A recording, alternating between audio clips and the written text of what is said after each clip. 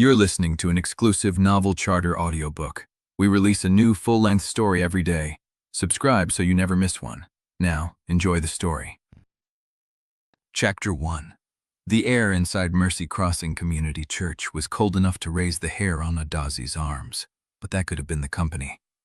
She stood in the fourth pew, shoulder to shoulder with people who had spent years hoping the Balogun name would wash out with the spring melt. Old men in polished boots, women in black dresses that cost more than her monthly feed bill. The Pruitt cousins, Celia among them, arranged in the front row like a grief tableau someone had choreographed for maximum sympathy. The county watched everything. Adaeze kept her hands still at her sides and her jaw set. She had come because not coming would have been noted. Another mark in the ledger of Balogun pride. Another reason for the bank to whisper about stability. 11 families depended on her making the right calculations, and sometimes the right calculation was standing in a cold church while a dead woman's relatives pretended she was invisible. She was good at invisible. She had been practicing since she was 12 years old, when Lazarev Pruitt had beaten her across the Red Mercy shallows and left her with a chipped tooth and a bleeding knee, while his grandmother's lawyer settled the dispute with a single phone call. The Baloguns lost water access that year. The Pruitts never mentioned the race again. Adaeze's tongue found the sharp edge of the chip now, a habit she had never broken. The coffin was walnut, heavy, polished to a gloss that caught the stained glass light. Delphine Pruitt had been dead 6 days. The county had been in mourning for exactly 2 of them, long enough for the respectable sorrow to curdle into curiosity about what the will would say.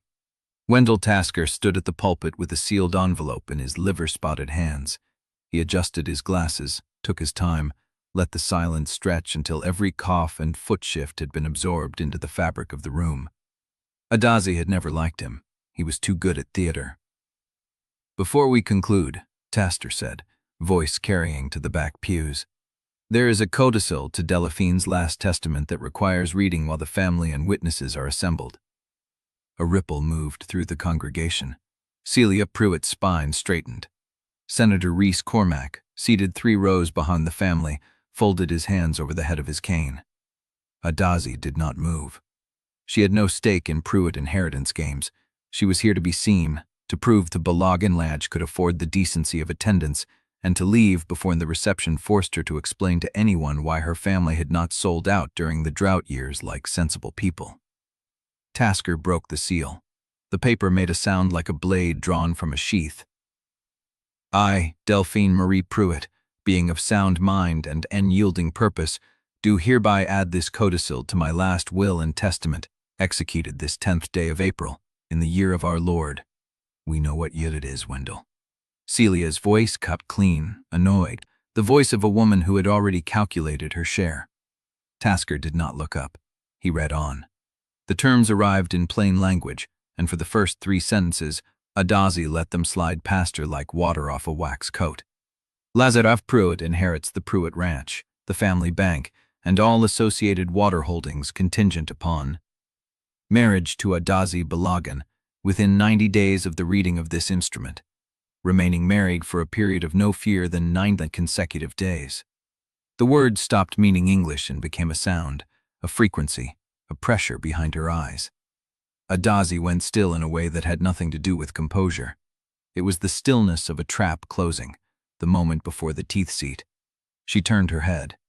Lazarev Pruitt sat in the front row, profile sharp against the candlelight, both hands flat on his thighs. He had not moved either. His face was marble, smooth and unreadable, but she saw the muscle jump in his jaw, the only tell he could not suppress. He had not known either. That should not have satisfied her. It did. "If the terms are rejected by either party," Tasker continued, voice gaining weight, "the entirety of the Pruitt estate shall be liquidated within 120 days. All assets, properties, water rights, and holdings shall be sold at fair market value, with proceeds distributed per the original trust provisions." The silence that followed was not respectful. It was predatory. Someone's phone camera came up, then another. Adaeze felt the shift like a change in wind. The county was recalculating. The Balogun girl, the Pruitt heir. The wedding that would make or break the valley's water future, and every rancher in this room knew exactly which side of the river they would fight for if the estate shattered. Celia Pruitt rose from her seat like a woman who had been slapped and wanted witnesses. "This is not legal. It is fully executed and witnessed," Tasker said. "Delphine filed it with the county clerk 18 months ago. I have the original signature verification." She was old. She was confused. She was neither. Tasker folded the codicil with deliberate care. She was, however, your grandmother, and she made her choices with the same clarity she applied to every other decision in her life. Adaeze heard the words, but she was watching Lazarev. He stood now, taller than she remembered from the last time she had been forced within speaking distance of him, 3 years ago at a water board meeting, where his side had voted to restrict Balogun irrigation access to 4 hours a day. He had not looked at her then either. He was looking at her now. Gray eyes, lighter than hers, colder by habit, fixed on her face with an intensity that made the rest of the church fall away. He did not speak. He did not need to. The question was written in the set of his shoulders, the slight forward tilt of his body. What did you do? The accusation in it, the assumption that she had somehow engineered this, snapped something loose in her chest. She took a step toward the aisle. And then Gunnar Veitch was there, appearing from the side pew with the easy timing of a man who had been waiting for his cue. Sandy hair, pale eyes, crooked nose, the scar along his jaw white against his tan. He looked almost sorry. "Well," he said, loud enough for the camera phones to catch, "that settles the question of who's going to keep the red mercy flowing." Adaeze stopped. Gunnar smiled. It did not reach his eyes. "Because if the estate liquidates, Front Range buys the water rights within 60 days. You know that, right? The whole valley knows it." He tilted his head, considering her like she was a heifer he might or might not bid on. "Unless you two figure out how to stop hating each other long enough to say I do." The cameras swung toward her. The county held its breath. And Adaeze Balogun stood in the cold church with Delphine Pruitt's walnut coffin at her back and a marriage contract she had never asked for, burning a hole in the air between her and the only man in Montana she would rather bleed than need. She did not look away from Gunnar. She did not give him the satisfaction. But in the corner of her vision, Lazarev Pruitt was still watching her. And she knew with the same certainty she knew the smell of hay and iron and thawing earth, that they were going to have to speak. And that whatever they said next would decide whether Mercy Crossing survived the winter or whether Front Range infrastructure took the river and left the county to dry. Chapter 2. The cold hit Adaeze the moment she stepped through the church doors, sharp and wet with the smell of mud and thawing graves oil. She did not shiver. She had learned at 12 that shivering looked like weakness, and the county was still watching. They had spilled out of Mercy Crossing Community Church like floodwater, pooling on the steps and spreading across the lawn, voices rising in that particular pitch that meant news was being passed before it had time to cool. Adaeze caught fragments as she walked, the words sticking to her like burdock. She must have known. Delphine always played the long game. You think they'll actually do it?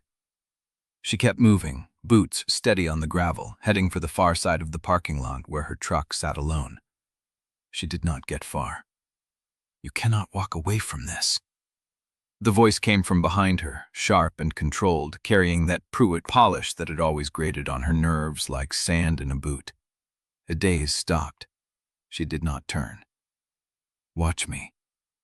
I have watched you. Lazarev Pruitt came around to face her, and she had to lock her knees to keep from stepping back.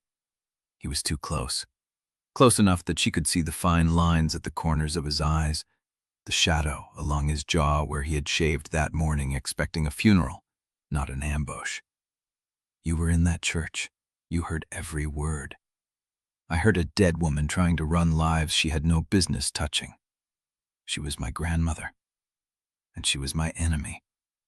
Adaeze let the word hang between them, old and familiar as a fence line. She spent 40 years making sure the Balogun spread barely survived. Every water hearing, every grazing lease, every county vote, she was there, on the other side, smiling while her lawyers bled us dry. Lazarev's jaw tightened. I know what she did. Do you? Because you were in Chicago. You were building whatever life you built while I was burying my father and negotiating feed prices and watching 11 families wonder if they would have to pack up and leave the only ground they had ever worked. The words came out harder than she intended. She did not take them back. Lazarev held her gaze. His eyes were lighter than hers, almost silver in the gray afternoon, and she hated how steady they were, how unblinking. "I did not write the codicil," he said. "I did not ask for this.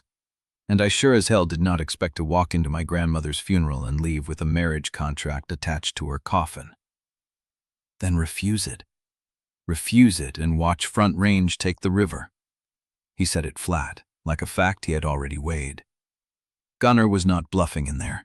He has the investors lined up. He has the county commission leaning his way. If the estate liquidates, the water rights go to the highest bidder within 16 days, and you know who that bidder will be. Adaeze knew. She had known it since the moment Tasker read the terms, since the cameras had come up, since Gunnar had stepped forward with his easy smile and his hard eyes. Front Range Infrastructure. The same developer that had tried to buy her out 3 years ago, that had offered her a price per acre that would have cleared her debt and left her with nothing to do but watch someone else decide what happened to the river. She had said no then. She had said it with her boots planted in the dust of the Balogun yard and Marta Yelich standing beside her, silent and solid as a fence post. She had not expected to face the same choice in a church parking lot, with Lazarev Pruitt's gray eyes burning a hole through her pride. "It is not my job to save the Pruitt name," she said. "It is not your job to save anything." Lazarev stepped closer, and she caught the scent of wool and cedar and something clean she did not want to name. "But if you walk away, you are not just letting my grandmother's estate burn. You are letting the Balogun spread go with it. I know what I am risking. Do you?" He tilted his head, studying her the way he had studied her in the church, like she was a problem he was trying to solve. "Because I have had your operation. I know your debt load. I know your water allocation. I know what happens to a ranch that size when the river gets sold out from under it." Adaeze's hands curled into fists at her sides. "You have been digging through my books." "I have been doing my job." His voice was calm, infuriatingly calm, the calm of a man who had never had to fight for anything with his own hands. "I flew back from Chicago expecting to settle an estate, not to be handed a marriage clause and a deadline. I needed to understand the stakes. And now you understand them? I understand that if we do not do this, we both lose." He said it like a verdict. "The ranch, the bank, the water, every family that depends on either of us. All of it gone by spring." Adaeze stared at him. The wind pulled at her blade, cold against her neck, and she felt the weight of the church still pressing against her back, the weight of every eye that had watched her stand in that aisle and refuse to break. "You are asking me to marry you. I am asking you to consider it." He held her gaze. "There is a difference." "Is there?" "One involves choice, the other involves surrender." He paused, and something flickered in his eyes, something she could not read. "I do not surrender, and I do not believe you do either." The words landed somewhere deep, somewhere she had been keeping closed for years. She opened her mouth to answer, to tell him exactly what he could do with his consideration and his calculus and his Pruitt polish, when footsteps crunched on the gravel behind her brogaff. "Oh," Gunnar Veitch said, appearing at her elbow with that same practiced timing. "I see the half the couple is already discussing logistics." Adaeze turned. Gunnar stood with his hands in his coat pockets, shoulders relaxed, expression almost friendly. Almost. "Gunnar, Adaeze." He nodded at her, then at Lazarev. "Lazarev, I figured I would save you the walk. You are going to need to talk to me eventually, and I prefer to do business on my feet rather than over a phone." "We have nothing to discuss," Lazarev said. "Sure you do." Gunnar's smile widened. "You have a decision to make, and I have an offer that will still be on the table if you decide that marriage is not worth the trouble." Adaeze felt her stomach tighten. "You are enjoying this." "I am enjoying watching the county finally face reality." Gunnar spread his hands, the gesture of a man who believed he was being reasonable. "The valley cannot survive on spite and memory." Delphine knew that. She spent her whole life fighting to keep the Pruitt name above water, and look where it got her. He nodded toward the church. A coffin and a codicil that proves she was desperate enough to marry off her own grandson to a woman she spent 40 years trying to destroy. Lazarev went still. Watch your mouth. I am watching everything. Gunnar met his eyes without flinching. And I am telling you both the same thing I have been telling every rancher in this county for the past 3 years. The river is not going to save itself. Either you consolidate, modernize, and sell access on your own terms, or someone else will come in and take it for you. Adaeze stepped forward. Is that what Front Range is paying you to say? Front Range is paying me to be practical. Gunnar's smile thinned. I am not the enemy here. I am the only one willing to tell you the truth while there is still time to act on it. He turned, revel crunching under his boots, and walked back toward the church steps where a cluster of county commissioners waited, their faces turned toward the parking lot like they were watching a negotiation they had already bet on. Adaeze stood in the cold with Lazarev Pruitt at her side and the weight of the codicil pressing down on both of them. He is not wrong, Lazarev said quietly. I know. The liquidation timeline is aggressive. If we refuse, Front Range moves before the ground thaws. I know. And if we agree, he stopped, ran a hand over his jaw, the gesture rough, unpolished, nothing like the controlled man she had been arguing with moments ago. If we agree, we are bound to each other for 90 days. 90 days of living in the same house, running the same operation, pretending to the townie that we are something we are not.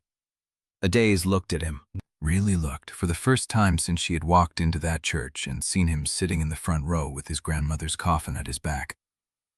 He looked tired.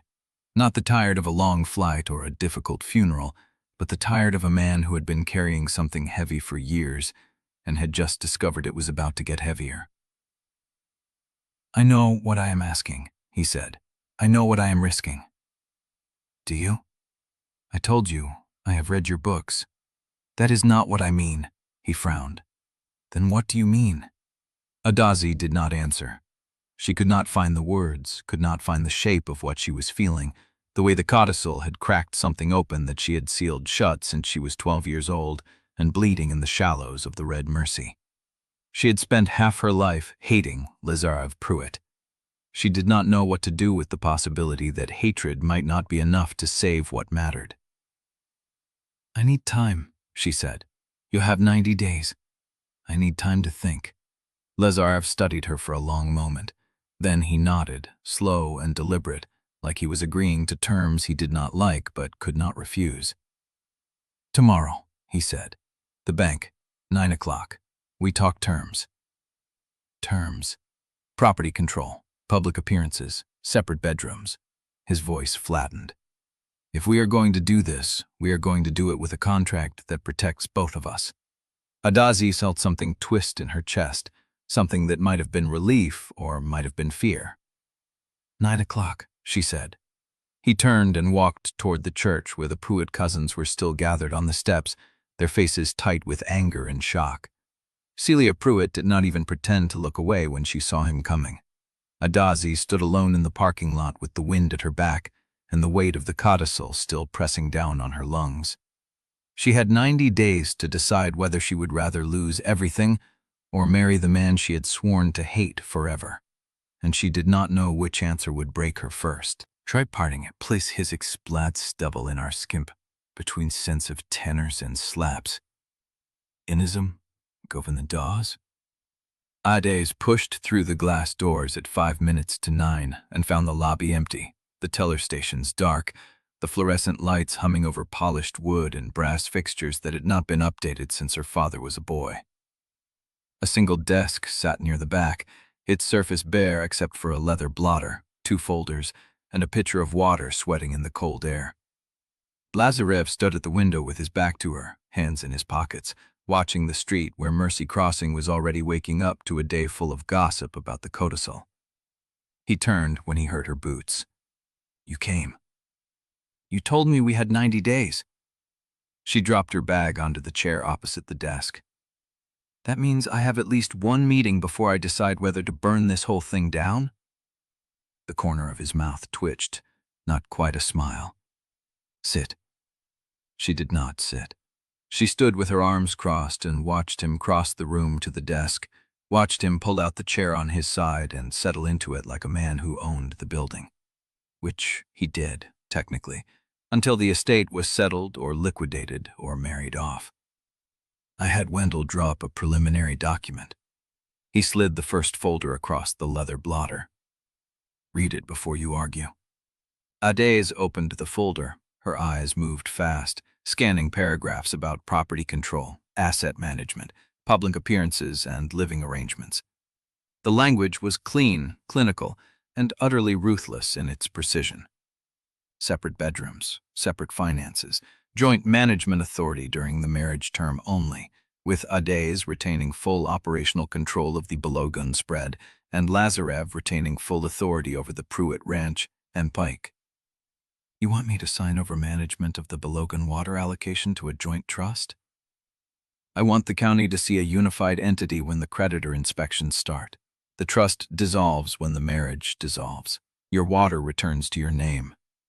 And if you decide to keep it, he met her eyes, then you sue me, and you win, because the trust document I drafted uses the exact language Delphine's estate lawyers used in the Codicil.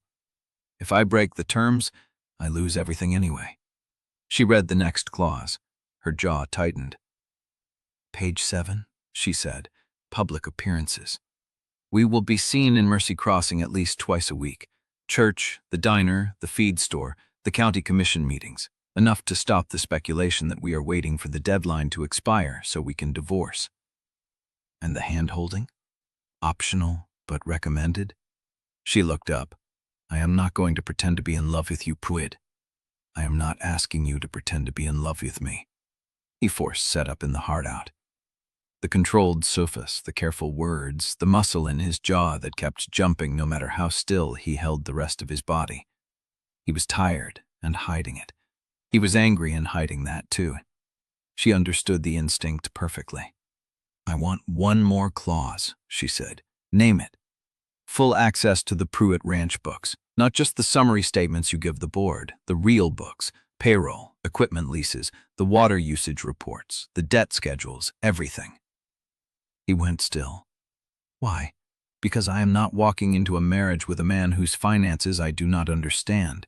If this goes forward, my ranch is tied to his ranch, and if his ranch is drowning, I need to know how deep the water is before I agree to jump in. Lazarev leaned back in his chair. The leather creaked. I have the same condition, he said. What? Full access to your ranch books, the real ones, not the tax filings you show the county assessor. She stared at him. Marta will kill you if you step 1 foot into her office. Then Marta will have to learn to tolerate me. He pulled the second folder across the desk and opened it. I already have a preliminary assessment of your operation. Debt to equity ratio, livestock valuation, water allocation history, outstanding loans. I had it prepared before I left Chicago. Adaeze's hands tightened on the edge of the desk. You spied on me. I researched a business partner I was about to be legally bound to. His voice did not waver. If that offends your pride, I accept the offense, but I do not apologize for it. The silence stretched. Adaeze could feel the pulse beating at her throat, the heat climbing up the back of her neck. You wanted to walk out. She wanted to tell him exactly what he could do with his contract and his research and his Pruitt arrogance. But the Balogun spread was bleeding money. 11 families were waiting for her to come back from Reg County with news that did not end in liquidation. And the Red Mercy was still running cold and fast outside the window, carrying water that belonged to no one and everyone. She sat down. Let me see the research. Lazarev slid the second folder across the desk. She read. The numbers were accurate, painfully accurate. Debt schedules she had barely admitted to herself, water allocations that had been shrinking for 3 consecutive years, equipment leases that were coming due with no clear payment plan. The report was not kind, but it was not cruel either. It was clinical, the work of a man who had looked at her operation and seen a problem to be solved instead of a failure to be mocked. She closed the folder. You missed the spring cast count, I estimated. You underestimated by about 40 head. The Balogun hurt is quivering faster than the county averages suggest. I will adjust. She pushed the folders back toward him. What else? Living arrangements. You wrote separate bedrooms. That covers it. It does not cover mornings. He folded his hands on the desk. I wake at 5. I have coffee before I work. If you do the same, we will be in the same kitchen at the same time. I need to know how you want to handle that. Adaeze opened her mouth, closed it. The question was so mundane, so domestic, that it threw her entirely. I make coffee at 5, she said slowly. I do not talk until I have finished the first cup. That works. And I am not making you breakfast. I did not ask you to. She looked at him. The controlled surface cracked, just slightly, and she saw something beneath it that might have been amusement, or might have been exhaustion. We are really doing this, she said. We are negotiating terms for doing this. He corrected her without heat. There is a difference. Wendell Tasker appeared in the doorway, liver-spotted hands gripping a manila envelope, his glasses catching the fluorescent light. I thought I would find you both here. He crossed to the desk and set the envelope beside the folders. There is one more item I need to bring to your attention before you finalize any terms. Adaeze watched him pull a single sheet of paper from the envelope. The Codicil includes a performance clause I did not read aloud during the service, Wendell said. Delphine was thorough. She always was. He placed the sheet on the blotter. If the marriage is registered, you have 7 business days to complete the initial property transfer and assume joint management authority. If either of you fails to meet that deadline, the estate immediately enters liquidation proceedings. The floor tilted under Adaeze's feet. 7 business days? She repeated. The lacos was Zuri. He believed the scratch last, still at the bread days. You know what I've coming in the Bonnie, I estimated. You underestimated by about 40 head. The Balogun herd is recovering faster than the county averages suggest. I will adjust. She pushed the folders back toward him. What else? Living arrangements. You wrote separate bedrooms. That covers it. It does not cover mornings. He folded his hands on the desk. I cook at 5. I have coffee before I work. If you do the same, we will be in the same kitchen at the same time. I need to know how you want to handle that. Adaeze opened her mouth, closed it. The question was so mundane, so domestic, that it threw her entirely. I make coffee at 5, she said slowly. I do not talk until I have finished the first cup. That works, and I am not making you breakfast. I did not ask you to. She looked at him. The controlled surface cracked, just slightly, and she saw something beneath it that might have been amusement, or might have been exhaustion. We are really doing this, she said. We are negotiating terms for doing this. He corrected her without heat. There is a difference. Wendell Tasker appeared in the doorway, liver-spotted hands gripping a manila envelope, his glasses catching the fluorescent light. I thought I would find you both here. He crossed to the desk and set the envelope beside the folders. There is one more item I need to bring to your attention before you finalize any terms. Adaeze watched him pull a single sheet of paper from the envelope. The Codicil includes a performance clause I did not read aloud during the service, Wendell said. Delphine was thorough. She always was. He placed the sheet on the blotter.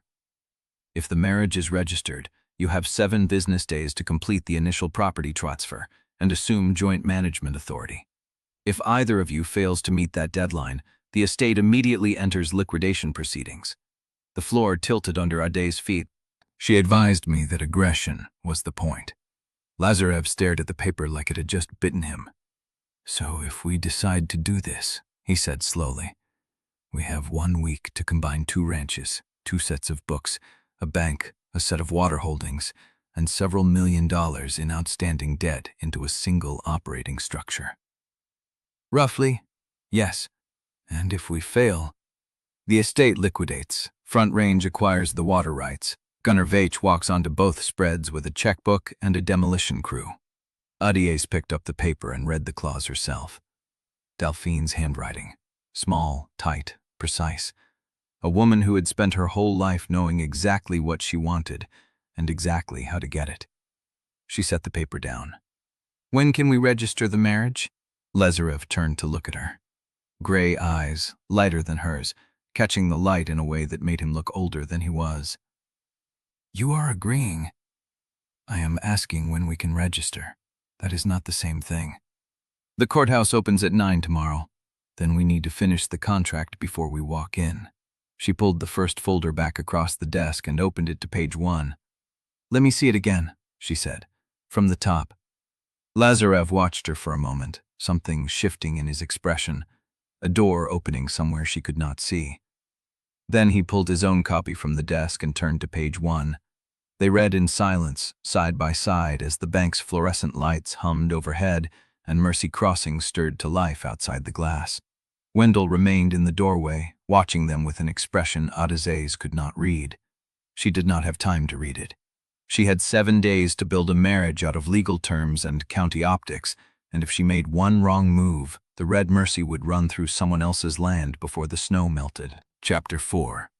The mercantile parking lot was full when she drove through Mercy Crossing.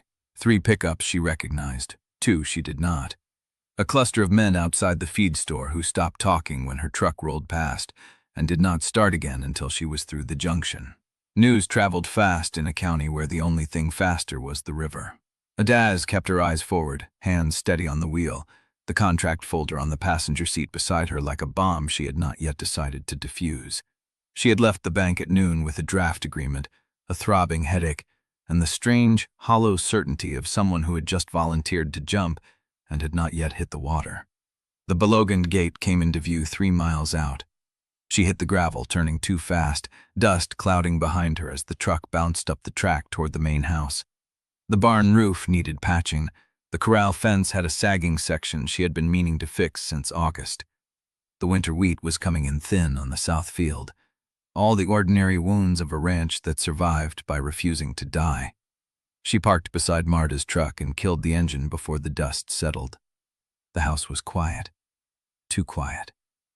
She stepped into the kitchen and found Marta at the table with a cup of coffee, the pot still half full, her flint gray eyes tracking every inch of Adaeze's arrival. You look like someone who signed something, Marta said. I look like someone who read something. Same thing in this county. Adaeze set the contract folder on the table but did not open it. She poured herself coffee from the pot, took a long drink, and leaned against the counter. It is happening, she said. We register tomorrow at 9. Marta did not flinch. She had been running the Balogun spread for 17 years, and flinching was not in her repertoire. The Pruitt boy. Lazarev, I know his name. I was hoping you would not have to use it in that sentence. Adaeze drank more coffee. The bitterness helped. He has already commissioned a financial assessment of our operation. He knows the debt schedules. He knows the water allocation. He came prepared. And that makes him dangerous or useful? Both. Marta turned her cup in her hands, the ceramic scraping against the pine tabletop. The sound was small and deliberate, like a woman counting seconds before she spoke. 11 families depend on this spread, Adaeze. You know that better than I do. If this goes wrong, if he walks after 90 days or the estate collapses under the terms, those families do not have a fallback. I know. And if you do not do it, Front Range takes the water by summer and the ranch is worth nothing but the dirt under the barn. I know. Then you are doing the right thing. Marta said it flat, almost bored, as if she had run the same calculation herself and arrived at the same miserable answer. That does not mean I have to like it. Adaeze set her cup down. I am not asking you to like it. I am asking you to stay. Marta looked up at her. Something passed between them that did not know words. A woman who had watched Adaeze grow from a scraped-kneed kid into the only thing standing between the ranch and oblivion, and who had never once looked away.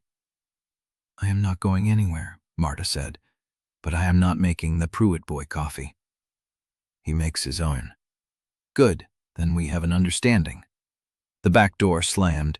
Zuri burst into the kitchen with the force of a small storm, her braids half undone, and a phone clutched in one hand like a weapon.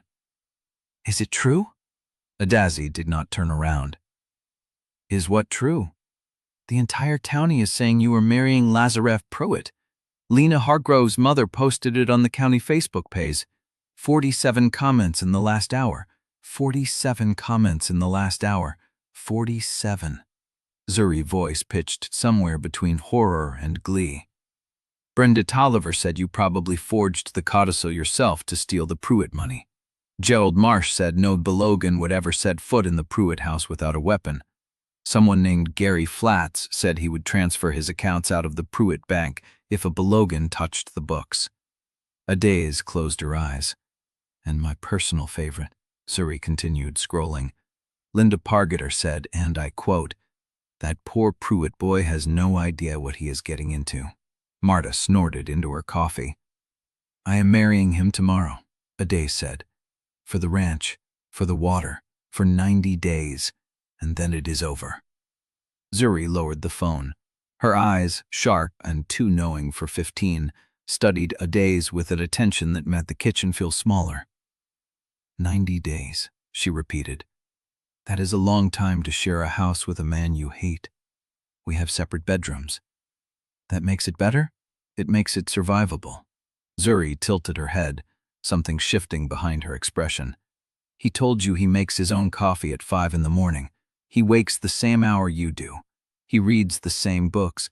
He knows you underestimated the spring calf count. How do you know that? I have ears, and a Wi-Fi connection. And Lena Hargrove's mother is not the only person in this county who talks. Zuri stepped closer. You spent 3 hours in a bank lobby with him. 3 hours. You have not spent 3 consecutive minutes with anyone outside this ranch in the past year. Adaze's jaw tightened. That is different. Is it? Zuri, I am just saying. Zuri held up both hands, the phone still glowing in her right palm. If you are going to marry the enemy for 90 days, at least make it interesting. The county is already writing the ending. You might as well surprise them.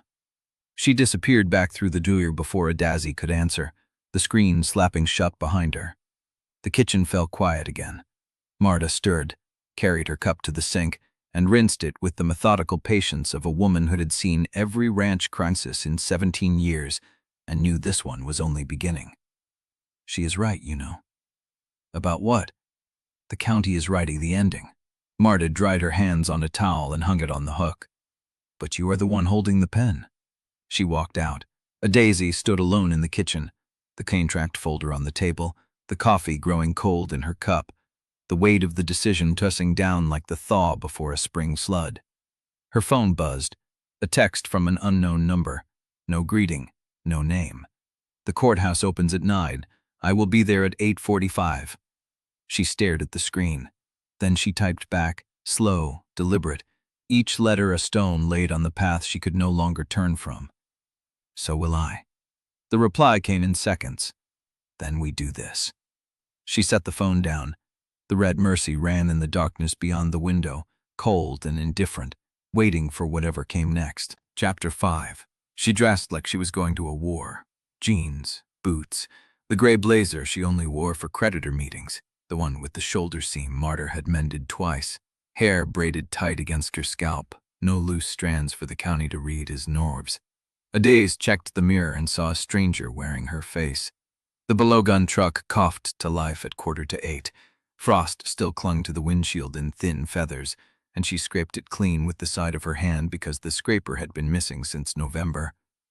The sky was the color of old bone, cold enough that breath hung visible. She did not think about Lazarev Pruitt.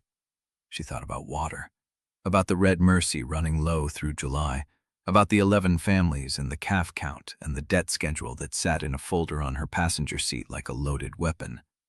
By the time she reached Mercy Crossing, the sun had burned the frost off the courthouse roof. The crowd was already there.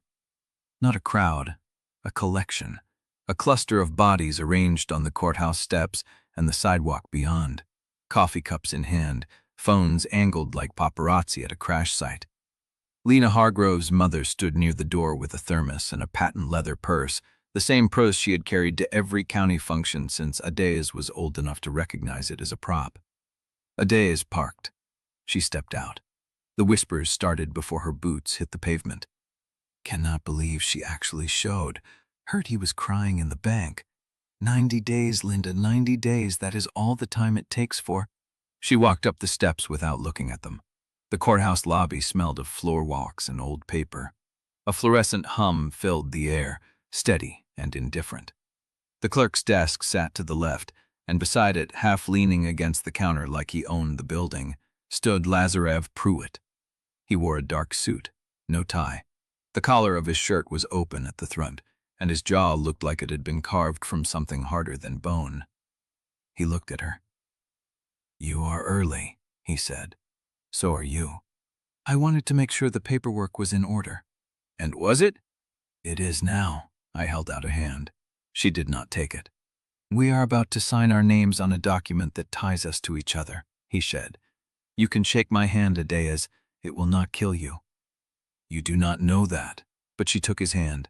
His palm was dry, warm. His grip was firm without being performative, and he let go the second she pulled back. The clerk, a woman with glasses on a chain and a nameplate that read Mrs. Evelyn Keene, watched them with the expression of someone who had processed marriages, divorces, and at least 3 estate probates involving livestock. She did not smile. "License is approved, maybe then. You will need 2 witnesses."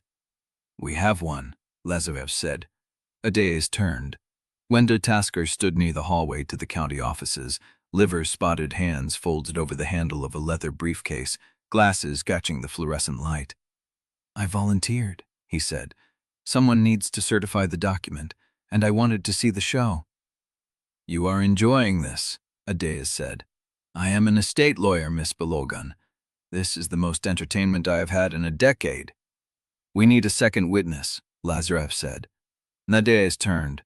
Wendell Tasker stood near the hallway to the county offices, liver-spotted hands folded over the handle of a leather briefcase, glasses catching the fluorescent light. "I volunteered," he said. "Someone needs to certify the document, and I wanted to see the show."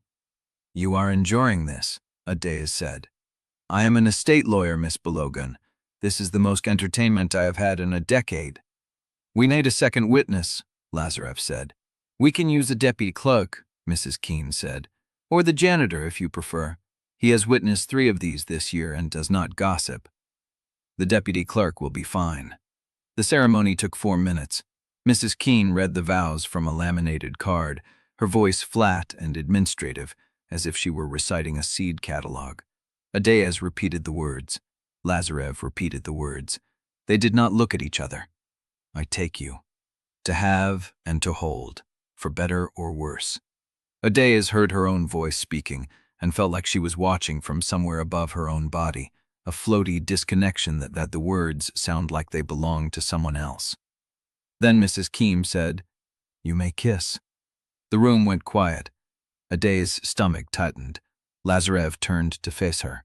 His eyes were lighter than hers, gray as river ice, and they held hers with an expression she could not read. He leaned in. His mouth brushed her cheek, barely a contact, the kind of kiss a cousin gave at a funeral, but his hand found her wrist beneath the counter. His thumb pressed against her pulse, light and deliberate, and she felt it like a brand. He pulled back. "Done," he said, soft enough that only Lazarev and Adaeze could hear. "Tomorrow. The bank. 9 in the morning." He straightened, nodded, turned and walked down the steps, the tap of his cane echoing against the courthouse stone. The crowd watched him go. Adaeze stood frozen on the courthouse steps, the marriage certificate warm in her coat pocket, the weight of Cormack's words pressing down like the first crack in ice before the river breaks. Beside her, Lazarev had gone still. She turned to look at him. His face was blank, controlled, but his hand, the one she could not see from the crowd, the one closest to her, had opened and closed into a fist. He did not say anything. Neither did she. The county watched, and the red mercy ran cold in the distance, indifferent to everything it carried. I was finally repeating faintly.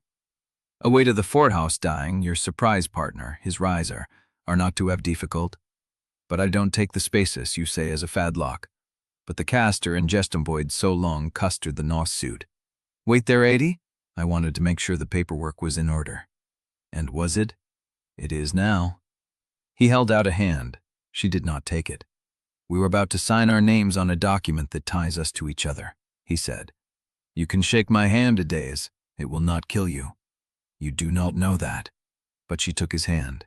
His palm was dry, warm. His grip was firm without being performative, and he let go the second she pulled back. The clerk, a woman with glasses on a chain and a nameplate that read, Mrs. Evelyn Keene, watched them with the expression of someone who had processed marriages, divorces, and at least 3 estate probates involving livestock. She did not smile. "License is approved," she said. "You will need 2 witnesses." "We have one," Lazarev said. Adaeze turned. Wendell Tasker stood toward the hallway to the county offices, liver-spotted hands folded over the handle of a leather briefcase, glasses catching the fluorescent light. "I volunteered," he said. "We call you to see the cons. A day is still paying to me away, but he take a move out. Right now, there is a radio expert here. I am an estate lawyer, Miss Balogun. This is the most entertainment I have had in a decade." "We need a second witness," Lazarev said. "We can use a deputy clerk," Mrs. Keene said, "or the janitor if you prefer. He has witnessed 3 of these this year and does not gossip. The deputy clerk will be fine." The ceremony took 4 minutes. Mrs. Keene read the vows from a laminated card, her voice flat and administrative, as if she were reciting a seed catalog. Adaeze repeated the words. Lazarev repeated the words. They did not look at each other. "I take you. To have and to hold, for better or worse."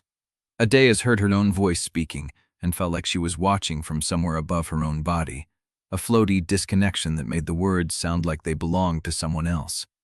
Then Mrs. Keene said, "You may kiss." The room went quiet. Adaeze's stomach tightened. Lazarev turned to face her. His eyes were lighter than hers, gray as river ice, and they held hers with an expression she could not read. He leaned in. His mouth brushed her cheek, barely a contact. The kind of kiss a cousin gave at a funeral. But his hand found her wrist beneath the counter. His thumb pressed against her pulse, light and deliberate, and she felt it like a brand. He pulled back. "Done," he said. Mrs. Keene stamped the certificate. "Congratulations," she said without inflection. "You are married next." The crowd outside had grown. Adaeze walked through the courthouse doors and into a wall of phone lenses and sharpened smiles. The sun was higher now, cold and white, casting long shadows across the steps. She saw Zuri at the edge of the crowd, braids tucked under a beanie, phone already raised. Marta stood beside her, arms crossed, face unreadable. Then the crowd parted. Senator Reese Cormack stepped forward. He was older than Adaeze remembered, the skin around his eyes mapped with fine lines, his hands folded over the head of a polished cane. He wore a wool coat and the expression of a man who had been waiting for this moment longer than anyone else in the square. "Lazarev," he said. His voice was low, graveled. It carried the weight of decades. Lazarev's hand tightened at his side. "Senator."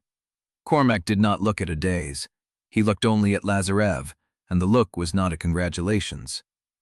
"Your grandmother left instructions," Cormack said. "I expect you know what they are." Lazarev's jaw muscle jumped. "I know what the Codicil says. The Codicil is public. The instructions I am referring to are not." Cormack's eyes slid to Adaeze for the first time, and the assessment in them was cold enough to make her spine straighten. Delphine expected certain obligations to be honored, obligations that extend beyond a marriage certificate and a cattle spread. The senator leaned in. "We will talk," he said, soft enough that only Lazarev and Adaeze could hear. "Tomorrow, the bank, 9 in the morning." He straightened, nodded, turned, and walked down the steps, the tap of his cane echoing against the courthouse stone. The crowd watched him go. Adaeze stood frozen on the courthouse steps, the marriage certificate warm in her coat pocket, the weight of Cormack's words pressing down like the first crack in ice before the river breaks. Beside her, Lazarev had gone still. She turned to look at him. His face was blank, controlled. But his hand, the one she could not see from the crowd, the one close to her, had opened and closed into a fist. He did not say anything. Neither just she. The county watched, and the red mercy ran cold in the distance, indifferent to everything it carried. Chapter 6. The drive from the courthouse passed in silence. Lazarev drove. Adaeze sat in the passenger seat of his sedan, the leather interior smelling unfamiliar and expensive, her knees pressed together, the marriage certificate folded in her coat pocket like a hot coal. The heater hummed. The windshield wipers streaked dust across the glass. Neither spoke. She watched the road turn from pavement to gravel to the long Pruitt drive, the house rising at the end of it like a monument to money her family never had. 2 stories. White siding, a porch that wrapped around 3 sides, the red Mercy barn beyond it, visible through the bare cottonwoods. Lazarev pulled the sedan into the gravel lot beside the kitchen entrance and cut the engine. The silence rushed in. "Here," he said. Not a question. Adaeze opened the door before he could say anything else. The cold hit her first, dry, biting, carrying the smell of straw, frozen earth, and the river. The house blocked the western wind, but the chill found every seam in her blazer.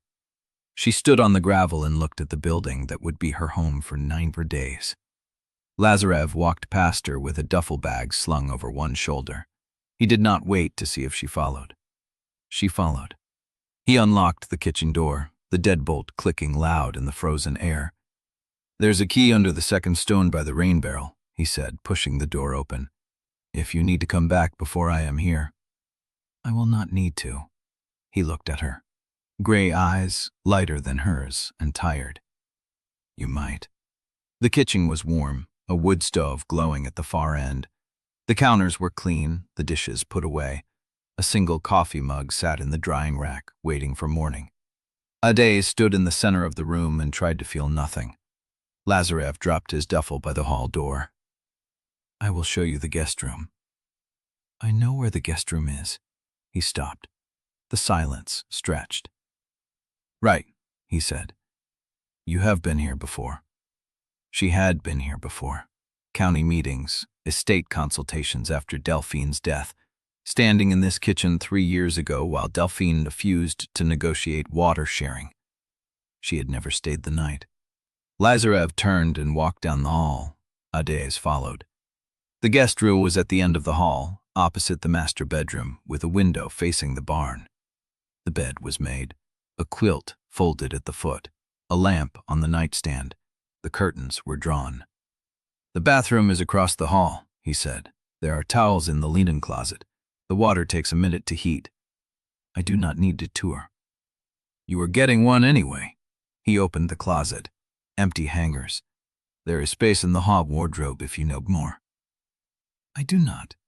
He turned to face her. They stood 3 feet apart in the narrow hall, the house creaking around them, the wood stove ticking as it settled. "We should talk about tomorrow," Lazarev said. "We should talk about what Cormack wants." His jaw tightened. "That is tomorrow. It is 9 hours from now. It will still be tomorrow."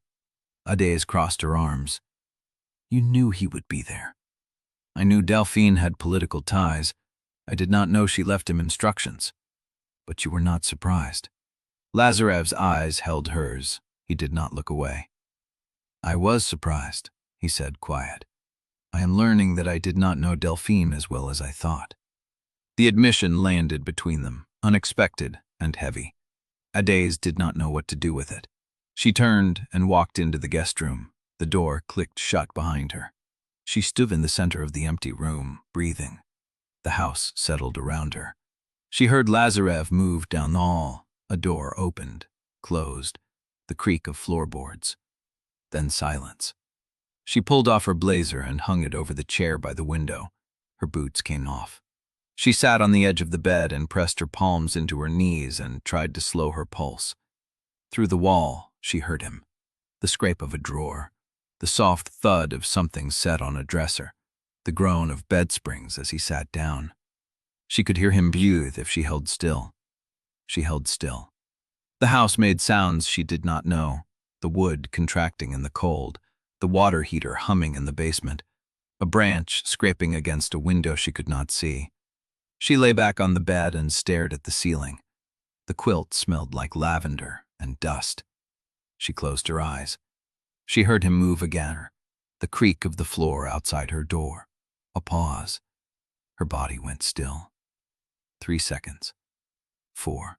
His footsteps continued down the hall. The bathroom door clicked shut. Water ran. Adaeze pressed her palm flat against the mattress and did not move. The water stopped. Footsteps returned. His door closed. The house went quiet.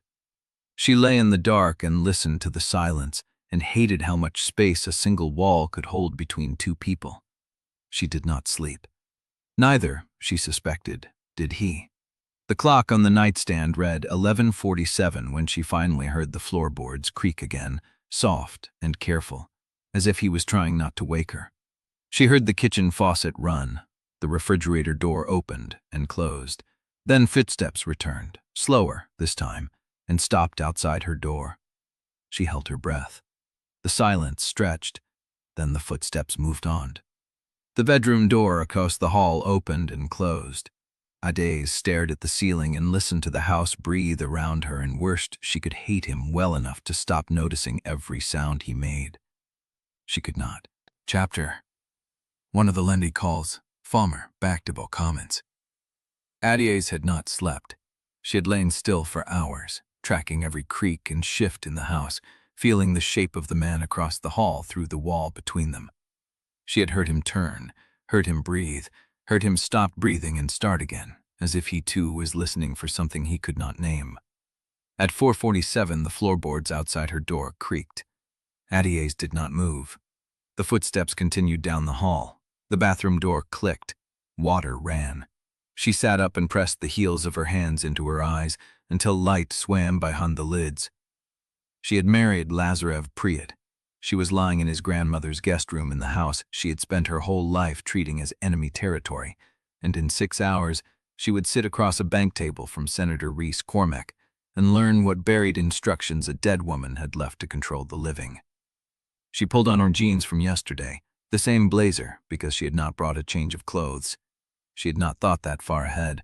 She had walked into a courthouse and walked out married, and driven to a house that was not hers with a man she did not trust. And she had not packed a single goddamn thing beyond her phone and her keys. By the time she reached the kitchen, Lazarev was already there. He stood at the counter with his back to her, pouring coffee into 2 mugs, a dark sweater, jeans, bare feet. His hair was still damp at the ends. He did not turn around. "The water takes a minute to heat," he said. "I started the kettle." Adaeze stopped in the doorway. The kitchen smelled like grounds and old wood and something clean she could not place. The wood stove had been fed. The single mug from last night was gone. "You made coffee?" she said. "I made coffee. You do not talk before your first cup. I remember." She did not know what to do with that. She crossed the room and took the mug he held out. Their fingers did not touch. She drank. The coffee was strong, hot, made the way she made it. Black, no sugar, pulled before the second boil turned it bitter. She drank again and did not thank him. They stood on opposite sides of the counter and drank their coffee in the gray kitchen light, and the silence was not hostile the way it should have been. It was careful, weighted. The silence of 2 people learning the shape of a room they had to share. "The meeting with Cormack," she said, "is at 9? What does he want?" Lazarev set his mug down. He looked at her directly and she saw the same guarded exhaustion she felt in her own bones. "I do not know. You knew he would be there. I knew Delphine had allies I did not know about. I did not know he was one of them." Adaeze turned the mug in her hands. "You said you did not know her well." "I said I was learning I did not know her as well as I thought. There is a difference." "Is there?" He held her gaze. "Yes." The house phone rang. They both looked at it. Lazarev crossed the room and picked it up from the wall mount. "Pruitt residence." A pause. "Hold, please." He covered the receiver and looked at Adaeze. "It is for you. Marta Yelich." Adaeze took the phone. "Speak." Marta's voice came flat and unhurried. "County feed is awake. 47 comments became 92 overnight. Someone posted a photo of the courthouse steps. You look like you are attending a funeral. I was. Zuri is already defending you in the comments. She is using emojis. I do not know what some of them mean. Adaeze pressed her thumb into her temple. Anything I need to know? One of the hands asked if Lazarev would let you keep your name. What did you tell him? I told him to ask you himself. He did not ask. Adaeze almost smiled. The inspection is still on for Thursday. It is. They want to see both spreads. The bank sent a rider saying they expect evidence of integrated management before the end of the 7-day window. Adaeze's grip tightened on the phone. She had forgotten. The performance clause. 7 business days to complete the property transfer and assume joint management. We will handle it, she said. Together? Together. Marta was quiet for a beat. I will believe that when I see it. The line went dead. Adaeze hung up and stood with her hand on the receiver. Lazarev is watching her. The inspection is Thursday. Thursday. They want to see joint management.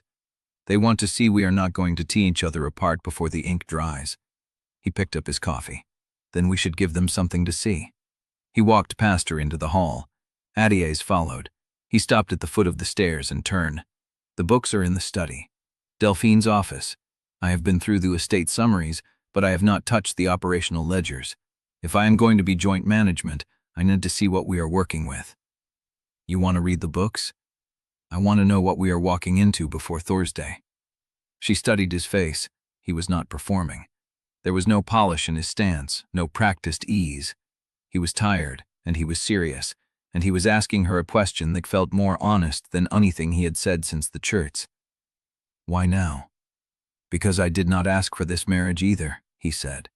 But I am in it, and I would rather be in it with my eyes open than pretend I can afford to wait. Adaeze held still. The house settled around them.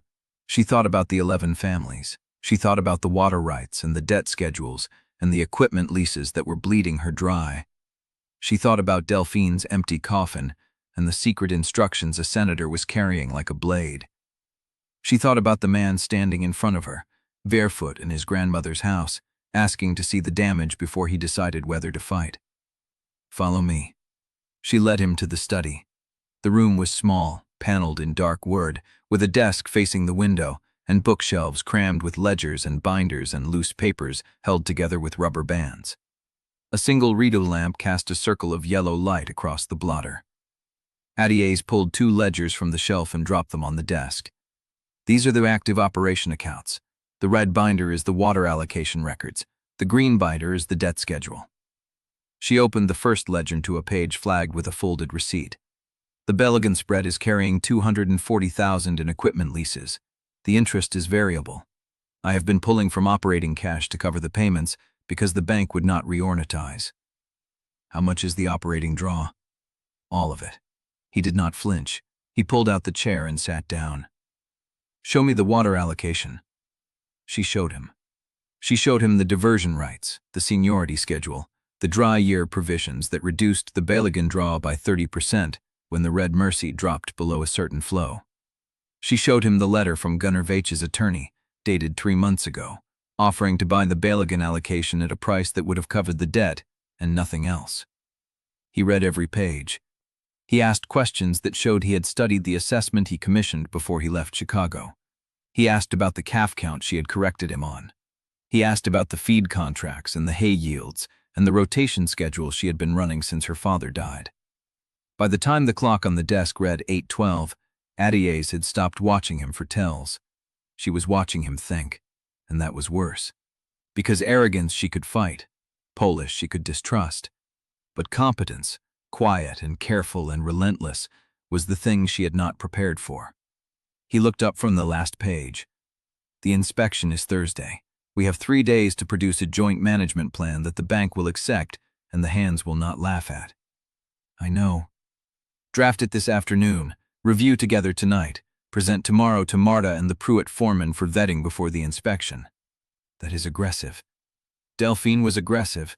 I inherited the timeline, not the patience. Adaeze stood in the doorway and looked at him. He was still in the chair, his hands resting on the open ledgers, his eyes on the columns of numbers that held everything she had built and everything she was about to lose. He was not looking at her like an enemy. He was looking at her like a partner she had not agreed to need. She did not know which was worse. 8 o'clock, she said. The kitchen. He nodded. She turned and left the study. She walked down the hall and stopped at the front door and pressed her palm against the wood and felt the cold seep into her skin. The house was full of someone else's silence, and she was starting to wonder if the most dangerous thing Lazarev Pruitt could do was prove that she could trust him. Chapter 8. The sky was still dark when Adaeze heard Lazarev's boots on the stairs. She was already in the kitchen, her hair braided tight, the joint management plan spread across the table in 3 columns: operations, finance, public appearance. She had meant up since 4, running the numbers again, testing every vulnerable edge. He stopped in the doorway. You could have woken me. I had nothing to say yet. He poured coffee and sat across from her, the same chair he had taken in the study last night, and pulled the operations column toward him. They worked in silence for 40 minutes. By the time the sun pulled gray light across the kitchen floor, they had a document that would survive inspection. Not because it was perfect, but because it was defensible. Every water right accounted for, every debt schedule matched to a payment plan, every operational decision tagged to a signature. His signature. Hers. Joint. Who arrives first? Lazarev asked. Harper from the bank, then the county assessor, then a state water board representative who will ask about diversion records and watch how long it takes you to find them. Where do you need me first? The question stopped her. Not where do I go, not what do you want me to do. Where do you need me? She looked at him. He was not testing her. He was asking, genuinely asking, where his presence would do the least damage. The barns, she said. Harper will want to see the Pruitt herd first. You know those cattle. I know the books. Split the territory. He nodded and stood. Meet at the water board station at noon. If one of us is drowning, the other picks up. That is not in the plan. It is now. He was gone before she could answer. Harper arrived at 7:45. He was a thin man with rimless glasses and a clipboard he treated like a weapon. He shook Lazarev's hand on the porch, then Adaeze's, and did not hide the way his gaze traveled between them, measuring the distance they stood apart. Congratulations are in order, I hear. Thank you, Lazarev said. The flatness of his voice could have meant anything. Harper let it hang. Shall we? The tour took 2 hours. Harper walked the Pruitt barns, the feed shed, the equipment lot. He asked about rotation schedules, winter feed reserves, the condition of the irrigation pump that Delphine had refused to replace for 3 years. Lazarev answered each question with precise, unhurried detail. He did not look at notes. He did not look at Adaeze. But when Harper asked about the Balogun herd's recovery rates, Lazarev turned to her with the ease of a man who knew when to let the expert speak. Adaeze. She stepped forward and gave the numbers. 82 head above last year's count. Calf survival rate up 14%. Rotation schedule adjusted out their late thaw. Harper wrote it down. You two operate differently. We operate effectively, Lazarev said. The methods are secondary. Harper's pen stopped. He looked up. The bank prefers consistent management, not effective, consistent. The bank prefers collateral that holds value, Lazarev said. Consistency without competence is just slow failure. Adaeze watched Harper's face shift. Not anger, interest. That sounds like something Delphine would have said. I will take that as a compliment. It was not offered as one. Lazarev smiled. It was not a warm smile. Shall we continue? The waterboard station was a converted feed store on the county road, where a woman named Torres sat behind a metal desk with the division records spread in front of her like a trap waiting to spring. She looked up when they walked in. Mr. Pruitt, Ms. Balogun, or is it Mrs. Pruitt now? Balogun, Adaeze said. Ms. Balogun. Torres pulled a file from the stack. I have the Balogun diversion records here, and the Pruitt records. They are not consistent. No, Adaeze said. They were managed separately. They will be managed jointly going forward. Torres raised an eyebrow. Jointly means one allocation schedule, one reporting system, one set of penalties if the flow drops below the trigger. I understand. Can you make that work in 90 days? Adaeze felt Lazarev shift beside her. Not a warning, a signal. We can make it work in 7, he said. Torres looked at him. That is aggressive. Delphine was aggressive. I inherited the timeline. The echo of his own words from last night hit Adaeze in the chest. Torres studied him for a long moment. Then she pulled a form from the bottom of the stack. If you can file a unified divulsion plan by Friday, I will approve the combined allocation. If you miss the deadline, the county splits the rights between 2 operating entities, and you lose the seniority advantage of the Pruitt claim. She slid the form across the desk. Your move. Lazarev took it without looking away from her face. Friday. I will believe it when I see it. She stood and extended her hand. He shook it. Adaeze shook it. They walked out into the cold noon light with the form between them and the clock ticking louder than it had that morning. The assessor arrived at the Pruitt bank at 2. He was younger than Harper, softer, the kind of man who asked questions to fill silence rather than to find answers. He walked through the lobby, the back offices, the storage room where property deeds were filed in cabinets older than anyone working there. Joint management requires joint authority, he said, reading from a printed sheet. Who holds the final signature on operational decisions? Either of us, Adaeze said. That is not what the contract says. The contract says joint management. Joint means either. The assessor looked at Lazarev. He gave nothing. The assessor looked back at Adaeze. If the bank needs a single point of contact for emergency decisions, who do they call? Adaeze felt the trap. If she said herself, she undermined the marriage's credibility. If she said Lazarev, she handed him authority she was not ready to yield. Lazarev answered before she could. They call the number that picks up. We both carry the same phone. We both respond to the same calls. If the bank wants a hierarchy, the bank can submit a formal request, and we will consider it. The assessor blinked. That is not standard procedure. Neither is marrying your grandmother's enemy to stop a liquidation. We are improvising. The bank can improvise with us. The assessor closed his folder. I will note the arrangement. You do that. He left.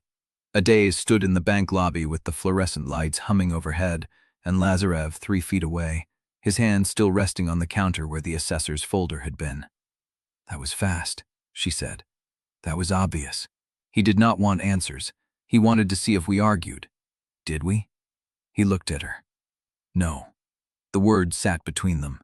She did not know what it meant, but she felt it settle into her chest like a stone she could not put down.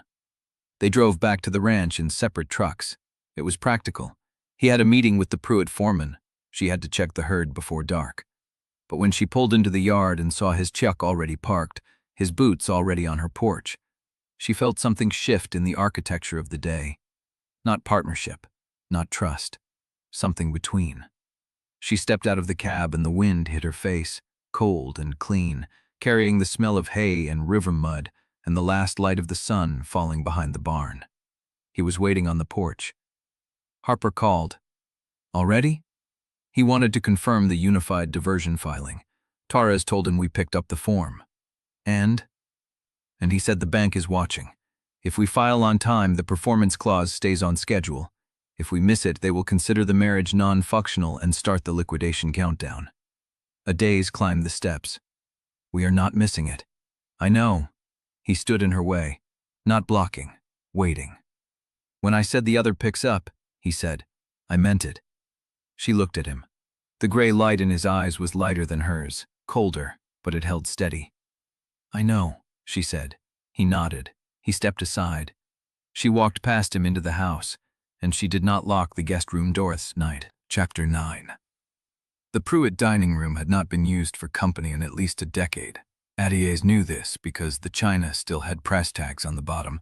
The crystal stemware sat in a cabinet with a key that did not fit any lock she had seen, and the table had been extended with a leaf that left a line of dust across the middle where the two halves had not been joined in years. 8 places, crystal, silver that had been polished that morning by the same woman who cleaned the Pruitt bank lobby. Adaeze had watched her work through the window while Lazarev fielded phone calls about the filing deadline.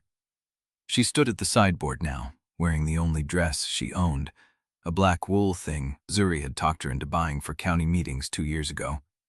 The sleeves were too long, the collar sat wrong, but it was the only garment in her closet that did not smell of hay or diesel or the inside of a horse trailer. Lazarev appeared in the doorway. He had changed into a jacket, dark gray, tie. The same careful polish he had worn at the courthouse, but the knot was slightly off, pulled to one side as if he had tied it in the dark. "Your sleeve is caught on the button." She looked down. He was right. The left cuff had snagged on the top button of her dress, pulling the fabric tight across her wrist. She freed it. "Better? Turn." She turned. He did not touch her. He looked. His eyes moved from the collar to the hem, and whatever he saw, he kept to himself. "You will do. Charming as always." "I meant the dress. You do it more justice than the hanger." She did not know what to do with that, so she ignored it. "Who is coming?" "Wendell, 2 members of the estate board, Delphine's cousin from Billings, the county trust officer, Celia." "Celia."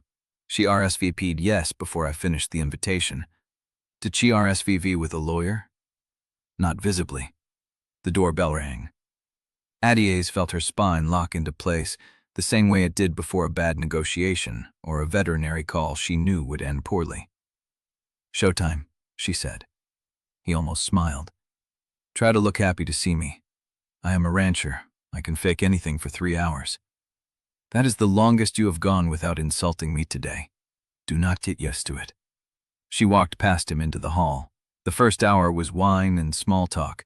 Wendell arrived with a bottle of something expensive and a look that said he was here for the entertainment. The estate board members were 2 men in their 60s who shook Adaeze's hand with the brief, dismissive grip of men who did not expect to remember her name. The Billings cousin, a woman named Helena Pruitt with silver hair and a voice like gravel, sat in the corner and watched everyone with the flat attention of someone who had already made up her mind. The county trust officer, a man named Darrow, asked polite questions about the filing deadline and nodded at Adaeze's answers without listening to them. Celia arrived last. She wore cream silk and a smile that did not reach her eyes. Her hair was swept back, her jewelry understated, her posture perfect. She kissed Lazarev on the cheek like family and turned to Adaeze with the same warmth. "Adaeze, how brave of you to host in Delphine's home. The home is part of the estate. It belongs to both of us now." "Does it?" The question hung in the air. Adaeze put his hand on the small of Adaeze's back, light enough to be a suggestion, firm enough to be a claim. "The table is ready. Shall we?" Dinner was served at 7. The food was catered from the Mercy Crossing diner, which meant it was heavy on potatoes and light on presentation. But the plate settings and the silver and the candles made it look like something grander than it was. The room was warm. The wine was good. The conversation circled the table like a current avoiding rocks. Then Helena Pruitt set down her fork. "Lazarev, I have a question about the ranch management." "Ask it." "Who is making the decisions on the ground?" "The decisions are joint. Adaeze and I file together on operational matters." "Joint." Helene said the word like she was testing its weight. "And when there is a disagreement?" "We discuss it until we agree." "And if you cannot agree?" Lazarev opened his mouth. Adaeze spoke first. "Then one of us is wrong, and the data proves wits." Helen turned to her. The silver-haired gaze was not hostile exactly, but it was assessing, the way a buyer assesses livestock before naming a price. "You have a background in estate management, Miss Balogun." "I have a background in keeping a ranch alive through drought, debt, and county politics, while Lynn, like your grandson's estate board, assumed I was waiting to fail." Silence. The table went still. Adaeze felt the weight of 7 pairs of eyes on her, and she knew, with the cold clarity of someone who had done this before, that she had just made the room dangerous. Celia smiled. "I believe what my cousin is trying to say," she said, her voice smooth as oil, "is that we are all curious how a Balogun ends up managing Pruitt assets. It is a significant leap, from drought survival to dynasty management. One wonders if the learning curve is steep enough to endanger the timeline." The words were polite. The lining was not. Adaeze felt the insult land in her chest, hot and sharp, The same dismissal she had been swallowing for 15 years. The same assumption that her competence was a temporary condition, a lucky streak, a loan that would inevitably be called. She opened her mouth. Lazarev moved before she could speak. He did not raise his voice. He did not stand. He simply turned his head and looked at Celia with a stillness that made the air in the room contract. "Celia, you are my cousin. I value family enough to host this dinner before the filing deadline. But if you speak to my wife like she has hired help again, I will ask you to leave, and I will not invite you back." The room held its breath. Celia's smile did not waver. "I was only asking a question. You were asserting a premise. The premise is false." He let the words sit. Then he picked up his wineglass and turned back to the table as if nothing had happened. Adaeze watched him. The muscle in his jaw was jumping. He had just defended her in front of the people whose opinion he needed most. He had drawn a line. He had made it clear that the marriage was not a performance he would let them direct. She should have felt grateful. Instead, she felt something colder, because she knew exactly what the room was thinking now. They were watching her to see if she would thank him. They were watching to see if she would fold into the role of the grateful wife, the rescued woman, the one who needed a Pruitt man to speak for her. She could not let that stand.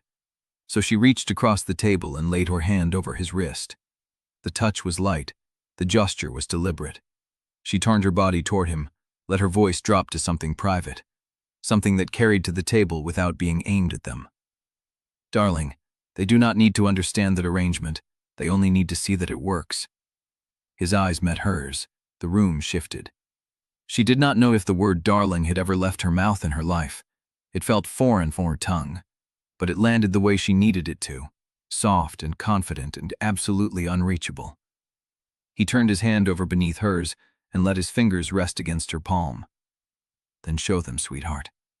The word was a return, a gift, a claim, and a dare all at once. She felt the heat of his touch travel up her arm and settle somewhere beneath her ribs. The dinner continued, but her hand stayed on his woodrooted beak longer than the performance required.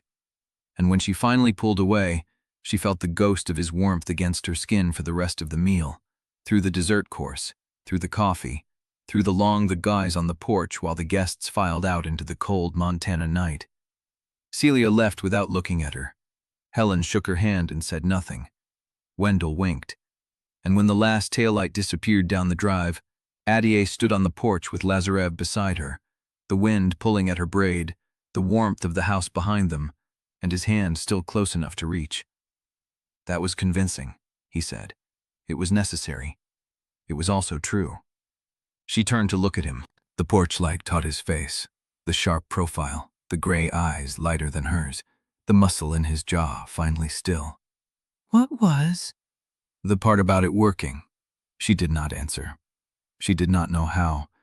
So she walked back inside and left him on the porch with the wind and the dark and the weight of a word she had not meant to use and could not unuse now. She was halfway up the stairs when her phone buzzed, a text from an unknown number. "Celia is meeting with Gunner Veitch at the Front Range office tomorrow morning. Do not trust the dinner. The war is just beginning." Adaeze read it twice. Then she turned around and walked back down the stairs to tell Lazarev. Chapter 10. The phone was still warm in her hand when she found him on the porch. The screen dark now, but the words burned behind her eyes. "Celia is meeting with Gunner Veitch at the Front Range office tomorrow morning." Lazarev read the text over her shoulder, his breath warm against her temple. "Do not trust the dinner. The war is just beginning." He straightened. The porch light caught the sharp edge of his jaw, the stillness settling into his shoulders like a coat he knew how to wear. "Do you know who sent it?" "No." "But you believe it." She looked at him. The wind pulled at her braid, cold and insistent. "I believe Celia left here angry enough to burn the house down if she thought she could get away with it." Lazarev did not argue. He pulled out his phone, typed something, and pocketed it without showing her the screen. "Then we go to the bank tomorrow and we do not let them see us react." "That's your strategy?" "That is the first move." He stepped past her, back toward the door. At the threshold, he paused. "Also, if Celia is meeting Gunner at the Front Range office, she is not just angry. She is shopping for allies. That means tomorrow is not about the estate review. Tomorrow is about whether the board believes we are stable enough to keep. Adaeze followed him inside. The house settled around them, creaking and warm, the remains of the dinner still in the kitchen. She did not sleep. Neither did he. She heard him pacing, the floorboards groaning beneath his weight, the same restlessness she felt flailing in her own chest. There was no pretending tonight, no thin-wall performance. They were two people staring at the same trap, wondering which of them would flinch first. By the time the gray light bled through the curtains, she was already dressed. The Pruitt Bank building stood at the corner of Mercy Crossing's Main Street, 3 stories of pale brick and dock windows that had watched the valley's money move for 70 years. Adaeze had been inside exactly 4 times in her life. Each time she had left feeling smaller than when she arrived. This time, she walked in beside Lazarev. The lobby smelled of old carpet and cold coffee.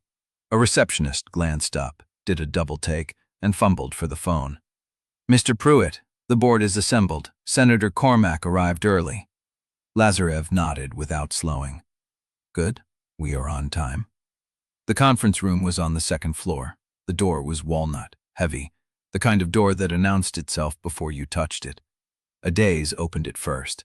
The room held 8 people, board members in dark suits, the county trust officer Darrow nursing a cup of black coffee, Wendell Tasker at the far end with his glasses perched on his nose, and Senator Reese Cormack at the head of the table, polished cane hooked over the arm of his chair, fine lines around his eyes deepening as he watched them enter. No smile, no greetings. Adaeze took the chair across from Cormack before anyone could assign her a seat. Lazarev sat beside her. The room adjusted. A man at the far end cleared his throat. Silver hair, heavy jaw, the kind of face that had spent 30 years telling other people what to think. His nameplate read, Drummond. "Mr. Pruitt, we were not expecting Mrs. Balogun to attend this session." "Mrs. Pruitt," Lazarev said. Drummond blinked. "I beg your pardon?" "Her name is Mrs. Pruitt, legally, publicly, and for the purposes of this board she is Adaeze Pruitt. If you are going to discuss the estate, she will be present." Drummond's mouth flattened. "I was merely observing that the operational briefing typically involves the managing heir."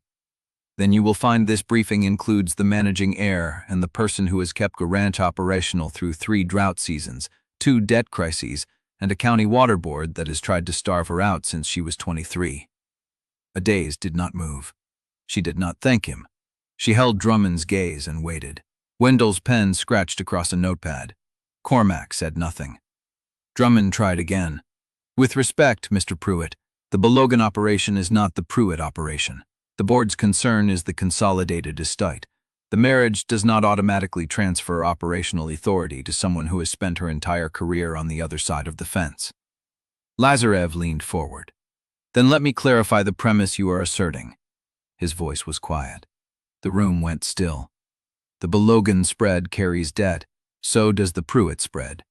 The difference is that her herd is recovering faster than county averages, her feed contract is 3 points under market, and her water allocation has been managed so tightly that she has never lost a season to drought.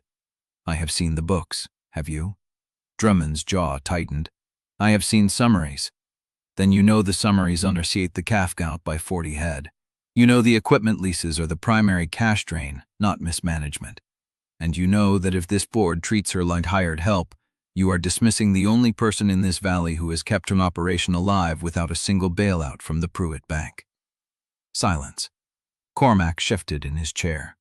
Drummond, the marriage is legal. The codicil is binding. The question before us is whether the unified filing will be completed by Friday. That is the only question that matters today.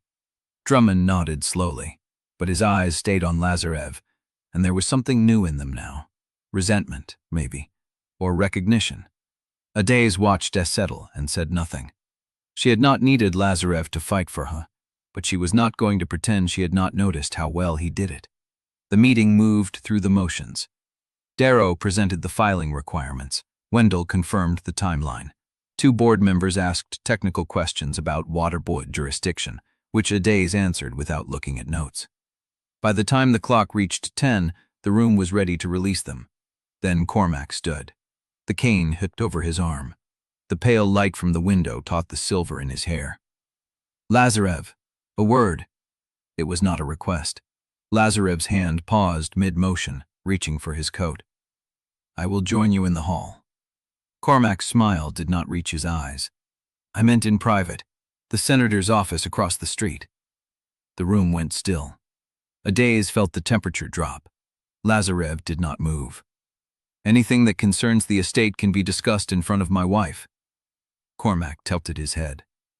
This does not concern the estate. The words landed like a blade. Adaeze watched Lazarev's jaw tighten, the muscle jumping once before he controlled it. Then it can wait until after the filing deadline. It cannot. 2 words. Final. Lazarev stood very still, and for the first time since the funeral, Adaeze saw something flicker behind his eyes that was not anger or control. It was fear. The kind that came from knowing exactly what waited behind a door he did not want to open. He turned to her. His voice was low. I will be 10 minutes. She wanted to say no. She wanted to grab his wrist the way she had at dinner, pull him back, remind him that they were supposed to be partners now, that secrets between them were the same as weapons handed to their enemies. But the room was watching. Cormack was watching. So she nodded, and let him walk out with the man who held a dead woman's leverage like a leash. The door closed. The silence stretched. Drummond cleared his throat and began gathering his papers. Adaeze stayed seated, staring at the empty chair where Lazarev had been, the warmth of the room gone cold around her. The war was just beginning, and she had just realized she did not know the full map of the battlefield. Chapter 11. The door stayed closed for 12 minutes. Adaeze did not count them. She knew exactly how long it took for a man to walk across the street, climb 1 flight of stairs, hear what he had been dreading, and walk by. 12 minutes was too long for a warning. 12 minutes was a negotiation. When Lazarev returned, his face told her nothing.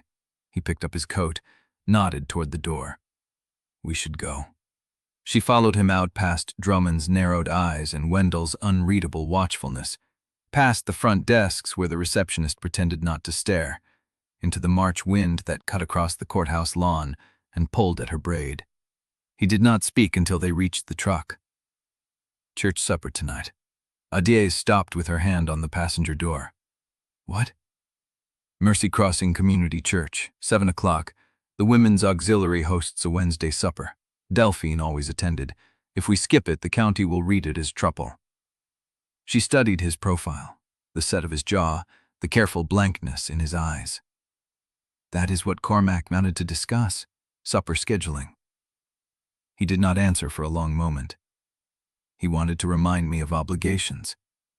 Obligations to what? He turned the key. The engine coughed and caught. To the people who built the Pruitt name before I was born. The church basement smelled like coffee, baked ham, and 60 years of county potlucks. Fluorescent lights hummed over folding tables covered in checked cloths. Women in quilted vests moved between casserole dishes. Men in pressed Wranglers stood in clusters near the coffee urn, copes in hand, voices low. Adaeze walked in with Lazarev at her side and felt the room shift. Not silence, something worse. The precise continuation of conversations that had paused just long enough to register their entrance, then resumed at a carefully normal volume. She saw it in the way June Cordell's eyes tracked them while she refilled the green beans, in the way Bill Haskins turned his back a fraction too slowly, in the way the table near the far wall, where 4 ranchers sat with their jackets still on, went quiet for 1 beat, then 2, then picked up like nothing had happened. Ruth Ann put you at Delphine's regular table. Lazarev's voice was low, his hand light at her back. Corner of the window. Good view of the room. That was Delphine's reason too. They sat. The chairs were the same metal folding kind that had been in this basement since before Adaeze was born. The window behind her reflected the room back at her. Pale faces, bent heads, the occasional sharp glance that ricocheted off the glass. Ruth Ann Tolliver arrived with 2 plates before anyone else could pretend not to see them. Well now, she set the plates down with a matriarch's precision. Married life looks good on you, Lazarev. You too, Adaeze. Delphine would have loved the drama of it all. Adaeze met her eyes. I am sure she planned it that way. Ruth Ann's mouth twitched. She always did like a good entrance. She leaned in, voice dropping. Fair warning, the Haskins table has a pool going on how long you last. The over-under is 53 days. Who took the over? Donna May. Adaeze almost smiled. Put me down for 60. Ruth Ann laughed, sharp and genuine, and moved on to the next table. Lazarev picked up his fork. That was well handled. Delphine trained me. 18 months of county dinners while you were in Chicago. He went still. I did not know she invited you. She did not tell you a lot of things. It came out sharper than she intended. She saw the flicker cross his face there and gone before he reached for the water pitcher. Apparently not. By the time the peach cobbler made its rounds, Adaeze had shaken 6 hands, accepted 4 backhanded congratulations, and endured 2 variations of, "Well, you sure surprised us all," delivered like accusations. She had also watched Gunnar Veitch enter. He came in alone, no coat, sandy hair catching the fluorescent light as he stopped at the coffee urn like he owned it. Someone slid a cup toward him without being asked. He took it with the easy nod of a man who knew exactly where he stood in every room he entered. He did not approach their table. He did not need to. His presence was enough. The way 3 men drifted toward him within 60 seconds. The way the conversation at the Haskins table picked up. The way June Cordell carried a plate of pie to his corner without being asked. Adaeze watched him settle into the far end of the room like a spider testing the web, and understood that this was how he worked. Not by shouting, by being the most reasonable man in the room, the one everyone trusted because he never seemed to want anything he was not willing to share. Lazarev's voice came low beside her. He is going to approach you before we leave. You sound sure. Because he knows I am watching. He will want to prove he can talk to you anyway. She set down her coffee. Let him. Gunnar made his move at 7:45, when the crowd had thinned and the auxiliary ladies were stacking chairs. He appeared at her elbow with the same practiced friendliness he had worn at the funeral, at the bank, at every public intersection of their lives since she was old enough to understand he was not on her side. Adaeze, walk with me a minute. It was not a question. She glanced toward Lazarev, who was pinned in conversation with Ruth Ann and the church treasurer. Caught her eye. Held it. She nodded once. Then she followed Gunnar into the empty Sunday school hallway, where the fluorescent lights buzzed and the bulletin board still carried announcements from last month's potluck. He stopped near the window that looked out onto Mercy Crossing's main street. Dark storefronts. One pickup rolling slow past the feed store. I am not going to insult you by pretending I am happy about the marriage, he said. You know where I stand. But I am also not going to pretend I think you are stupid enough to stay in it out of sentiment. Adaeze folded her arms. Then say what you came to say. He turned to face her, and for a moment the practiced friendliness slipped just enough to show the calculation beneath. You have 11 families depending on the Balogun spread. You have debt schedules that your current water allocation cannot sustain past next season. And you are married to a man whose grandmother left him a political minefield and a bank he does not know how to run. You forgot the pot where I keep my ranch. I am not trying to take your ranch. His voice stayed quiet, almost gentle. I am trying to keep it from bleeding out while you play county politics with a Pruitt who has no stake in this valley. For the first time, she was not sure she knew which side had the better ground. Chapter 12. They drove home from the church supper in the kind of silence that had teeth. Adaeze stared through the passenger window at the dark pasture scrolling past, Gunnar's offer still burning in her chest like a coal she could not spit out. Lazarev kept both hands on the wheel, knuckles white, jaw set hard enough to cast shadow. The house felt smaller when they walked in. She went for the kitchen instinctively, needing something to do with her hands. Filled the kettle, set it on the stove, heard him hang his coat in the hallway, the deliberate weight of each step. I am not tired, she said it to the stove, to the steam starting to curl from the spout. Neither am I. He appeared in the kitchen doorway, shirt untucked, tie gone, gray eyes tracking her with the same wariness she felt pulling at her own spine. She turned. The pool has us at 53 days. Optimistic. Pessimistic, depending on who is betting. He leaned against the doorframe, arms crossed. You talked to Gunnar. I walked with him. There is a difference. Is there? The kettle began to whistle. She lifted it off the heat, poured water over the cheap tea bags she had found in the back of Delphine's cabinet, and did not offer him one. He made you an offer. He made me a suggestion. Same thing. She set the mug down without drinking. You do not know what he said. I know what he wants. Lazarev's voice stayed flat, controlled, the same voice he used in boardrooms. He wants you to see him as the reasonable option. He has been running that place since before the funeral. Then you know he is reasonable. The words came out sharper than she intended. Lazarev's head tilted. A muscle jumped in his jaw. Reasonable does not mean safe. It was the wrong thing to say, or maybe it was the exact right thing, because it opened a door she had been leaning against for 15 years. Safe. She heard her own voice go cold. You want to talk about safe? You, who left this valley the minute you could and only came back because a dead woman forced you to. I did not leave. I was sent. Same thing. He pushed off the doorframe and walked to the table, pulling out a chair but not sitting. You think you know why I left? You do not. How could I? I was bleeding in the river while you were already on the far bank. The words fell between them. She saw the memory land in his face, the flicker of something that was not guilt, but close. He righted his jaw, straightened. You fell. You pushed me. I was ahead. You grabbed my ankle. You are lying. I am telling you what happened. She was standing now, hands flat on the table, and she could feel the old wound pulsing at the edge of her mouth, the chipped tooth she had run her tongue over 1,000 times like a rosary of grievance. The water was fast. You knew it was fast. You took the deeper crossing because you knew I would follow, and when I did, you turned, and I went under. Lazarev's face tightened. I did not turn. I did not see you go under until I was already across. When I looked back, you were on the bank with your face bleeding and your father was pulling you away. Because you won. Because you would not stop coming. Silence. The kitchen clock ticked. The kettle cooled. She could hear her own breath, shallow and loud. You remember it that way because you have to, she said. Because if you remember it differently, if you were the one who caused it, then you are not just a Pruitt who left.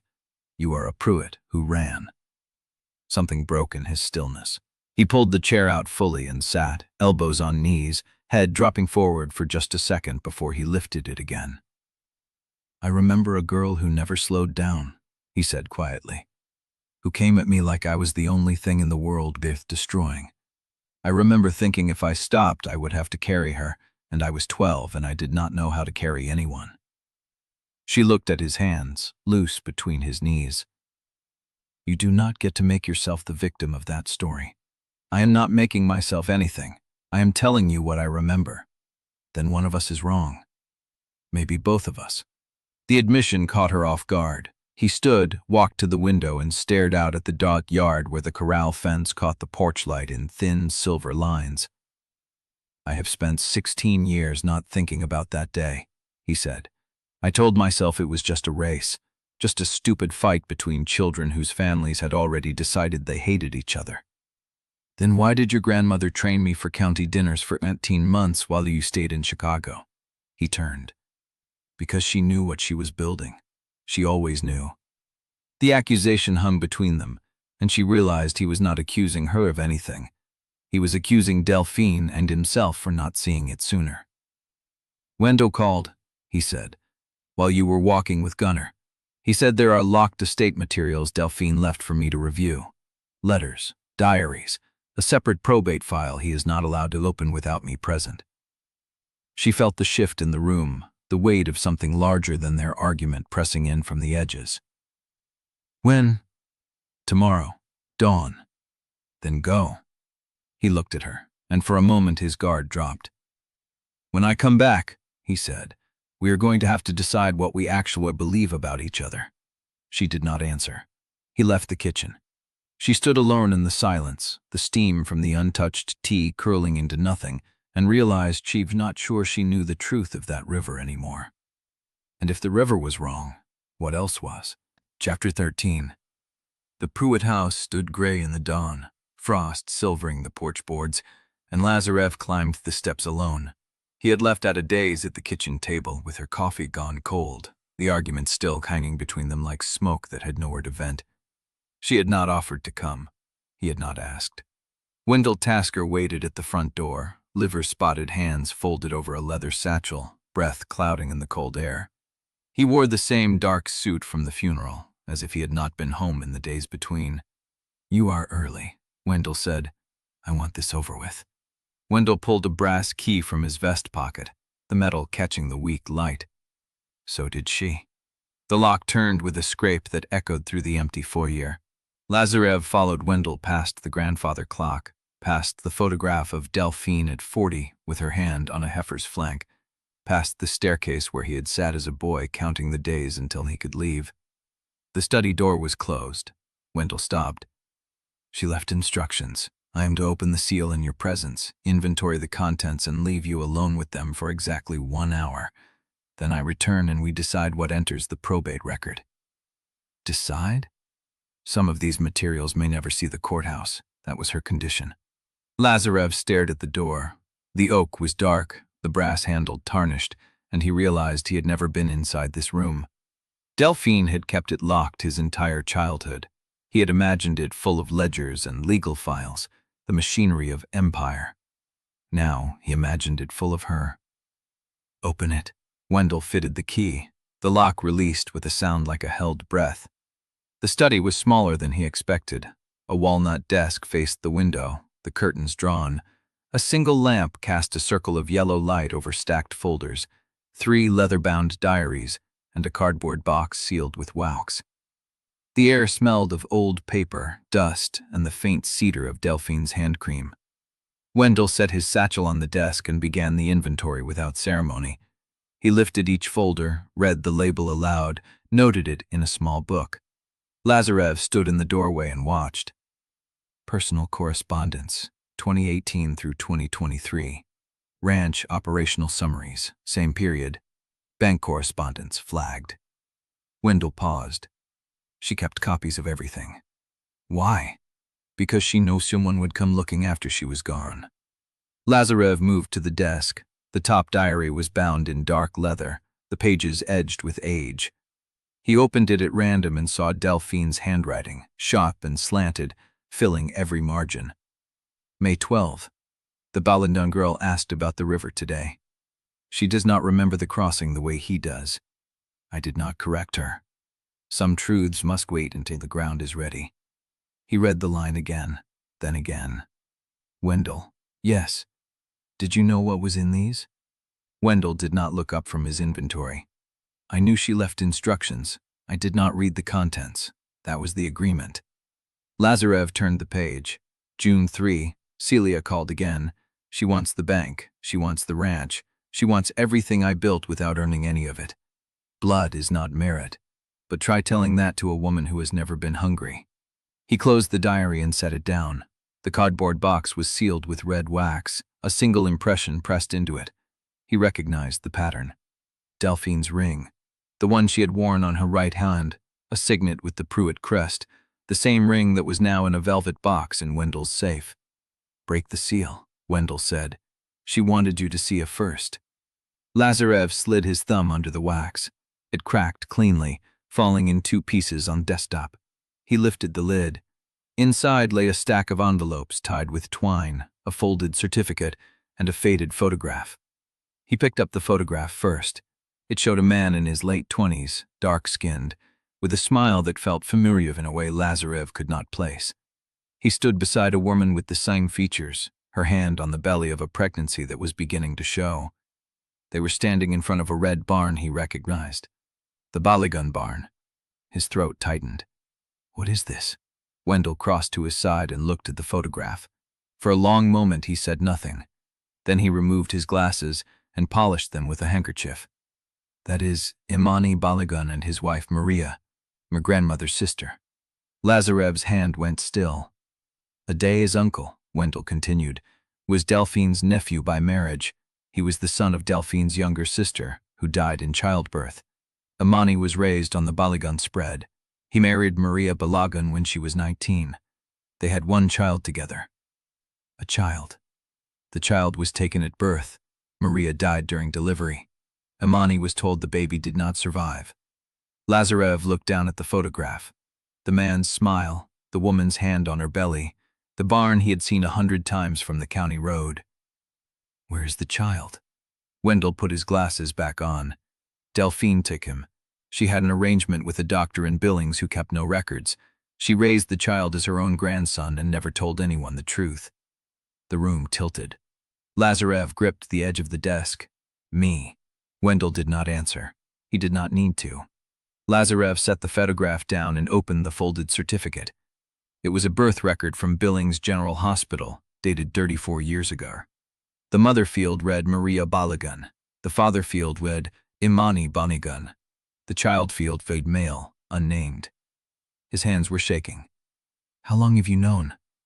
Delphine told me the week she filed the Codicil. She said if the marriage failed, the truth had to come out. If it succeeded, it might never need to. But you showed me anyway. Because you are in that study alone with me, and Celia Pruitt is driving up the lane as we speak.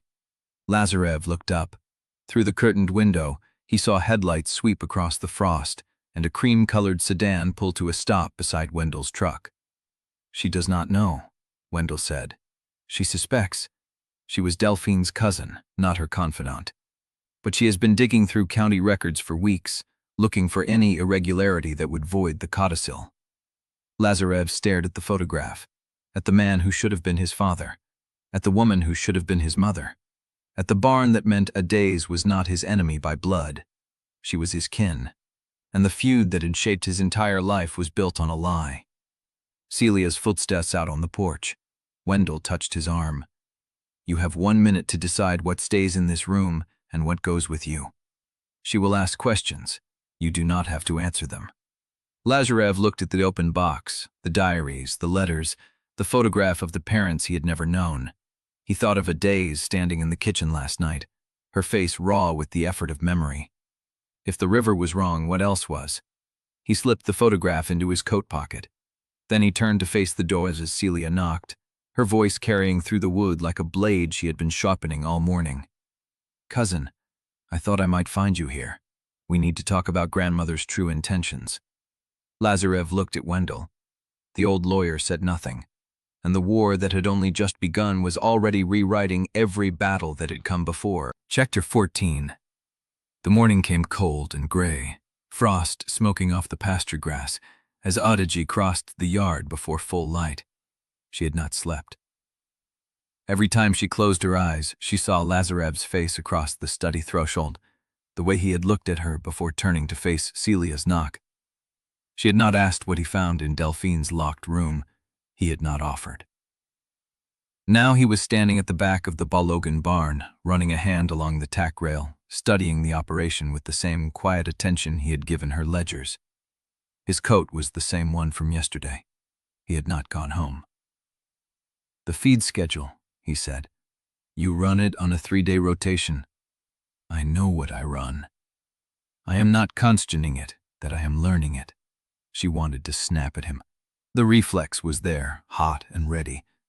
But the memory of his voice in the study hallway, low and steady while Celia hammered at the door, kept the words lodged behind her teeth. You do not have to be here, she said instead. I know. He picked up a hoof pick and moved toward the nearest stall. The gelding inside pinned its ears, but Lazarev waited, letting the animal scent him before he touched its neck. The gesture was patient, familiar. Where did you learn to handle horses? Chicago, he said, not looking up. There is this place on the north side, a stable that takes city kids who have never touched a living thing. I went every Saturday for 3 years. The image was wrong. Lazarev Pruitt in a city stable, learning to calm an animal that did not know his name. She tried to fit it with the polished man from the boardroom, and could not. The tack needs restitching on the offside girth, he said. The leather is dry, rotting at the buckle. She stepped closer and saw he was right. The girth strap had a hairline crack running along the fold, invisible unless you knew where to look. I would have caught it. Of course you would have, but I caught it first. He straightened and met her eyes. There was no triumph in his voice, only the plain statement of a fact that cost him nothing to say. You were good at this, he said. The operation, the people, the daily decisions that keep a spread breathing. I spent 3 years learning to handle horses. You have spent your entire life learning to handle a county. The praise landed wrong. It felt like an opening she did not know how to close. What do you want, Lazarev? I want to know if we can work together without treating every exchange as a fight. Can you? I am asking you. She looked at his hands. They were bare in the cold, the knuckles reddened. He had not worn gloves. A Chicago man who forgot that Montana frost did not carry that polish. She pulled her own gloves off and tossed them at him. He caught them, stared at them, then pulled them on. Thank you. Do not make it a thing. They worked through the morning in a rhythm that felt wrong and right at the same time. He watched her check the water troughs, and we don't ask why she tested the flow with her bare hand instead of reading the gauge. She watched him repair a split rail on the west fence line, working with the focused patience of a man who had handled precision in a different world and was learning to apply it here. When Marta arrived at 10, she stopped at the barn door and stared. Did he fall in the trough? Asked to come, Adaeze said. Huh? Marta did not comment further. She handed Adaeze the morning sheets and stood in the yard, watching Lazarev walk the fence line with the gelding trailing behind him like a dog. Gate flow is off, Marta said. Lower section by the Red Mercy, the one we had trouble with last season. How off? 2 inches below grade when I checked at 8. Could be debris, could be someone playing games. Adaeze felt the words settle in her chest like a stone. The anonymous text. Celia, meeting Gunner. The warning that the war was just beginning. Have you looked at the head gate? Not yet. Wanted to tell you first. Do not go alone. Marta raised an eyebrow. Since when do I need a chaperone to check a gate on my own ranch? Since someone sent a warning that I am still trying to understand. The older woman studied her with flat gray eyes. Then she nodded once and walked back toward the truck. Adaeze stood in the yard, watching Lazarev work the fence line. He had stripped off his coat and hung it on a post, moving in shirt sleeves that clung to the lean muscle of his back. The gelding followed him step for step, calm in a way it had never been with strangers. He looked up and caught her watching. Someone opened the bypass, she said. On purpose? On purpose. She looked at Lazarev. His face was unreadable, but his hands were still, waiting. What do you need? He asked. The question landed differently than it had at the board meeting.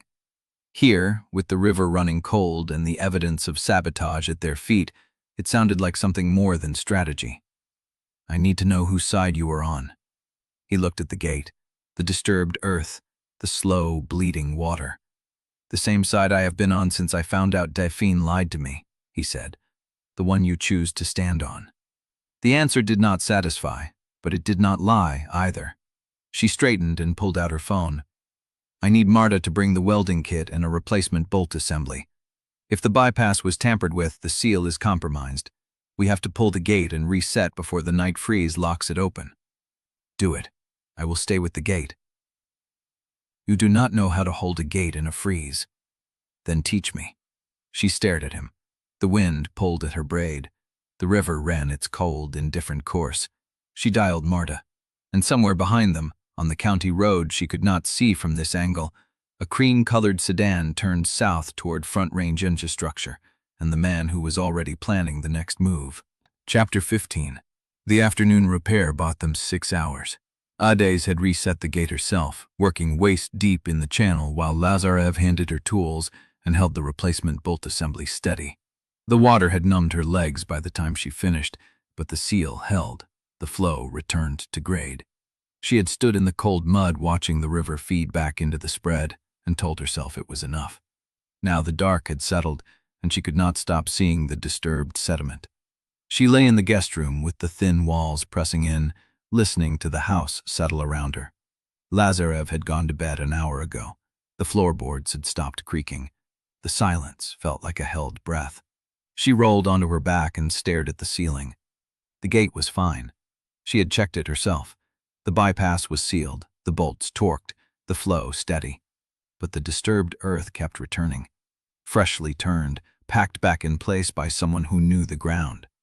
She sat up. The clock read 11:47 p.m. She pulled on her boots without lighting the lamp, grabbed her coat from the hook, and slipped out the back door into a night so cold the air hurt to breathe. The moon was thin and high, throwing just enough light to follow the access road without a flashlight. She told herself she would walk the line, confirm the gate, and be back before anyone noticed. The river sound grew as she approached the lower pasture. Running at the right volume, not sluggish, not starving. She let herself breathe. Then she reached the third cottonwood stand and saw the glow. Not moonlight. A headlamp, swinging low near the diversion line. She stopped. Her pulse kicked hard. The light moved in a slow arc, checking something at the base of the headgate. A figure crouched in the dark, shoulders broad, movements deliberate. Adaeze did not call out. She stepped off the access road and moved through the grass at an angle, keeping the cottonwoods between her and the light. The frost crackled under her boots. She slowed, placed each step with care. The figure stood. The headlamp swept the channel, and she saw the tool in their hand. A pry bars. Her blood went cold. The bypass was not being checked, it was being opened. She broke into a run. The figure heard her. The headlamp swung hard, blinding her for a second, and then they were moving, crashing through the underbrush toward the county road where a truck engine was already turning over. Adaeze hit the gate at full stride. The pry bars was wedged into the bypass seal, levered halfway open. Water was already pushing through the gap, thin and fast, cutting a new channel into the pasture below. The runoff would deepen fast. In 20 minutes, the ground would turn to kill mud. In an hour, the lower stock would be standing in flood. She grabbed the pry bars and pulled. It did not move. The leverage was wrong, jammed at an angle that fought her. She braced her boot against the gate frame and pulled again. The bars shifted, then stuck. Water was climbing past her ankles now, cold enough to burn. She threw her weight into a third pull and the bars came free. She stumbled back into the current, caught herself, and turned to slam the bypass closed. The seal was gone. The bolt assembly she had replaced that afternoon was lying in the mud. Someone had unseated it, dropped it into the dark, and let the river decide. She crouched and felt for it. Her fingers numbed immediately, scraping against rock and silt. The water kept rising, pushing past her knees, dragging at her coat. She found the bolt, wedged under the anchor post, half buried in the sediment that had been packed and repacked all day. She grabbed it and straightened, and then the ground beneath her left boat gave way. The runoff had undercut the bank. She felt it go soft, then fall, and she went with it, sliding into the deeper channel where the current had teeth. Her shoulder hit something hard. Rock or metal, she could not tell. The bolt flew out of her hand. She caught the gate frame with her right arm and held. The water pulled at her, cold and insistent, trying to sweep her downstream toward the shallows where she had bled only moments before. She tightened her grip on the gate frame, her right arm screaming. Chapter 16. The current ripped at her boots, dragging, insistent. She held the gate frame with both hands now, the metal cold enough to burn through her gloves, and the water kept climbing. Her shoulder screamed where she had hit something on the way in. Rock or metal, she could not tell. The pain was bright and deep. She tried to find footing. The channel floor had dropped away completely, the undercut bank still crumbling behind her. Nothing solid. Just current and cold, and the rising panic that she knew better than to feed. The shallows where she had bled were 50 yards downstream. She knew every rock in that stretch, knew how the current grabbed and held. Do not think about it. She pulled herself forward along the gate frame, hand over hand, the water fighting her the whole way. Her right arm gave a warning flash of pain, and she nearly lost grip. She bit down on the inside of her cheek and kept moving. The bank rose again ahead, solid ground where the runoff had none were reached. 8 feet. 6. She could see the frost on the grass. Something caught her coat from behind. She twisted, ready to fight, and found Lazarev. He was standing in the channel up to his chest, one hand locked on her collar, the other braced against the gate frame. His face was white with cold and something else. Fear. Real fear. "You are not going down that river," he said. She opened her mouth to tell him she was fine. She had it under control. She did not need to be rescued like some. He pulled. The current released her, and she slammed into his chest, water surging between them. His arm closed around her back, and he hauled her toward the bank, half carrying, half dragging, until her boots found solid ground, and she stood dripping and shaking in the frost. She pulled away. Her teeth were chattering. "I had it." "You were about to go under." "I said I had it." He stood there, water streaming off him, his coat ruined, his hands red with cold. He did not argue. He just looked at her with those light gray eyes that she had spent 16 years hating, and saw something in them now that she could not name.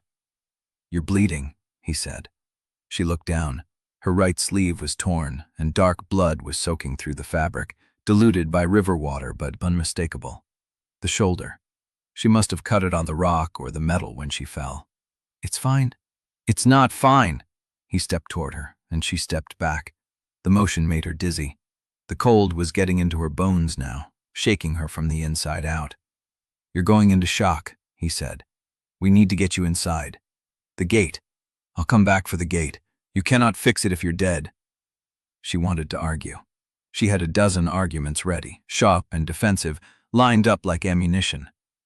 But her teeth were chattering too hard to form words, and her shoulder was starting to burn in a way that meant the cut was deeper than she wanted to admit.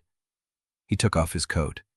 It was soaked through, but he wrapped it around her anyway, pulling it tight across her shoulders.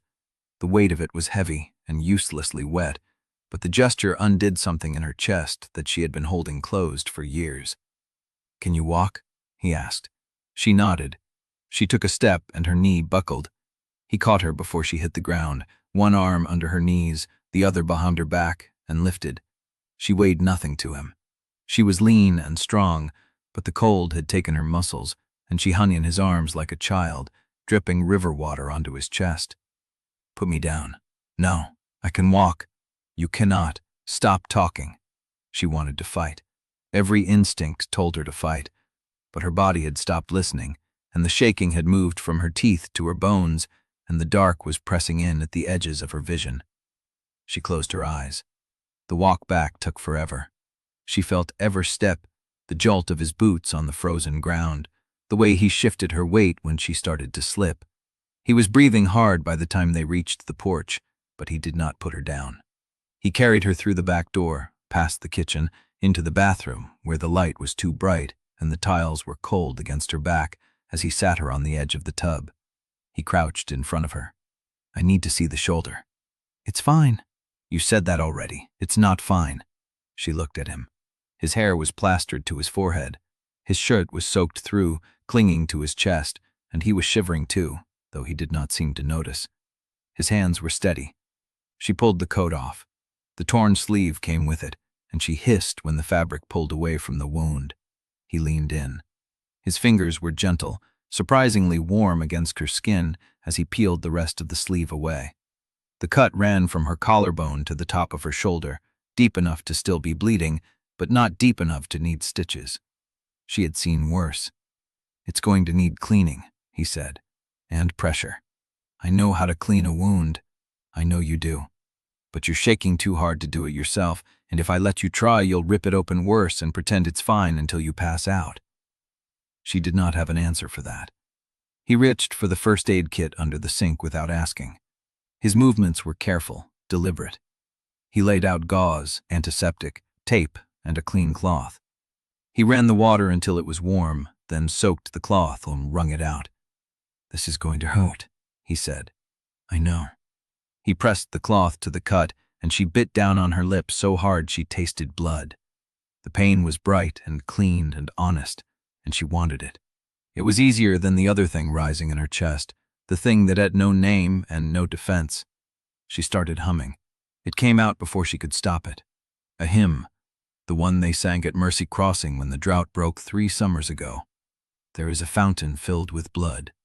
She did not know why she chose that one. It was the first one that came. He did not ask her to stop. He worked through the hymn, and through the next one, and through the one after that. He cleaned the wound with steady hands, applied pressure until the bleeding slowed, then dressed it with gauze and tape, his fingers brushing her skin with a gentleness that made her chest ache. "I need you to take off the wet clothes," he said. "Dry clothes, warmth, or you'll keep shaking." She nodded. He stood. He hesitated at the door, his hand on the frame, his back to her. "Adaeze." She waited. "I found something in Delphine's study." The words hung in the air between them. She felt the weight of them, the shape of something coming that she was not ready for. "Tell me tomorrow," she said. He turned. His face was unreadable, but his eyes were raw in a way she had never seen. "Tomorrow," he agreed. Then his phone rang. He pulled it from his pocket, glanced at the screen. His expression changed. "Wendell," he answered, listened. His jaw tightened. "What do you mean it complicates the review?" Adaeze watched his face change, watched the color drain from his cheeks as Wendell's voice came through the line, tinny and urgent. He met her eyes.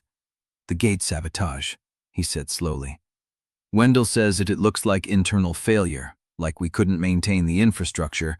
The estate review board can cite negligence. It could trigger the liquidation clause before the 90 days. The room went very still. "Who knows about it?" she asked. "Wendell says someone already filed a report. Anonymous. County Water Board received it an hour ago." The cold that ran through her had nothing to do with the river. Chapter 17. She woke to the smell of coffee and the sound of someone moving in the kitchen. The clock read 6:17. She had slept 4 hours, maybe less.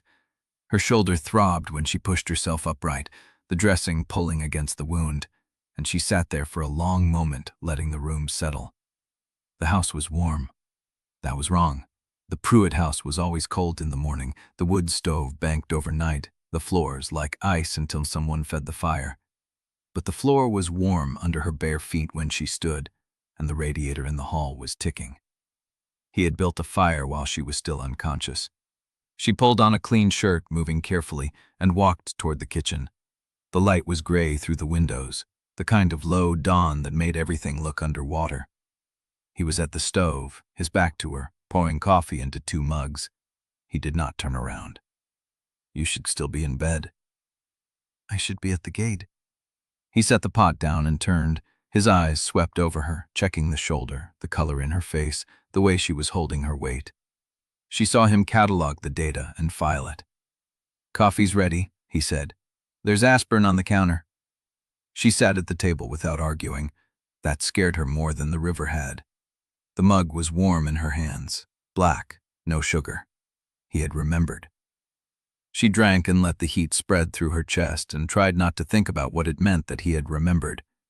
He sat across from her with his own mug and did not speak. The silence was different from the one they had shared yesterday. It was not hostile. It was not even careful. It was the silence of 2 people who had run out of reasons to pretend the other was a stranger. She heard footsteps on the porch before the knock came. Heavy boots, no hesitation, the kind of knock that expected entry. Lazarev stood. "I'll get it." But the door opened before he reached it, and Zuri's voice cut through the kitchen like a blade. "County line's on fire. Ruth Ann Tolliver just posted the whole thing." She stopped in the doorway, her braids half done, her phone raised like evidence. She saw Adaeze at the table. She saw Lazarev halfway across the room. She saw the mug in Adaze's hands and the bandage visible at her collar and the way neither of them had moved apart fast enough. Her eyes narrowed. "Something happened." "Nothing happened," Adaeze said. "Bull, you're wearing the same shirt as yesterday and you flinched when you said it." Zuri stepped into the kitchen, circling the table like a prosecutor. "He's standing between you and the door like he's guarding something. You're holding your coffee with both hands. And you," she pointed at Lazarev, "you look like you haven't slept and you're still wearing the clothes you were in last night." Lazarev's jaw tightened. "Astute," he said. "I know when adults are lying." Zuri dropped her phone on the table. "Ruth Ann says the gate failure was sabotage. She says someone filed a report with the county board and that Gunnar Veitch is already using it in the water meeting comments. She says the marriage is falling apart and the valley's going to end up owned by Front Range before the snow melts." Adaeze looked at the phone. The screen showed a county forum thread, comments stacking faster than she could read. Her name. Lazarev's name. The word negligence in 4 different posts. None of them know what happened, she said. Doesn't matter. They know enough. Zuri's voice softened. They know you went in the river. They know he carried you out. The betting pool just shifted under. Lazarev's head came up. The what? Betting pool, Zuri said, not looking away from Adaeze. Haskins family. Over-under on how long the marriage lasts. It was 53 days. Now it's down to 40. Adaeze set her mug down. I need to see the gate. You need to rest, Lazarev said. I need to see the gate before Gunnar Vaich gets there first and photographs the damage from the best angle. He did not argue. He grabbed his coat from the hook by the door and held it out to her. Then we go together. She took the coat. The wool was still damp from last night, but she pulled it on anyway, the weight of it settling over her shoulders like armor. Zuri watched them with an expression that was too knowing for 15. You're different, she said. Adaeze paused at the door. What? This morning, both of you. You look like you actually know each other now. Zuri's voice was quiet. It's not fake anymore, is it? It was not a question. Adaeze did not answer. She stepped onto the porch and let the cold air hit her face and tried to remember when the line between performance and truth had started to blur. The lower pasture was quiet when they reached it. The gate held, the seal intact, the water running at the right level. Someone had been here before them. The pry bars was gone. The sediment around the anchor posts had been smoothed flat, and the boot prints from last night had been raked clean. Adaeze crouched at the edge of the bank and stared at the erased ground. They're covering their tracks. Lazarev stood behind her, scanning the tree line. Or someone else is. She looked up at him. His face was unreadable, but his eyes were raw. Raw in the same way they had been last night when he carried her through the dark and told her he had found something. What are you saying? He did not look away. I'm saying the feud between our families was built on Delphine taking a child that was not hers. I'm saying she stole me from the Balogun bloodline and raised me as a Pruitt so the valley would never know the truth. The photograph trimmed in hers. I'm saying that I am not a Pruitt by blood. I am Imani Balogun's son, and that makes me your cousin. The cold that ran through her was worse than the river. It was worse than the wound, worse than the fall, worse than the moment she thought she would drown. She looked down at the photograph again. Imani's face, the barn she knew, the land under her feet, and she started to understand that everything she had built her life on, every hatred, every boundary, every wall she had ever raised, had been built on a lie that was never hers to choose. To trips is techended into the stray trill the fanic. Courier Mercy smelled wool, old coffee, and the particular desperation that only came when people gathered to discuss water they could not afford to lose. Adaeze stood at the back of the room with Lazarev beside her, the photograph still burning in her coat pocket, the truth of his blood still sitting like a stone in her chest. She had not spoken to him since the pasture. She had not known what to say. The room was full.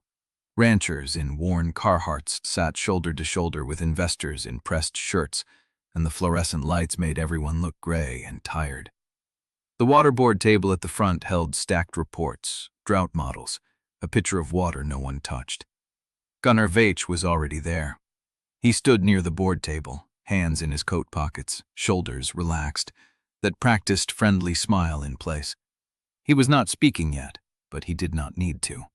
Every eye in the room kept cutting to him, measuring, wondering which way the wind would blow. Adaeze had known this meeting was coming. She had known Gunnar would use it. She had not known how much it would cost to stand here with Lazarev at her side, pretending the ground under them was solid. The board chair called the meeting to order. A woman with steel gray hair and reading glasses pushed down to the bridge of her nose introduced the agenda. Drought projections, allocation adjustments, and a presentation from Front Range Infrastructure on the proposed pipeline partnership. Gunnar waited until his name was called before he moved to the front of the room. He walked like a man who owned the floor, not because he was arrogant, but because he had earned the right to stand there through years of meetings, handshakes, and patient work. He began with numbers, not threats, not promises, numbers. He pulled up a slide showing Red Mercy flow rates over the past decade. The line sloped downward like a wound that would not stop bleeding. He showed drought models that projected another 15% reduction in summer allocation within 5 years. He showed projections for feed costs, cattle prices, and the crushing weight of debt that every ranch in the room was carrying. "These are not opinions," Gunnar said. "These are the conditions we are living in. The question is not whether we adapt.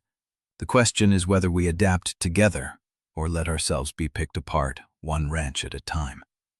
His voice was calm, reasonable, the voice of a man who had done the math and found the rest of them clinging to sentiment.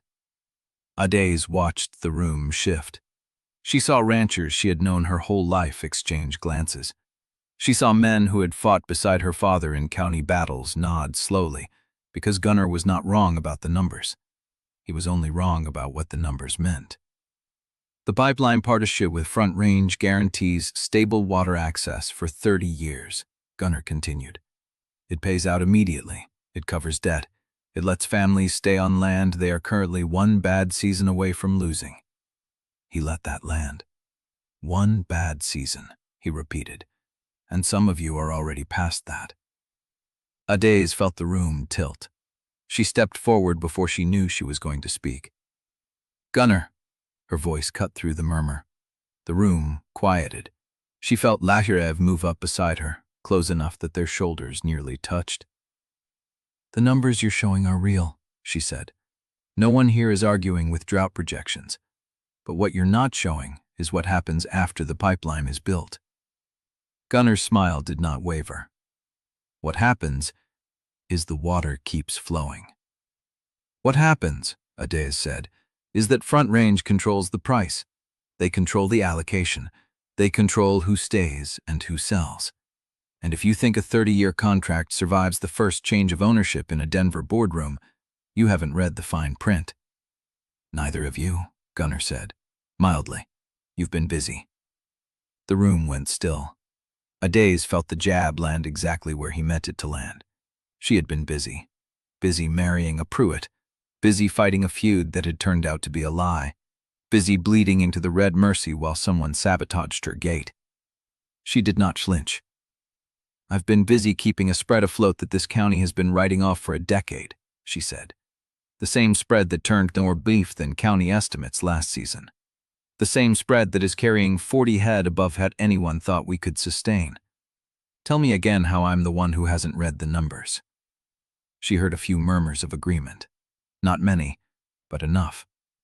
Gunnar tilted his head, acknowledging the hit. "That's fair," he said. "You've done good work, Adaeze. No one is denying that.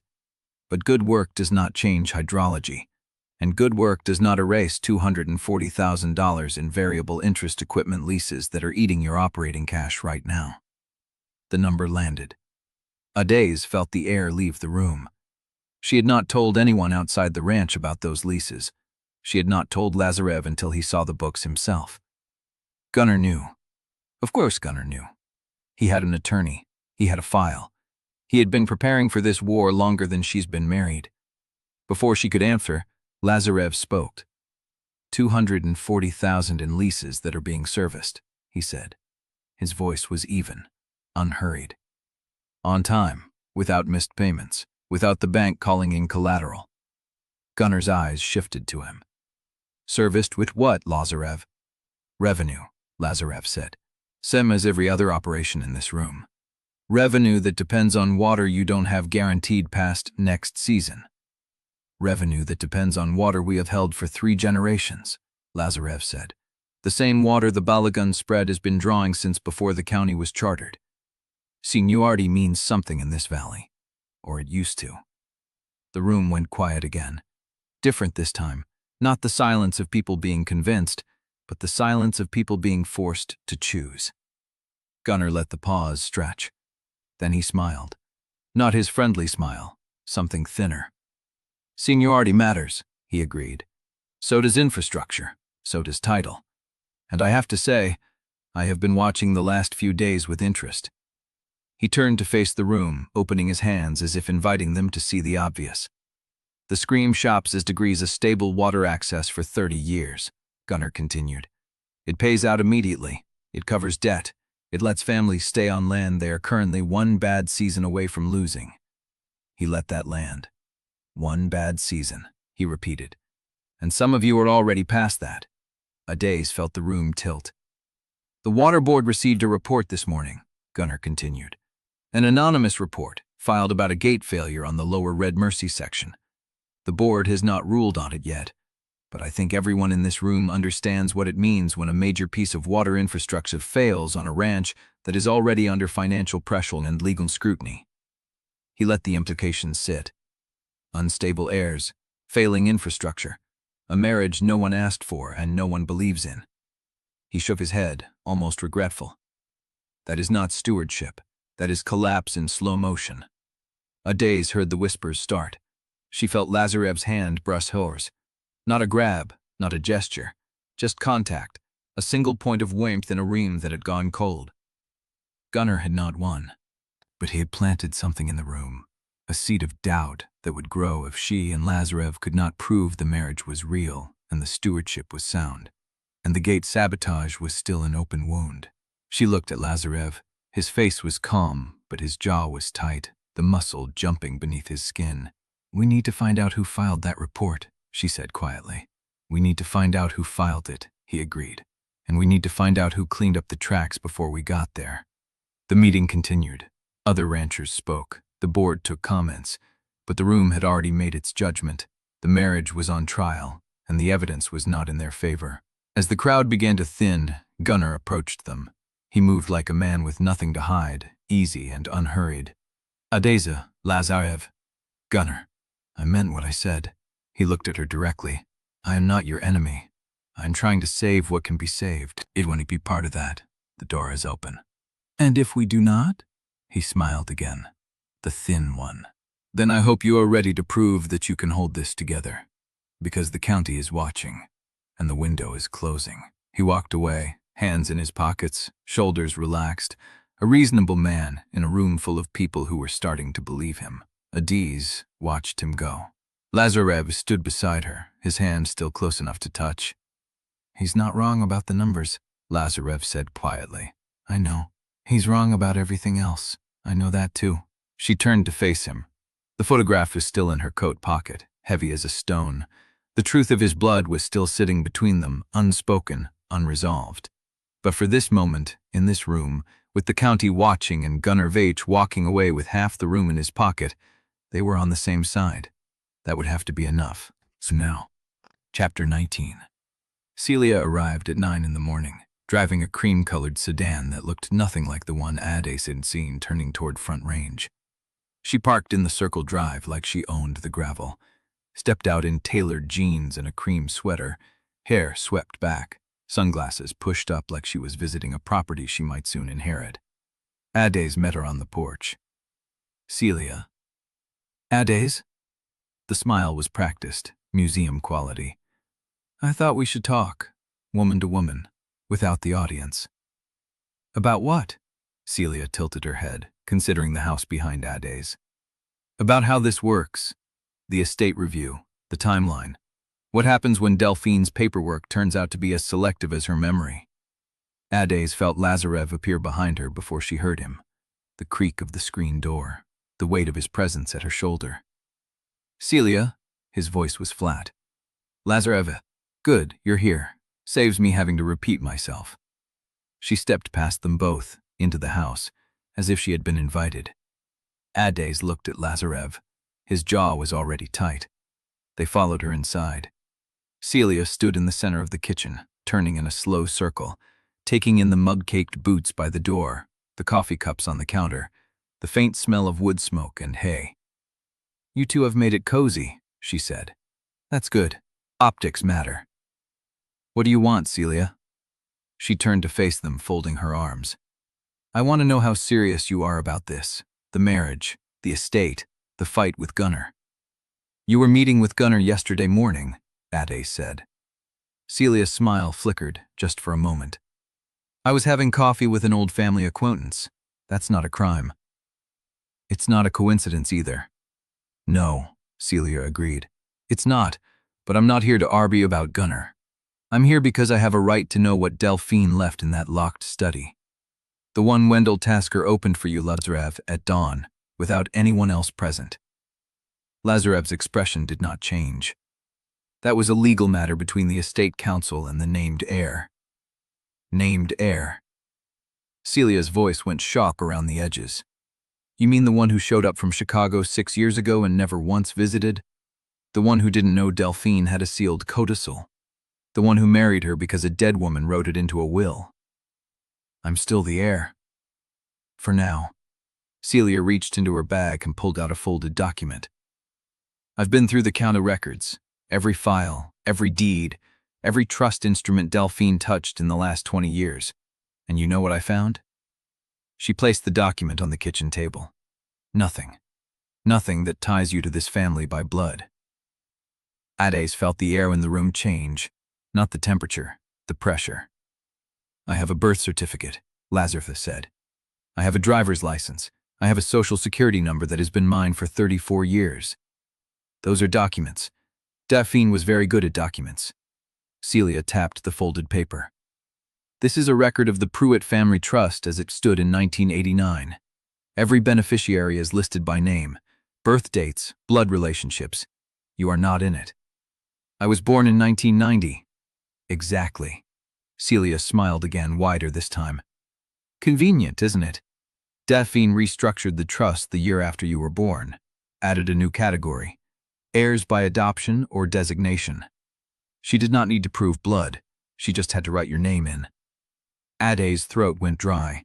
She knew what Celia was implying. She knew it was true, and Lazarev knew it too, because the photograph in Adaeze's pocket was heavy as a rock, and neither of them had spoken the words out loud since the moment he showed it to her. You're reaching, Lazarev said. Am I? Celia picked up the document. I'm saying that if someone wanted to challenge the codicil, there is a path that goes straight through Delphine's selective memory and her convenient paperwork. She looked at Adaeze. I'm not here to destroy you. I'm here to offer you a way out before it gets ugly. What kind of way out? The kind that lets you keep the Balogun water rights without being tied to a man whose claim to the Pruitt name may not hold. Celia's gaze shifted to Lazarev. And the kind that lets you walk away with enough capital to start over somewhere that isn't this dying valley. Adaeze felt the offer land like a hook in her chest. It was reasonable. It was generous. It was the same shape as Gunnar's offer, dressed in different clothes. I'll think about it, she said. Celia nodded, as if she had expected nothing else. That's all I ask. She folded the document, tucked it back into her bag, and walked to the door. You have my number. She drove away without looking back. The kitchen went silent. Adaeze stood at the table, staring at the spot where the document had rested. She could feel Lazarev watching her. Are you going to take it? She turned. Are you going to tell me what Wendell showed you in that study, the part you're still keeping from me? Lazarev's face tightened. I told you. I found evidence that Delphine lied about my parentage. You found that photograph. You showed it to me. But there is more. Adaeze stepped closer. I can see it. Every time you look at me, there is something you're not saying. He held her gaze for a long moment. Then he looked away. Wendell gave me a letter, he said. Delphine's handwriting, dated 18 months ago. It listed 3 things: the Codicil terms, the Balogun bloodline connection, and a name. What name? Lazarev's voice dropped. Maria Balogun. He looked up. My birth mother. The letter said she went to Billings to have me. It said she died in childbirth. It said Delphine made an arrangement with the doctor to take me and told Imani the baby did not survive. Adaeze's stomach turned. That's what I told you already. That's not all. Lazarev's hands were shaking. He pressed them flat against the table. The letter also said Maria knew, before she went into labor. She knew Delphine was planning to take the child, and she agreed to it. The words hung in the air like smoke. She agreed? Adaeze repeated. Your mother agreed to let Delphine steal you? Not steal, Lazarev's voice cracked. That's the part I can't reconcile. The letter does not say steal, it says entrust. Adaeze sells the room tilt. Not stolen, entrusted. Which meant Maria Balogun had handed her child to Delphine Pruitt on purpose. Which meant the theft was not a theft at all, but a transaction. A decision made by a dying woman who had chosen the Pruitt name over the Balogun one. Why? She heard herself ask. Lazarev shook his head. That's what the letter does not say. He looked at her, and in his gray eyes she saw something she had never seen before. Not fear, not grief. Doubt. Doubt about who he was. Doubt about whether the identity he had built, the life he had chosen, was his at all. And in that doubt, she saw a crack between them that had not been there before. Because if Maria had chosen the Pruitts, then the feud, the marriage, the 90-day deadline, all of it, was not Delphine's betrayal of the Baloguns. It was Maria's. And Adaeze did not know how to reconcile that with the photograph of a woman whose face she had been taught to mourn. Chapter 20. The sky woke the color of a bad bruise. Adaeze felt it before she saw it, that pressure drop behind the eyes, the way the air went still and wrong, like the whole valley was holding its breath. She stood on the porch with her coffee cold in her hand and watched the clouds stack over the reader roots, dark and heavy and moving faster than the wind that pushed them. The Red Mercy was already talking. Not the normal sound, not the spring murmur she had heard every year since she was old enough to walk its banks. This was a low, hollow rumble, like something shifting underground, and she had heard that sound exactly twice before. Once when she was 12 and the river took the lower pasture for 3 days. Once when Delphine Pruitt was still alive and they had worked the same sandbag line without speaking, because the water did not care whose ranch it drowned. She set the coffee down and pulled out her phone. Marta answered on the second ring. I see it. How bad? North Fork is already running brown. If the rain hits before the ground thaws all the way, we will have water over the county road by nightfall. Adaeze calculated the supplies in her head, sandbags stacked behind the implement shed, 2 pallets of gravel diverted from the spring gravel order, the stock route along the east ridge that would need clearing before the cattle could be moved. I will be there in 20 minutes, she said. You bring the Pruitt? The question hung. Adaeze looked back at the house.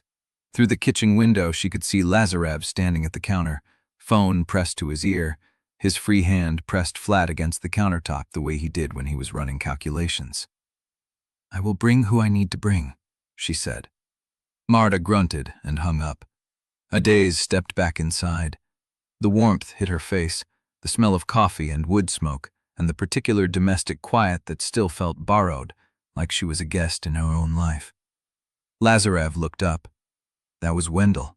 The county opened the Emergency Operations Center an hour ago. They are calling for voluntary evacuation of the low-lying parcels along the South Bend.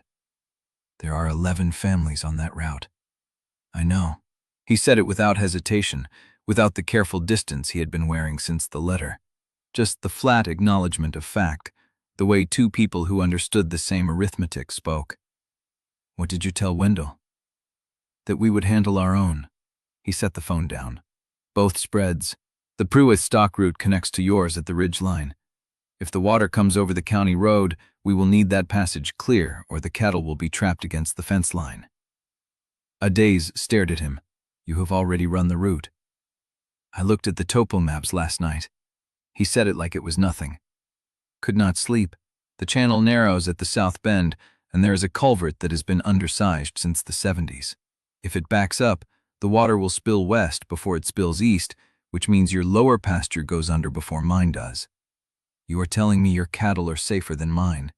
I am telling you we need to clear that culvert before the rain hits, or neither of us will have a pasture worth saving. She should have hated the calculation in his voice, the way he turned disaster into data. But he was right, and she knew it, and the resentment she reached for was not there. Fine, she said. I will take the East Ridge, you clear the culvert, we meet at the county road crossing in 2 hours. He nodded and reached for his coat.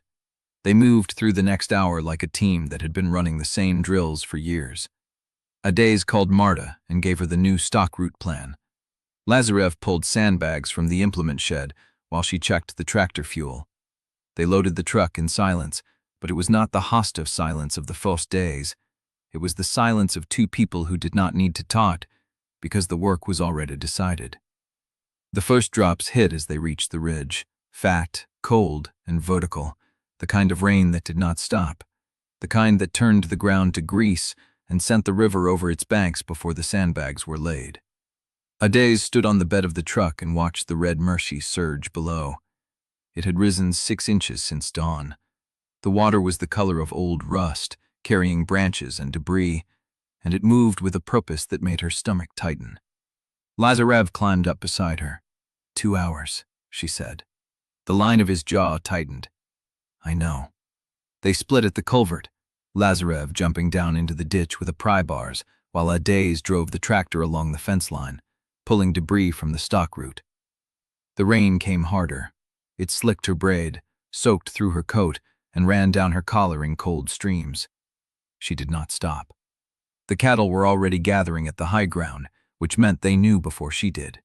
She could see them pressing against the fence, heads low, eyes rolling white at the edges, the way animals looked when they smelled trouble coming. She cleared the last of the fallen branches and turned the tractor back toward the ridge. Below her, the river was still rising.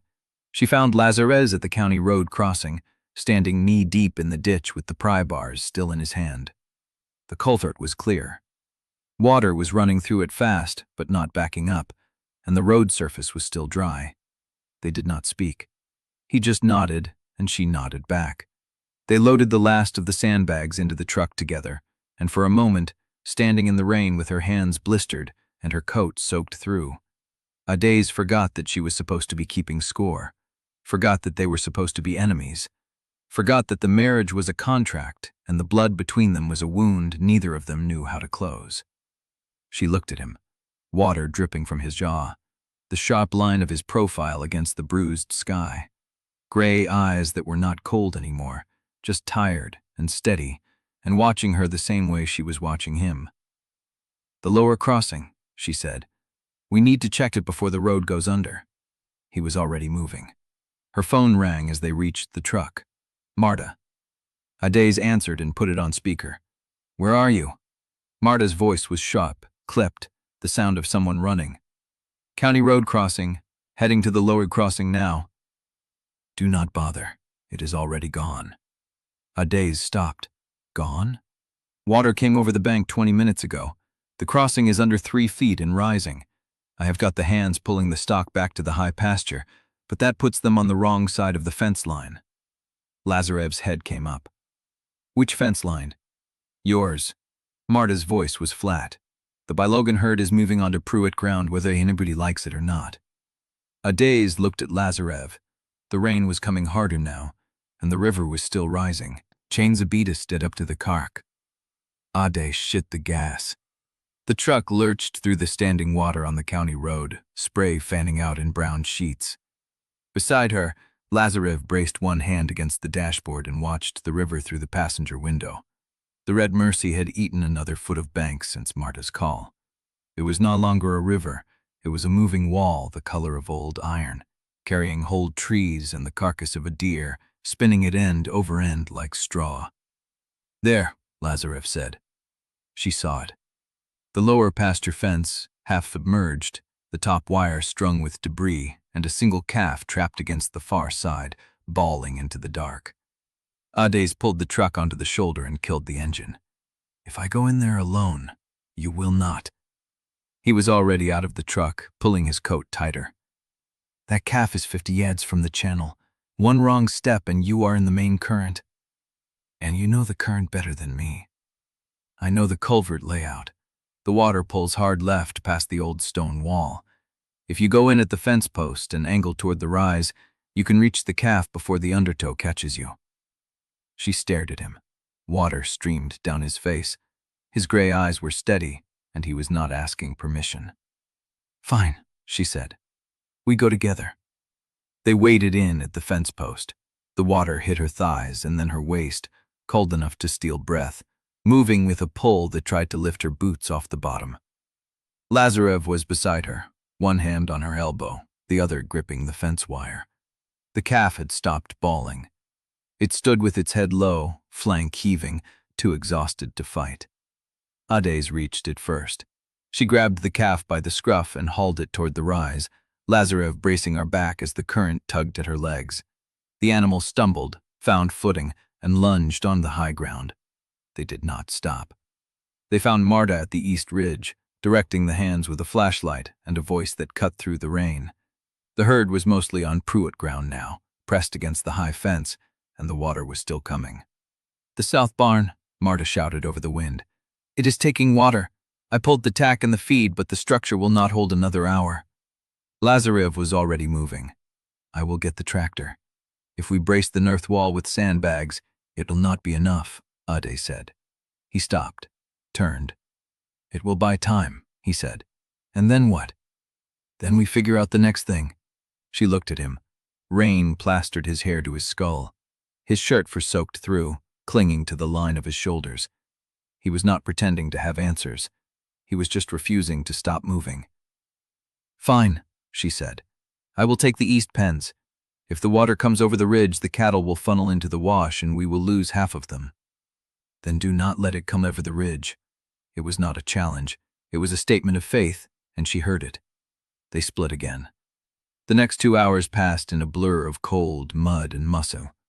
Adaeze worked the east pens with Marta and 2 hands, cutting fence lines to give the cattle escape routes, rolling debris from the drainage ditches, firing the tractor into the rising water to push a wall of sandbags into the gap where the ridge was washing away. The rain did not stop. The river kept rising. At the worst moment, with the water lapping at the tractor tires and the cattle pressing against the high fence in a wall of terrified noise, Adaeze looked up and saw Lazarev standing on the roof of the south barn. He had a pry bars in one hand and a coil of rope over his shoulder. He was trying to climb the debris jammed against the barn's north wall, where the current was piling whole trees against the structure, threatening to collapse it into the flood. She shouted his name. He did not hear her. The barn groaned. Wood splintered. The wall buckled. Adaeze watched Lazarev jump. He landed in the water on the far side of the debris jam, disappearing for a long moment before surfacing with the pry bars still in his hand. He grabbed the nearest tree trunk and pulled, using the current to lever it free. The whole mass shifted, groaned, and slid past the barn. The structure held. Lazarev swam for the bank. She found him 20 minutes later, shivering under a tarp in the back of the truck, a thermos of coffee between his hands. His lips were blue. His hands were shaking so hard he could barely hold the cup. Adaeze climbed into the truck bed beside him. "You are an idiot," she said. He laughed. A raw, cracked sound that had nothing to do with humor.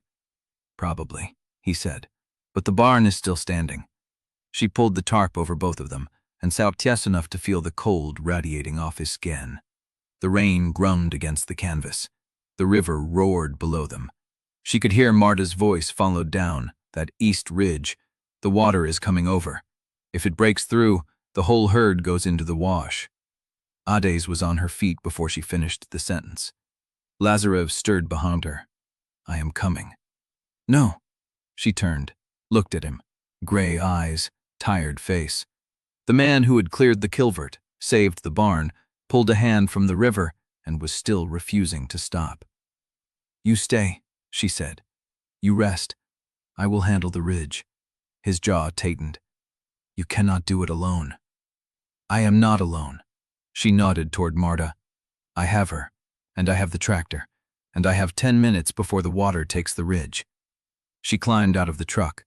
The rain hit her full in the face. She walked toward the ridge, Marta beside her, the flashlight cutting a narrow path through the dark. Behind her, the river kept rising, and she did not look back. Chapter 22. The east ridge was a wall of churning brown water spilling over the top, cutting new channels through the mud with every pulse of rain. Adaeze hit the tractor seat without thinking, the key already in her pocket, the diesel engine coughing to life on the second crank. She drove straight at the ridge, the tractor's bald tires losing grip on the slick grass, the steering wheel bucking in her hands. Marta ran beside her, flashlight beam bouncing off the wall of water. "The wash is already filling," Marta shouted. "If that ridge goes, the calves are gone." Adaeze did not answer. She was calculating the angle, the depth of the cut, the weight of water already gathered behind the ridge's spine. The tractor could trench a diversion channel if she punched through at the right spot, give the water a path that missed the wash entirely. If she guessed wrong, the tractor would sink and she would drown in a steel coffin. She did not slow down. The first pass ripped a trench 6 feet wide, the plow blades screaming against rock and root. Water poured into the cut, finding the new path, but the ridge was still holding, still forcing most of the flood over the top and toward the wash where the herd was pressed against the high ground. She turned the tractor, felt the left rear wheel lose purchase, and gave it more throttle. The second pass was deeper. The blade hit something solid, a buried stone or a section of old fence, and the tractor lurched sideways, nearly tipping. Adaeze held the wheel, muscles screaming, and the tractor came back down, the plow tearing through the obstruction with a sound like breaking bone. Water surged through the gap. She watched it run, brown and fast, cutting a new channel away from the wash, away from the cattle, down toward the low ground where the river had already claimed everything it wanted. The ridge was still spilling, but slower now, the pressure bleeding off through the diversion. She killed the engine. The silence was louder than the rain. She sat in the tractor cab, hands shaking on the wheel, breath coming in ragged gasps. Her shoulder was burning. Her legs were numb. She could not feel her fingers. The door opened. Marta stood there, flashlight aimed at the ground, face unreadable. "It is holding," Marta said. "The herd is safe." Adaeze nodded. She could not speak. Marta looked at her for a long moment, then nodded once and walked away, the flashlight beam cutting through the dark, leaving Adaeze alone in the tractor with the rain hammering the roof and the river still roaring below. She sat there until the shaking stopped. Then she climbed down, her boots hitting the mud with a wet sound, and walked back toward the truck. The rain was easing, not stopping but softening, the hard sheets giving way to a steady, exhausted drizzle. The sky was still dark, but there was a lightness at the edge of the horizon, a gray thinning that promised dawn was coming. She found Lazarev still in the truck bed, the tarp pulled over him, the thermos empty beside him. He was awake. His eyes were open, watching her approach. "The ridge is holding," she said. He nodded. "I heard." "How?" "Marta came by. Told me you drove the tractor like you were trying to kill it." "I was trying to kill the ridge." "Same thing." She stood at the edge of the truck, rain running down her face, her clothes soaked through, her body aching in places she did not know she had. She should go check the herd. She should make sure the diversion was holding. She should do a dozen things that needed doing. Instead, she stood there, looking at him. He looked back, and then, without thinking, she laughed. It was not a pretty laugh. It was raw, cracked, half hysterical, the sound of someone who had nearly drowned, nearly lost everything, and was standing in the rain with a man who had jumped into a flood to save a hand she barely knew. He stared at her. "What?" he said. "Nothing," she said. "Everything." She laughed again, and this time it was real, the kind of laughter that came from somewhere deeper than humor, from the place where relief and exhaustion and the sheer absurdity of survival all met. And then he was laughing too. A low, rough sound, like gravel grinding, like a man who had forgotten how to laugh and was remembering in the dark. They stood there in the rain, filthy and shaking and covered in mud, laughing like they had lost their minds, like the flood had taken everything except this one stupid, impossible thing. And then the laughter faded, and they were looking at each other. Adaeze did not know who moved first. She did not know if she stepped forward or if he reached for her, or if the ground shifted under both of them. All she knew was that suddenly he was close enough that she could feel the heat of his skin through the cold, close enough that she could see the exhaustion in his gray eyes and the tension in his jaw, and something else, something softer, something she had never seen before. He touched her face. His hand was cold, still shaking from the hypothermia, but his palm was warm against her cheek, his fingers tracing the line of her jaw like he was memorizing it. "Adaeze," he said. Just her name, just the sound of it, like it meant something, like it was the only word that mattered. She kissed him. It was not gentle, it was not careful. It was harder and faster, and more desperate than she had ever planned. Her hands fisting in his wet coat, pulling him toward her, his arms wrapping around her waist and pulling her into the truck bed, into the tark, into the shelter of his body. The rain kept falling, the river kept rising, but for a moment, none of it mattered. They broke apart, breathing hard, foreheads pressed together, the tarp dripping water between them. "That was not strategy," he said. "No," she said. "It was not." He kissed her again, slower this time, and she let herself fall into it, let herself forget the score, the contract, the deadline, the county watching. She let herself want him without measuring the cost. When they pulled apart, his hand was still on her face, his thumb tracing the line of her cheekbone. "What happens now?" he said. She did not have an answer. She kissed him again instead. The sky was lightening, dawn was coming, and she had no idea what she was going to do about any of it. Chapter 23. The rain stopped sometime before noon. Adaeze did not remember falling asleep. She remembered the tarp, the cold, the weight of Lazarev's arm across her back. She remembered his heartbeat under her ear, steady and slow, like the river finding its banks again. She woke in his bed, his room, his sheets, the smell of him on the pillow, soap and rain and something darker, something that had no name. She sat up fast. The room was empty. Gray light filtered through the window, soft and exhausted, the kind of light that came after a storm had spent itself. Her clothes were gone. A folded flannel lay on the chair by the door, clean, pressed, not hers. She pulled it on. It hung past her hips, the sleeves rolled twice, the collar carrying the same smell as the pillow. The house was quiet. She found him in the kitchen. He stood at the stove, his back to her, a pan in his hand. Eggs, bacon, the smell of coffee already filling the room. He had showered. His hair was still damp, curling at the ends, and he wore a gray Henley she had not seen before. He turned when he heard her. "Morning." His voice was careful, not cold, not warm, careful, like he was testing the ground. "Morning," she said. She stood in the doorway, his flannel hanging off her, her feet bare on the cold wood floor. She did not know what to do with her hands. She did not know what to do with any of it. He slid a plate onto the table. "Eat." "I should check the herd."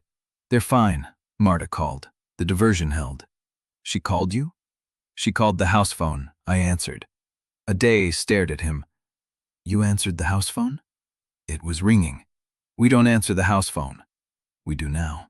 He said it like it was simple, like the world had not shifted under both of them, like she had not kissed him in the truck bed with the rain pouring down and the river trying to swallow everything they had. She sat down. She ate. He sat across from her and watched. The eggs were good. The bacon was crisp. The coffee was exactly how she liked it. Black, no sugar, hot enough to burn. She did not ask how he knew. She was afraid of the answer. The day passed in the rhythm of cleanup. Mud, debris, fence lines to check, livestock to count. The river had left its mark on everything. A high water line of trash and silt and broken branches that marked where the flood had reached. They worked side by side, not talking much, talking when it mattered.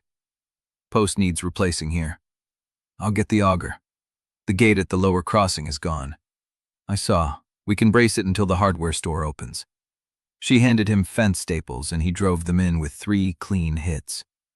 He lifted the heavy end of a soaked timber without being asked.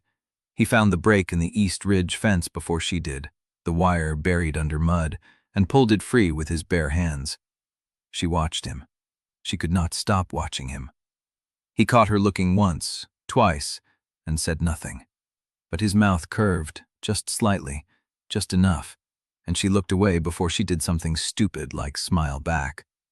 By late afternoon, they were both filthy again. They drove back to the house in the truck, the heater cranked, mud drying on their clothes, the sun breaking through the clouds for the first time in days. She showered in the guest bathroom. She tried not to think about the fact that her clothes were now in his closet. Supper was leftovers from the diner. They ate at the kitchen table, the same table where they had signed the contract, where they had drawn lines and set terms and agreed to hate each other for 90 days. It felt like a different room now. The mud on the floor, the dishes in the sink, the way he reached past her for the salt and did not flinch when their shoulders touched. "Thank you," she said. He looked up. "For the flannel, and the food, and—" she gestured vaguely at everything, not making it weird. "It's very weird." "I know, but I'm trying not to make it weirder." She laughed. A small laugh, rusty, like she had forgotten how. He smiled, a real smile, not the polished one he used for the county, not the sharp one he used for Gunner, just his mouth, curving, like he could not help it. She wanted to kiss him again. She did not. She was still too afraid of what it meant. The call came at 8:47 p.m. Lazarev's phone buzzed on the table. He glanced at the screen, and something in his face changed. The warmth drained out. The careful mask slid back into place. "I have to take this." He stood and walked into the living room, his voice low, too low for her to hear. She sat at the table. She listened to the murmur of his voice, the pauses, the tension threading through every word. When he came back, his face was stone. "Cormack," he said. "He wants to meet." "Now?" "Tomorrow, at the bank." Adaeze set her fork down. "What does he want?" Lazarev did not sit down. He stood at the counter, his hands braced on the edge, his shoulders tight. "He wants me to make a public statement at the county meeting next week, honoring Delphine's political commitments, confirming the Pruitt estate will continue supporting his coalition." "Is that a problem?" He turned. His eyes were gray and empty, the color of the river before the flood. "The problem," he said, "is that Cormack knows about the Balogun bloodline. He has known since before the Codicil was read." The room went cold. Adaeze stood up slowly. "He knows," she repeated. "He told me tonight. Said Delphine shared the truth with him 5 years ago. As insurance." "Insurance for what?" Lazarev's jaw tightened. "Insurance that I would not walk away from the political machine she built. Insurance that the Pruitt name would keep serving its purpose, even after she was gone. Even if I was not really a Pruitt." Adaeze felt the ground shift under her feet again. The marriage, the contract, the codicil, the bloodline. All of it had been arranged, not just by Delphine, but by Cormack. The senator had known the truth for years and done nothing, because he was waiting for the moment when Lazarev's identity became a lever. And now, with the county meeting next week, he was pulling it. Chapter 24. Adaeze stood at the counter because sitting felt too permanent. Lazarev had not moved from where he braced himself, his hands still gripping the edge like he might pull the whole house down if he let go. "So Cormack has known for 5 years," she said. "Yes, and Delphine told him deliberately, as insurance." "Yes." She turned the words over, feeling their edges. The marriage, the codicil, the bloodline secret, all of it laid out on a board Adaeze had not even known existed until 90 minutes ago. "Why now?" Lazarev's jaw worked. "Because he needs me. The county meeting next week. There is a vote on the pipeline easement, and if the Pruitt estate does not publicly support his coalition, he loses the county commission." "So he is threatening you?" "He is reminding me that I exist because Delphine decided I should. That the name I carry, the identity I built my whole life on, is a legal fiction he can expose whenever he chooses." Adaeze heard the fury beneath his voice. Not at Cormack, at himself, at the trap he had walked onto without knowing the walls were already closing. She wanted to say something that would help. She did not know what that word sounded like. They did not go to bed. They sat in the living room, her in the armchair, him on the couch, the space between them filled with the weight of Cormack's call and the low burn of the fire. She watched the shadows move across his face. He stared at nothing. "I should have known," he said finally. "The way she trained me, the way she controlled every decision, the way she never let me get close to anyone in the county." "You were a child." "I was a tool," she wanted to argue, but she had seen Delphine's study, the locked boxes, the diaries, the photograph of a woman who had given her child away to keep him safe from something, or someone, Adaeze still did not fully understand. Maria chose this, she said. Your mother. She chose Delphine. Lazarev's head came up. Does that make it better or worse? She did not have an answer. At some point she moved to the couch. Not because she planned to, because the chair felt too far away, and the cold from the kitchen had seeped into her bones, and he was sitting in the firelight with his hands hanging between his knees, looking more alone than she had ever seen him. She sat down beside him. He did not look at her. She did not speak. The fire popped. The wind rattled the windows. The house settled around them, old timbers adjusting to the cold. After a long time, he reached over and took her hand. Not carefully, not like he was asking permission, like he was drowning and she was the only solid thing left. She held on. The kiss started without preamble. One moment they were sitting in the firelight, hands tangled, breath slow. The next, he turned and his mouth found hers, and there was nothing careful about it. Hunger. That was the word that came to her as she kissed him back. Not the polished hunger he showed the county, not the controlled hunger he used in negotiations. Raw, honest want that tasted like desperation and relief. Her hands found his shirt. His found her waist, her ribs, the curve of her hip. The fire crackled. The couch cushions gave beneath their weight. She felt his heartbeat against her palm, fast and real, and something in her chest cracked open. This was not performance. This was not strategy. This was just him and her, and the terrifying truth that she wanted this more than she had ever wanted anything. They moved to the bedroom because the couch was too narrow and the floor was too hard, and neither of them wanted to stop. His hands were steady on her, not rushed, not demanding. He touched her like he was learning the shape of her, the way his fingers traced her collarbone, the curve of her shoulder, the small white scar at her hip. Where did you get this? Barbed wire, when I was 16. He kissed it. She closed her eyes. His mouth was warm on her skin, and his hands were sure, and when she pulled him down to her, he came willingly, without hesitation, without the careful distance he had worn since the letter. It was not perfect. It was better than perfect. It was real. She felt his breath catch when she touched his face, his jaw, the fine lines at the corners of his eyes. She felt him shiver when she said his name. She felt the weight of him, the warmth of him, the way he held her like she mattered more than the contract, more than the deadline, more than the trap Delphine had built. When he moved inside her, she did not think about the county, or Cormack, or the 90 days. She thought about how his hands trembled against her ribs. She thought about how he said her name, not like a tactic, not like a performance, but like a prayer. Afterward, they lay tangled in the sheets, the firelight from the living room casting shadows on the ceiling. She felt his breath on her shoulder, slow and even. She felt his hand resting on her hip, heavy and warm. She felt her own heartbeat, still fast, still raw, and she felt the panic rising beneath it. Because this was not supposed to happen. The marriage was supposed to be a contract, a performance, a trap she could walk out of in 90 days. But she had kissed him like she meant it. She had held him like he was hers. She had let him see the scar she never showed anyone, and he had kissed it without flinching. She did not know how to take that back. She did not know if she wanted to. I love you. The words hung in the dark. She froze. Lazarev's voice was quiet, raw. Chapter 25. The gray light came through the curtains like a bruise still healing. Adaeze pulled on her jeans without looking at the bed. The sheets were cold on his side. He'd been gone before she woke, and she told herself that was a relief. She found him in the kitchen, coffee already made, a plate covered with a towel on the counter. He stood at the sink with his back to her, shoulders set in that careful line he wore when he was holding something back.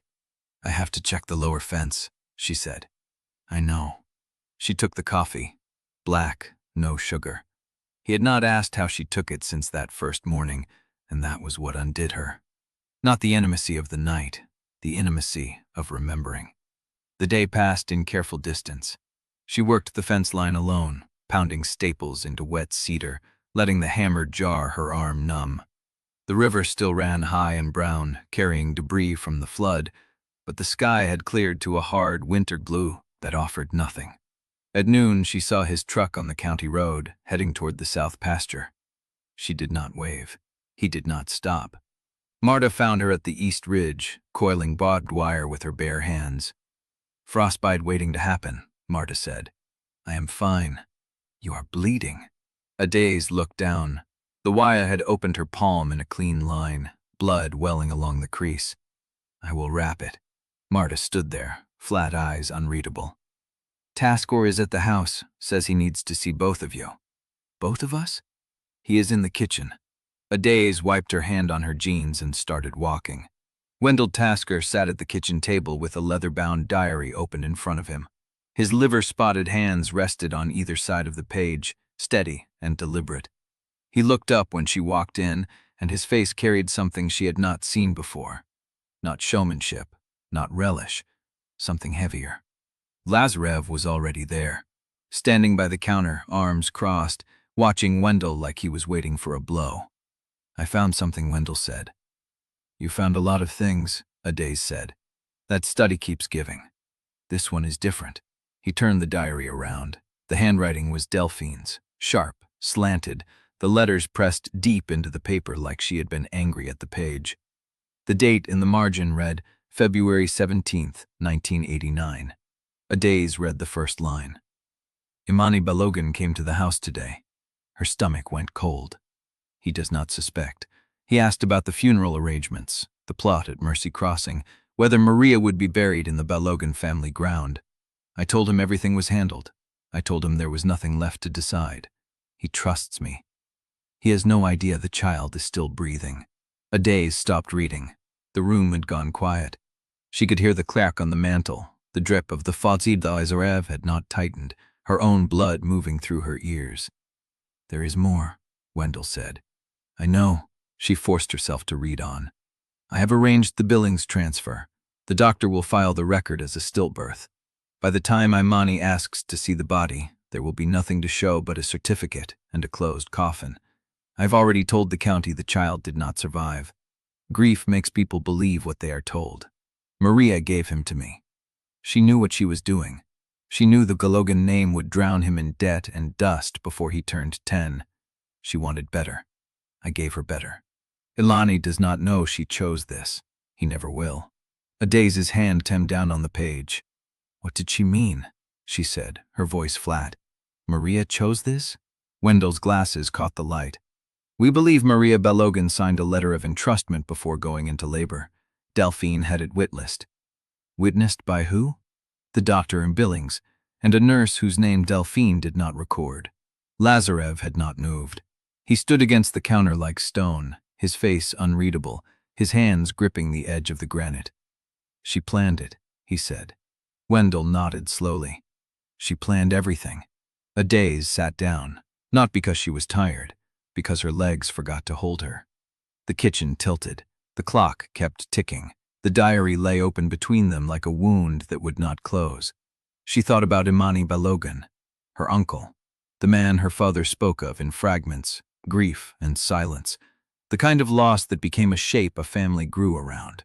He had buried an empty coffin. He had spent 30 years believing his son died before taking a single breath. And Delphine had sat across from him, poured him coffee, told him everything was handled, watched him walk out of her house with nothing but a grave he would never fill.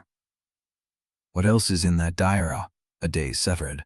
"More entries," Wendell said. "Dates, names, records of meetings Delphine held with county officials, bank directors, water board members, all of them arranged after she took the child." "Insurance," Lazarev said. "Yes." Adaeze looked at him. His face was stone, but his hands were shaking. She wanted to go to him. She wanted to cross the kitchen and take his hand and say something that would make this hurt less. But she did not move, because the diary was still open, because the truth was still crawling up out of the paper like something buried too shallow, because she had spent her whole life hating the Pruitt name, and now she knew that name that's stolen from her family, not the other way around. And Lazarev was a Pruitt. Even if the blood was Balogun, the name was Pruitt. The money was Pruitt. The life he had left was Pruitt. She did not know how to separate him from that. She did not know if she wanted to. "What do we do with it?" she said. Wendell closed the diary. "That depends on what you want to protect." "The ranch. The marriage?" She did not answer. The silence stretched. Lazarev let out a breath, slow and deliberate, like he was forcing himself to stay in the room. "Read the rest," he said. Wendell looked at him. "Read the rest of the diary," Lazarev said. "All of it, before Celia finds it, before Cormack burns it, before anyone else decides what we are allowed to know." Wendell nodded. Adaeze watched him fold the diary into his coat, watched his liver-spotted hands press the leather flat, watched him stand and adjust his glasses. "I will be back tonight," he said. Wendell looked at him. "Add the rest of the diary," Lazarev said. "All of it. Before Celia finds it, before Cormack burns it, before anyone else decides what we are allowed to know." Wendell nodded. Adaeze watched him fold the diary into his coat, watched his liver-spotted hands press the leather flat, watched him stand and adjust his glasses. "I will be back tonight," he said. Wendell looked at him. "Read the rest of the diary," Lazarev said. "All of it. Before Celia finds it, before Cormack burns it, before anyone else decides what we are allowed to know."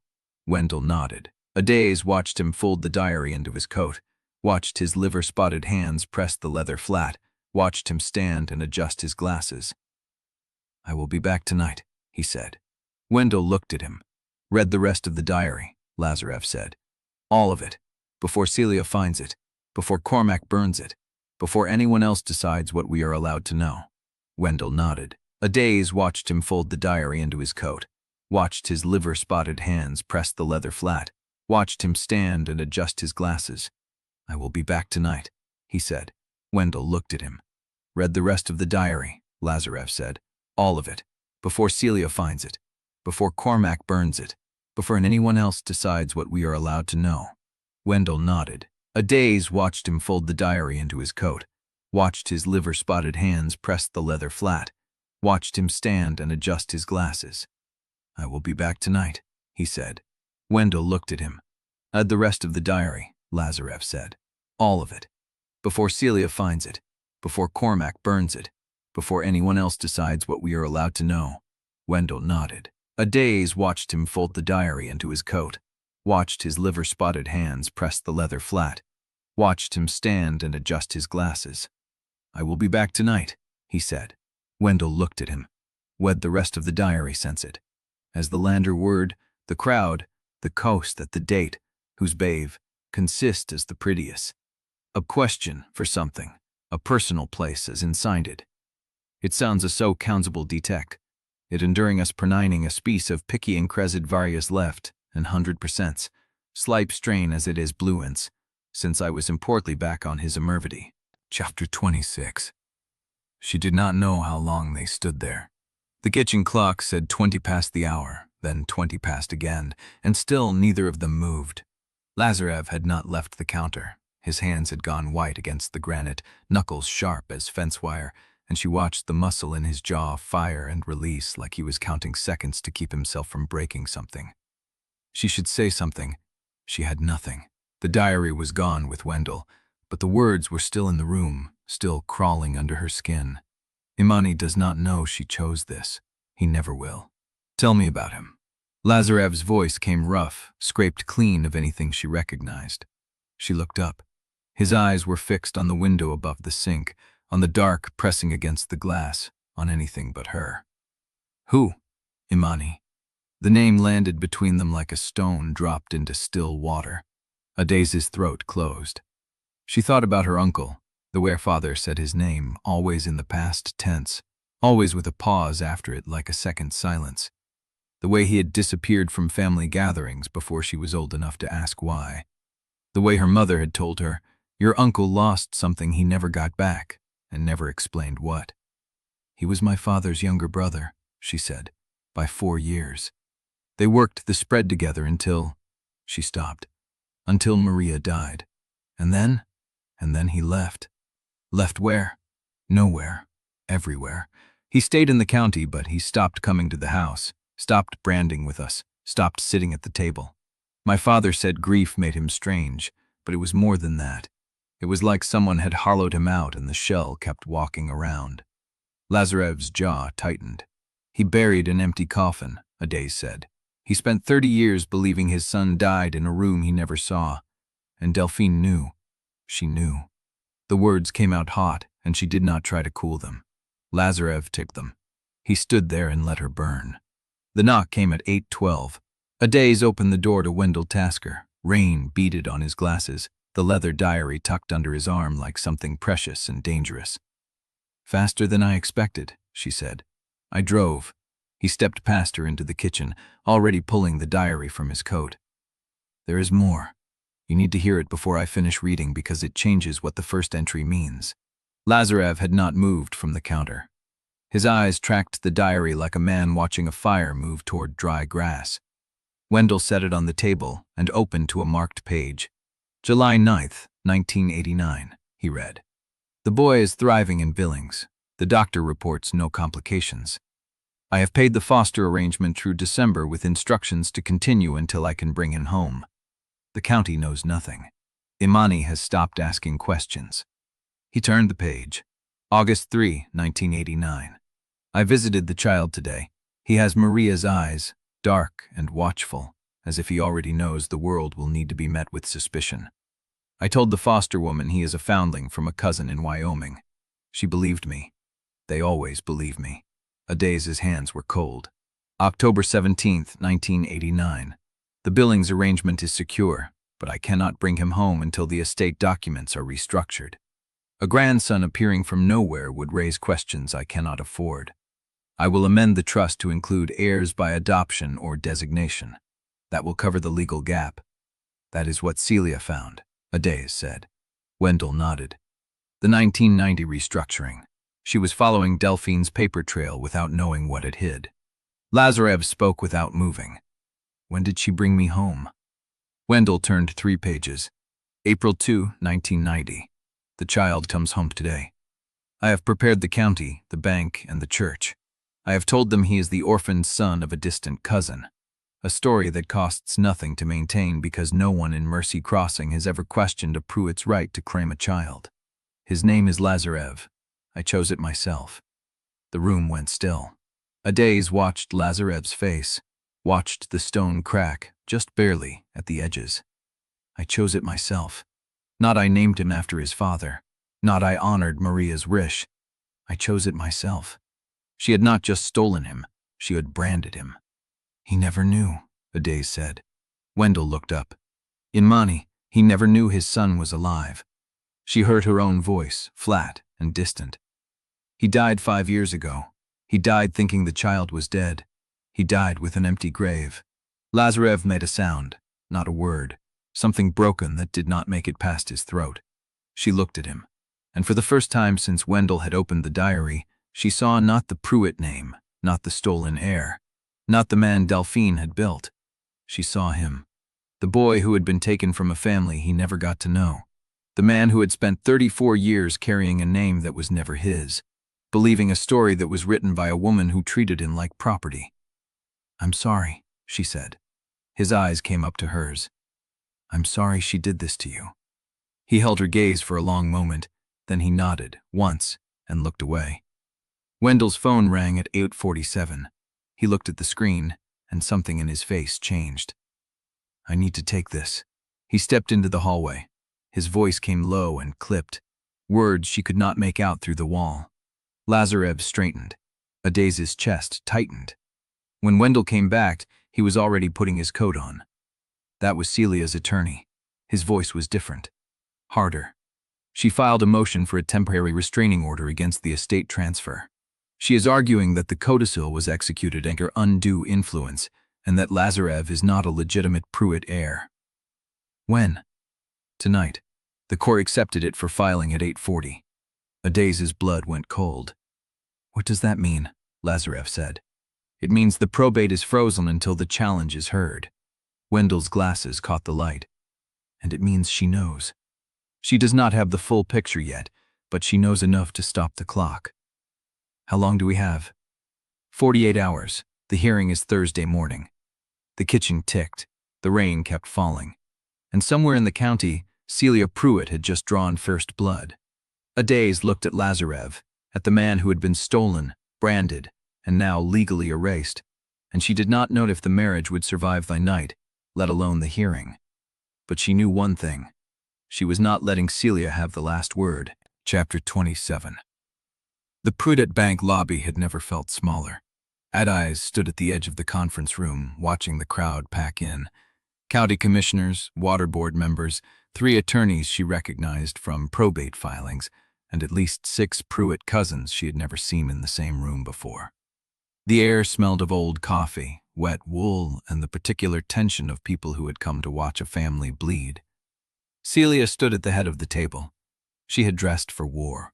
Cream silk blouse, tailored jacket, hair swept back so tight it pulled the skin at her temples. No jewelry, no softness. She looked like she had been rehearsing this moment for weeks. "Ladies and gentlemen," Celia said, "I am here to do what Delphine Pruitt should have done before she died. I am here to protect this family from a codicil that was executed under influence, manipulation, and concealment of material facts." She let the words hang. Beside Adaeze, Lazarev stood motionless. His face had gone still in that particular way she was learning to recognize, the mask he wore when everything inside him was breaking. Adaeze knew what it cost him to stand here, exposed to the county's eyes, with a woman who had already proven she knew the weakest point of his armor. "The 1990 trust restructuring speaks for itself," Celia said. She slid a document across the table. Delphine added the category heirs by adoption or designation 7 months after a Billings foster arrangement was established. 7 months after she began paying for a child whose origins she refused to document. Because she was manipulating the estate. Because she chose. You do not know what she chose. You only know what she left written. And written words can be edited, fabricated, and buried. Adaeze stepped forward before she knew she was moving. "Celia." Celia's eyes slid to her. "You dug through county records for weeks," Adaeze said. "You found the trust restructuring. You found the Billings arrangement. But did you find any document that named Lazarev as anything other than a Pruitt heir?" Celia's jaw tightened. "I found the absence of a document. That is the same thing in probate. It is not the same thing in a family." The room went quiet again. Adaeze held Celia's gaze. She did not look at Gunnar. She did not look at the attorneys, the commissioners, the cousins who had come to watch them bleed. She looked at the woman who had filed a TOA at 8:40 p.m. on a Wednesday night, and she did not let herself blink. "This marriage is legal," Adaeze said. "The codicil is signed. The performance clause is running. You can freeze probate, but you cannot undo what Delphine set in motion." Celia smiled. "I do not need to undo it. I only need to delay it long enough for the truth to surface." She turned and walked out of the room. The door closed behind her with a soft click. Adaeze stood in the silence, her hands cold, her chest tight, and watched the crowd begin to disperse. Gunnar caught her eye from across the room, noted once, and followed Celia out. They drove home in the dark. Lazarev had not said a word since the bank. He sat in the passenger seat, hands loose in his lap, watching the county road slide past the windshield. Adaeze did not push. She drove past the Pruitt ranch house, past the turnoff to the spread, and pulled onto a gravel track that led nowhere. Cut the engine. The silence pressed in. "She is right," Lazarev said. Adaeze turned. "I am not a Pruitt. I never was. The diaries made that clear enough, but standing in that room, with her saying it in front of everyone, I realized I have no ground under my own name." He paused. "I've no name." Adaeze watched his profile in the darkness, watched the muscle jump in his jaw. "Delphine named you Lazarev," she said softly. "That does not mean you have to keep it. Then what do I call myself?" She had no answer. They sat in the truck, the windows fogging, the county dark around them, and she reached across the seat without thinking. Took his hand. His fingers closed around hers. For a long moment, neither of them spoke. Then he turned, and his eyes met hers in the dim light. "I do not know who I am," he said, "but I know I am not walking away from this. From you. From the fight." Adaeze squeezed his hand. "Then we figure it out together." He held her gaze, nodded. And in the dark, with the county sleeping around them, she felt something shift. Not repaired, not healed, but real. The headlights of a county sheriff's cruiser swept across the windshield. Adaeze tensed. The cruiser stopped behind their truck, engine idling. A figure stepped out. Wendell Tasker. He walked to the driver's side window. His face was grim. "I just got a call from the courthouse," he said through the glass. "Celia filed a supplemental motion. She has a witness." Adaeze's blood went cold. "What kind of witness?" Wendell's eyes met hers through the glass. "Someone who claims they were present when Delphine signed the codicil. Someone who says she was not in her right mind when she did it." The truck ticked in the cold. Lazarev's hand went rigid in hers, and Adaeze realized, with a clarity that cut through everything, that the war had just taken a turn she had not seen coming. Chapter 28. Wendell's face through the glass told Adaeze everything before he spoke. "A witness," she repeated. "Someone who claims they were present when Delphine signed. Says she was confused, that she did not understand what she was putting her name to." Lazarev released her hand, opened the truck door. "Who?" Wendell did not answer. They followed him into the house. The kitchen still held the ghost of supper, plates in the sink, coffee cold in the pot. Adaeze sat at the table, and Lazarev sat across from her, and Wendell stood at the counter with his liver-spotted hands braced against the edge. "I have been going through the rest of the diary," he said. "And?" Delphine was meticulous. She kept records of everything. The foster payments, the doctor's name in billings, the nurse who witnessed the entrustment. Wendell reached into his coat. He pulled out a small evidence envelope. These were at the bottom of the sealed box, beneath the diaries, beneath the letters. He slid the envelope across the table. Adaeze did not reach for it. Lazarev did. His fingers were steady as he opened the flap.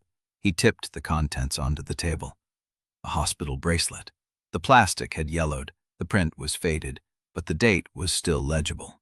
7/12/1989. And a name. Adaeze Balogun. Adaeze's breast stopped. "That is not possible," she whispered. Wendell did not answer. Lazarev turned the bracelet over in his hands. His face had gone pale. The muscle in his jaw worked once, twice, and then stopped. "There is more," Wendell said. He placed a folded document on the table, a birth record, State of Montana, stamped, field. Adaeze read the mother's name, Maria Balogun. Father's name, Adaeze Balogun. Infant's name, blank. She stared at the line where a name should have been, where Delphine had chosen not to write one, where the medical record had been left open, waiting for a decision that was never made in a delivery room. "The doctor filed a stillbirth certificate the same day," Wendell said. "Delphine paid him.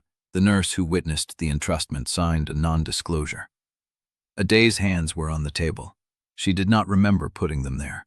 The child was transferred to Billings foster care in July of 1989. Delphine brought him home on April 12, 1990. Lazarev had not moved. He sat with the bracelet in his palm and staring at the name, Adaeze Balogun. The ink faded. The plastic cracked at the seam where it had been cut off. "Imani Balogun," he said. His voice was empty. "He was your uncle, Adaeze. He buried an empty coffin." She could not speak. "He believed his son died in a room he never saw. He spent 30 years thinking that." Lazarev set the bracelet down. "I was that child." The words hung in the kitchen air. Adaeze looked at him across the table, at the man she had married, the man she had kissed in the mud, the man she had let into her body and her bed and the small, guarded spaces she had never shown anyone.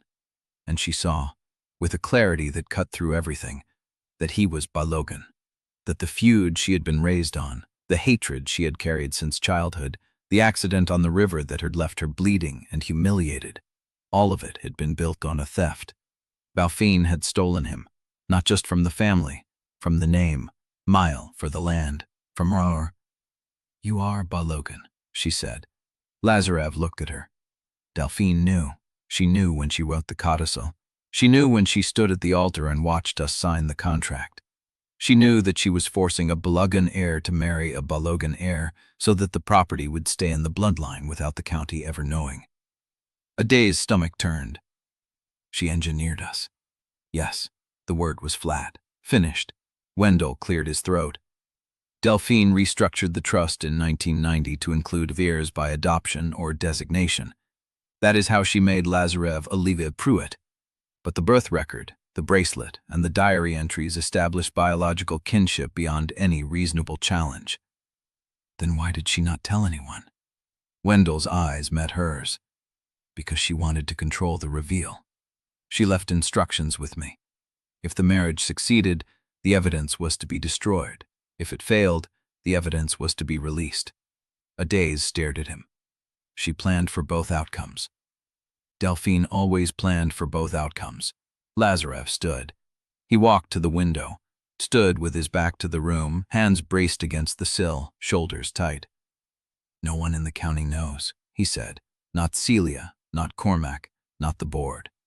Only the three of us," Wendell said, "and the nurse, if she is still alive, and the doctor, if he kept records." "The doctor is dead," Adaeze said. Both men turned. "He died 3 years ago. I remember because Marta mentioned it. He was the only physician in Billings who handled complicated births in the county referral network." Wendell nodded slowly. "Then the nurse is the only living witness besides Delphine." "Unless Delphine told someone else." Lazarev turned from the window. "She told Cormack," he said. "She told him as insurance. She made sure the senator knew the truth so that if the estate was ever challenged, there was a political ally who could not get bought off." Adaeze's mind raced. "Cormack has known for 5 years. He has known, and he has been waiting for the codicil to trigger." "Yes, and now Celia has a witness." Lazarev's jaw tightened. "We do not know who the witness is. It could be someone from the nursing home, someone who visited Delphine while she was drafting the codicil, someone who saw who sign. Or it could be someone who wants to hurt her, to undermine the codicil. Or it could be someone telling the truth." The words landed hard.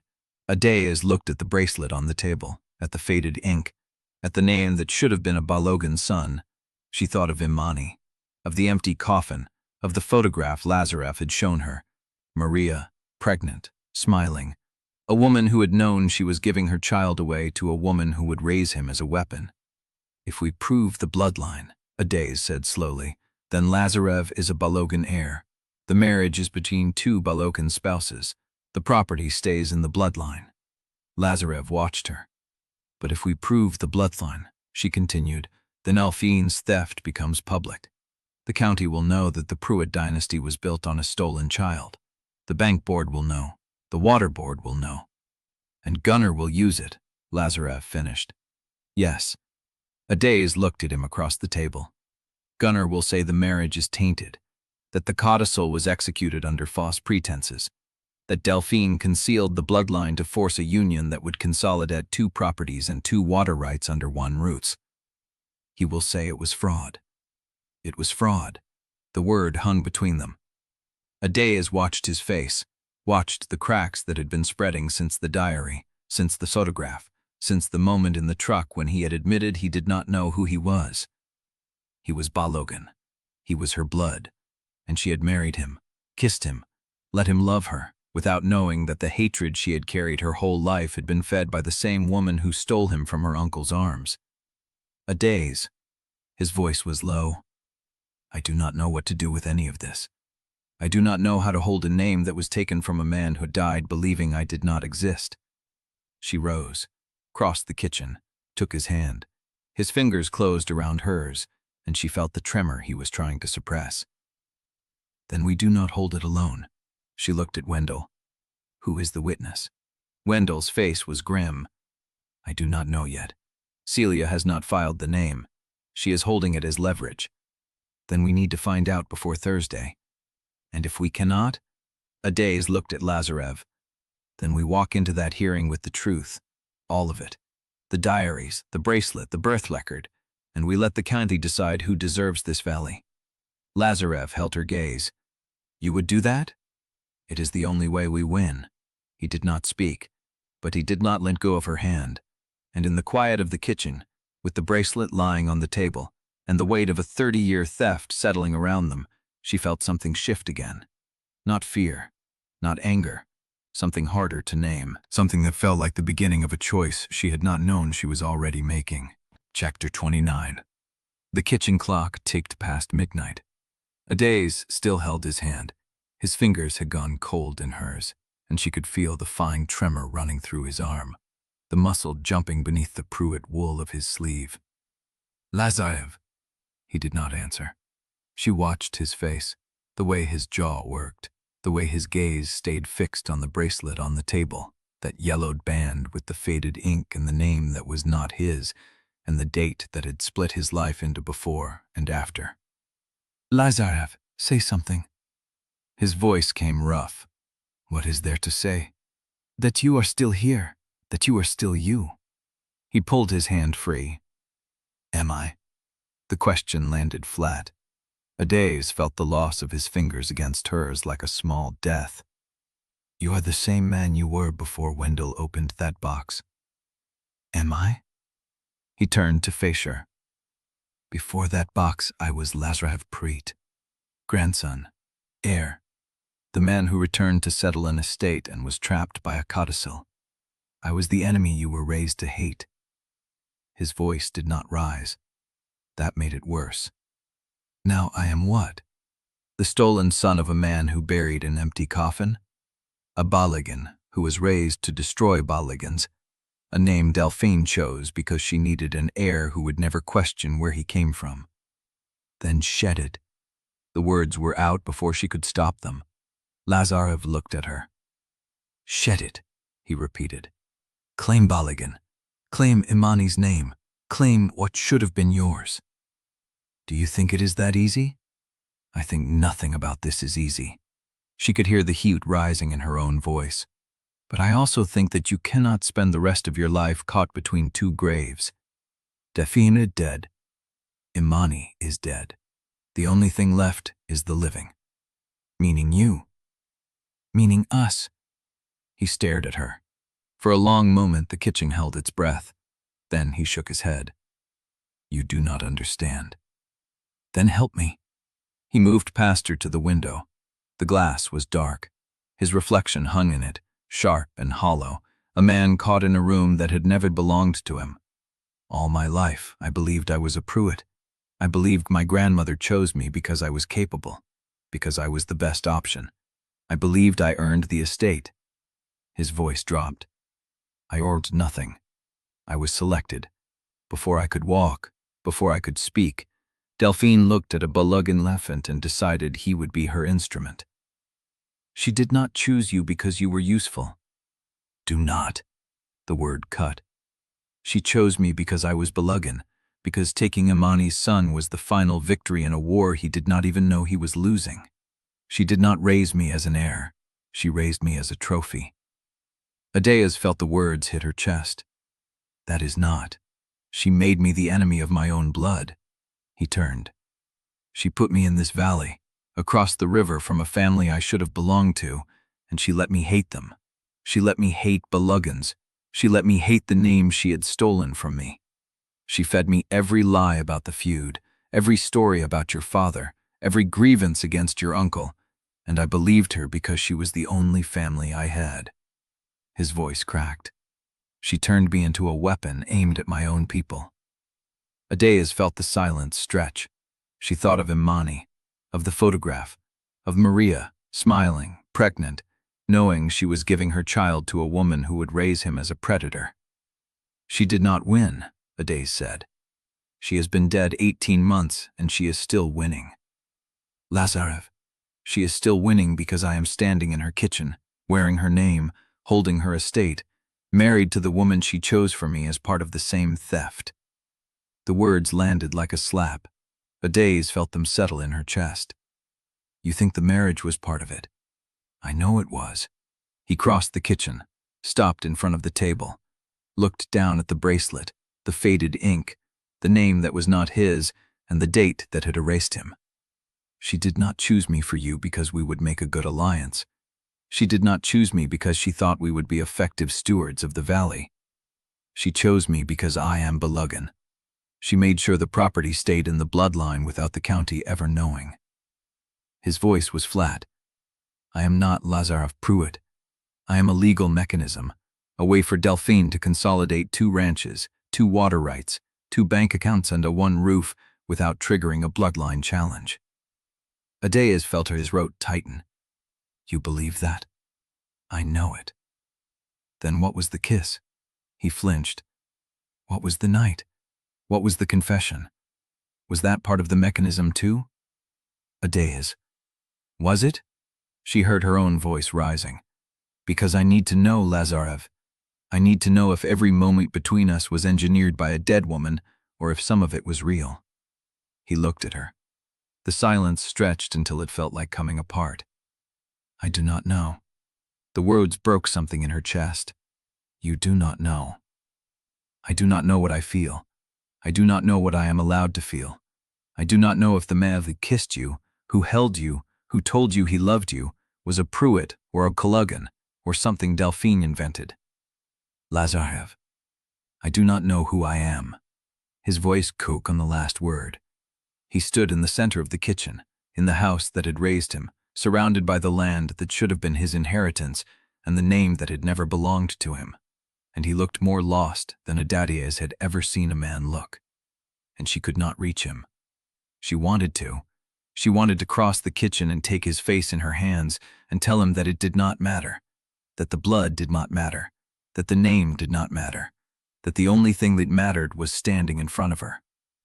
But she could not move, because she did not know if the woman who wanted to comfort him was the woman who had hated him, or the woman who had loved him, or the woman who had been chosen for him by a corpse. The kitchen clock ticked. The bracelet lay on the table, and Lazarev stood alone in the center of his own life, holding nothing. Chapter 30. She drove into Mercy Crossing alone. Lazarev had not come down when she left. He had stayed in the kitchen with the bracelet, the diary, the weight of a name that had never belonged to him, and she had not gone back up to try again. She could not. Every time she imagined crossing the threshold, she heard his voice. I do not know. The words had settled in her chest like shards. She pulled into the gravel lot outside the feed store and killed the engine. Sat a moment, watched a pickup with a front-range decal roll past, heading south toward the county road. The sun was barely up. She had not slept. She had lain in the guest room, staring at the ceiling, feeling the silence of the house pressed down like a hand. No footsteps, no movement from the kitchen, no sound of coffee being made at an hour that no longer belonged to either of them. She had wanted to go to him. She had stayed exactly where she was, because she did not know if the woman who crossed that hall would be choosing love or choosing the role Delphine had written for her. The feed store door chimed when she pushed through. 2 men near the counter looked up, then looked away too fast. One of them picked up his phone. By the time she reached the counter, Ruth Ann Tolliver was already watching from the register with the kind of look that meant she had heard. Saw you at the bank yesterday, Ruth Ann said. Adaeze did not answer. Word travels. Word always travels. Ruth Ann rang up the order without another word, but her eyes lingered. The silence in the store felt heavier than any question. Adaeze paid, took the receipt, walked out with the county's attention still prickling across her shoulders. By noon, it had spread. She stopped at the post office for the mail and caught 3 women in the parking lot who went quiet when she walked past. At the gas station, a man she had known since high school looked at her like she was a stranger. She drove home with the truck bed loaded and the county's verdict already written. The marriage is failing. The codicil will break. The valley will get what it deserves. She pulled into the yard at 12:40. Lazarev's truck was gone. She stood in the kitchen, holding the mail, looking at the empty counter where the bracelet had been. The diary was still there. The box was still open. But the bracelet was gone. He had taken it. She did not know if that was good or bad. She did not know if he was keeping proof or keeping a wound. She put the mail down, picked up the diary, read the entry Wendell had marked with a slip of paper, the one dated August 1989, where Delphine had written, "The child adjusts well. I have selected a name. The county will believe he is a cousin. I will tell no one the truth, not even him. It is safer to bury the origin than to explain it. The Baloguns will never know what was taken from them." The words blurred. She closed the diary. She heard the truck before she saw it. She did not know what she would say to him when he came through the door. She was not ready to look at his face and see the question that had hollowed him out. What is real? The truck door slammed, footsteps on the gravel, heavier than usual, slower. The kitchen door opened. He stood in the frame, the bracelet in one hand, his face blank in a way that looked worse than grief. I went to the river, he said. She waited. I was going to throw it in. Lazarev. I could not. He stepped into the kitchen and set the bracelet on the table between them, not dropping it, placing it, like he was laying down evidence for a trial. You asked if the kiss was real. She felt her throat tighten. I do not know the answer, he said, but I know I could not let the bracelet go. I do not know if that means I am holding on to proof or holding on to something I do not want to lose. You are allowed to not know. Are you? The question hit her exactly where he went it to. She opened her mouth, closed it. He waited, and she realized she did not have an answer. She did not know if she was allowed to not know. She did not know if she was standing in this kitchen because she loved him, or because Delphine had built a cage shaped exactly like her own desire. I need time, she said. He nodded. No argument, no reaching for her. Just the nod of a man who had been told his whole life what to do and had learned to accept instructions without protest. Gunnar called, he said. She flinched. He left a message on the house line. Said he has a proposal that would protect your spread regardless of the estate outcome. Said he would be at the county building tomorrow at 9 if you wanted to discuss it. You checked my messages? His voice came through the speaker. I was sitting in the hall. I was not trying. She believed him. It made it worse. Are you going? She looked at the bracelet on the table, looked at the man who had worn a limb that was never his. Adaeze, I do not know. The silence stretched. I do not know, she said again. And I do not know if I am allowed to say that without it meaning something I cannot take back. He did not answer. He stood on the other side of the table, separated by the width of a dead woman's evidence, and he looked at her like she was already deciding. The kitchen door opened. Zuri stepped in, phone in hand, braids half undone. Her face was flushed. Did you know there are already 47 comments on the Townie forum about the bank thing yesterday? Adaeze did not answer. Zuri looked between them, felt the crack in the air. Something else happened, she said. Something else happened, Adaeze said. Zuri waited. Neither of them filled the silence. Gunnar H is in the county building conference room right now, Zuri said. Ruth Ann's daughter posted it. He is meeting with 3 water board members and someone from Front Range. Adaeze felt the words settle in her stomach like cold water. He is moving fast, Lazarev said. He has been moving fast since the funeral, Adaeze said. She looked at him. Will you come with me tomorrow? He hesitated. 1 second. 2. I do not know if that would help you or hurt you. She wanted to say it did not matter. She wanted to say she needed him standing beside her even if nothing else was real. But she did not know if she was talking to Lazarev or the mechanism. She did not know if the woman asking was Adaeze or the role. So she said nothing. And the door between them stayed closed. Chapter 31.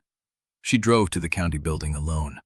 Lazarev had not asked again if she wanted him there. She had not offered. The hesitation from the night before still hung between them, a door she had closed and did not know how to reopen. The parking lot held 3 trucks she recognized, waterboard plates, a sedan with Front Range decals on the doors. She cut the engine and sat. The morning was cold for spring.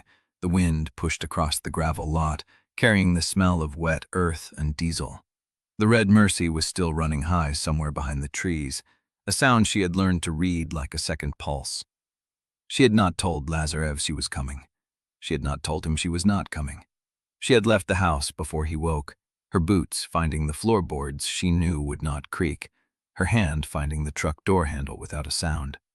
A skill she had learned at 12, sneaking out to check fences before her father could beat her to it. The county building waited.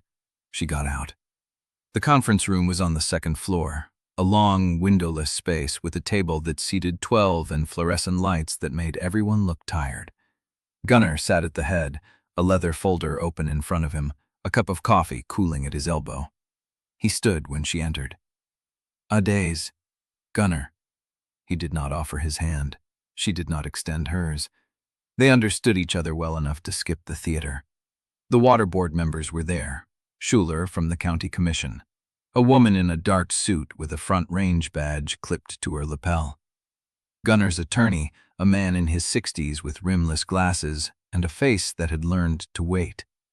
She took the chair across from Gunnar. "I have 15 minutes, she said. "You have as long as you need." "I have 15 minutes. He nodded. Respect. She saw it in the careful way he set down his coffee. "The estate fight is going to get uglier before it gets cleary," he said. "Celia has standing. The TOO has teeth. Even if the marriage holds, the probate challenge could tie up the Pruitt assets for months. Years, if she drags it through appeals." She said nothing. "You know your numbers better than anyone in this county. You know the Balogun spread cannot survive another season at full drought allocation with the current debt service. You know the equipment leases are bleeding you dry. You know Marta is worth 3 hands, but you can only pay her for 1.5. She knew. "The marriage was supposed to solve that," he said. "It was supposed to consolidate the water rights, stabilize the bank's exposure, and give you enough operating capital to make it through the next 18 months. That was Delphine's arithmetic. Delphine's arithmetic cost me a lot of sleep. I am not defending Delphine. I am reading the balance sheet." He slid a single sheet across the table. She did not touch it. "Front Range is willing to guarantee your water allocation for the next 10 years at the current seniority rate. No escalation. No volumetric reduction except under mandatory statewide restrictions. In exchange, you sign a right of first refusal on any future sale of water rights to any third party." "Which means I can only sell to Front Range. Which means you do not have to sell at all. You stay on your land. You run your herd. You pay your hands. The water stays in the ground in the Red Mercy until you decide otherwise. But if you ever do decide to sell, Front Range gets the first look." She read the sheet. It was clean, professionally drafted. No hidden triggers she could find in a first pass. "You are offering me stability," she said. "I am offering you a floor. The marriage may hold, or it may not. Lazarev may win the probate fight or lose it. The Pruitt Bank may survive Celia's challenge or fold, but your spread does not have to ride on the outcome. You are asking me to separate my future from his. I am asking you to protect the 11 families on your payroll. They do not care about Delphine's secrets or Lazarev's bloodline. They care about whether the checks clear." She looked at him. His pale blue eyes held hers. No triumph in them, no satisfaction. He was not enjoying this. That made it worse. "You spent months gathering intelligence on my leases," she said. "You knew about the debt before I told anyone. You positioned yourself at the water board meeting to look like the only adult in the room. You aligned with Celia at the bank." "I did. And now you sit here offering me a lifeline. Because I believe the valley needs consolidation to survive. But I also believe you are the best steward of your own land. I do not want to take the Balogun spread. I want it to stay Balogun. But I want it to exist in a county that still has water in 20 years. Do you hear yourself? I hear of a man who has been called a predator so often he stopped flinching at it." He leaned back. "The marriage was engineered by a dead woman who lied to everyone. You do not know if the feelings are real. He does not know who he is. That is not a foundation for a ranch that feeds 11 families." She looked at the sheet again. Clean, fair, painful. "The offer is open until the end of the week," he said. "After the TRO hearing, the terms may change depending on how the estate shakes out." She stood. "I will think about it. That is all I ask." She wiped out. The hallway was empty. The stairs creaked under her boots. The parking lot looked the same, except a pickup she recognized was parked 2 spaces from hers. Zuri's truck. She stopped. The passenger door opened. Zuri stepped out, phone in hand, braids pulled tight, face unreadable. "How much did you hear?" "Enough." Zuri's voice was flat. "The conference room door does not latch right. County building has bad hinges." Adaeze closed her eyes. "Are you going to take it?" "Zuri." Because if you take it, you are saying his future does not matter. You are saying the last month was a business expense. You are saying he can drown in that estate fight alone while you walk away with a piece of paper guaranteeing your water. I am protecting the ranch. You are protecting yourself. Zuri's voice cracked. You are so scared of needing him that you are letting a man who has been working against you since the funeral hand you an exit ramp. Zuri, do you love him? The question hit like a fall. I do not know. Yes, you do. Zuri stepped closer. You are just too scared to say it because if you say it out loud, then it is real. And if it is real, then Delphine did not engineer it. And if she did not engineer it, then you have no excuse to walk away. Adaeze stared at her. You are 15. I am old enough to see that you are running. The wind pulled at her braid. She looked at the paper in her hand, looked at Zuri's face, looked at the counted building where Gunnar Vaich was probably already packing his leather folder, satisfied with the seed he had planted. Take me home, she said. Are you going to sign it? I said, take me home. Zuri held her gaze for a long moment. Then she turned and got back in the truck. Adaeze followed. She did not look at the counted building again, but she felt the paper in her hand the whole drive back, felt the weight of a door that was still open, felt the shape of a choice she was not ready to make and could not afford to refuse. The ranch house came into view. Lazarev's truck was still there. She pulled in beside it and sat in the cab, engine running, hands on the wheel. Zuri did not say anything. She just got out and walked inside, leaving Adaeze alone with the sheet of paper and the sound of the red Mercy running high beyond the trees. Chapter 32. The county road curved south, and Adaeze saw the silver sedan parked in front of the ranch house before she reached the turn. Cormack's car. She pulled in beside it and killed the engine. The paper from Gunnar's office was still on the passenger seat, folded once, clean edges. She left it there. The front door was cracked. She pushed it open.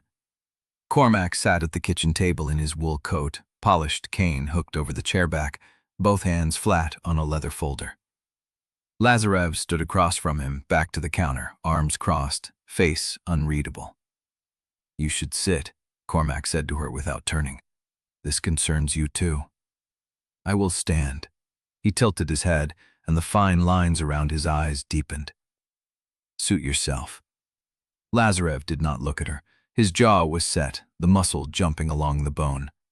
Cormack opened the folder. Inside were papers, photocopies, statements, a spreadsheet with columns of dates and amounts going back 20 years. Delphine funded my first Senate campaign in 1998, he said. Not with a check from the Pruitt bank account, with cash from a trust even Wendell did not know about.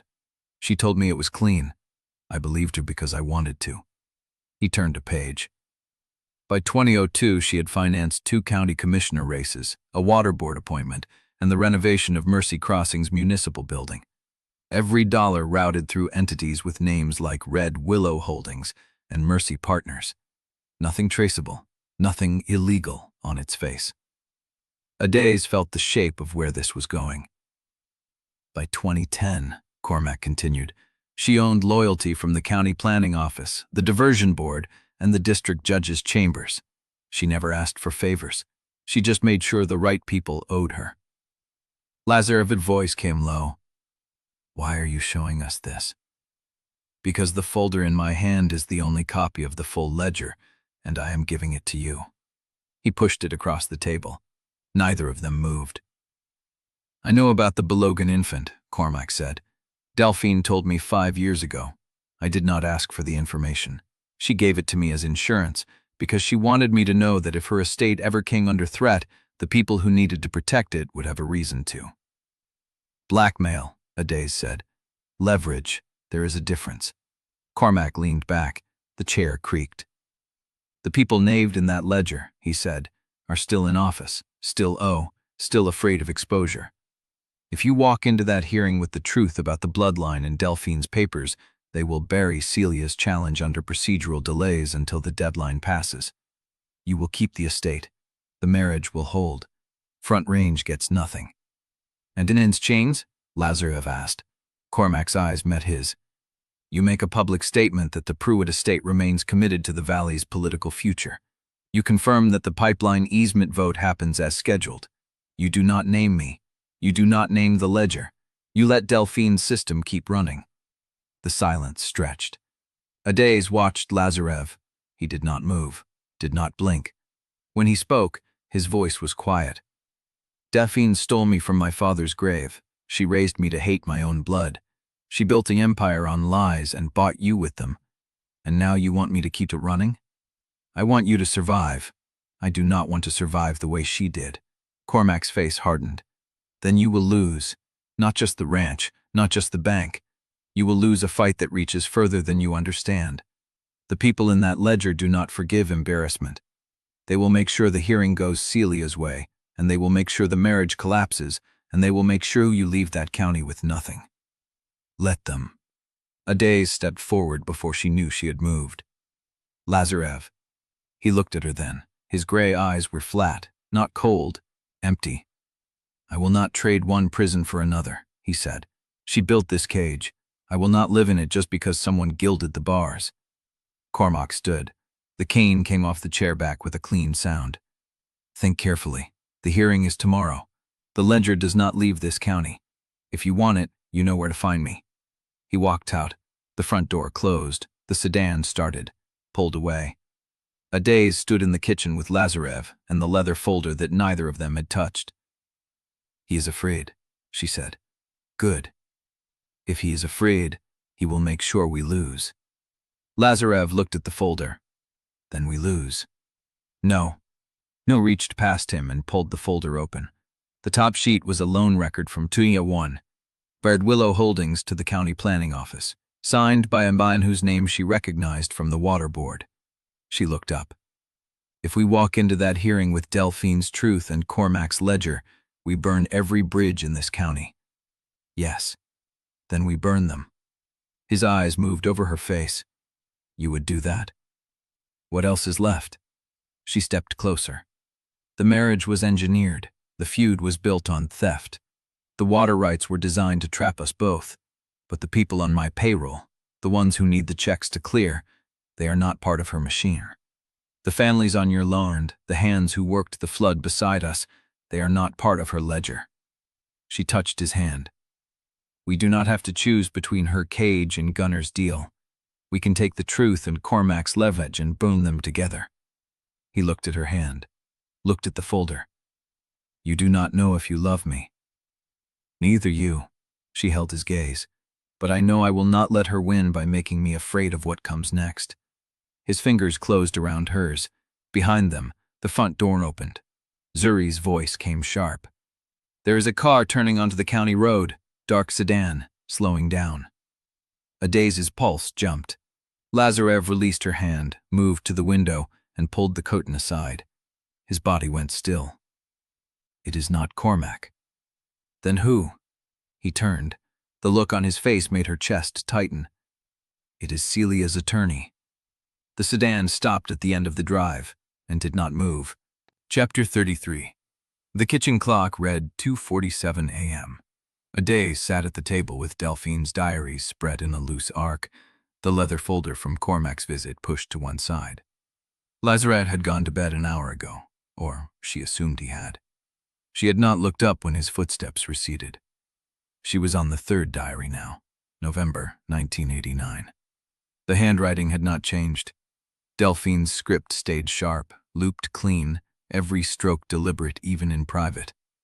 No hesitation, no softened confession. The Balogun boy is in Billings. The foster arrangement is adequate for the remaining months. I will collect him when the Pruitt Trust Amendment clears probate. Maria's letters have stopped arriving. I assume she is dead or has accepted the necessity of silence. Either result serves the same purpose. Adaeze's hands were flat on the table. She turned the page. I have named Lazarev. The name carries weight. It suggests resurrection, and that is precisely what this is. A child pulled from a dying bloodline and given purpose. The Baloguns will bury their grief. Imani will drink himself into an early grave believing his son died with Maria. That is acceptable. The living require direction, not sentiment. The words blurred. Adaeze blinked hard. She had expected anger. She had braced for guilt, denial, even self-justifying grief. What she had not expected was the absence of anything human in the prose. Delphine had written about Lazarev the way a contractor wrote about material. He is alert.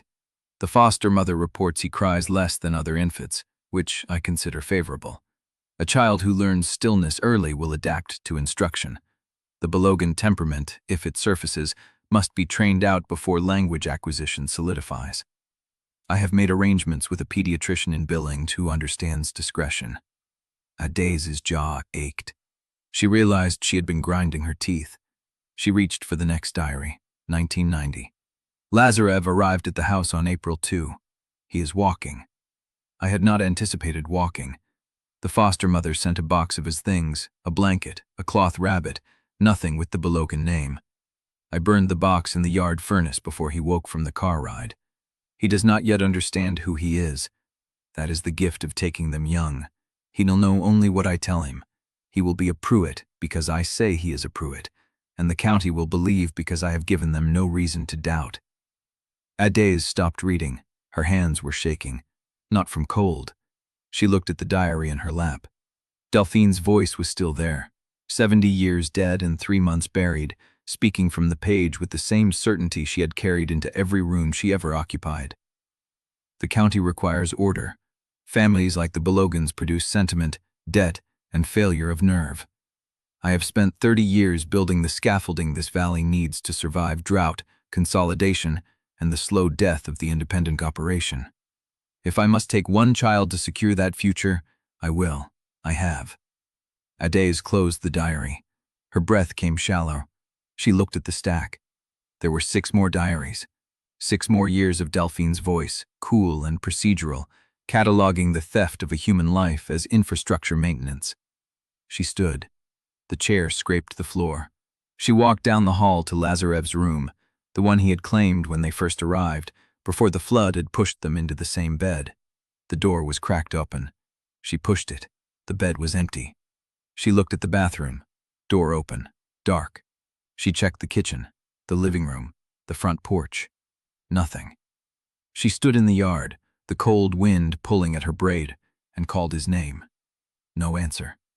The red Mercy ran dark beyond the trees. The county road was empty. She went back inside and picked up the telephone, then put it down. She knew where he had gone. The river house. Delphine's private meeting place, a mile upstream on the Pruitt side, set back in the cottonwoods where no one went unless invited. Lazarev had mentioned it once, the night he found her bleeding at the head gate. He had said Delphine used it for conversation she did not want recorded. Adaeze pulled on her boots. She did not leave a note.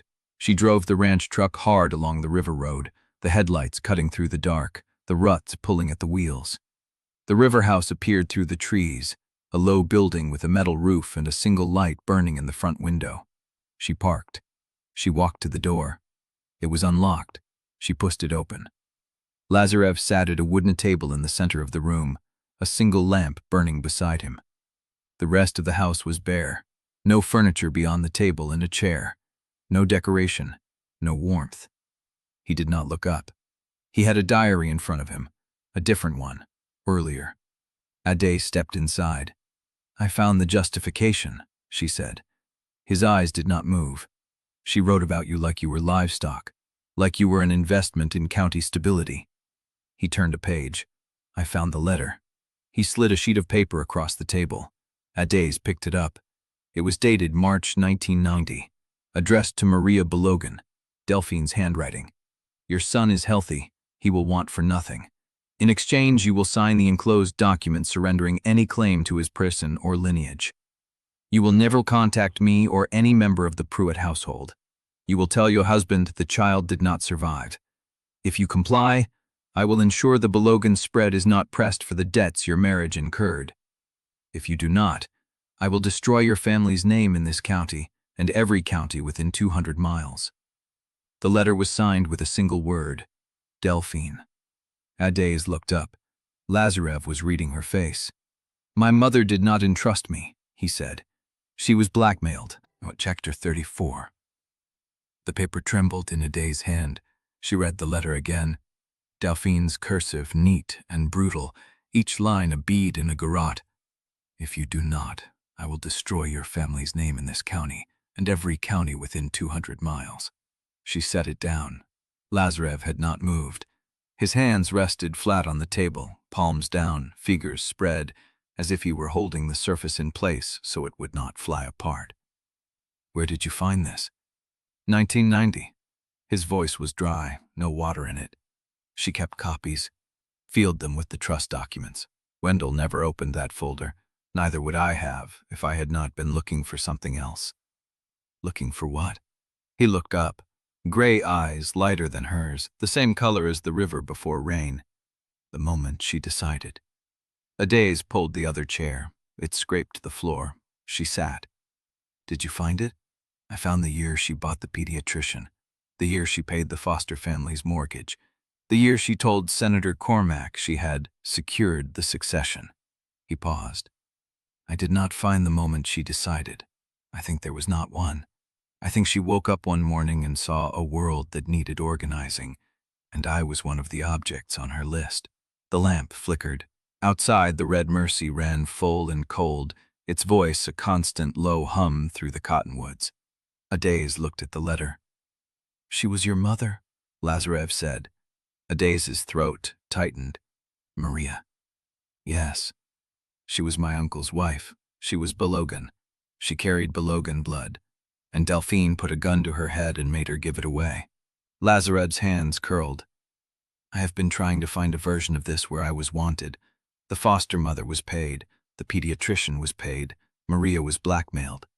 There is no one who held me and meant it. Adaeze reached across the table. She did not take his hand. She placed her palm flat next to his, close enough that the sides of their fingers touched. He went still. She held you, Adaeze said. He looked at her. Maria held you. She carried you for 9 months. She named you probably before she knew Delphine would rename you. She held you and she let you go because she was trying to protect everyone else. That does not make it better. No, it makes it worse. He stared at her.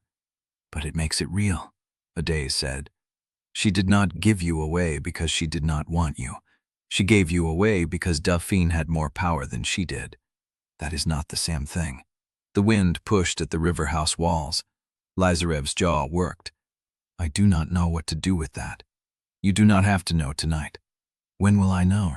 Adaeze thought about the diaries on her kitchen table, Delphine's voice cool and endless, cataloging a human life as infrastructure. She thought about the ledger still sitting in Cormack's folder, the names of everyone Delphine had bought. I do not know, she said, but I do not think you find it by sitting alone in a room that smells like her. His eyes flickered. I come here because no one else does. She kept this place separate. No county meetings, no ranch business, just her and the people she needed to talk to without witnesses. I sat in that house for 2 hours reading her write about you like you were a culvert. Lazarev looked at her. Then you know. I know she was wrong. He waited. About you, Adaeze said. About what she built, about everything. The silence stretched. Lazarev reached into his coat. He pulled out a photograph, creased, the edges soft from handling. He slid it across. Adaeze picked it up. Imani and Maria Balogun stood in front of a smaller house, the one that had groaned before Adaeze was born. Imani's arm around Maria's waist, Maria's hand on her own belly, rounded, full. Maria was laughing. Not a posed smile, a real one, her head tipped back, her teeth showing, her fingers spread over the life she was carrying. Adaeze looked at Lazarev. He was watching her. Delphine took that too, he said. The house, the land, the water, the child, everything that made Maria laugh. Adaeze handed the photograph back. You kept it. I found it in the study, behind Delphine's desk, in a frame face down. Of course she did. Adaeze looked at the river house walls, the bare floor, the single lamp. She is still in every room, Lazarev said. Every time I find something, I find her fingerprints on it. I do not know if there is a single choice I have ever made that she did not reach for first. Adaeze thought about the way she had learned to hate Pruitts before she could tie her on Boos, the way her father's voice had hardened every time he said the name, the way the feud had shaped her like a fence line shapes a field, invisible until you tried to walk past it. Neither do I. Lazarev looked at her. I was raised to hate you, she said. I was raised to believe your family took everything mine had, and the only way to survive was to never give them anything. I did not choose that. It was given to me, the same way Delphine gave you the name Lazarev. He did not answer. But I did choose to marry you. His eyes held hers. I chose to stay. I chose to cross the river in the dark to look for you. I chose to stand in that bank and tell Celia she would have to go through me. Adaeze's voice did not waver. Those choices were mine. She did not make them for me. The lamp flickered again. Lazarev's hand moved. He turned his palm up. She took it. His fingers closed around hers, hard enough to hurt. I do not know who I am without her, he said. I do not know if there is a Lazarev Pruitt who exists outside of what she built. Then build one. He stared at her. You have a bloodline. You have a name that was stolen from you. You have a father who buried an empty coffin and a mother who signed away her son to keep a family alive. You have the ledger and the diaries and the truth. Adaeze squeezed his hand. You have more to start from than most people ever get. Lazarev's breath came slow. You would let me claim Balogun. I would let you claim whatever name you choose, but Balogun is yours. It was always yours. Delphine could not take that, no matter how hard she tried. He looked at their hands. What if I do I know how? Then you learn. The word hung between them. Lazarev lifted his head. His eyes were wet, but he was not crying. Not yet. I want to, he said. You want to learn. Adaeze nodded. Then start tonight. She stood, still holding his hand. He rose. They stood in the bare room, the red mercy running outside, the lamp casting their shadows long across the floor. Lazarev looked at the diary on the table. I do not want to leave it here. Then bring it. He picked it up. They walked to the door together. Adaeze's truck sat in the dark, the engine still running, the headlights cutting two white paths through the cottonwoods. Lazarev stopped. Adaeze. She turned. The kiss. Her chest went tight. I do not know if Delphine engineered it, he said, but I know I meant it. I know that when your mouth touched mine, I was not thinking about her. I was thinking about you. Only you. Adaeze's breath caught. I do not know if that is enough, he said, but it is the truest thing I have. She stepped forward. She kissed him. Not hard, not hungry. A press of lips, deliberate, unhurried, her hand finding the side of his face. She pulled back. That is mine, she said. Not hers, mine. Lazarev's hand came up to cover hers. Something in his face shifted, not healed, not fixed, but alive. He nodded. They walked to the truck. The drive back was silent, but the silence was different. Not the dead air of two people who had nothing left to say. The quiet of two people who had said the thing that mattered and needed time to hold it. The ranch house lights were on when they pulled in. Adaeze parked. They walked inside together. The kitchen table still held the diaries, the ledger, the bracelet, the letter. Lazarev looked at them. Then he reached for the diaries and began to stack them. What are you doing? I am building something without her in it. He carried the stack to the stove. He opened the door. Adaeze watched. He did not burl them. He set them on the floor beside the stove, out of sight but preserved. I am not ready, he said, but I will be. The phone rang. Adaeze picked it up. Wendell's voice tight, urgent. Celia has new support, someone with standing and money. She is filing an amended motion tonight. Adaeze's hand tightened on the receiver. When is the hearing? Tomorrow morning, 9 o'clock. The judge moved it up. Adaeze looked at Lazarev. He was watching her, the photograph of Maria and Imani in his hand. Who? She said. Wendell paused. I do not know yet. But the attorney who filed it, he does not work for Celia. He works for the bank, the Pruitt bank. Adaeze's blood went cold. Whose attorney? Wendell's voice dropped. Someone on the board, someone who has been waiting for the right moment. Adaeze looked at the ledger. Cormack's warning echoed. The people in that ledger do not forgive embarrassment. 9 o'clock, she said. Yes. She hung up. Lazarev was already moving. Who? Wendell does not know, but the attorney works for the bank. Lazarev's face went hard. The board. Someone who does not want us to win. He looked at the ledger. Then we do not give them a choice. Adaeze reached for her coat. The hearing was 12 hours away, and someone inside the Pruitt bank had just declared war. Chapter 35. The clock on the stove read 1:17 a.m. Adaeze stood at the kitchen counter with the ledger open, her finger tracing Cormack's neat columns. Names, dates, amounts, shell companies that dissolved years ago but still held deeds, easements, and promissory notes that had never been called. Lazarev came up behind her. You should sleep. So should you. She did not turn. His hand landed on her shoulder, light, asking permission. She leaned back half an inch. That was answer enough. I have been thinking about tomorrow, he said. You think it is Drummond? I think Drummond does not have the spine, but someone on that board has been waiting for Delphine to die. They have been planning this longer than we have been married. Then we find out who tomorrow? Yes. She reached for his hand. If I had signed Gunner's offer, but you did not. You do not know that. Lazarev looked at their hands. I know you came home, he said. I know you told me about it. That is enough. Adaeze's throat tightened. The hearing is 9 o'clock, she said. We should try to sleep. Together? The question hung. She answered by pulling him toward the bedroom. They did not undress, did not speak.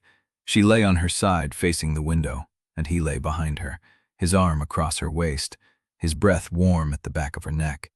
She felt the tension in his body, the same wire she carried in her own. I used to think, she said, her voice low, that if I could just hold the ranch alone, I would never have to depend on anyone. That dependence was the same as being conquered. His arm tightened. And now? Now, I do not know if I can do this without you. She felt his exhale against her hair. That is the bravest thing you have ever said to me. She closed her eyes.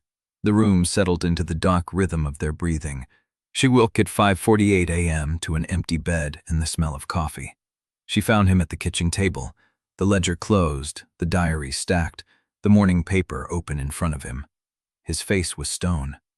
Look at this. She crossed the floor. The paper lay on the table, front page above the fold.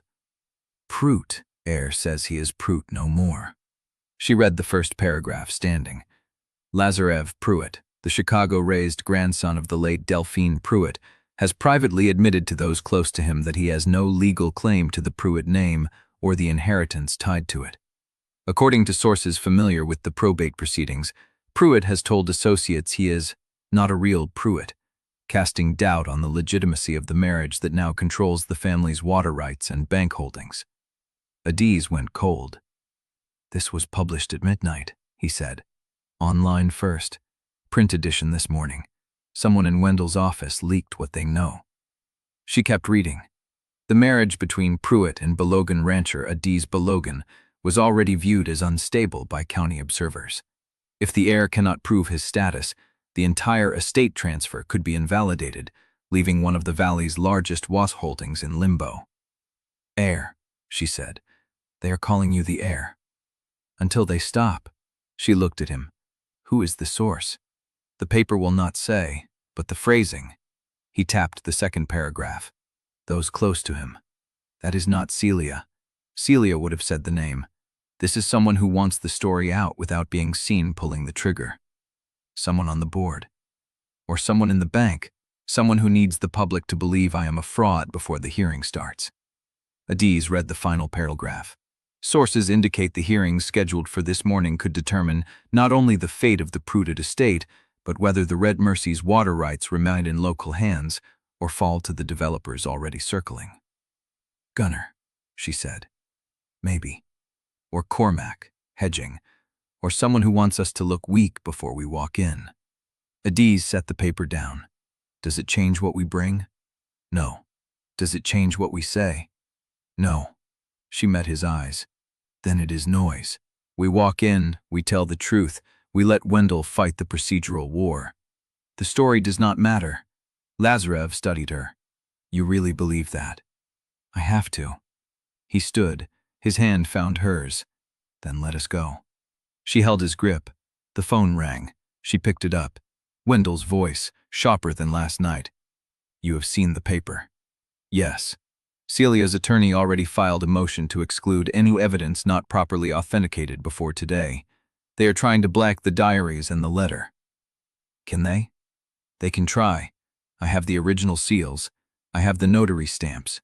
But if the judge is feeling generous to Celia's side, she could delay admission until a later hearing. Adaeze looked at Lazarev. He was watching her. What do we do? She said. Wendell paused. You walk in with everything. If the judge blocks the evidence, you make her explain to the room why a sealed codicil executed by a competent attorney and witnessed by 2 staff members is suddenly not enough to honor a dead woman's wishes. That is a gamble. That is all we have left. Adaeze hung up. The house was quiet. The sun was not yet over the ridge. Lazarev picked up the ledger. Walk in with everything. Yes. He held the door. She took the diary, the letter, the bracelet, the photograph. They stepped into the cold morning together. The truck pulled away from the ranch house as the first light touched the red Mercy, and Adaeze watched the river glint through the cottonwoods and wondered if she would ever see it the same way after today. Chapter 36. The truck tires hummed over the county road gravel as the first light touched Mercy Crossing roofline. Adaeze watched the buildings take shape through the windshield. The feed store, the post office, the church where this had all begun 90 days ago, when Wendell Tasker had opened a sealed envelope and changed every life in the valley. Lazarev drove with one hand on the wheel, the other resting on the ledger beside him. You want to stop? He said. It was not a question. She looked at the feed store. Ruth Ann Tolliver's truck was already parked out front, engine ticking as it cooled. Yes. He pulled in beside it. The bell above the door announced them. Ruth Ann looked up from the counter, and her face did something complicated. Surprise, folding into recognition, folding into something that might have been hope. You 2 are up early? She said. Early hearing? Adaeze said. I know. Ruth Ann set down her coffee. I read the paper. The silence stretched. Then Ruth Ann said, The betting pool moved to over 40 days this morning. Adaeze blinked. What? Folks are starting to think you might make it. Ruth Ann picked her coffee back up, her eyes moving between them. The over-under was 33 after the bank business. Now it is 41. That is movement. Lazarev said nothing. But his hand came to rest on the small of Adaeze's back, light and warm, and she felt something loosen in her chest. We are not betting on our marriage, she said. Does not matter. Ruth Ann shrugged. The county is. The bell rang again. A man in a John Deere cap walked in, stopped when he saw them, then nodded once at Lazarev. Mr. Pruitt. Lazarev nodded back. Mr. Dawson. The man moved past them to the counter, and Adaeze realized he had acknowledged Lazarev as if he belonged. Not a Pruitt heir from Chicago, not a fraud, a man worthy of a nod in a feed store at dawn. She did not know what to do with that. They drove through the rest of Mercy Crossing in a careful circuit. The post office, the bank lobby, where a teller named Ellis looked up from his window and said, Heard you are fighting today. We are, Lazarev said. Ellis nodded. My mother worked for Delphine Pruitt for 30 years. She said Delphine never gave anyone anything for free. But she also said Delphine did not make mistakes. Adaeze watched the man's face. I do not know what I am saying, Ellis continued. Only that if Delphine chose you, maybe there was a reason, even if she was a hard woman. Lazarev's jaw tightened, but he held the man's eye. Thank you. They walked out into the cold morning. Adaeze stopped on the sidewalk. The nurse, she said, the one who witnessed the entrustment. Lazarev turned. She signed an NDA, but if we find her, she can confirm the blackmail. You want to find her before the hearing? I want to know her name before we walk in. Lazarev pulled out his phone. I will call Wendell. She watched him dial, his profile sharp against the gray sky, and she thought about what Ellis had said. Delphine did not make mistakes, but Delphine had made one. She had left a living witness. They were back in the truck, pulling onto the county road toward the courthouse when Lazarev's phone buzzed. He glanced at it. Wendell, the nurse's name was Edna Marsh. She is still alive, lives in Billings. Is she willing to testify? She is 83 years old and does not leave her house. Lazarev paused. But she confirmed the entrustment to Wendell over the phone 20 minutes ago. Adaeze felt the weight of that. A woman who had carried the truth for 35 years, waiting for someone to ask. She will testify if we need her, Lazarev said. But she cannot be here today. Then we carry her truth with us. He looked at her. Yes. The courthouse came into view. It was not yet 8, but the parking lot was already half full. Pickup trucks, sedans, a news van from Denver that Adaeze had not expected. She counted the vehicles. 11 families whose paychecks depended on her. 87 head of cattle that needed the Red Mercy to keep running through summer. The bank, the ranch, the water rights, the legacy of a feud that had been built on theft and maintained by lies. And beside her, a man who had been stolen from the ground she had been raised to hate. "Do you feel it?" she asked. "What?" "The weight of everything that depends on this." Lazarev pulled into a spot and killed the engine. "I have felt it my whole life," he said. "The difference is now I know whose weight I am carrying." He looked at her. "Yours. The Balogun spread, the hands, the land. That is what I am carrying now." She did not know what to say. She did not have time to find the words. A figure stepped out of a sedan 3 rows away. Gunnar Veitch. He walked toward them, hands in his coat pockets, shoulders relaxed, the practiced smile sumly in place. "Adaeze, Lazarev." Gunnar held her gaze for a long moment. Then he nodded once and walked toward the courthouse. Adaeze watched him go. Beside her, Lazarev was still. "We need to talk about the offer," he said. "We will. After the hearing. After everything." He turned to her. His gray eyes were steady, lighter than hers, but holding the same weight. "I am not going anywhere," he said. She believed him. They walked toward the courthouse together, the ledger under his arm, the diary and the letter and the bracelet in her bag, and the door was already opening. Chapter 37. The courthouse hallway swallowed them whole. Voices bounced off tile floors, a low hum of conversation that cut off in patches as people turned to watch them pass. Adaeze counted faces she knew. Ruth Ann Tolliver by the water fountain, Mr. Dawson leaning against the far wall, a cluster of Pruitt cousins she had seen at the funeral, their expressions unreadable. The courtroom doors stood open. Inside, the room was already packed, every bench filled. Standing room along the back wall, a news photographer near the rail, camera hanging from a strap, waiting. Adaeze felt the weight of the ledger in Lazarev's grip, the diary in her bag, the letter, the bracelet, all of it about to become public. Wendell Tasker was already inside, positioned at the council table, his glasses reflecting the fluorescent light. He looked up as they entered, and she saw something rare in his face. Fear. Not theatrical. Real. She slid into the seat beside him. Lazarev took the chair on her other side, the folder flat on the table in front of him. Wendell leaned in. "Celia filed a supplemental brief this morning. She is arguing the Codicil is void because Delphine was under duress from an unnamed party at the time of signing." "What unnamed party?" "She does not name them yet. She is laying groundwork to introduce a witness." "The same witness she has been holding?" "Yes." Wendell paused. "But there is something else."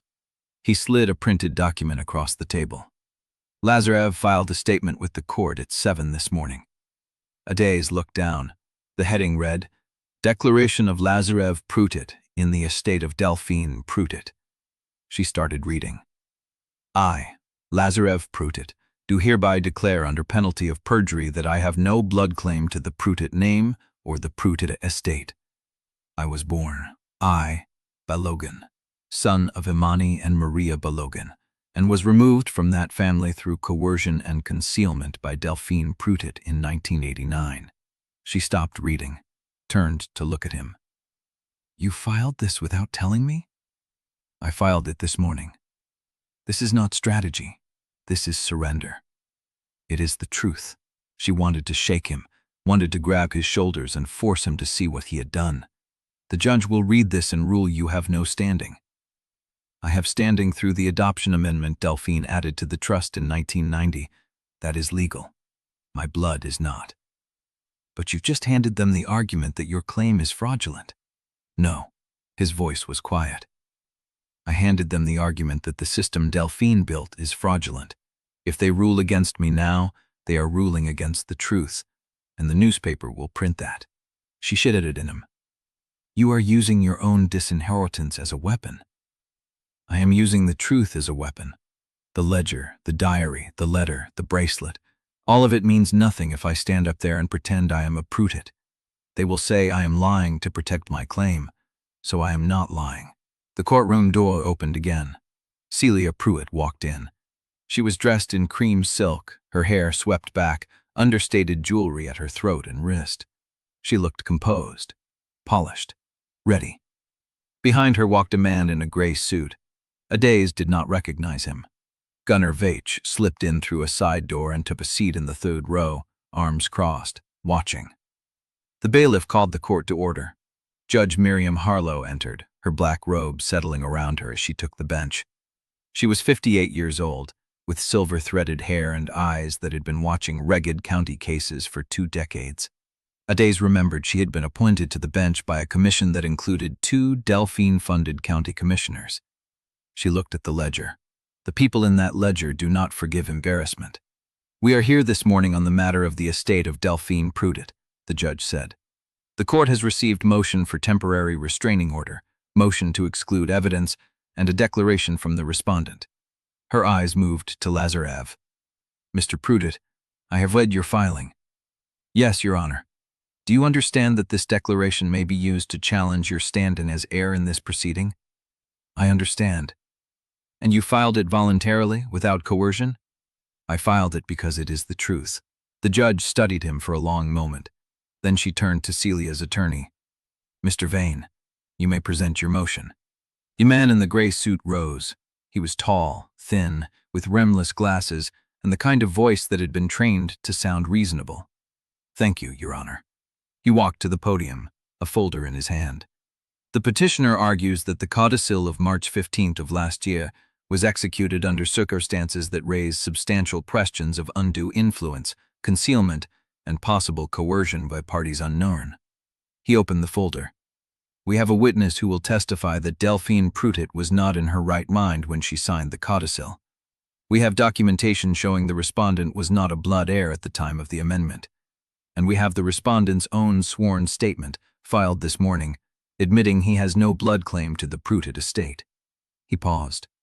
Your Honor, the petitioner asks that the temporary restraining order be made permanent and that the estate be placed under court-supervised administration until a full evidentiary hearing can determine the valid heirs. The judge turned to Wendell, Mr. Tasker, walking. Wendell rose. He was slower than usual. His hands rested on the table for a moment before he spoke. Your Honor, the respondent has filed a declaration that is truthful but incomplete. He was taken from his biological parents through deliberate fraud and coercion. Delphine Pruitt did not adopt a stranger. She stole a Balogun child and raised him as her own to consolidate power over this valley. The room shifted.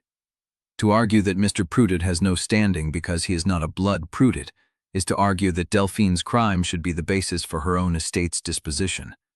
I have documentation. Diaries, a letter of blackmail, a hospital bracelet, a ledger of political payments that runs 20 years deep. He looked at the judge. If the court grants this TOO, it is not protecting the estate. It is protecting the system Delphine Pruitt built to hide what she did. The judge was very still. Mr. Tasker, are you alleging that members of this court's bench or the county administration were involved in concealing the respondent's origin?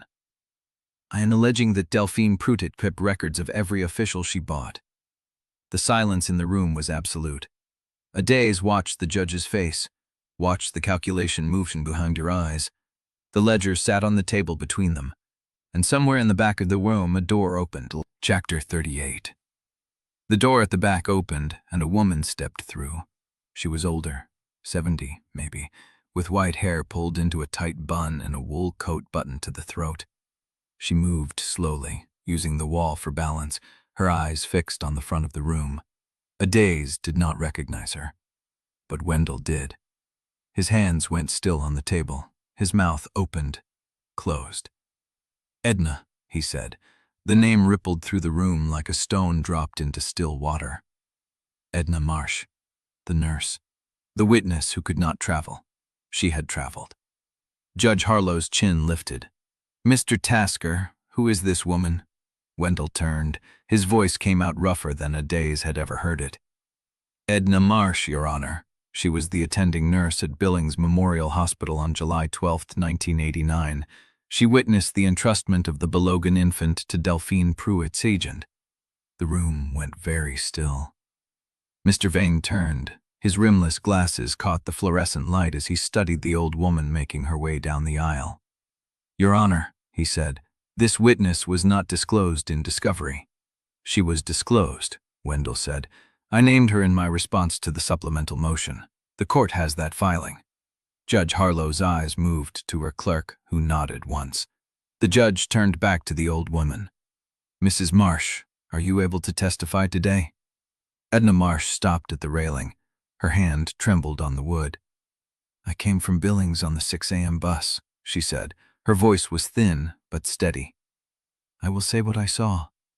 Mr. Vane stepped forward. "Your Honor, the petitioner objects. This witness was not produced for deposition. We have had no opportunity to examine her testimony before this hearing."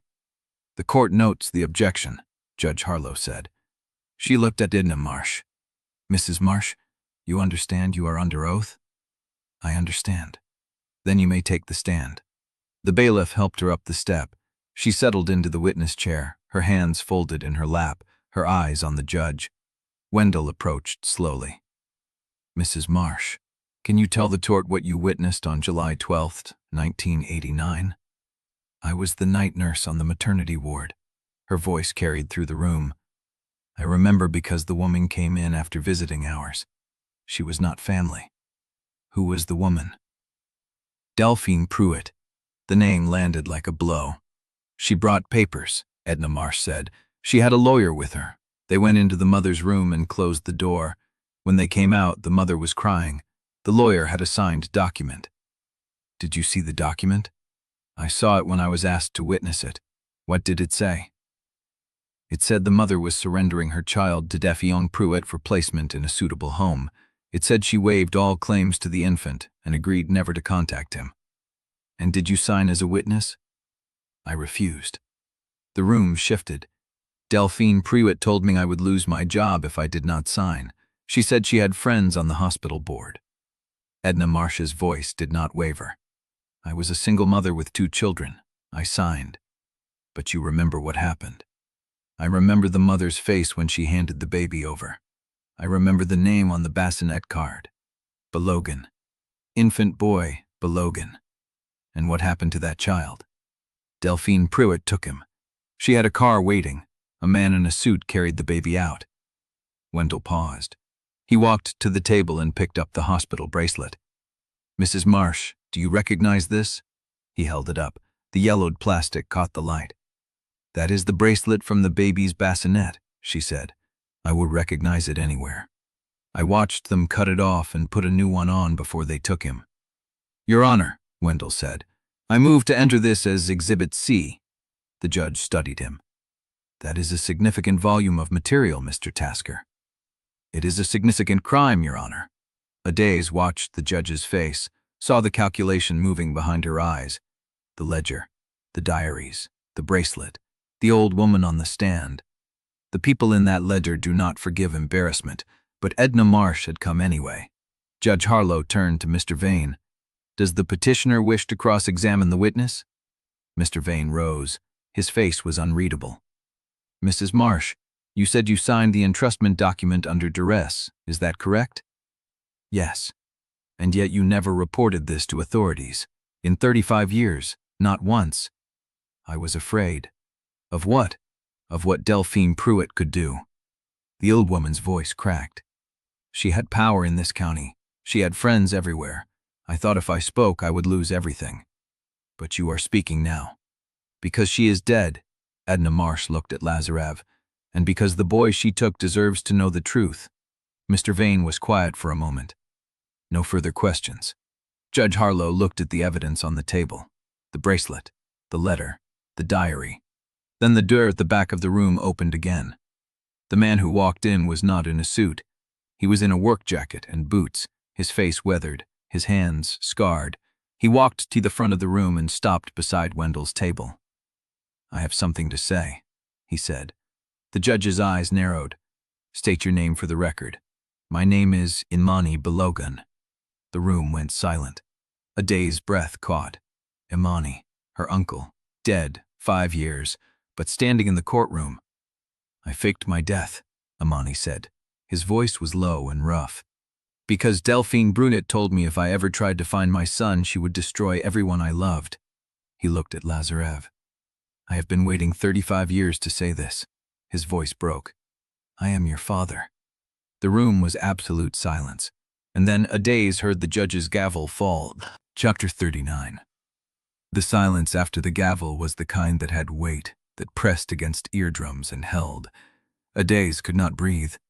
Imani Balogun stood beside Wendell's table with his hands at his sides, weathered and alive, and his eyes had not left Lazarev's face since he walked through the door. "I am your father." The words hung in the air like smoke. Lazarev had not moved, not a muscle. He sat at the defense table with his hands flat on the wood, his profile sharp against the fluorescent light, and Adaeze watched his chest rise and fall as if he were learning to breathe for the first time. "Mr. Balogun," Judge Harlow said slowly, "you are claiming to be the father of Lazarev Pruitt, formerly known as I. Balogun, infant son of Imani and Maria Balogun." "Yes, Your Honor." "And you faked your death. 5 years ago, I left a truck at the river bend and let them find my jacket." "Why?" Imani turned, faced the judge with a look that had no fear in it. "Because Delphine Pruitt told me she would take everything. The spread, the family name, every Balogun who still drew breath in this county." His voice roughened. "She had already taken my son. I believed her." Adaeze heard her own heartbeat in her ears. 5 years. She had wept at his funeral, had stood in the rain at the graveside, and watched them lower an empty coffin into Balogun ground. Her uncle had been alive the whole time. Gunnar Vaich shifted in the third row. She caught the movement from the corner of her eye. His arms were still crossed, his face unreadable, but he was watching Imani the way a man watches a fence he thought was secure begin to lean. Mr. Vane rose. "Your Honor, this is an extraordinary development. The court cannot simply accept the word of a man who admits to faking his death."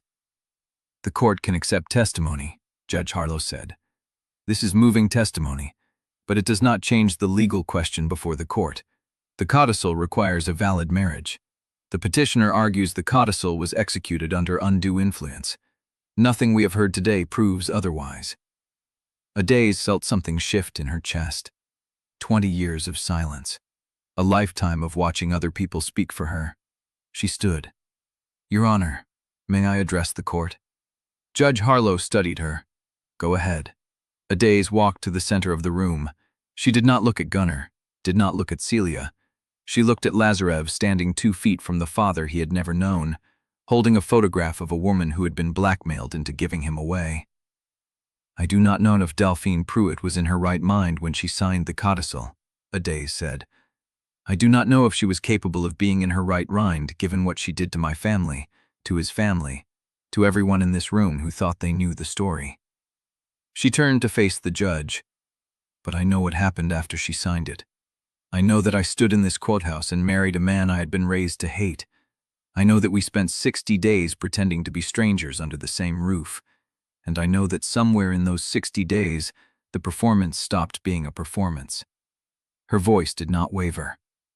"I chose Lazarev Pruitt, not because Delphine wrote it into a contract, not because the county expected me to fail. I chose him in the dark during a flood, when the river was eating the ground beneath our feet and he did not let go of my hand. I chose him on a night check when I was bleeding into my glove, and he carried me home without asking permission.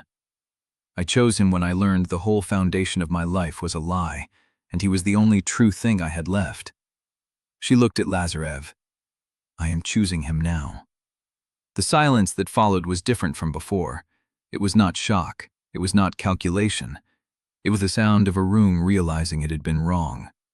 Judge Harlow looked at the evidence on the table. The bracelet, the letter, the diary. She looked at Edna Marsh, still sitting on the witness stand. She looked at Aadaeze Balogun, alive after 5 years. Mr. Tasker, she said, does your client wish to withdraw the sworn declaration? Wendell looked at Lazarev. No, Lazarev said. Then let it stand. The judge closed the file. This court finds that the petitioner, Celia Pruitt, has not provided sufficient evidence of undue influence to invalidate the codicil.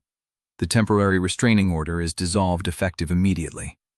The Pruitt estate shall be transferred to Lazarev Pruitt and Adaeze Balogun Pruitt as joint inheritors, as outlined in Delphine Pruitt's final testament. She looked at Celia. If the petitioner wishes to pursue a wider challenge, she may file a separate civil action. But this court will not overturn a valid will on the basis of uncorroborated testimony and a witness who did not appear. Mr. Vane's face tightened. Your Honor, we have additional evidence to present in support of our motion.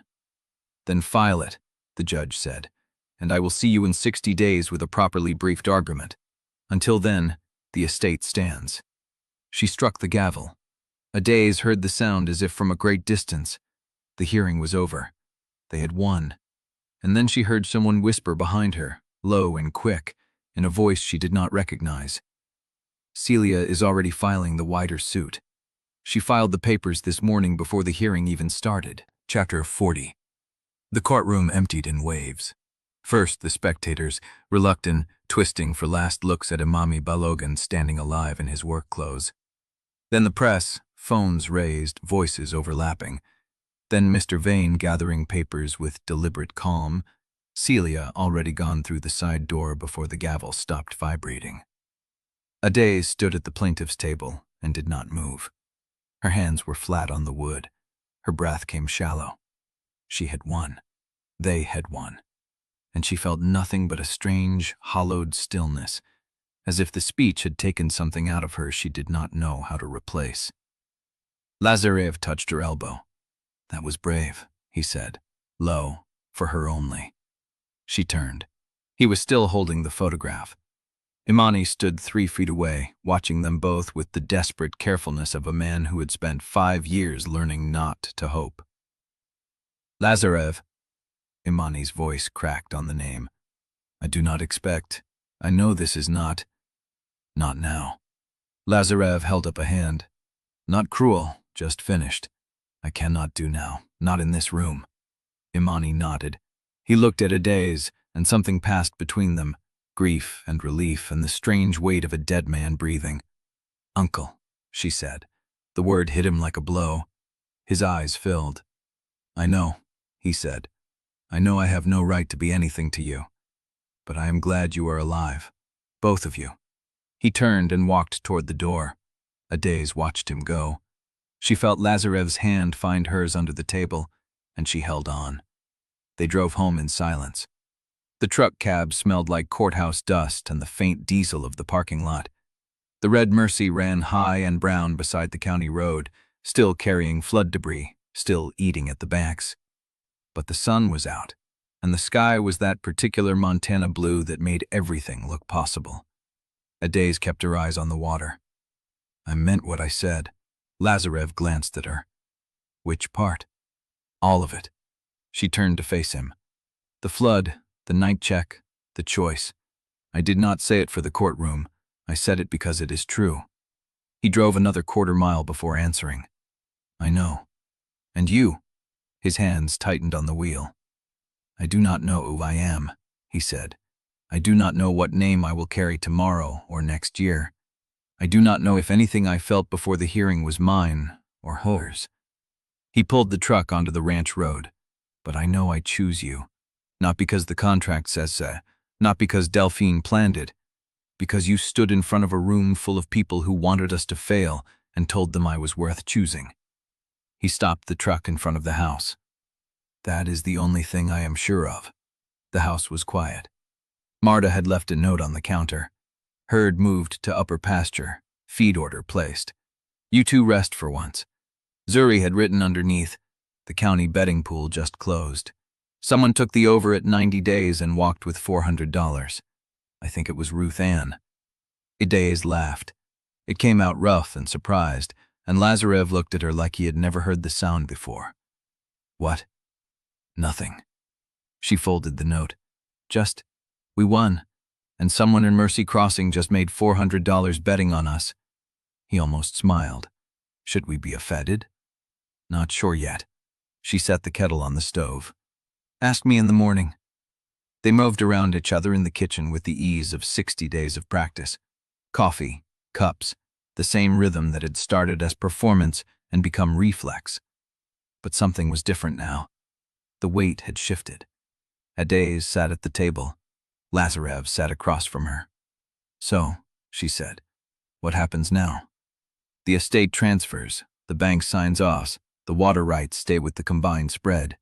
He listed it like a brief. Celia has 60 days to file a wider suit. Gunner's offer expires tonight. He will find another angle. Of course he will, but not today. She wrapped her hands around her coffee cup. And us? He was quiet for a long moment. I want to tear up the contract. Her pulse jumped. Explain? The terms we signed at the bank. Separate bedrooms, asset division, expiration date. He said each word carefully, as if testing its weight. I want to replace it with something real. Real how? Real means I stop pretending I do not want you in my bed. Real means you stop pretending you married me for strategy.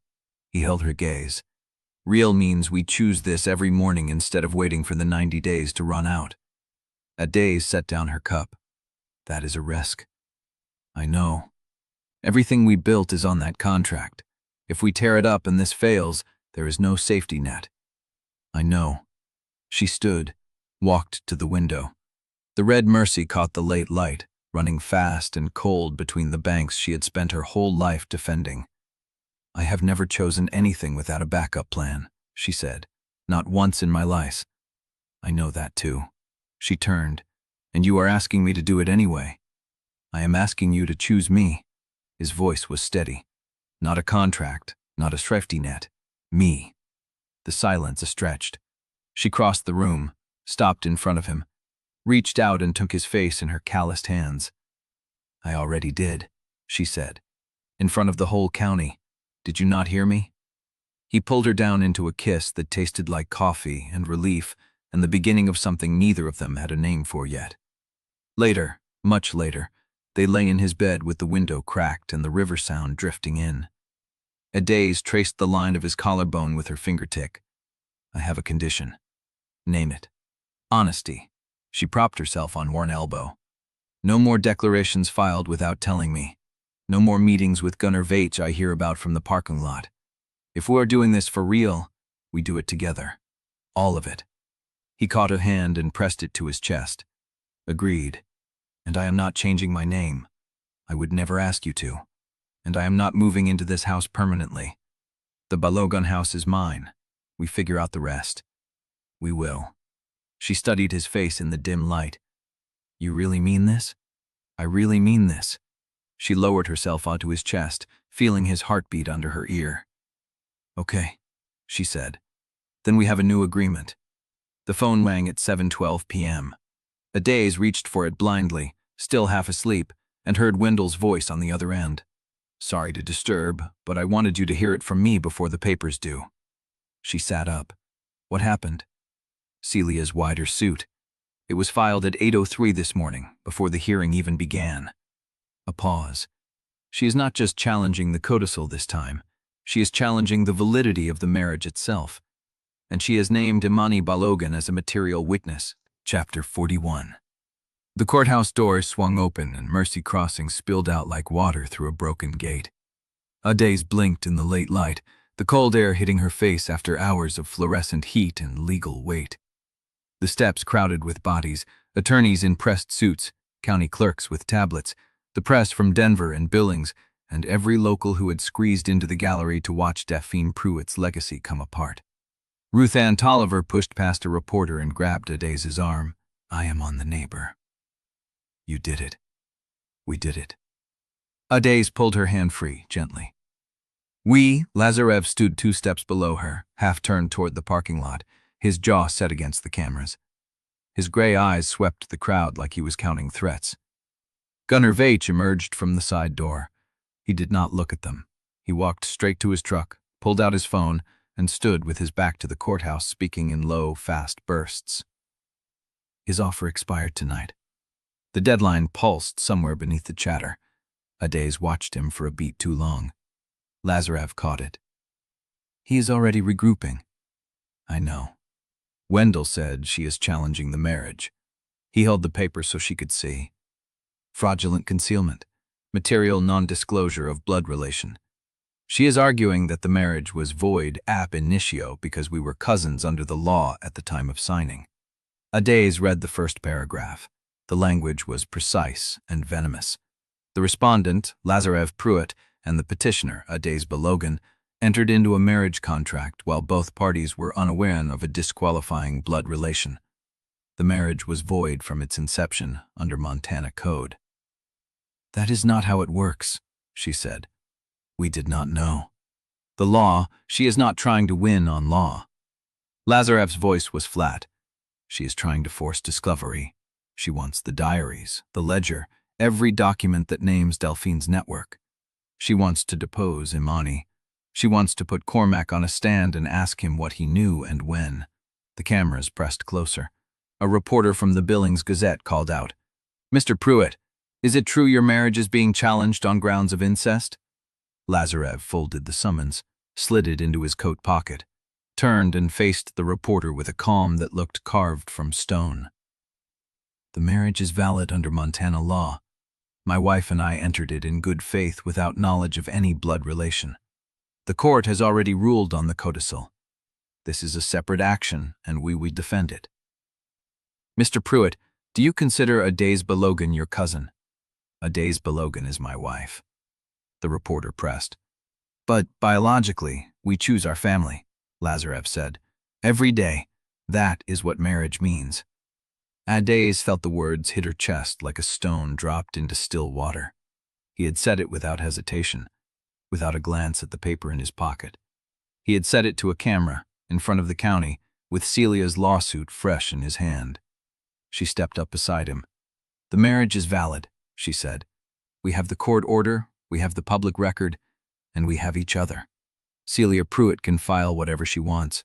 It does not change what happened in that courtroom today." Ruth Ann clapped. Someone else joined. The sound rippled through the crowd, uneven but present, a murmur of support that surprised Adaeze more than the lawsuit had. Gunnar put his truck in gear and pulled out of the lot without looking back. The reporter lowered her phone. Adaeze took Lazarev's hand. His fingers were cold, but he held on. "Let us go home," she said.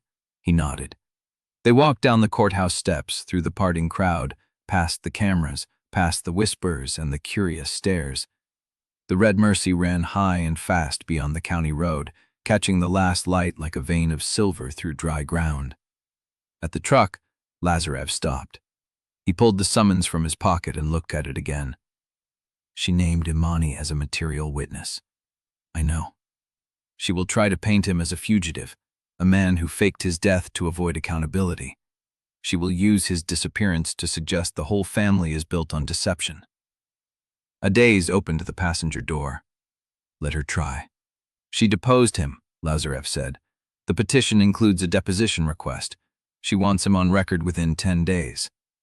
The sky above Mercy Crossing was turning orange and purple, the same colors that had stained the river the night of the flood. Everything had changed since then, and nothing had changed at all.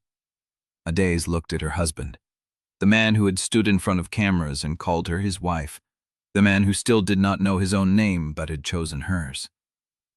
"Then we get him a lawyer," she said, "and we fight." Lazarev's mouth moved. Not a smile, something smaller and more private. He folded the summons one last time and put it away. "Get in the truck," she said. He got in. She drove home through the dying light, past fields that belonged to both of them now, past the river that had tried to drown them, and the county that had watched them bleed. Behind them, Mercy Crossing buzzed with the day's drama. Ahead of them, the ranch house waited, warm and quiet and still standing. The phone would ring again tonight. Wendell would have more bad news. Celia would find new angles. Gunnar would recalculate. But the road home was theirs. For now, that was enough. Chapter 42. The paper hit the porch at 5:47 a.m. Adaeze heard the thud through the kitchen window, the sound of newsprint meeting wood in the gray dawn light. She had been standing at the counter with a cold cup of coffee for 20 minutes, watching the red Mercy catch the first pale streaks of morning, waiting for the world to find them. She opened the door. The Mercy Crossing record lay face down on the boards folded to the front page. She picked it up. The headline rang across the full width in bold 72-point, Pruitt heir stolen as infant. Codicil ruling stuns county below it. A photograph of Lazarev and Adaeze on the courthouse steps. His hand in hers. The cameras behind them. The river silver in the background. She read the first paragraph standing barefoot on the porch, the cold seeping through the wood into her heels. The record had the full story. Edna Marsh's testimony. The hospital bracelet. Imani's appearance. The judge's ruling. And Celia's challenge, framed as a question mark in the final line. But can a marriage built on stolen blood survive the truth? By the time she finished, her coffee was cold and her fingers were numb. She carried the paper inside. Lazarev stood at the stove, pouring himself a cup. He had not slept either. She could see it in the set of his shoulders, the way he moved slower than usual, as if the weight of the day had already settled into his bones. "There is more," she said. She laid the paper on the table, opened it to the second page. The Billings Gazette had run a longer piece, with a sidebar titled, "The Woman Who Raised a Ghost, Delphine Pruitt's Hidden Legacy." It quoted a former county commissioner who called Delphine a genius and a monster in the same sentence. It mentioned the ledger by implication, without naming it, as a document of undisclosed political relationships that has not yet been made public. And on page 3, tucked beside a photograph of the Pruitt Bank, a smaller headline. Front Range Infrastructure. No comment on future plans. Adaeze read the line 3 times. "Front Range is watching," Lazarev said. "Front Range is waiting." He set his coffee down beside hers and leaned over the paper, scanning the article. His jaw tightened at the mention of Celia's suit. "She is giving them cover," he said. "She files a challenge to the marriage and suddenly the estate is uncertain again. Front Range cannot act while the ownership is disputed. They can wait until it is not." "Exactly." Adaeze pulled out a chair and sat. The kitchen was warm. The coffee was bitter. The headlines were still burning in her hands. "How long?" he shrugged. "A week? A month? Until Celia loses or wins. They will study the judge's ruling, the depositions, the public reaction. They will calculate whether the marriage is stable enough to fight through a long challenge. And if it is not," he looked at her. His eyes were the same color as the river in winter, pale and cold and full of moving water beneath the surface. "Then they step in and buy everything before the estate can settle." The phone rang. Adaeze looked at it. The kitchen phone, the one that sat on the counter beside the coffee maker, the one that had carried Wendell's warnings and Zuri's gossip and Marta's weather reports for as long as she could remember. She picked it up. Balogun. Miss Balogun. A voice she did not recognize. Male, professional, with the flat cadence of someone who read scripts for a living. "This is Jorge Morales with the Denver Post. I am calling for comment on the allegations regarding your marriage and the Pruitt estate." She hung up. The phone rang again immediately. She let it. Lazarev watched her. The second ring carried through the kitchen, sharp and insistent, filling the space between them. "Denver called," she said. "I heard. They will keep calling, all of them. The Gazette, the Post, the county gossip blogs. By noon, every feed in Regag County will be talking about stolen babies and incest marriages." "That is Celia's strategy," Lazarev said. "She does not need to win in court. She only needs to make the marriage so toxic that the bank board pulls support, the county commissioners distance themselves, and the estate becomes unmanageable. And Front Range watches. Front Range watches. The phone rang a third time. Adaeze reached over and pulled the cord from the wall. The silence that followed was louder than the ringing. She sat back down, topped up her cold coffee, drank it anyway. "I am not letting her win this way," she said. "You may not have a choice. I always have a choice." She set the cup down and looked at him, the man who had stood on the courthouse steps and called her his wife, the man who did not know his own name but had chosen hers anyway. Her voice was steady. "Celia wants to turn this into a scandal. She wants the county to see us as a lie, a mistake, a thing that should never have happened. She wants the whispers to do the work that the law cannot." "Yes. So we do not let her control the story." Lazarev head tilted. A question foreman. "What do you mean?" Adaeze stood, walked to the window, looked out at the river, moving fast and cold through the morning light, carrying the melt from the mountains down toward the plains. "The hearing is over. The ruling is filed. The marriage is legal under Montana law. Celia can challenge it all she wants, but we have the court order. We have the public record. And we have the truth. The truth that I am a stolen child raised by the woman who destroyed your family. The truth that we chose each other anyway." She turned from the window. The light caught her face, her chipped tooth, her calloused hands, the scar along her collarbone that she never hid. "Imani is your father," she said. "He is also my uncle. That makes us cousins by blood, but blood is not what made this marriage. What made it? You, me, the flood, the night check, the coffee at 5 in the morning, the way you held me when I thought I was going to lose everything." He looked at her a long time. The wind pushed against the window. The river kept running. "They put me in a room with him," she said. "At the courthouse. Wendo asked if I wanted a private space with my uncle. And? I said no because you were not there." She saw the crack in his composure, the way his throat moved when he swallowed, the hand that lifted and then dropped, as if he had forgotten she could not feel his touch from across the room. "Adaeze Balogun is my father," he said. "He is. That does not make me a Balogun. It makes you whatever you choose to be." The phone rang again somewhere in the house, the one in the study maybe, or the one beside the bed. They both ignored it. "Front Range will not wait forever," Adaeze said. "They will not wait at all. They will watch Celia's suit and decide whether to intervene. Then we give them nothing to watch." Lazarev frowned. "What does that mean?" "It means we stop reacting. We stop answering phones. We stop reading headlines.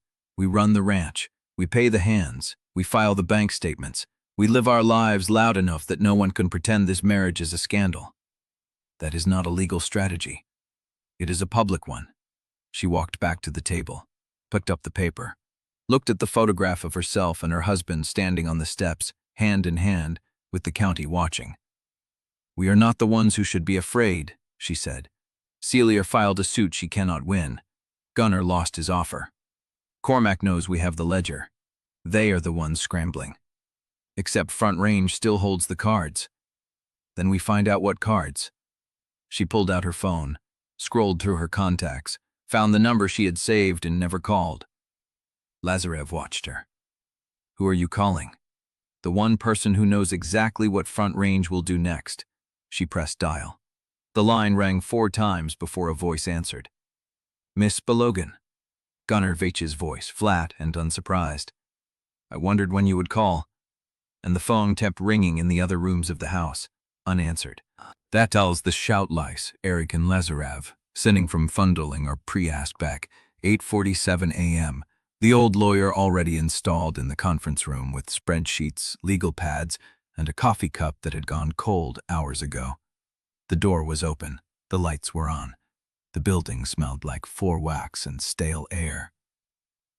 Wendell looked up when Lazarev entered. His glasses were pushed up on his forehead, and the liver spots on his hands seemed darker in the fluorescent glow.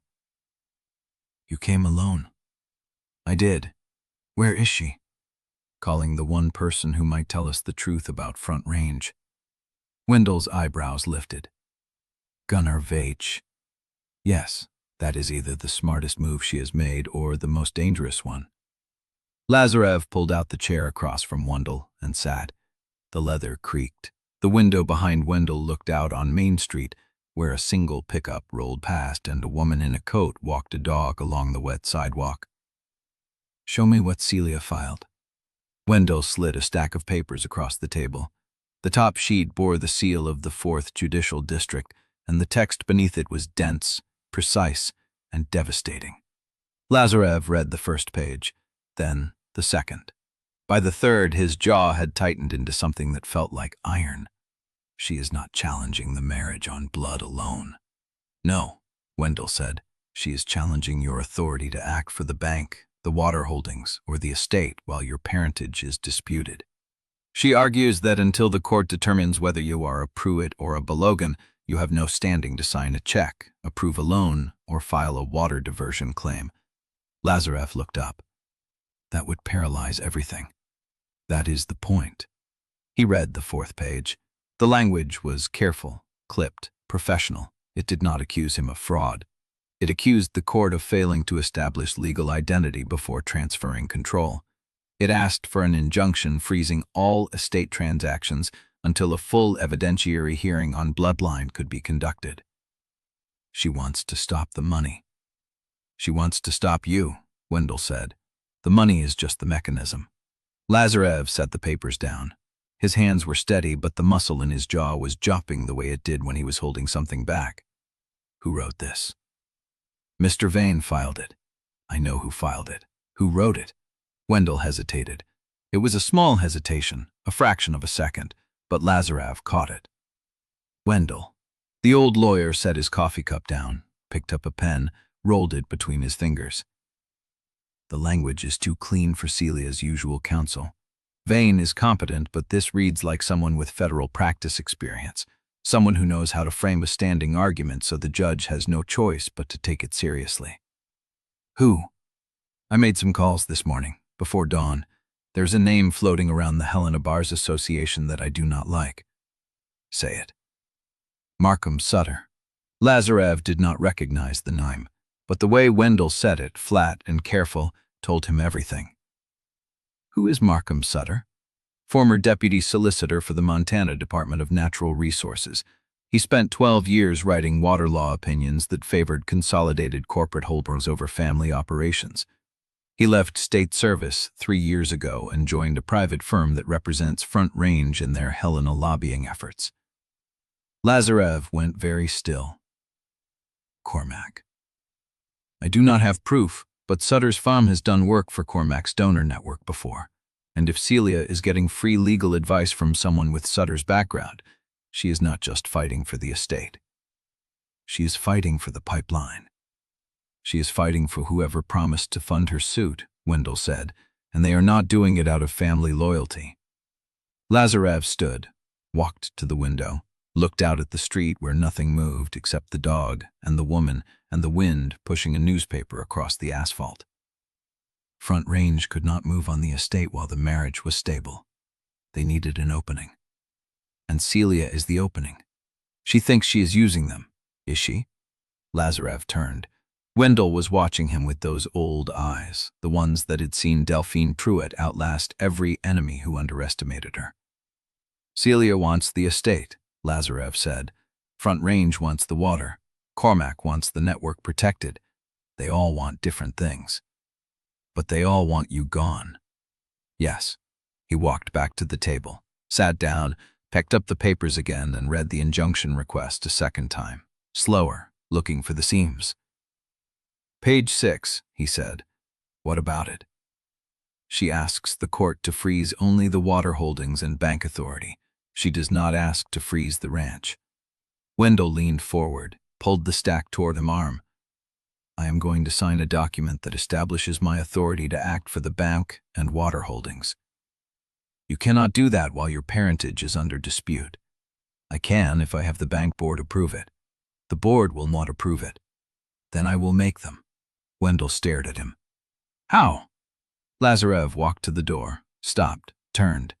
"I am going to remind them that Delphine Pruitt made them. Every single one. She appointed them. She funded their campaigns, she paid their mortgages, and if they try to abandon her chosen heir now, I will make sure the county knows exactly who sat on that board while Delphine's network burned. Wendell's face went still. That is blackmail. No, it is leverage. He opened the door. The hallway stretched empty in both directions, the bank not yet open for business. I need a board meeting by noon. You will not get it. Then I will call each member individually, one by one, and I will tell them what Delphine knew about their lives. Wendell stood. His chair scraped against the floor. You do not know what Delphine knew. No, Lazarev said, but they do not know that. He walked out. The door swung shut behind him, and in the conference room, alone with his cold coffee in his trembling hands, Wendell Tasker picked up the phone and dialed a number he had not called in 5 years. Chapter 44. The late afternoon light slanted through the kitchen windows, catching dust motes suspended above the table where 5 coffee cups had gone cold, and Marta had drawn a spiral of figures on a legal pad that none of them had looked at in 20 minutes. Adaeze leaned back in her chair. The wood creaked. She had not changed out of the clothes she had worn to the bank meeting, and her shoulders ached from holding tension since dawn. Payroll, she said. Next Friday, 9 people. Marta, how short are we if the freeze holds? Marta did not look up from her spiral of numbers. 4,600, give or take. Less if we push the feed order. We cannot push the feed order. Then we are short. Zuri sat cross-legged on the counter, phone in her lap, watching the conversation like a tennis match. She had not spoken since Wendell arrived. Her silence was louder than any comment she could have made. Lazarev stood runcher from the boyhorse and repiling when sticking to the triple on the grounds. Laani stood not sated to Slykrokos and a woman, and his groats realizing the eblimation of my using mentals. I mean, a brabbitleness is real best in it. Now I love working right now. This burst back the ledgery warranty his lives hadn't quietly injuncted with off noni exquirse for now, but I just won enough, mother wave. I am saying the Balogun spread has survived drought, debt, and Delphine's network for 30 years. It can survive a freeze. We run lean. We push the feed order by 2 weeks. We cut the temporary hires and handle the calving with the core crew. That is not enough. It is enough to buy time, and time is what we need until the court rules on Celia's suit. Marta set her pen down. Her flat gray eyes moved between them. If we cut the temporary hires, I lose 2 families who have been with us since your father's time. I know. One of them has a daughter in chemotherapy. Adaeze's stomach tightened, but she did not look away. Then we find another way. Fundraisers, church collections, something. But I will not let Celia's freeze bleed the bank white so she can claim the water rights. Zuri shifted on the counter. Her voice came low and steady. Ruth Ann Tolliver won $400 on the betting pool. She offered to donate it to the temporary hire families. She said Delphine would have hated it, which means she wants to do it. Adaeze blinked. When did she offer? When you were at the bank, she called the house line. Marta made a sound that might have been a laugh. Ruth Ann Tolliver. The woman who has been running Mercy Crossing gossip since before I was born. The same woman who clapped for Lazarev on the courthouse steps, Zuri said. People are watching, and some of them are picking sides. Adaeze looked at Lazarev. He was watching her with an expression she could not read. That is one family fed, she said. What about the other? Payroll will be tight, Marta said, but we can make it work if nothing breaks. Something always breaks. Then we fix it. The kitchen settled into a rhythm after that. Numbers on paper, schedules drawn in tight columns, Wendell calling the courthouse to confirm the hearing date for Celia's injunction, Marta pulling feed costs from memory, Zuri scrolling through county forum posts, reading the temperature of the gossip. Adaeze felt the shape of the plan forming. It was fragile. It depended on Lazarev winning the board vote, on the freeze not collapsing the bank, on Celia not producing a witness or document that none of them have anticipated. but it was a plan. She traced the rim of her coffee cup with her thumb. "If the vote goes against you," she said, "I can separate the Balogun spread has survived drought, debt, and Delphine's network for 30 years. It can survive a freeze. We run lean. We push the feed order by 2 weeks. We cut the temporary hires and handle the calving with the core crew. That is not enough. It is enough to buy time, and time is what we need until the court rules on Celia's suit." Marta set her pen down. Her flat gray eyes moved between them. "If we cut the temporary hires, I lose 2 families who have been with us since your father's time. I know.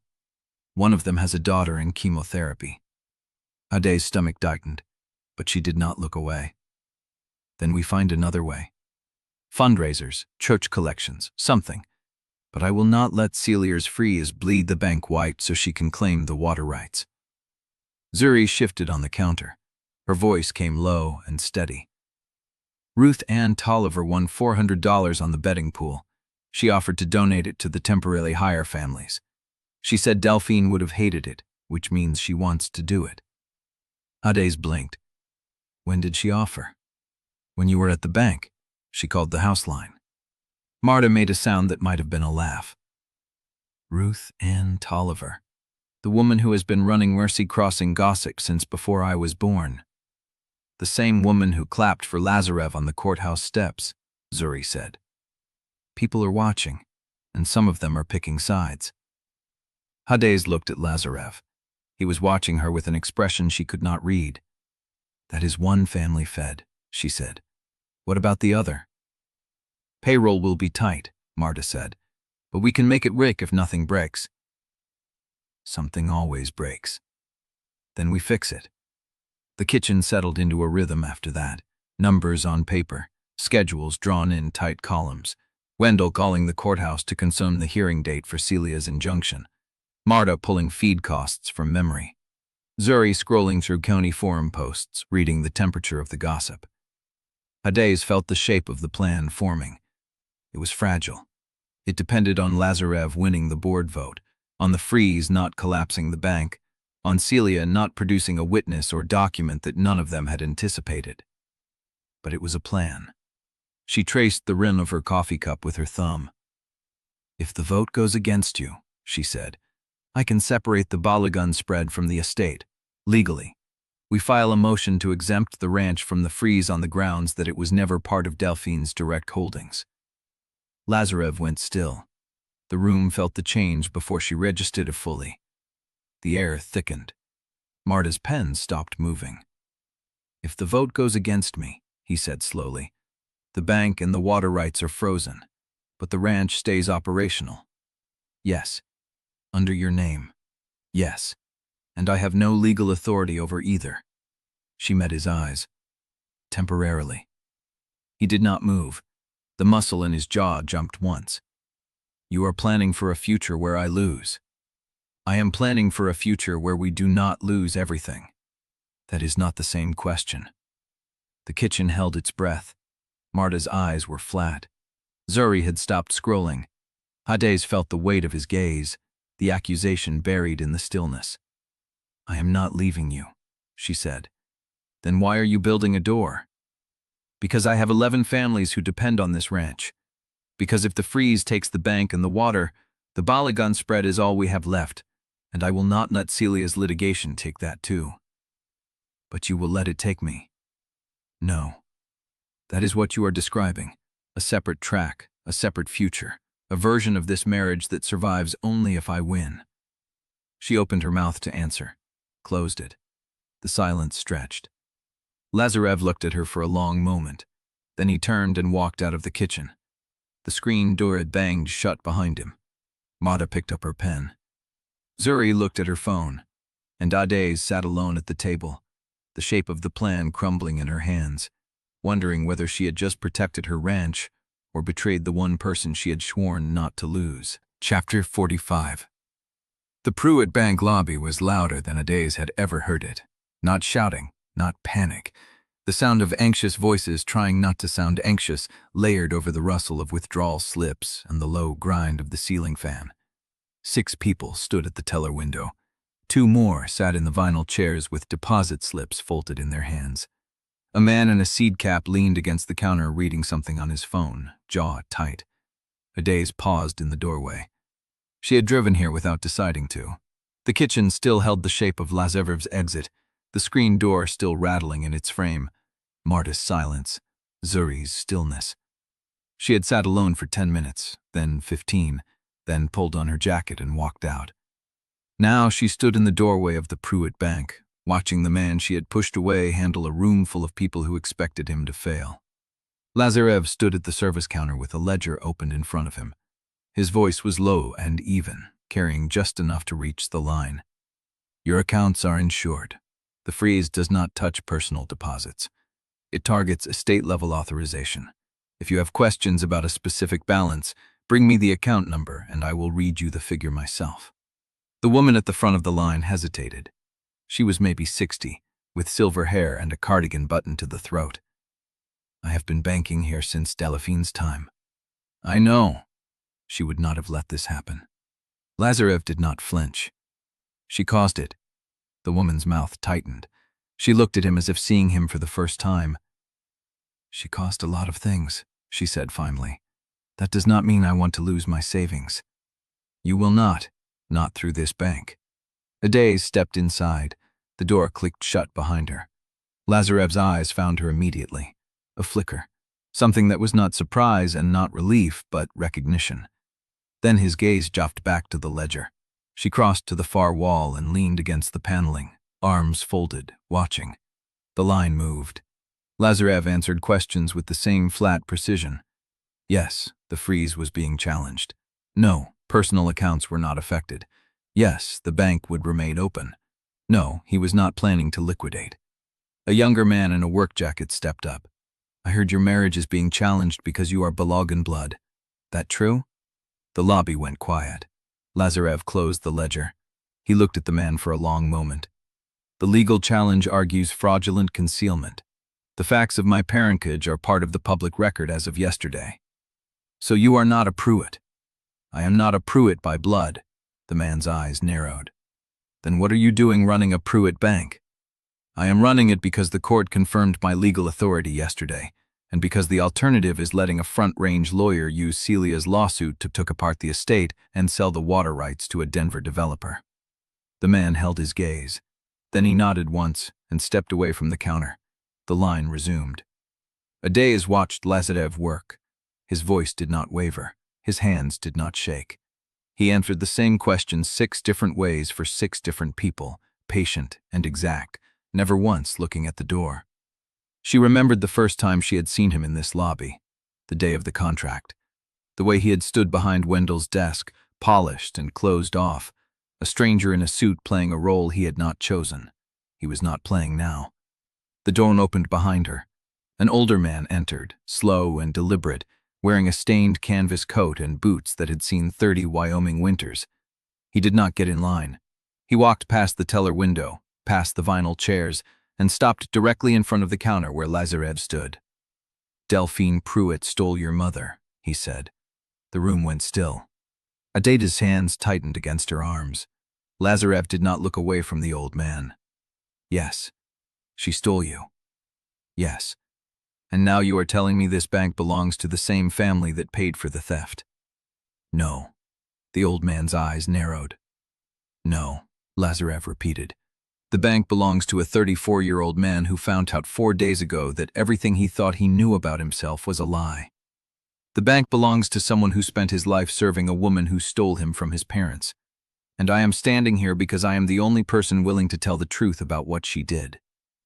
The old man's jaw worked. That is a pretty speech. It is not a speech, it is a fact. You can withdraw your money. You can tell everyone in the county that the Pruitt Bank is run by a man with no Pruitt blood. But if you do, the water rights go to Front Range before the end of the year, and your grandkids will pay Denver prices for Red Mercy access. The old man stared at him. When he laughed, it was a dry, cracked sound, the laugh of a man who had heard worse than this and buried most of it in the ground. You talk like someone who has nothing left to lose. I am not sure I do.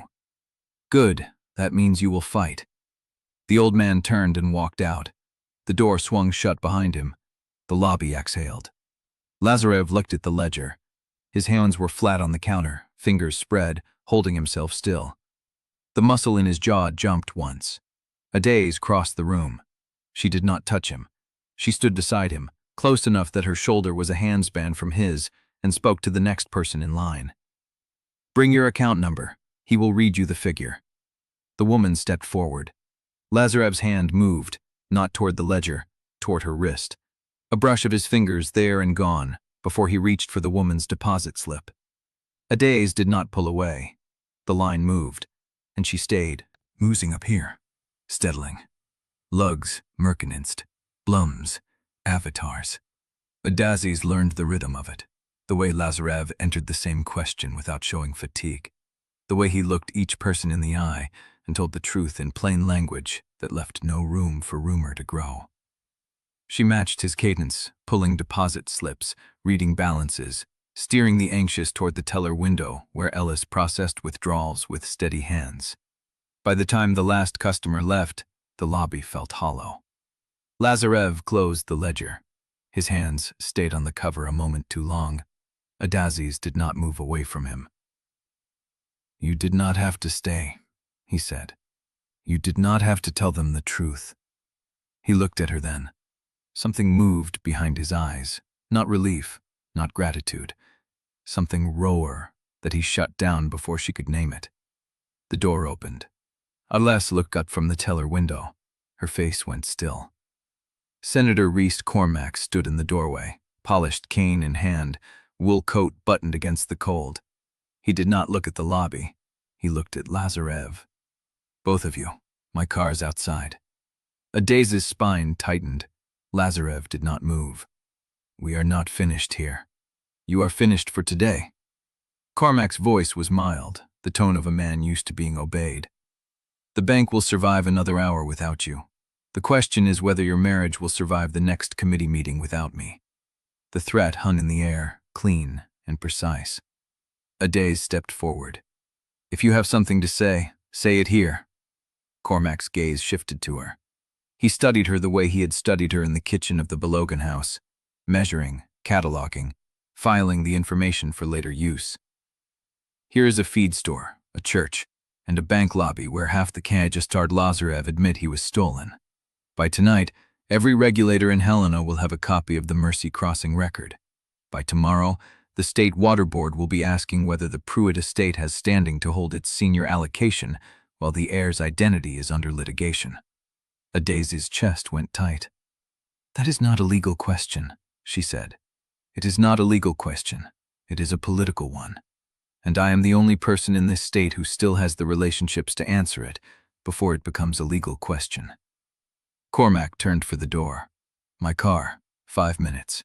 Or you can explain to the bank board tomorrow why your water rights are suddenly the subject of a contested review." He walked out. The door swung shut.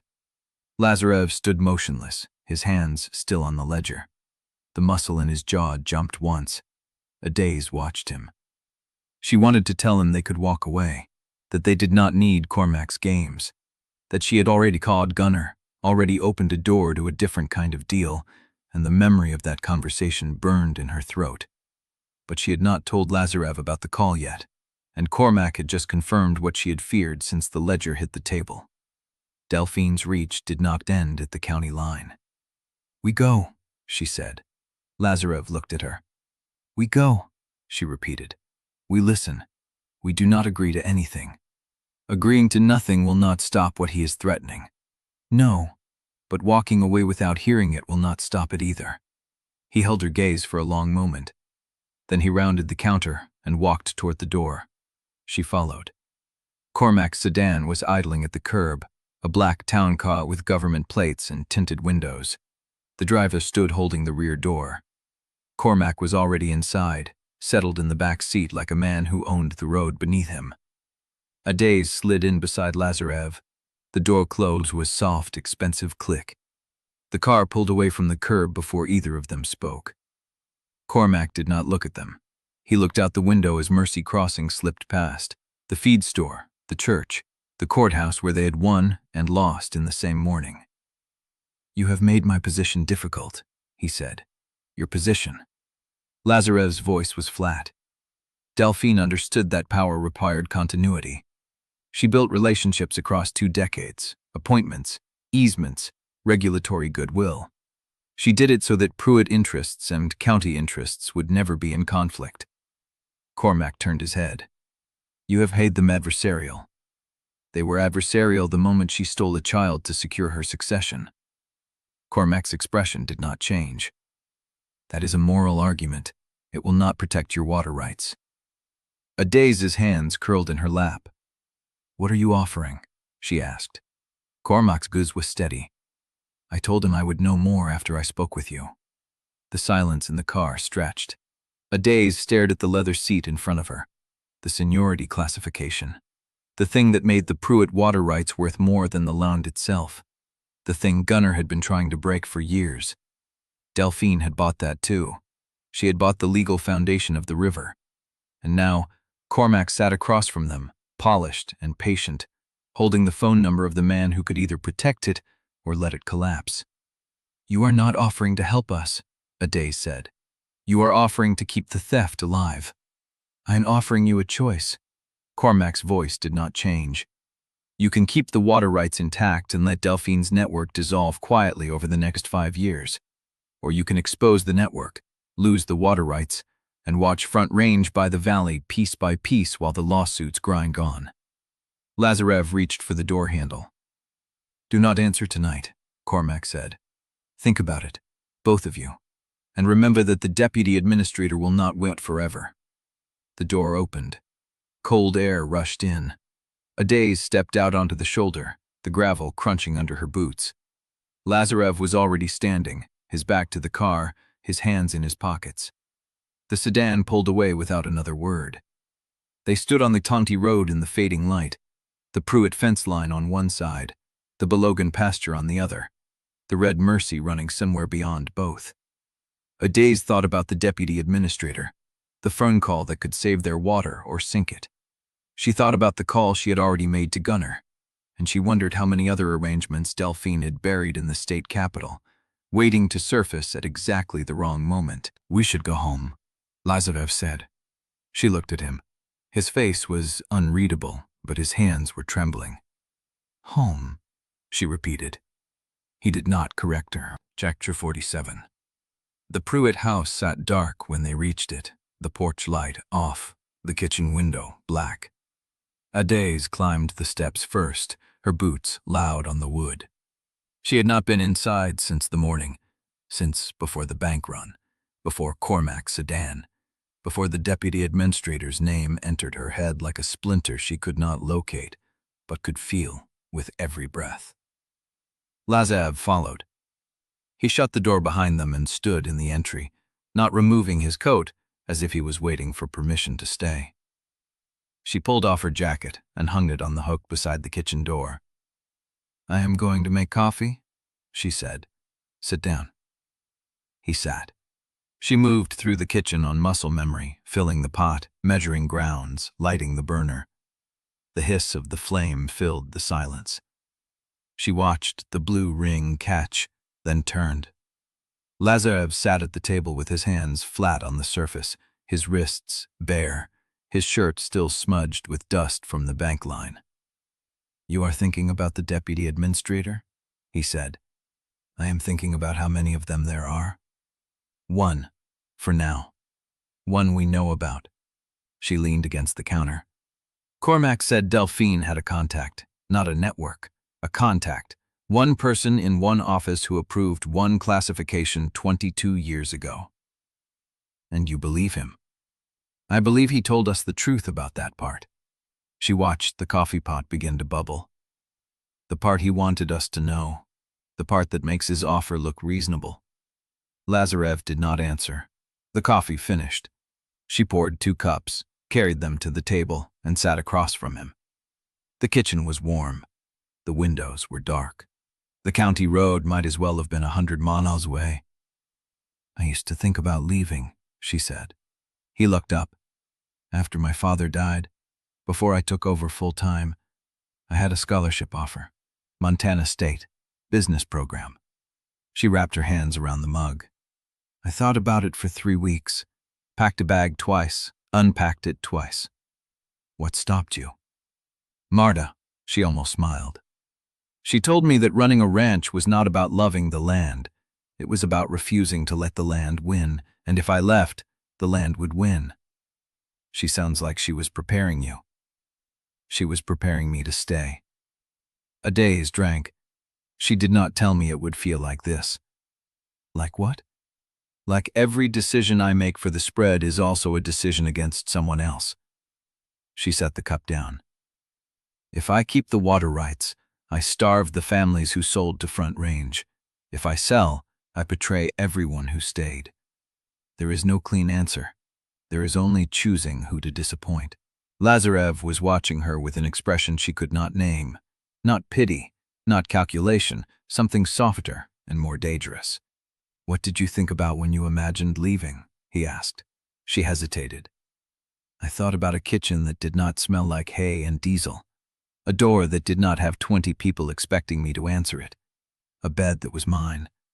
Just mine. She paused. I thought about not being the person everyone needed me to be. And now I think about what it would mean to be that person on purpose.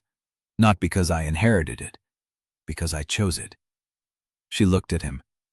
What did you think about when you were in Chicago? He was quiet for a long moment. The coffee steamed between them. I thought about the river, he said. I did not remember it the way I remembered it. I remembered the sound, a low sound, like something breathing under the ground. And I thought about the name, Red Mercy. I used to say it to myself at night, before bed. Red Mercy. As if saying it would keep it from disappearing. Did it work? No. He turned the mug at his hands, but I kept saying it anyway. She thought about the boy Lazarev must have been, the boy who went to Chicago and carried a river in his mouth because it was the only piece of home Delphine had not been able to take. The house is quiet, she said. It is. Without Delphine's things, without the photograph face down, without the diaries stacked beside the stove. I know. It feels like it could be ours. He looked up. The worst hung between them. Ours. She had not planned to say it. It had slipped out. A seam she had not known was loose. I have been thinking about children, he said. Her breath stopped. I know it is too soon. I know we are not ready. He set the lug down. But I have been thinking about it. About what it would mean to raise a child in this county, in this house, with the weight of Delphine's name still settling into the foundation. What did you decide? That it would depend on the mother. The answer hit her low in the chest. She thought about her own mother, Audieeze Balogun, who had surrendered a son under threat and spent the rest of her life pretending the grief was not eating her alive. She thought about what it meant to choose motherhood when you knew exactly how much it could cost. What would you tell them? She asked. The child, about Delphine, built this entire trap around me. If I am the poison, I can be removed. Removed. She heard her own voice turn flat. You are talking about disappearing. I am talking about making sure you survive. I am not asking you to sacrifice yourself. Her hands had gone cold around the mug. I am asking you to stay. I am trying. That is not trust. She stood. That is the same thing Cormack offered. A clean solution, a transaction, a door you can walk through so you do not have to watch me fight. I am trying to protect you. Then fight beside me. She heard her voice crack. Do not draft your exit and hand it to me like a gift I should be grateful for. He stood too. The space between them was a foot, a handspan, a wound neither of them knew how to close. I am not going anywhere, he said, then burn the papers. She held his gaze. Burn them tonight, and do not build another door without telling me first. He looked at her for a long moment. Then he reached into his jacket pocket and pulled out a folded envelope. The paper was creased, the edges worn from being carried against his chest. He held it out to her. She took it. The envelope was warm from his body. She unfolded the flap and pulled out the letter inside. 3 pages, typed, signed at the bottom in his own hand. To the Board of Directors, Pruitt Bank and Trust. She did not read it. She held it over the stove burner. The blue flame caught the edge of the first page. The paper curled. The ink browned. The fire climbed. She let it burn until the flame reached her fingers, then dropped the remains into the sink. The charred flakes settled against the porcelain. Lazarev stood watching her, his hands loose at his sides, his face unreadable. "That was the only copy," he said. "Good." The kitchen was quiet again, but the tenderness from before lay in ashes beside the burned paper, and she did not know if they could rebuild it before morning found them. Chapter 48. The food co-op had been a feed store until Gunnar Veitch bought the lot 3 years ago. Now it was a community hall with folding chairs, a borrowed microphone, and the smell of old grain rising through fresh paint. Adaeze stood at the back beside Lazarev and watched the room fill. Ranchers in clean shirts, bank tellers in their lunch hour, the Billings Gazette reporter who had covered the hearing, 2 county commissioners she recognized from Delphine's funeral. Men who had worked Pruitt water for 30 years, and women who remembered when the Balogun spread ran 3 times its current herd. Gunnar stood at the front with his hands loose and his sleeves rolled, the posture of a man who had nothing to hide. "Thank you for coming," he said. "I know the last week has been hard on every family in this valley." The microphone hummed. Someone coughed. "I am not here to talk about the marriage," Gunnar said. "I am not here to talk about Delphine's estate. I am here to talk about what happens next if the courts decide to fracture control again." Adaeze felt Lazarev shift beside her. "Front Range infrastructure has made its interest clear," Gunnar continued. "They want access to the Red Mercy. They are willing to pay for it. And I have spent the last 2 years trying to negotiate terms that protect this county instead of selling it out." A man near the front called out. "Protect it how?" Gunnar smiled. "By making sure the people who live here get paid before the developers figure out they do not need us at all." Adaeze kept her face still. She had heard this speech before. The reasonable man, the pragmatic solution, the gentle suggestion that anyone who refused was a sentimental fool. "Gunnar." Ruth Ann Tolliver stood near the middle row, her purse clutched to her chest. "Are you saying you have a deal ready?" "I am saying I have a framework." Gunnar pulled a folded document from his shirt pocket. "Front Range will pay market rate for water rights from any landowner who wants to sell. They will fund transition programs for families who cannot sustain current operations. They will invest in county infrastructure without requiring annexation." "At what cost?" Adaeze said. The room turned. She walked forward before she had decided to move. The chairs parted, the faces blurred.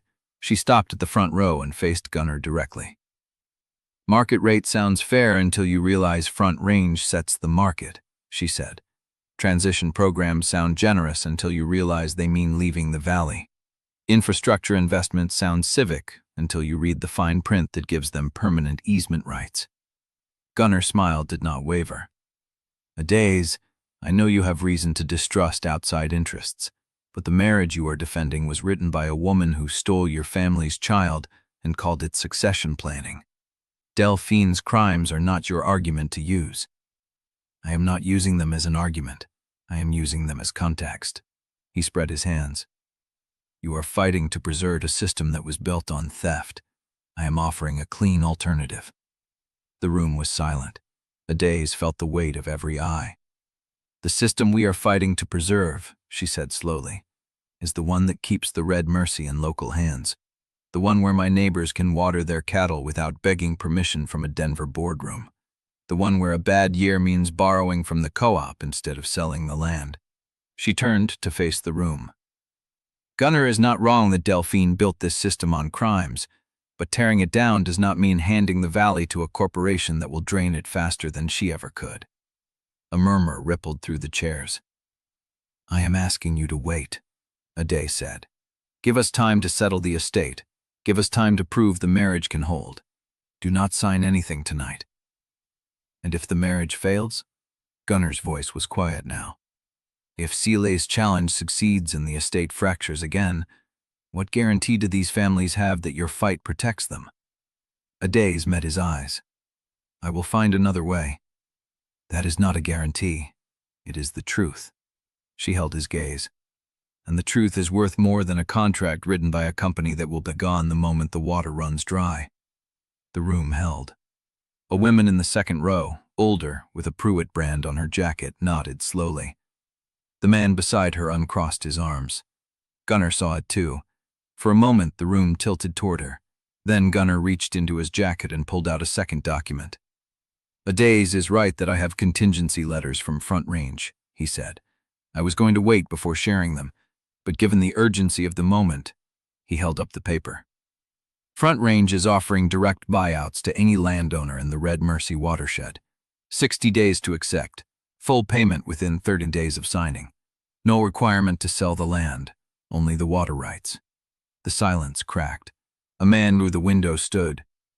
60 days? 60 days from tonight. How much? Gunnar named a number. The room erupted. Adaeze stood at the front as the noise rose, ranchers turning to each other, calculators pulled from pockets, the Billings Gazette reporter scribbling. She watched Gunnar's face and saw nothing but calm satisfaction. He had not needed to win the argument tonight. He had only needed to show them the number. She turned to find Lazarev. He was still at the back, his arms crossed, his gray eyes fixed on the crowd, shifting like water released from a dam. She walked toward him through the noise. "People are going to start calling that number before morning." "I know. Can we stop them?" He looked at her. Not with words. The room buzzed around them, families dividing, neighbors calculating, the valley choosing between hope and cash. Adaeze reached for his hand without thinking. He took it, and in the middle of the chaos, surrounded by the sound of a county deciding its future, she felt the burned papers between them still. The tenderness in ashes, the question neither of them had answered. But his fingers stayed laced through hers, and the night was not over yet. Chapter 49. The crowd had not scattered so much as dissolved, small groups peeling off into the dark, pickup engines coughing to life, the co-op lights flickering off one by one. Adaeze stood beside Lazarev in the empty parking lot, their fingers still laced, the warmth of the contact already strange and necessary. "We should get home," she said. He did not release her hand. Home. He tested the word like a bruise. Which one? She had no answer. They drove back to the Balogun house in silence, the headlights picking out fence posts and the pale stripes of gravel tracks. The kitchen light was on. Marta sat at the table with a stack of ledgers and a cup of coffee that had long gone cold. She looked up when the door opened. "Good, you are both here." Adaeze stopped inside the door. "What happened?" "Nothing new." Marta pushed one of the ledgers across the table. "I wanted you to see the numbers while they are still fresh." Adaeze walked to the table and sat. Lazarev stayed standing, his arms crossed, watching Marta's face. "The hearing victory does not change the operating margin," Marta said. "I ran the projection 3 ways. Best case, with the freeze lifted and the bank cooperative, we have enough cash to cover payroll and feed through August. Worst case, with the freeze holding another 30 days, we run out in June." Adaeze opened the ledger. The columns were precise. Marta's handwriting small and even, every line item accounted for. The numbers did not lie. "That is without the buyout pressure," Marta continued. "If even 3 families in the watershed accept Gunnar's offer, the Water Authority reallocates based on reduced collective demand. Our allocation gets cut proportionally. We lose headroom we cannot afford to lose." Lazarev moved to the table. "How many families are likely to accept?" "I do not know." Marta's flat gray eyes stayed on Adaeze. "But I know which ones are already calling their bankers." The kitchen clock ticked. "There is something else," Marta said.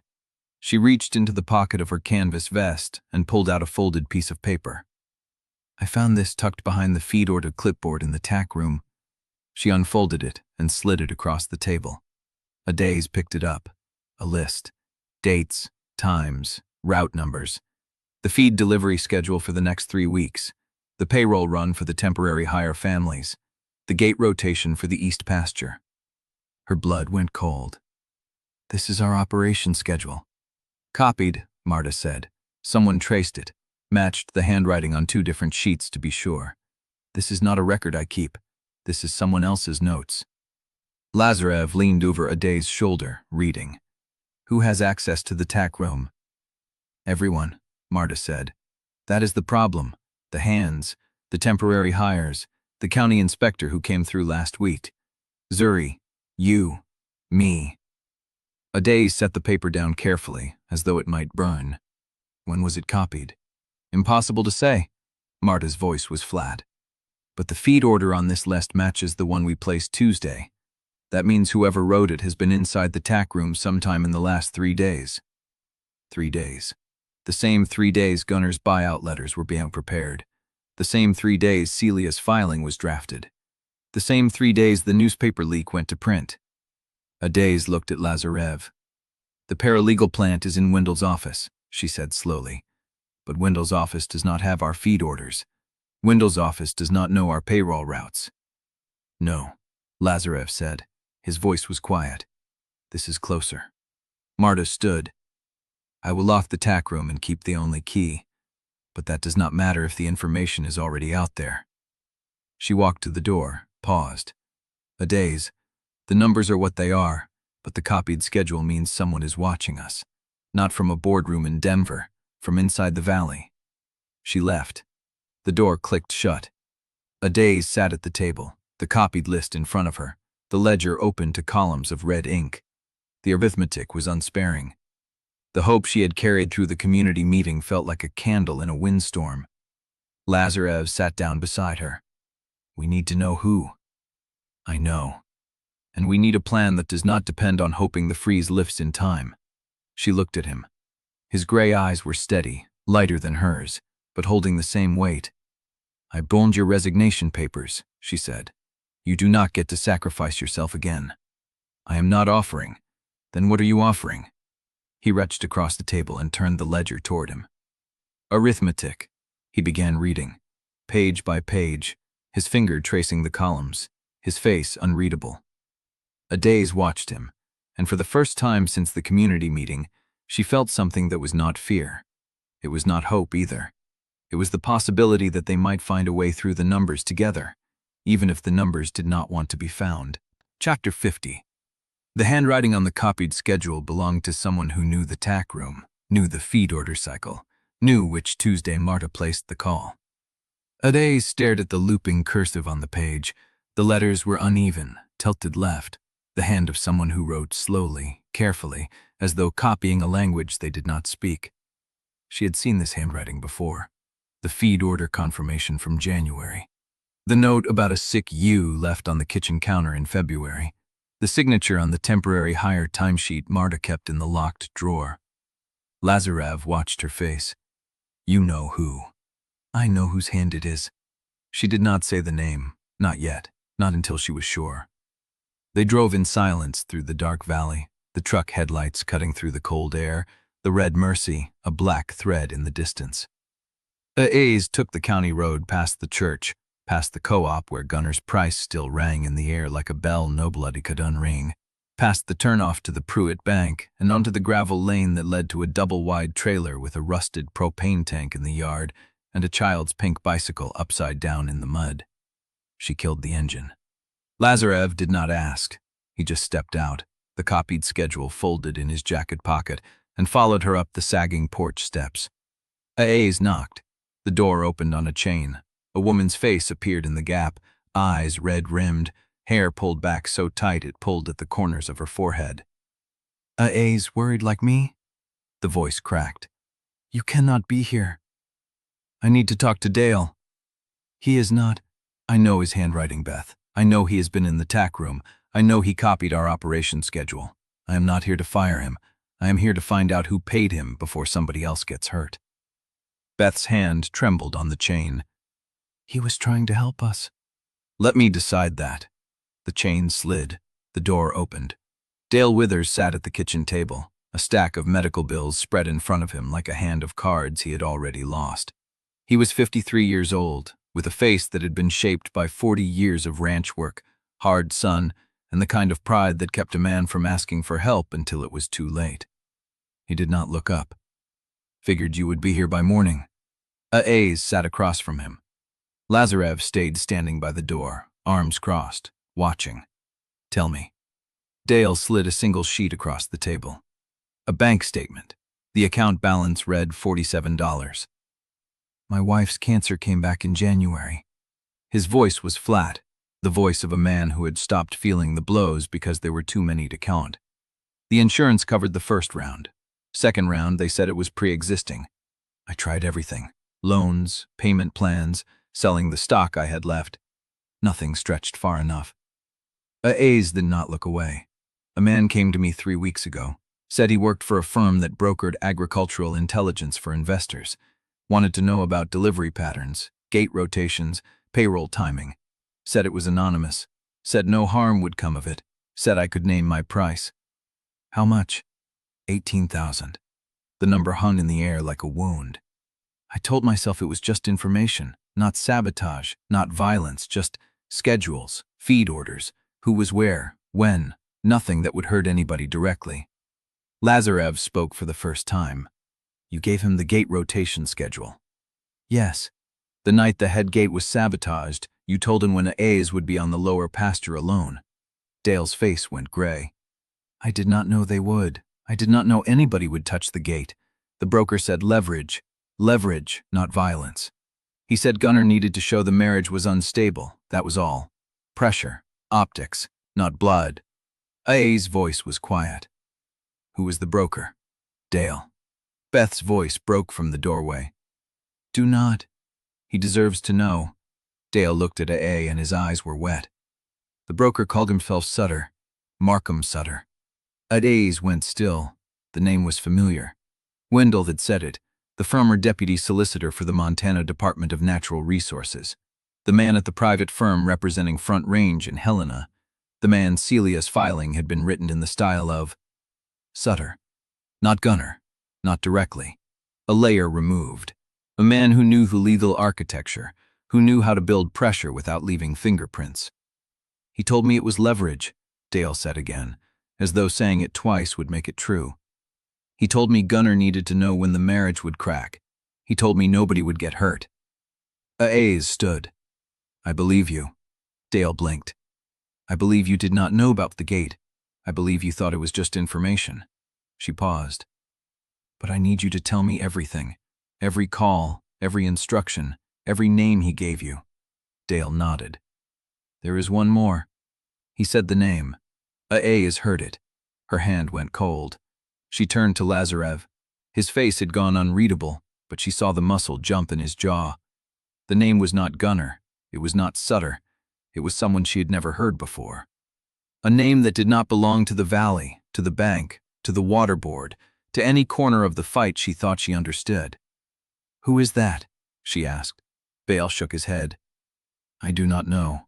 Sutter mentioned him once, said he was the real buyer, said the schedule information was going to him, not to Front Range. Then why did you think it was Gunnar? Because Sutter works for Front Range. I assumed, stopped. I assumed wrong. Is liquidation Lazarev. The name sat between them like a door that had just opened onto a room neither of them knew existed. And the weight of it pressed down harder than any buyout, any freeze, any courtroom challenge had managed to do. Chapter 51. The church basement smelled like baked ham, canned green beans, and the particular anxiety of county charity. Folding tables lined every wall, covered in checkered cloths and casserole dishes carried by women who had spent the morning pretending today was normal. The Mercy Crossing Community Fundraiser, potluck and silent auction, proceeds for the volunteer fire department's new oxygen tanks. Adaeze stood at the coat rack with Lazarev beside her, the heat of 30 bodies pressing against the November chill that bled through the basement windows. She had worn her good denim jacket. He had changed into a dark sweater she recognized as belonging to the Pruitt house, but had never seen him wear. Table 8, he said. Ruth Ann Tolliver had saved them seats. 2 plates, 2 napkins, 2 cups of punch already sweating on the paper tablecloth. Adaeze looked at the room. The Withers family sat near the kitchen door, Dale's wife, Beth, staring at her plate as though the food might answer questions nobody had asked. At the far table, old Roy Calder kept his eyes on his coffee cup, refusing to look her way. The women from the church auxiliary moved between tables with practiced smiles, carrying serving spoons and avoiding eye contact. The room was divided. One half watched Adaeze with the soft, wounded sympathy reserved for victims of long theft. The other half watched with the cold, wary calculation of people who had just learned the county's richest family had been running a lie for 35 years, and wondered what else the ground might swallow. Marta says the green bean casserole is safe. Zuri appeared at Adaeze's elbow, braids half undone, carrying a paper plate stacked so high the top item was sliding. She also says the potato salad is 4 days old, and to avoid it unless you want to test whether the marriage can survive simultaneous food poisoning. Lazarev's mouth twitched. Thank Marta for the intelligence. I cannot. Zuri took a bite of something she would not identify. She is watching the Withers table and does not want to break cover. Adaeze sat. The chair was metal, cold through her jeans. She pulled it closer to the table and felt Lazarev settle beside her, not quite touching, close enough that the heat of his arm reached her through the fabric of both jackets. Ruth Ann leaned forward. I do not know how you do it. Do what? Walk in here tonight. Ruth Ann's purse sat in her lap, clutched like she was holding something precious. After everything that came out, the hearing, the newspapers, the 100 people in this room who spent the last week deciding which version of the truth they want to believe. Adaeze picked up her fork. I decided it does not matter which version they believe. It matters to some of them. It matters to Celia. Adaeze speared a bean. It matters to Gunnar. It matters to everyone who stands to make money off the valley being too confused to hold together. But the people I care about already know. Ruth Ann studied her. Then why are you here? Adaeze looked at the room again. The silent auction table covered in quilted blankets and hand-turned bowls. The fire chief shaking hands with men who might or might not sign Gunnar's buyout letters tomorrow. The children running between tables, too young to understand why the adults were not laughing tonight. Because if I stop coming to Mercy Crossing, they win. Zuri swallowed whatever she was eating and pointed her fork at the door. Heads up. Adaeze turned. Celia Pruitt stood at the top of the basement stairs, framed against the November light, wearing a cream wool coat and a smile that had been calibrated to wound without drawing blood. Delphine's plan did not work, Adaeze said. No. No. Adaeze stood, and the chair scraped the linoleum. Because whatever she intended, I chose this, not as a Balogun, not because of blood. I chose it because he is the man who carried me out of the Red Mercy after you tried to drain it through a lawyer's filing. The room heard that. Celia's smile flickered. Lovely sentiment. But the county will remember the Balogun name, and in 5 years, when the lawsuits are exhausted and the water rights are settled, they will ask whether you stood by your marriage or your blood. She turned, coat sweeping, and walked back toward the stairs. The room exhaled. Adaeze sat down. Her hands were shaking. She pressed them flat against the table. Zuri leaned in. That was the bravest thing I have ever seen. Adaeze did not answer, because Celia was right about one thing. The blood, the name, the question of who she was when the county stopped watching and the courtroom emptied and the marriage became something she had to live, not just defend. She did not know the answer yet. And across the table, old Roy Calder finally looked up from his coffee cup, met her eyes, and held them for 3 full seconds before looking away. Chapter 52. Wendell Tasker appeared at the bottom of the basement stairs before the room had finished exhaling from Celia's exit. He was still wearing his courthouse suit. His glasses were slightly askew, and he carried a leather satchel that looked heavy enough to drag his shoulder down. He scanned the room, found Adaeze at table 8, and crossed the linoleum with a gait that was not quite a hurry, but close. Wendell, Adaeze pushed her chair back. You missed the main event. I heard about it on the way in. He set the satchel on the table and unsnapped the brass buckle. Ruth Ann filled me in at the door, said Celia brought store-bought casserole and surgical precision in equal measure. She did. I came for a different reason. Wendell pulled out a sheaf of papers stapled at the corner. The top sheet bore the county court seal. Filed this 40 minutes ago. Counterclaim. Lazarev leaned forward. Against Celia? Against Celia's entire theory of the case. Wendell spread the papers across the table. She argues the marriage is void ab initio because of a disqualifying blood relation. I argue the marriage is legally sound under Montana Code 40-1-402 because neither party had knowledge of the alleged disqualifying relation at the time of consent, and that Delphine's codicil explicitly anticipated and mitigated against any future challenge to the bloodline. Anticipated? Adaeze repeated. Delphine left something for this? Wendell's mouth tightened. She left a contingency. An affidavit executed 3 years ago, naming the circumstances under which Lazarev's biological origins might be contested and affirming that any such contest would be a deliberate attempt to destabilize the estate she designed. Lazarev said nothing.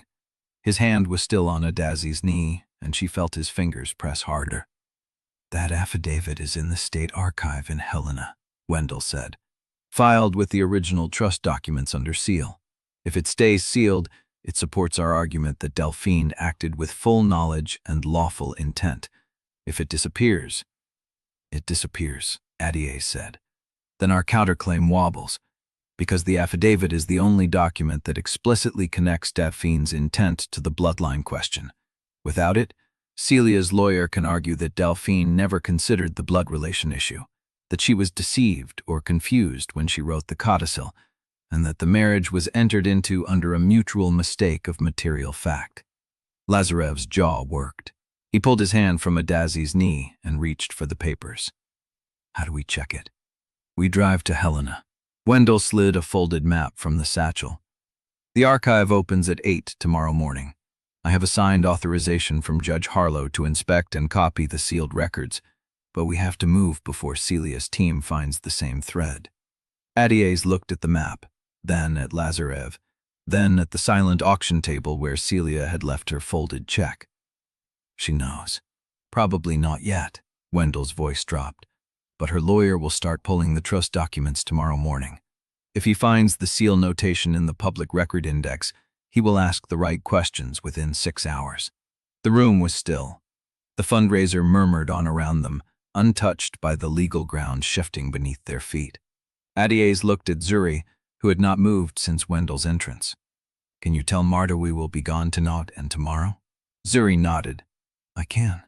And tell her to lock everything tighter than she already has. Zuri stood. She looked at Lazarev, then back at Adaeze. You are going? We are going. Adaeze pushed back from the table. Both of us. Lazarev rose beside her without hesitation. Wendell closed the satchel.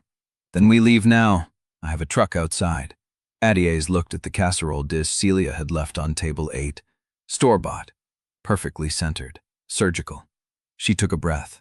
Then she followed Wendell toward the stairs, with Lazarev close behind, and the church basement door swung shut behind them. Chapter 53. The truck ate the miles between Mercy Crossing and Helena in a gullet of dark highway and sparse oncoming light. Wendell drove with both hands on the wheel, the speedometer needle steady at 7 over, his glasses catching the occasional flare of a passing semi. The Stachel sat on the passenger seat between his thigh and the center console, and the folded map lay on the dashboard like a witness. Adaeze sat on the back. The vinyl seat crackled under her every time she shifted. She had her arms crossed and her gaze fixed on the red taillights of the truck ahead of them, a string of ruby beads pulling them toward the state capitol.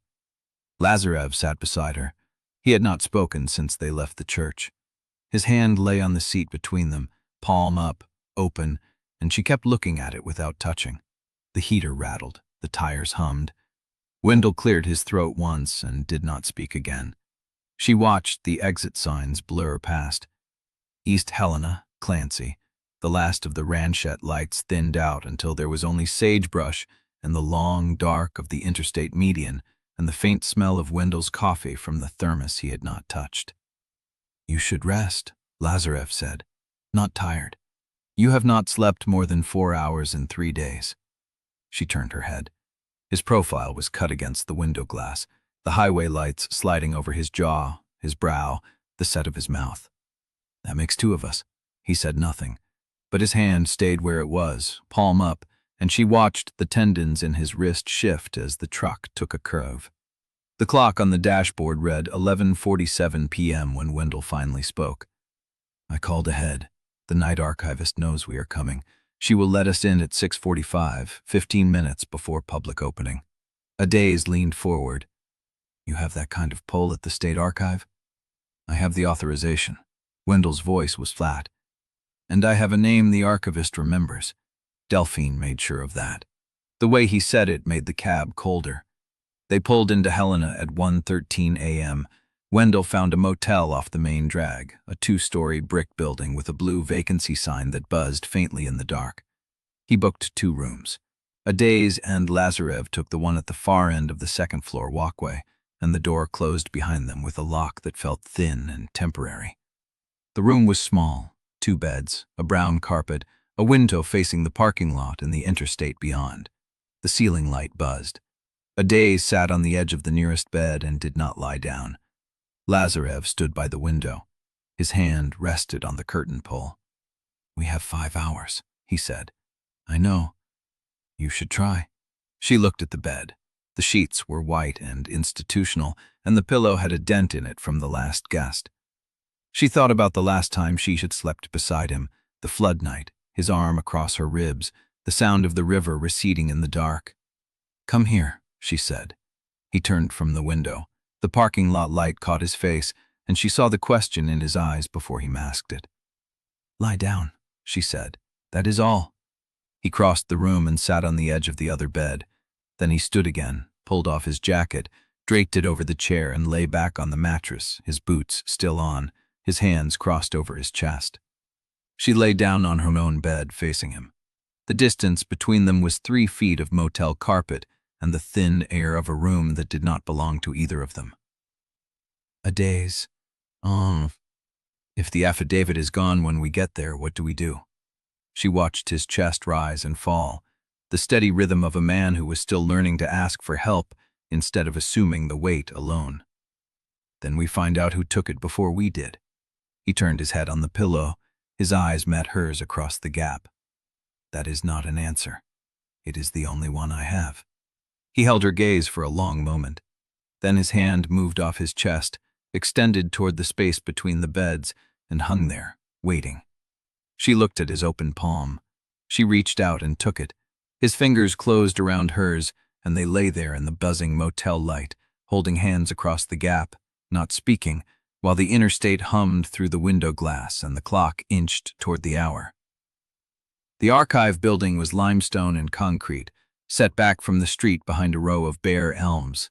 The sky was that pale Montana gray that came before true dawn, and the air smelled of cold pavement and old paper. Wendell was already at the entrance when Adaeze and Lazarev arrived. He held a manila envelope with the court seal. "The archivist will meet us at the reading room." They went through the metal detector, signed the visitor log. Wendell chewed his bars card and the authorization. A woman in a gray blouse appeared through a door marked "Staff Only," her eyes moving from Wendell to Adaeze to Lazarev, with the flat assessment of someone who had seen 1,000 inheritance wars cross her threshold. "Mr. Tasker, the authorization is in order. Follow me." She led them through a hallway lined with steel cabinets, then into a reading room with long oak tables and green-shaded lamps. The air was cool and dry, and the silence had weight. "I need the box for the Pruitt Trust Archive," Wendell said. "Accession number 87 to 142. Sealed documents under the estate of Delphine Pruitt, filed under seal with the original trust instruments." The archivist nodded. She walked to a counter, typed something into a terminal, and frowned. "One moment." She typed again. Her frown deepened. Wendell stepped closer. "Is there a problem?" The archivist looked up. His face had gone careful, the expression of someone who had just found a crack in the floor. "The box was requested yesterday at 4:17 p.m. under emergency review authority." Adaeze felt her chest tighten. "By whom?" The archivist turned the screen so they could see it. The signature field read, "Markham Sutter, Designate, Montana Department of Natural Resources. The box was gone. Chapter 54. The archivist's face did not change. She had delivered worse news across this counter before, and the flatness in her eyes said she knew it. Adaeze stood very still. The box was gone. Markham Sutter had it. The affidavit that could seal their case had been lifted out of the system under public authority by a man who is supposed to be their enemy's lawyer, and nobody had stopped him. "How?" Wendell said. His voice had gone thin and precise, the tone of a man holding fury behind a wall. The archivist turned the screen back. Emergency Review Authority. He produced a DNR letterhead request signed by the deputy director. Once the document is checked out under that authority, the system does not flag it for return until 72 hours have passed. 72 hours, Lazarev repeated. By which time it could be in a shredder in Billings or a Ceph in Denver, Wendell said. The archivist said nothing. She had no answer for that. Adaeze looked at the oak tables, the green lamps, the silent rows of cabinets that held other people's history, other people's secrets, other families' wars that had been fought and lost and forgotten in this same dry air. The request form, she said. Does it list a forwarding address for the materials? The archivist hesitated. Then she reached for a drawer beneath the counter and pulled a paper file. She laid it flat and turned it so Adaeze could see. Markham Sutter, Deputy Designate, a Helena P.O. box for the DNR field office, a phone number with a 406 prefix, and at the bottom of the request form, in the field marked Purpose of Review, a single typed line. Succession verification, Lazarev said. His voice was quiet. That is what he called it. That is what he called it, the archivist agreed.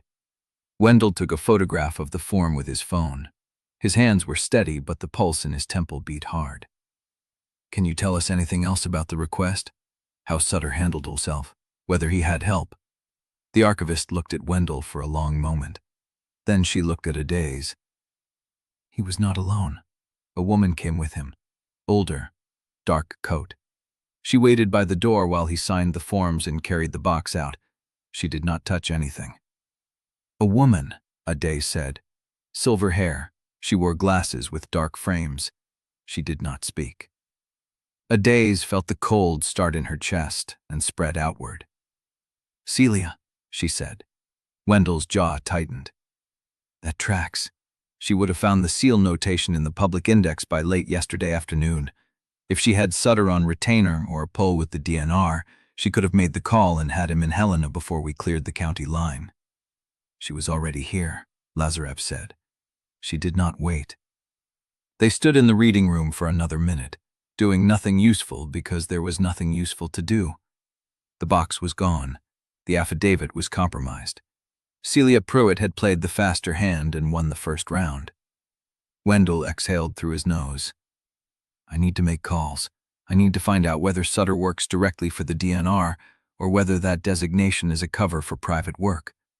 I need to know whether the affidavit has been copied, destroyed, or transferred to someone else's custody.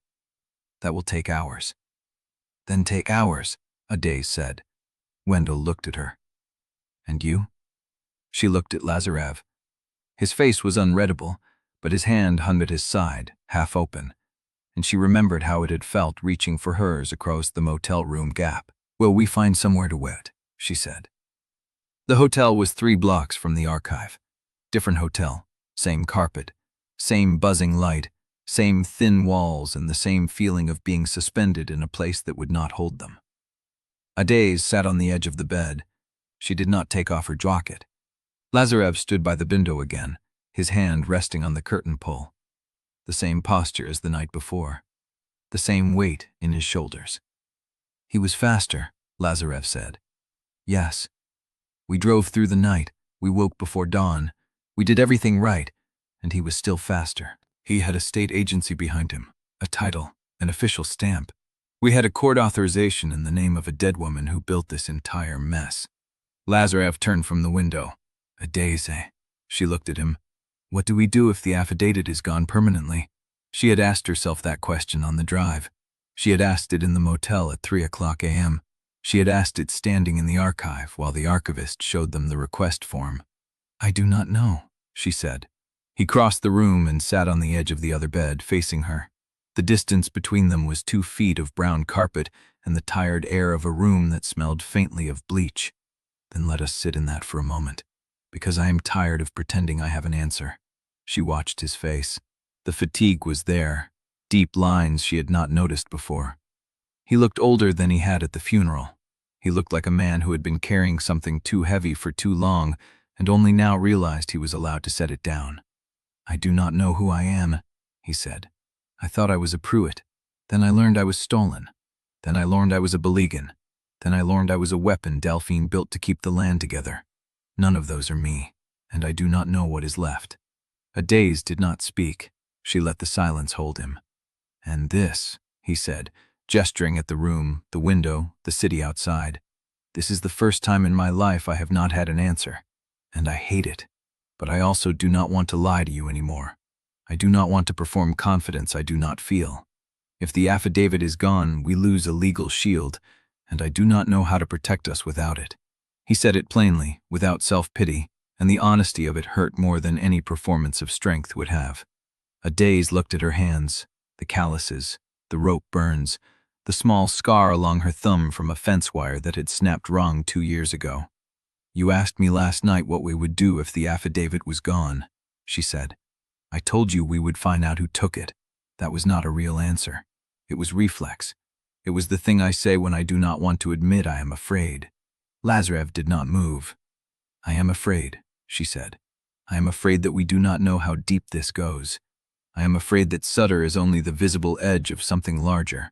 I am afraid that Celia has already won this round, and we are just standing here pretending we have time to recover." She looked up. "But I am also afraid of losing you. Not the marriage, not the codicil, not the water rights. You. The man who sat beside me in a flooded truck and did not let go. The man who carried me out of a river and did not ask for thanks. The man who told the truth to a room full of strangers because I asked him to." His jaw tightened. His eyes were bright and unreadable. "I do not know what happens next," she said. "I do not know if we can stop Celia or find the affidavit or keep the water rights alive through June. But I know I want to figure it out beside you. That is the only thing I am sure of." He was quiet for a long moment. Then he slid off to bed and knelt in front of her. He took her hands. His thumbs pressed against her palms, and she felt the warmth of him through all the cold of the archive, the drive, the hours of not knowing. Adaeze deadens. "Yes. I have been afraid to tell you something." Her chest tightened. "Tell me." He looked at her. His gray eyes the same color as the Mersey sky in winter. "I want children," he said. "I want a family. I want to build something that nobody can steal or weaponize, and I want to do it with you." The words landed hard. Not a question, not a test, a confession. "I do not know what that looks like," he said. "I do not know if we can have it. But if the marriage survives and the estate holds and the water rights do not collapse, I want that. And I needed you to know." Adaeze could not speak. Her throat had closed. She pulled her hands free. Then she reached forward and cupped his face, her thumbs brushing his cheekbones, the stubble along his jaw. "You want a family," she said. "Yes. With me. With you." She leaned forward and pressed her forehead against his. They sat there, breathing the same air, in a hotel room that was not home, in a city that was not theirs, with a war waiting outside the door. "I want that too," she whispered.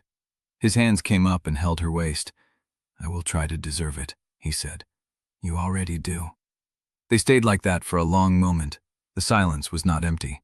It was full of everything they had not said and everything they had just begun to believe. The knock came at the door at 9:47 p.m. Adaeze opened it. Wendell stood in the hallway, his tie loosened, his face drawn. "I found the name," he said. "The woman who helped Sutter, the one with silver hair." He held up his phone. It was not Celia. Adaeze took the phone. The screen showed a 505 photo. Gray hair, dot-framed glasses. A face she recognized. "Delphine's cousin," she said. "Helen Pruitt." Wendell lowered the phone. She was the one who carried the box out of the archive.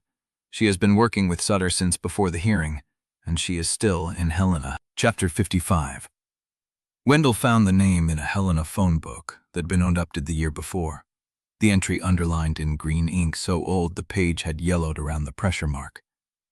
Cyrus Hale, retired, Deputy Supervisor, Water Resource Division, Montana DNR, 1989 to 2007. The address led them to a house in North Helena where the porch light was burned out and the gutters sagged with dry leaves. Adaeze knocked. Lazarev stood behind her, close enough that she felt his heat through the cold.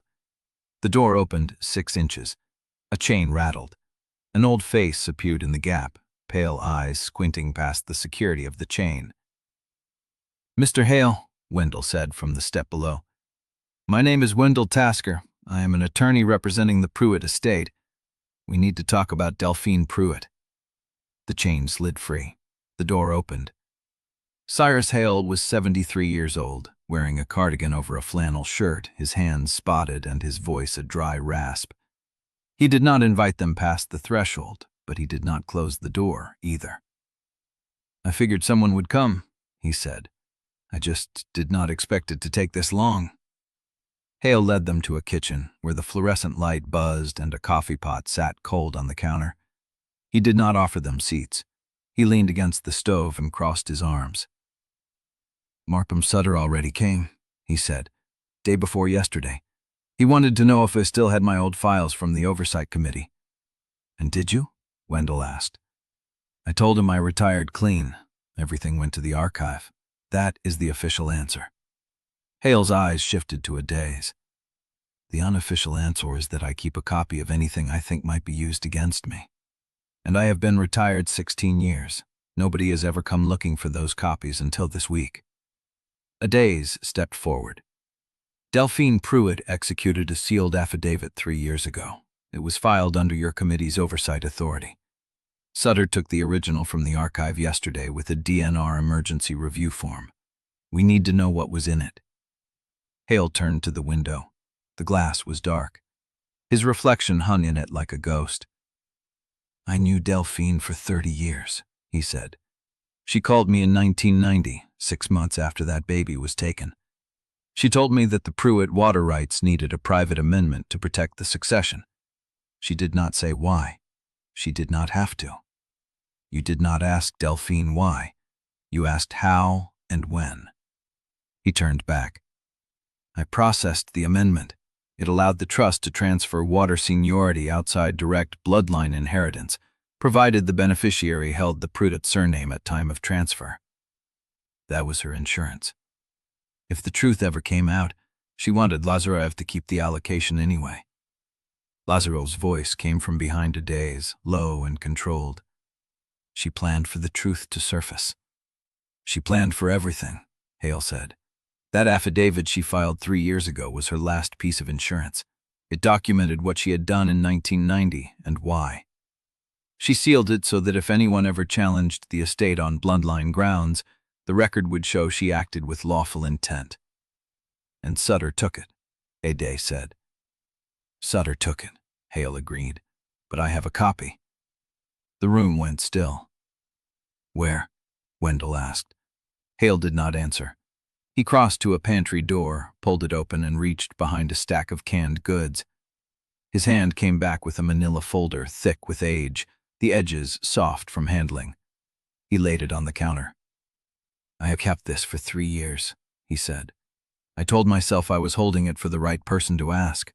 I told myself I was protecting the truth, but the truth is I was afraid. Delphine built a machine and I helped maintain it.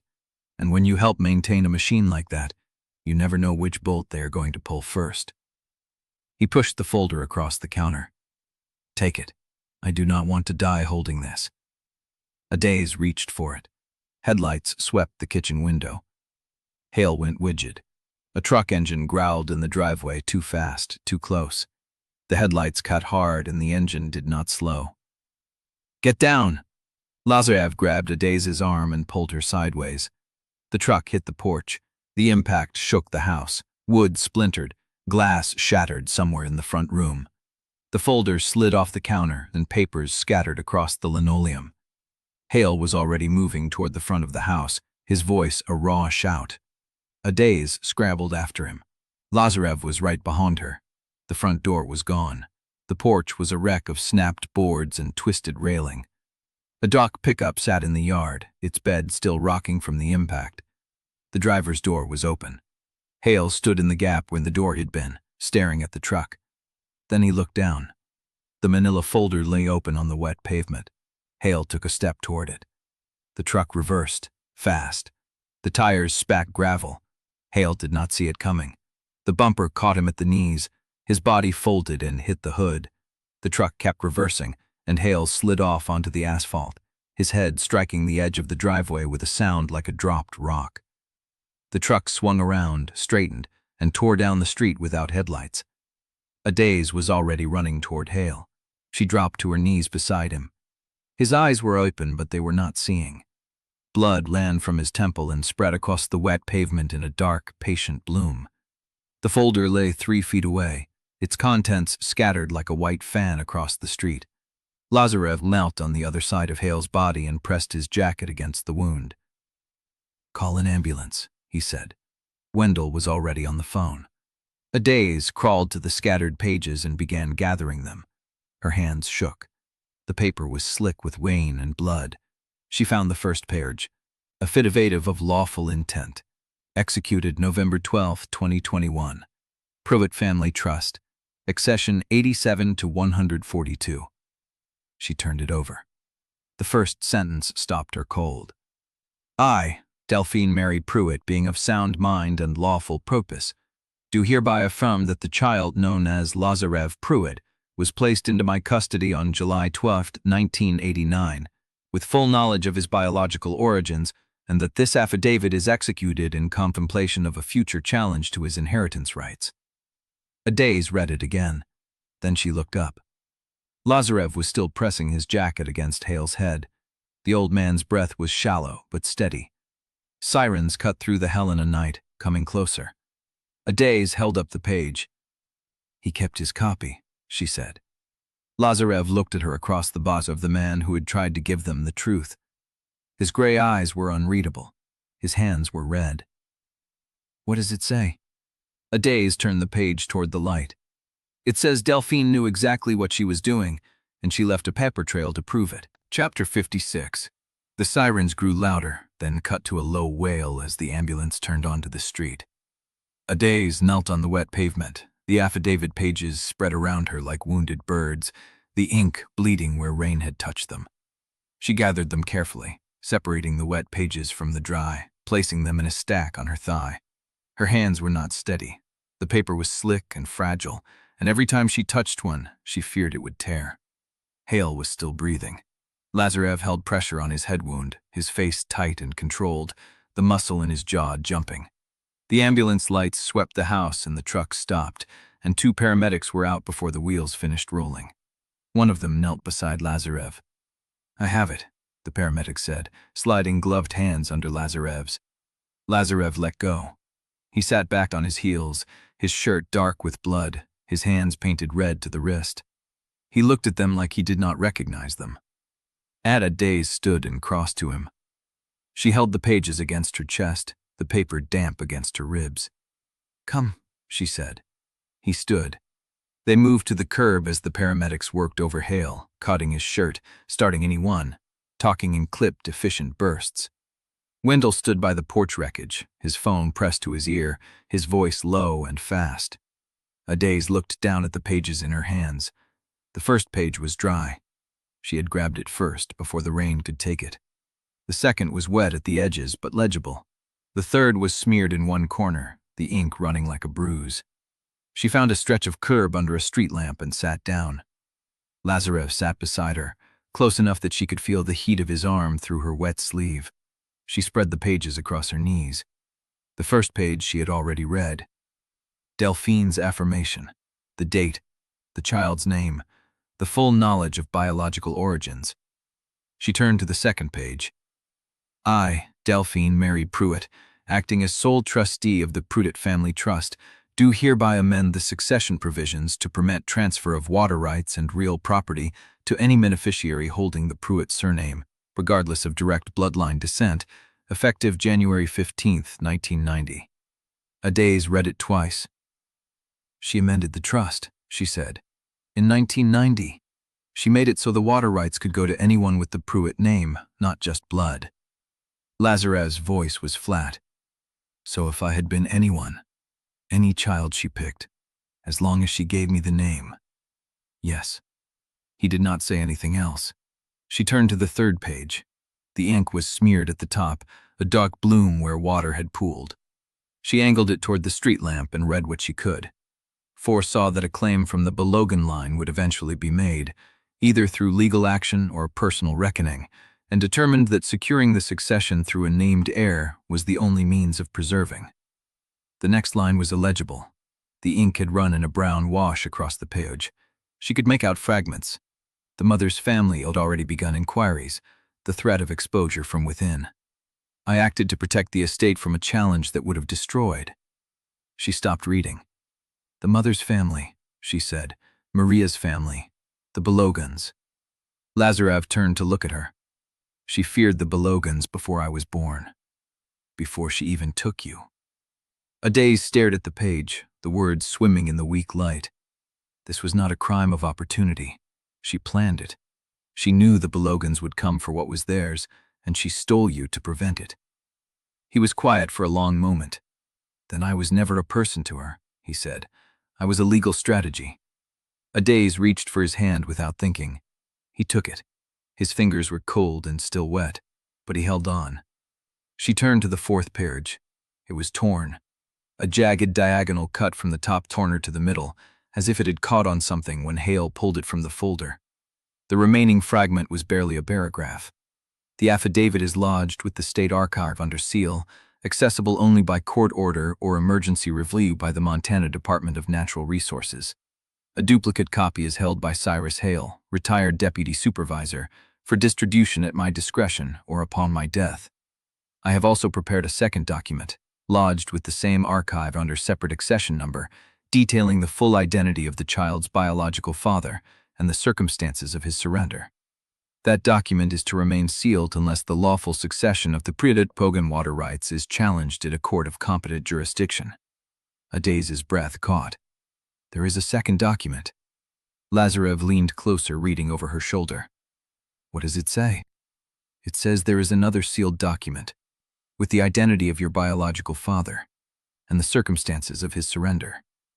Surrender. He said the word like it tasted of metal. Not theft. Surrender. Sutter took the first box, but if there is a second accession number, with a second document, then Sutter may not have it, Lazarev finished.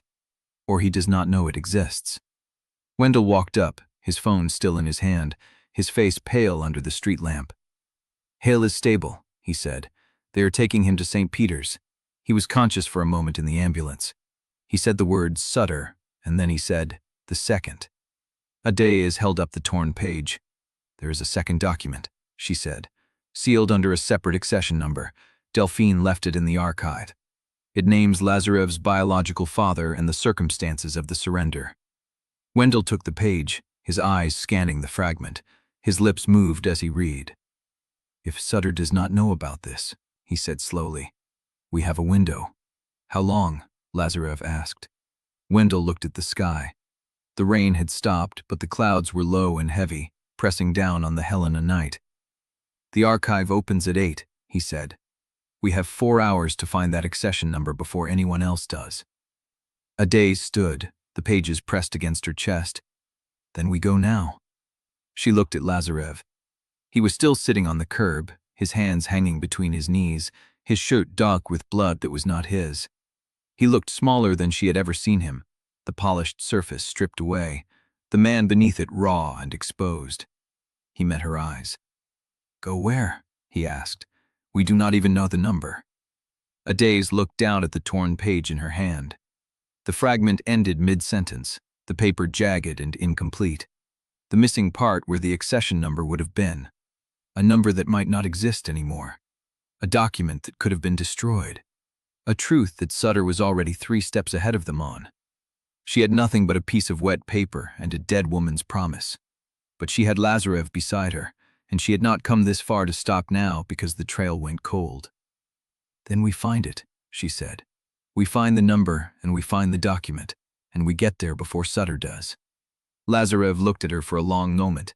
Then he stood, and she saw something settle in his face. Not hope exactly, but the thing that comes before it. The choice to keep moving, even when the ground gives way. 4 hours, he said. 4 hours. Wendell was already dialing. "I will call the archivist, the one from last night. She gave me her personal number." Adaeze did not let go of the pages. She looked at the torn edge again, tracing the line where the paper had ripped. The missing piece held everything. Chapter 57. The sun was already high by the time they crossed the county line, the light hard and white against the thawing fields. Adaeze had not slept in the passenger seat. She had tried, closing her eyes against the glare, but every time she drifted, the image of Hale's blood on the asphalt pulled her back. Lazarev drove with both hands on the wheel, his knuckles white even when the road ran straight. He had not spoken since they left Helena. Wendell followed in his own car, a black sedan that hung a quarter-mile behind them like a conscience she could not shake. Mercy Crossing looked the same grain elevator against the sky, the same feed store with its faded sign.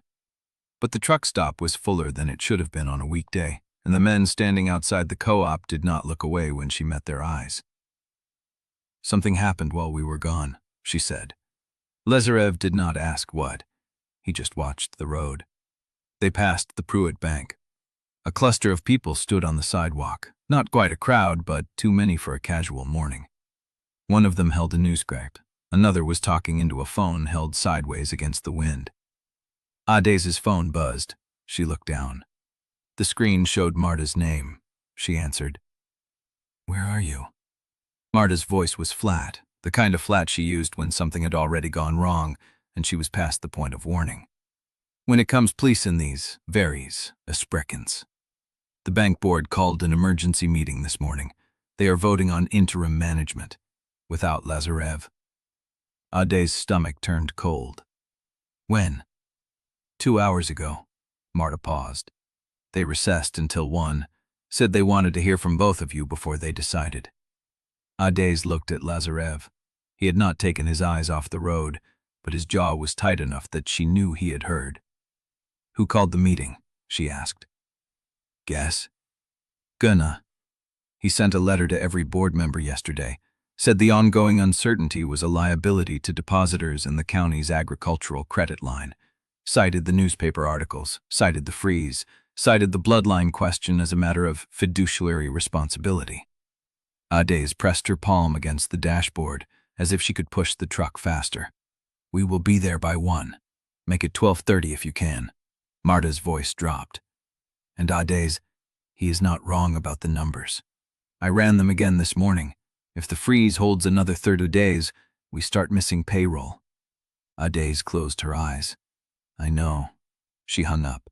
The truck rolled through Mercy Crossing's main street, past the church where Delphine's funeral had started everything, past the courthouse where the hearing had nearly broken them, past the diner where the old men still sat at the window with their coffee and their judgment. Lazarev pulled into the bank lot and killed the engine. The building looked the same. Red brick, brass handles, a flag that hung limp in the still air. But the door was propped open, and the lobby was fuller than it had been during the bank run. Adaeze stepped out of the truck. The wind hit her face, cold and dry.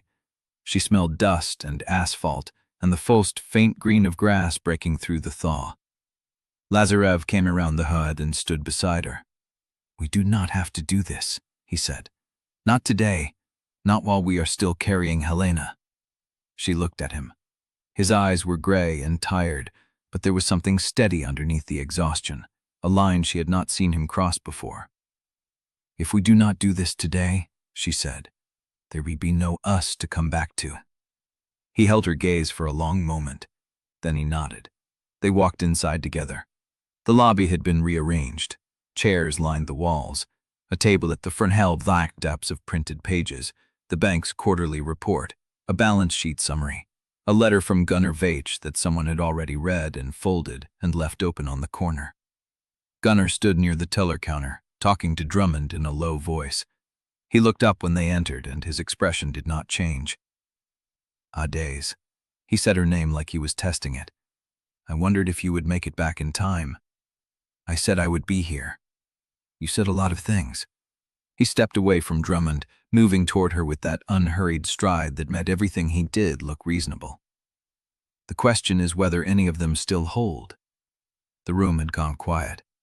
She could feel the weight of it, the eyes of bank staff, board members, the man from the co-op who had been standing on the sidewalk, a woman she did not recognize who held a notebook open on her knee.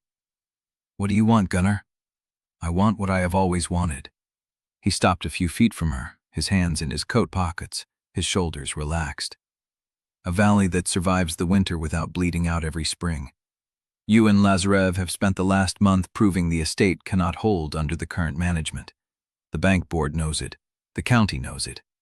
The only question left is whether you will admit it before the damage becomes irreversible. Adaeze felt Lazarev shift beside her, a subtle movement, not toward Gunnar but into position at her shoulder. The damage was not caused by us, she said. It was caused by a dead woman's secrets and a man who saw a crisis and decided to profit from it. Gunnar smiled. It did not reach his eyes. Delphine is dead. I am not. And in 60 days, when those buyout letters start coming due, you will have to explain to every family in the watershed why you chose pride over survival. He looked at Lazarev, then back at her.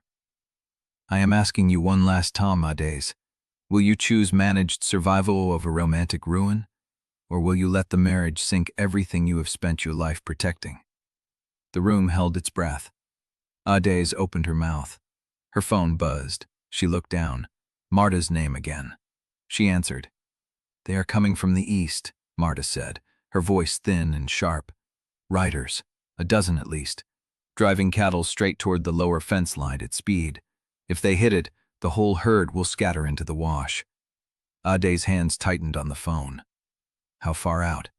3 minutes, maybe 4. She licked at Gunnar. He was watching her, his face unreadable. Then she looked at Lazarev, and she saw him already reaching for the keys. I have to go. Gunnar's smile flickered. There is always another crisis, Adaeze. That is the point. You cannot chase every fire and expect to keep the house. She did not answer. She was already moving. Chapter 58. The truck tore out of the bank lot before the door finished swinging shut. Adaeze braced one hand against the dash as Lazarev took the corner onto the county road, gravel hammering the undercarriage. The wind through the open window carried nothing yet, no dust, no sound of hooves, but she could feel it in the set of his shoulders, the same readiness she had seen during the flood. How far? 3 miles to the lower fence line. She pulled out her phone, dialed Marta. Where are they now?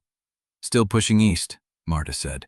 They are not trying to stop. They want the herd through the wire. How many riders? 10, maybe 12.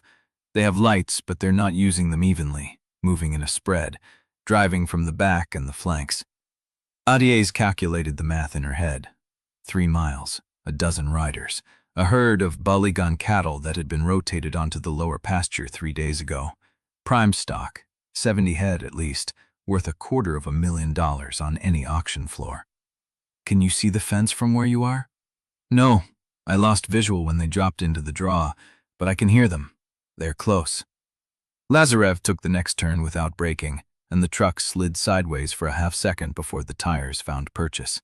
He did not flinch. His hands were steady on the wheel, his eyes fixed on the dark road ahead. Gunnar knew, Adaeze said. He knew something. Lazarev's voice was flat. The meeting, the board letter, the timing. He pulled us into the bank so we would be late. Or he wanted us watching him while someone else did the work. The headlights caught a break in the fence line up ahead, a section of wire that had been cut and folded back like a curtain.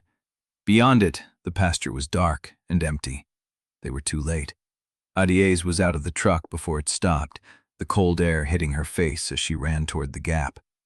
The cut wire was clean, clipped with bolt cutters, each strand curled back with deliberate care. Whoever had done this knew fence work. Heard tracks, Lazarev said. He was already kneeling at the edge of the road, his hand touching the churned earth where the cattle had been driven through. They went east, toward the county road. Adaeze's stomach dropped. If the herd hit the county road in the dark, cars would not see them until it was too late. The damage would be catastrophic. Dead stock, wrecked vehicles, lawsuits that would drain the estate for years. We have to turn them before they reach the asphalt. She ran back to the truck and pulled the gate open, climbing into the bed before Lazarev could stop her. The rack held 4 floodlights, a coil of rope, and a shotgun she had not known was there. What are you doing? Creating a wall. She lifted the first floodlight, swung it toward the road behind them, and set it on the ground facing east. If we make enough light, they will hesitate. Cattle do not charge into brightness. Lazarev understood immediately. He pulled the truck forward, angled the headlights across the pasture, and then began dragging the second floodlight into position. The ground shook. Adaeze felt it through her boots first, a low vibration that built into a rumble, and then a roar. The herd was coming. She could see them now, a dark wave moving across the pasture, driven by the riders who flanked them on either side. "Get behind the lights," she shouted. She grabbed the shotgun from the rack and fired into the air. The sound cracked across the valley, sharp and final. The lead cattle faltered, their momentum breaking as the floodlights caught their eyes. They slowed, confused, the ones behind them piling into the ones in front. Lazarev was already running toward the flank, waving his arms, shouting in a voice she had never heard from him, raw and commanding, a sound that belonged to the land and not the boardroom. The riders saw him. One of them pulled a rifle from a saddle scabbard and fired a shot over Lazarev's head.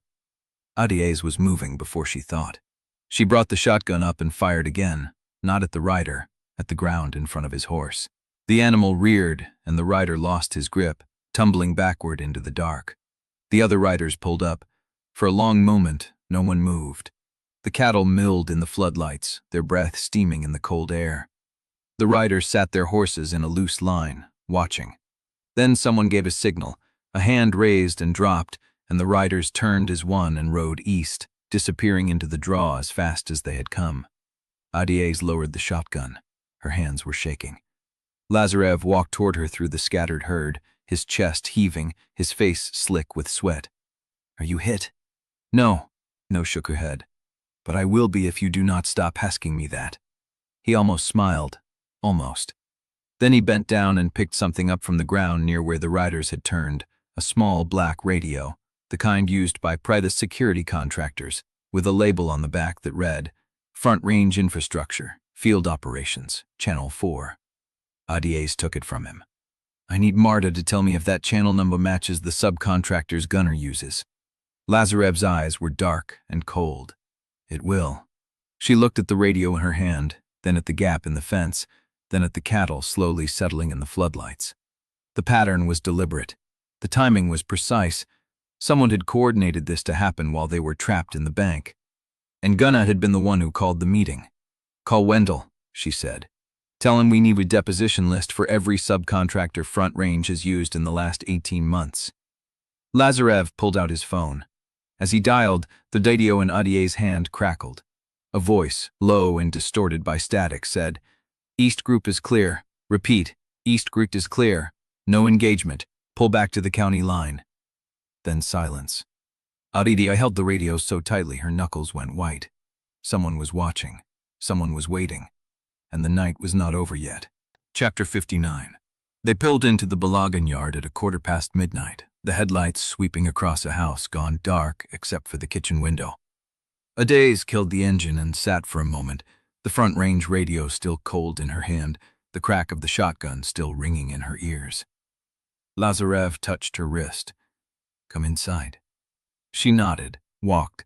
The porch steps felt higher than she remembered. The front door swung open before she reached it, and Zuri stood there in sweatpants and a hoodie, her braids half undone, her eyes sharp with worry. "Marta called. She said there were riders. We stopped them." Adaeze stepped past her into the warmth. "Everyone's alive. The herd is settling." Zuri let out a breath. "Good, because I have another problem." Adaeze's stomach tightened. "What?" "Smoke. Zuri pointed toward the back of the house. About 20 minutes ago, I smelled it from my window. It's coming from the tack room. Adaeze was already moving, her boots loud on the floorboards, Lazarev behind her. They crossed the kitchen and pulled open the back door. The tack room was a separate structure, 30 feet from the house, built of old pine and corrugated metal. A thin curl of gray smoke rose from the gap beneath the door, pale against the dark. She grabbed the fire extinguisher from the wall mount and ran. The lock was warm. She twisted it, shoved the door open, and the smoke hit her face, acrid and chemical. Not wood smoke, something electrical. The interior was dim, lit only by the yard light, but she could see the source. A small fire burning in the corner where the feed order clipboard hung, flames licking at a stack of paper on the shelf below. She aimed the extinguisher and pulled the trigger. The foam smothered the fire in seconds, leaving a white crust over the charred remains. The smoke thinned, drifting toward the open door. Lazarev stepped in behind her, pulling a flashlight from his pocket, sweeping the beam across the walls. "Small," he said. "Contained. Whoever said it wanted damage, not destruction." Adaeze knelt beside the shelf. The paper stack was mostly ruined, edges blackened, wet with foam, but the middle layers had survived, only smoke-stained. She lifted them carefully, separating the salvageable from the ruined. Behind her, Zuri appeared in the doorway. "I called Marta. She's doing a perimeter check." "Good. What was that?" Zuri pointed at the radio still in Adaze's hand. "Evidence." Adaeze set it on the workbench. "Front Range Field Ops channel. The riders used it." Zuri's eyes went flat. "So Gunner is dumb enough to leave his gear behind, or smart enough to use subcontractor who do not know whose name is on the radio." Lazarev's voice was dry. "Either way, we have it." Adaeze spread that salvaged papers on the workbench.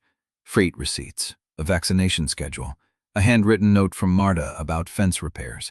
Nothing critical, but the smoke damage meant the originals would need to be recreated for insurance if the fire had been intended to destroy financial records. Then Zuri made a sound. "What is this?" She was holding a manila envelope, pulled from a lower shelf that had escaped the worst of the smoke. The envelope was waxed, old, the flap sealed with red wax that had cracked with age. Zuri turned it over. On the back, in Delphine Pruitt's handwriting, was a single word: Balogun. Adaze's blood went cold. Where was that? Behind the feed ledgers. Zuri held it out. It was wedged in the crack between the shelf and the wall. Someone hid it here. Recently.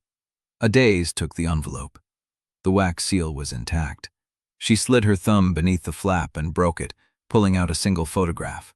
The image was faded, colors shifted toward sepia, but the faces were clear. Imani Balogun, younger than she had ever seen him, maybe 25, with his arm around a woman in a nurse's uniform. Dark hair, sharp jaw, a smile that did not reach her eyes. In the background, a hospital corridor. A sign on the wall read, "Rilling's Mercy, Maternity Wing." And in the corner, handwritten in white ink, a date, June 11th, 1989. Adaeze stared at it. 1 minute before Delphine took Lazarev, 1 minute before the infant theft. Lazarev came up beside her, his shoulder brushing hers. She felt him go still when he saw the date. "That's your uncle," he said. "Yes." "And the nurse." He looked at Wendell, who had appeared in the doorway, still in his coat, his face gray with exhaustion and something else. Wendell took the photograph. His liver-spotted hands held it steady, and his eyes moved across the image with a lawyer's precision, cataloging every detail. When he reached the date, he stopped. His face changed. "What?" Adaeze said. Wendell did not answer immediately. He turned the photograph over. On the back, in the same white ink, another line: Alina Voss, RN, witness. Adaeze remembered the name. The archivist in Helena had mentioned it. The nurse who had been on duty the night Delphine took the infant. The one who had signed the original surrender document. "She was young," Adaeze said. "Younger than I thought." Wendell's jaw tightened. "The date," he said slowly, "is June 11th. not July 12th. Lazarev's voice was quiet. So. Wendell looked up, and his eyes were old and tired and sharp all at once. That means Delphine had Alina Voss in place a full month before the birth. She was not reacting to an opportunity. She was planning it. The silence stretched. Adaeze looked at the photograph again, at Imani's arm around the nurse's shoulders, at the hospital corridor behind them, at the date that rewrote everything she thought she knew about how far Delphine had gone to steal a child. "You told me Delphine had a pediatrician in Billings," she said. "A networked." "Yes. Add a nurse to the list." Wendell nodded slowly. "Already done." He put the photograph in his pocket with a care that suggested it would not leave his possession until he had examined every inch of it. Then he looked at the radio on the workbench, at the smoke stains on the wall, at the char remains on the floor. "Someone wants us distracted," he said. "They hit the fence, then the tack room. 2 attacks in one night." Adaeze met his eyes. "They are testing every weak scene we have. And finding them." Wendell's voice was flat. "The question is, what happens when they find the last one?" No one answered. Outside, the wind picked up, rattling the corrugated metal roof. The yard light flickered once, held, flickered again, and in the darkness beyond the tack room door, something moved. Adaeze saw it. A shape, low and fast, crossing from the barn to the fence line. Gone before she could call out. She grabbed the shotgun from where she had propped it against the wall and stepped into the yard. Nothing. Just the wind and the dark and the sense that whoever had set the fire was still close enough to walk. Chapter 60. The yard was empty. Wind moved through the barn shadows, rattling a loose sheet of tin against the roofline. Adaeze stood with the shotgun low, her breath clouding in the cold, her eyes scanning the fence line where the shape had disappeared. Nothing moved. She waited 30 seconds. A minute. Then she lowered the barrel and walked the perimeter, boots crunching on frozen gravel, the gun ready. Past the barn, past the empty stalls, past the corral where the horses had gone still, watching her with dark, patient eyes. Whoever had been there was gone. She circled back to the tack room. Zuri stood in the doorway, arms crossed, her braids half undone. Wendell was inside, still holding the photograph, his face unreadable in the low light. "Clear," Adaeze said. Lazarev was watching her from beside the workbench, his hands loose at his sides. He did not ask what she had seen. He only waited, and she realized he trusted her judgment enough not to question it. The thought unsettled her more than the shape in the dark. "Alina Voss," she said, turning to Wendell. "What do you know?" Wendell set the photograph on the workbench, face up. The overhead light caught the faded white ink of the date. "She was the head maternity nurse at Billings Mercy from 1977 to 1995, he said. "Retired to a house outside Red Lodge. Died 3 years ago. Pancreatic cancer." Adaze's stomach tightened. 3 years ago. May, the same month Delphine executed the sealed affidavit. The timing was not coincidence. Nothing about this story was coincidence. "She signed the surrender document," Adaeze said. "Yes. Then she was the last person who saw who gave Lazarev up." Wendell nodded slowly. She was also the only person, besides Delphine and the pediatrician, who knew the truth of what happened that night, and she took it to her grave. Lazarev moved, not much, just a shift of weight that brought him closer to the photograph, his gray eyes fixed on the image of Alina Voss's face. "She knew my father," he said. It was not a question. "Your biological father," Wendell said carefully. "Yes. The photograph suggests that she knew Audieeze Balogun before the birth, possibly before Delphine approached her." The room went quiet. Adaeze looked at the photograph again, at Imani's arm around the nurse's shoulders, at the ease between them that had nothing to do with professional obligation. She had known a stranger's version of her uncle, the one who had died in exile and faked his own grave. This photograph showed a man she did not recognize, young and alive, and standing beside a woman who had helped steal his son. "What did she leave behind?" Adaeze said. Wendell's jaw tightened. Her son kept her papers, boxes of them. Hospital records, correspondence, photographs. He has not allowed anyone to touch them since she died. Where is he? Lives in a house off the county road, south of the pass, about an hour from here. Wendell paused. He refused to speak to me when I called yesterday. Would not even come to the door. Adaeze stared at him. You already tried. Of course I tried. Wendell's voice was flat. I have been looking for Alina Voss since the archivist mentioned her name in Helena. She was the key witness to the surrender. If she left evidence of what happened that night, her son is the only living person who can access it. And he refused. Until 30 minutes ago. The silence changed. Lazarev's head came up. Zuri stopped breathing. Adaeze felt the cold edge of the shotgun stock against her palm. What changed? She said. Wendell reached into his coat and pulled out his phone, the screen lit with a text message. His name is Corbin Moss. He called me while you were checking the perimeter. Said he saw the headline about the Codicil ruling. Said he has been waiting for someone to ask the right question about his mother's work. He turned the phone toward her. The message was short, 5 words. She can come. A Lagun woman. Adaeze read it twice. Alone, Wendell said. He will only meet with Adaeze, no lawyers, no Pruitts. Lazarev's voice was quiet and dangerous. No. She is his condition. Then the condition changes. Wendell looked at him, and something old and tired passed between them. Adaeze understood before either of them spoke. Corbin Moss had spent his mother's dying years watching her hold secrets.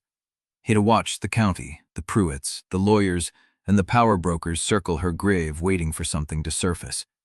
He did not trust anyone connected to the machinery that had consumed his mother's life. But he trusted a woman whose uncle had been photographed with his mother in a maternity ward 34 years ago. Why now? Adaeze said. Wendell shook his head.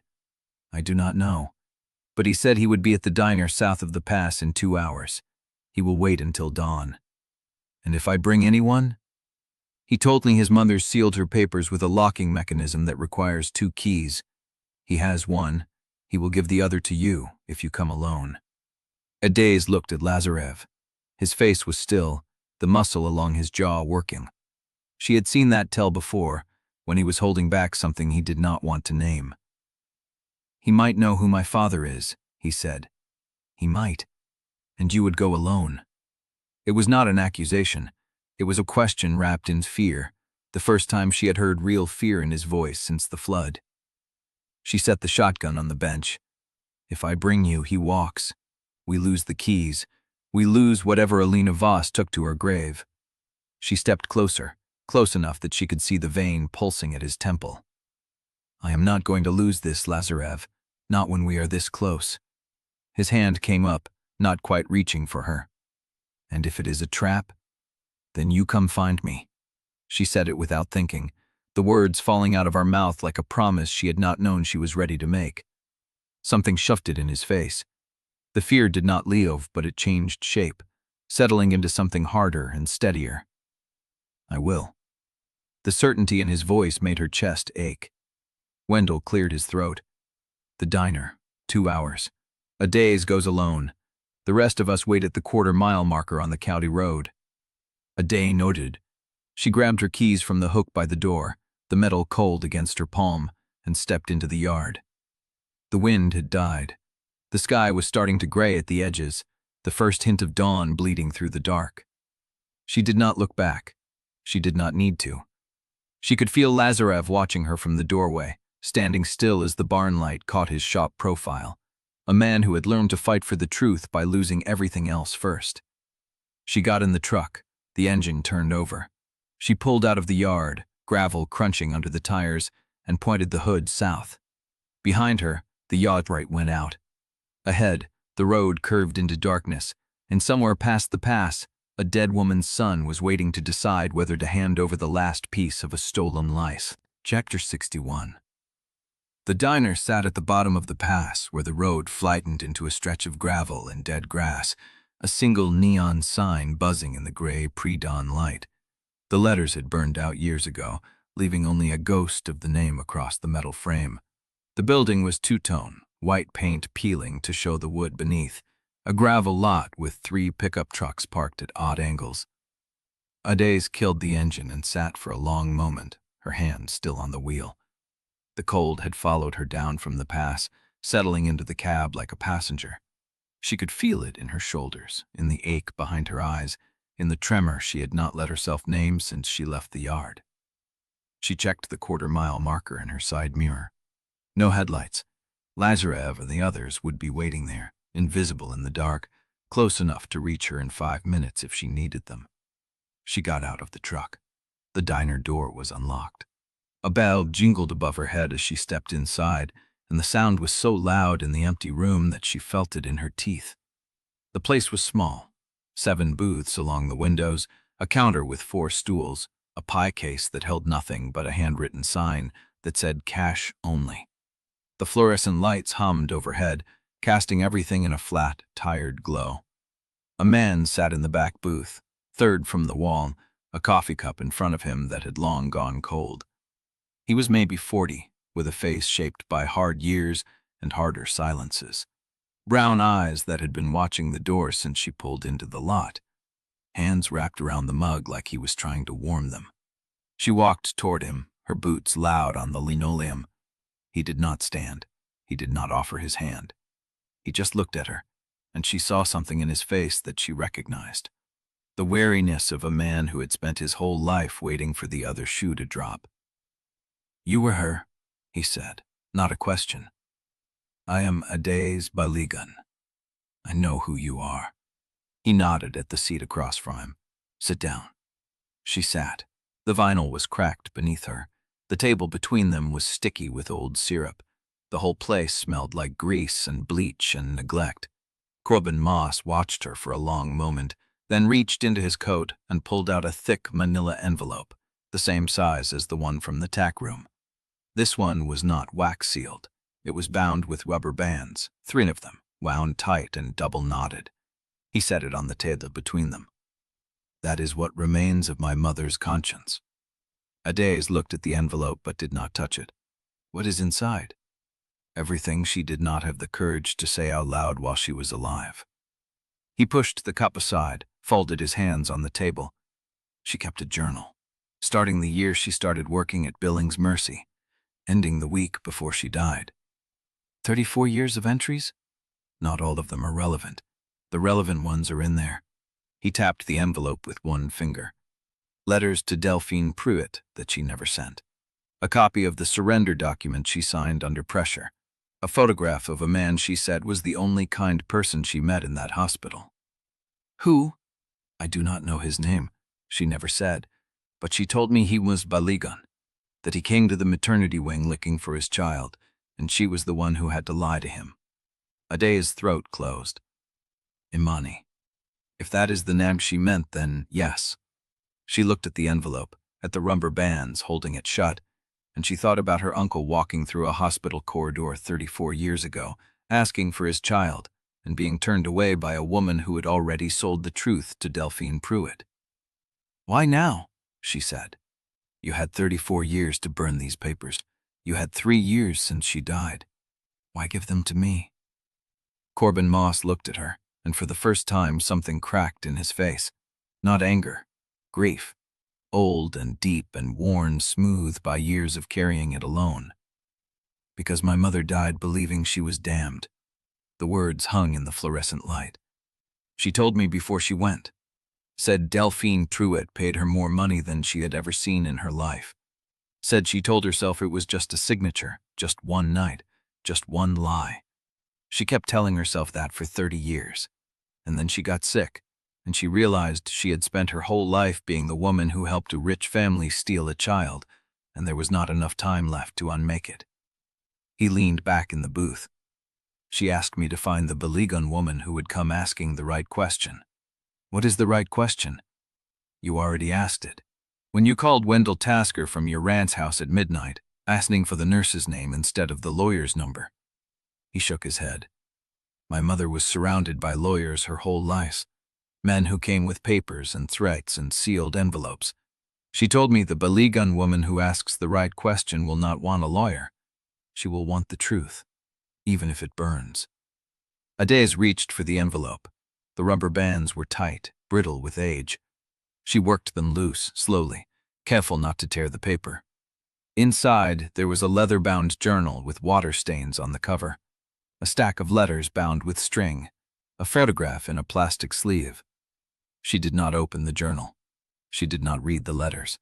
She looked at the photograph. It was the same image as the one from the Tack room. Imani Balogun and Alina Voss in the hospital corridor, dated June 11th, 1989. But this copy was sharper, clearer, taken from a different angle. In this one, she could see Imani's face fully, open and trusting, his hand resting on Alina's arm like she was the only person in the world he could rely on. She looked young, younger than Adaeze was now. He did not know his name. She never said, but she told me he was Balogun, that he came to the maternity wing looking for his child, and she was the one who had to lie to him. Adaeze's throat closed. Imani. If that is the name she meant, then yes. She looked at the envelope, at the rubbered bands holding it shut, and he thought about her uncle walking through a hospital corridor 34 years ago, asking for his child, and being turned away by a woman who had already sold the truth to Delphine Pruitt. "Why now?" she said. "You had 34 years to burn these papers. You had 3 years since she died. Why give them to me?" Corbin Moss looked at her, and for the first time something cracked in his face. Not anger. Grief. Old and deep and worn smooth by years of carrying it alone. "Because my mother died believing she was damned." The words hung in the fluorescent light. "She told me before she went. Said Delphine Pruitt paid her more money than she had ever seen in her life. Said she told herself it was just a signature. Just one night. Just one lie. She kept telling herself that for 30 years. And then she got sick, and she realized she had spent her whole life being the woman who helped a rich family steal a child, and there was not enough time left to unmake it." He leaned back in the booth. "She asked me to find the Balogun woman who would come asking the right question." "What is the right question?" "You already asked it. When you called Wendell Tasker from your ranch house at midnight, asking for the nurse's name instead of the lawyer's number." He shook his head.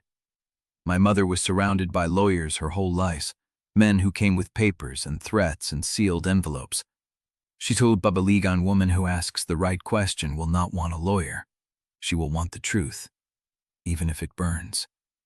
Adaeze reached for the envelope. The rubber bands were tight, brittle with age.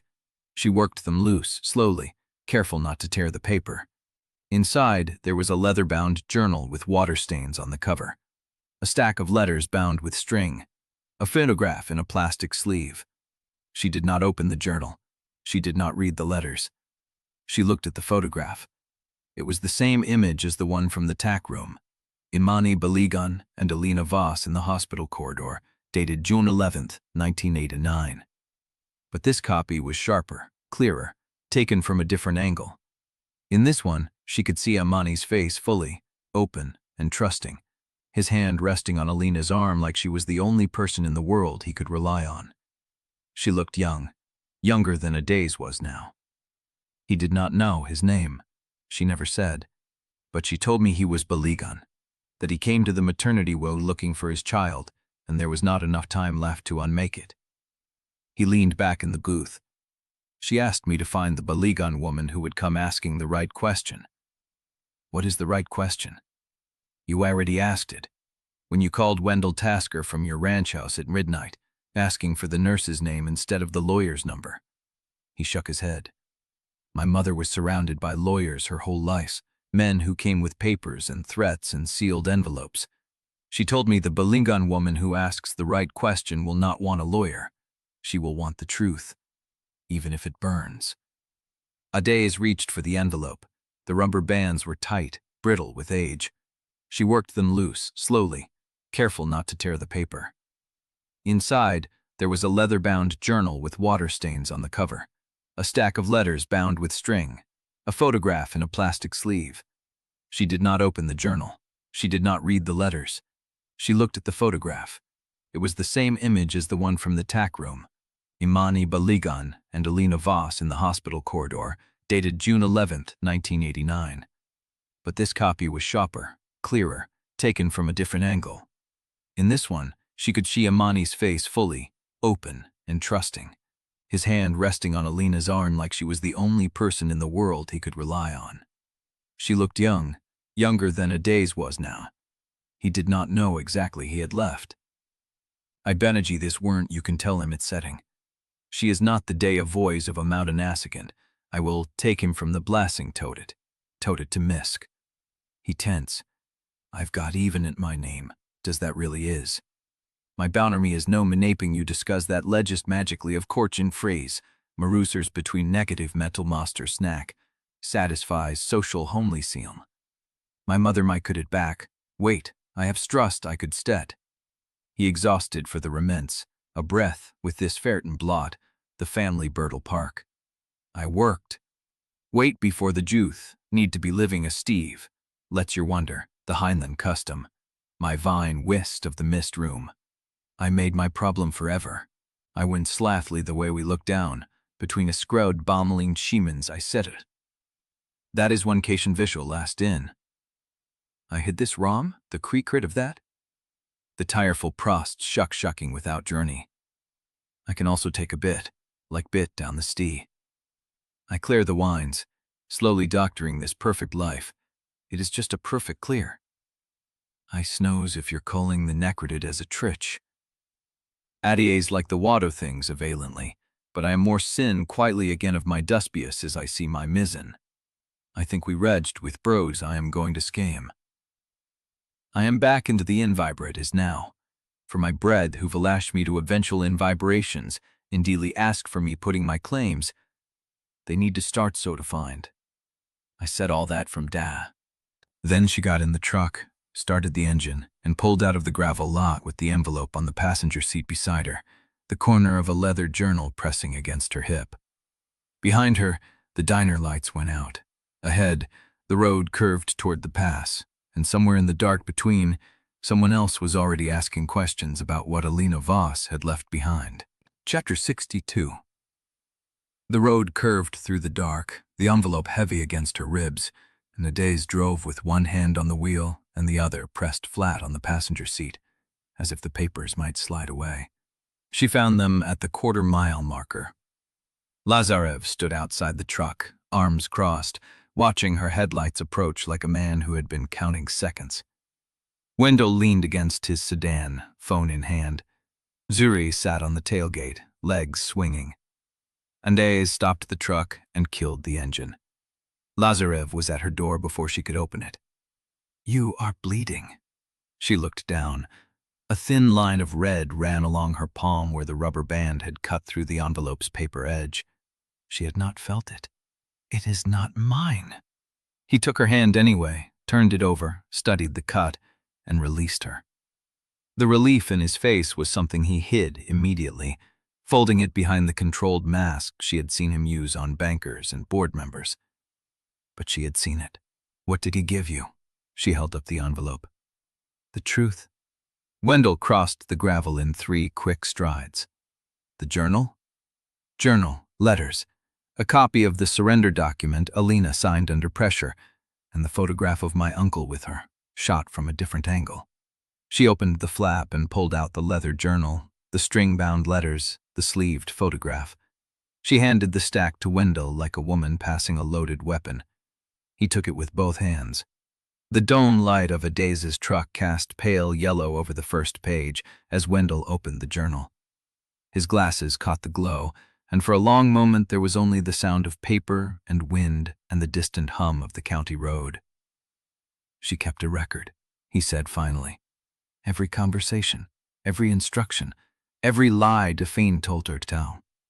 He flipped pages. June 11th, 1989. Met Adaeze Balogun in the maternity wing waiting room. He was there for a prenatal consultation with his wife. I was told to be kind, to make him trust me. Wendell looked up. Delphine had already identified him. She knew Maria was pregnant. She knew the Balogun line would produce an heir who could claim the Pruitt water rights if the bloodline clause ever became relevant. Lazarev made a sound. Not a word. Something between a breath and a wound. She was planning this before I was born. Yes. Adaeze watched his face in the pale light. The muscle in his jaw jumped once, twice, then stilled. What else? Wendell turned more pages, scanning, his liver-spotted hands trembling slightly. She describes the surrender in detail. July 12, 1989, Delphine arrived with a lawyer and a pediatrician. Adaeze Balogun was sedated. Imani was not present. The child was signed over under duress. He stopped on a page near the back. There is a letter here. The last one she wrote, dated May 2021, 3 weeks before she died. He pulled it from the binding, unfolded it, and read aloud. To whoever finds this, I am writing because I cannot die with this on my tongue. Delphine Pruitt ordered a newborn's records altered after Imani Balogun's death left that branch of the family vulnerable. The child was placed into the Pruitt succession to prevent an outside claim on the land and water. I signed the papers. I lied to Imani when he came looking. I told him the child was stillborn. I watched his face fall apart, and I did nothing. Delphine told me it was for the valley. It was not for the valley. It was for her. She wanted the Balogun bloodline bound to the Pruitt estate so that no court could ever separate the land from the name. She wanted the feud to be a lie that served her. I helped her bury the truth. I am sorry. I am so sorry. The silence that followed was absolute. Zuri slid off the tailgate and stood with her arms wrapped around herself. That would destroy Celia's case, Wendell said, his voice rough. If this letter is authenticated and entered into evidence, it proves Delphine acted with intent. It proves the Codicil was not a manipulation of the bloodline. It was a correction of it. Adaeze stared at the letter in his hands. And it proves Lazarev was placed deliberately, that his entire identity as a Pruitt was a legal construction Delphine built to lock the Balogun claim into her estate. Wendell nodded. Celia's argument collapses. She cannot claim Delphine defrauded the rightful heirs when Delphine was trying to prevent exactly that outcome. Lazarev stood motionless, his hands at sides, his face unreadable. The letter says I was placed to prevent an outside claim. What outside claim? Wendell turned back to the journal, scanning the final pages. She does not name anyone specifically, but the implication is clear. There was another party who could have claimed the water rights if the Balogun line failed to produce a direct heir. Someone outside the family. Someone Delphine considered a threat. Front Range, Adaeze said. Possibly, or a precursor to what Front Range became. Lazarev reached for the letter. Wendell hesitated, then handed it over. Lazarev read it standing under the dome light, his gray eyes moving across the page. When he finished, he folded it carefully, precisely, and held it out to Wendell. Certify it. Get it into evidence before Celia can argue we fabricated it. Wendell took the letter. I will drive to Helena tonight. The archivist's loyalty is still uncertain, but I have a contact at the State Forensics Lab who can authenticate the paper and ink within 48 hours. He paused. There is one problem. Adaeze felt the words land like a stone. What? This letter is dated 3 weeks before Alina died. She addressed it to Corbin Moss and sealed it with wax. If we enter it as evidence, we need to show an unbroken chain of custody from her hand to his to ours. He looked at the envelope. The original seal is intact. That is our proof. Adaeze exhaled. Then we keep it safe until you can certify it.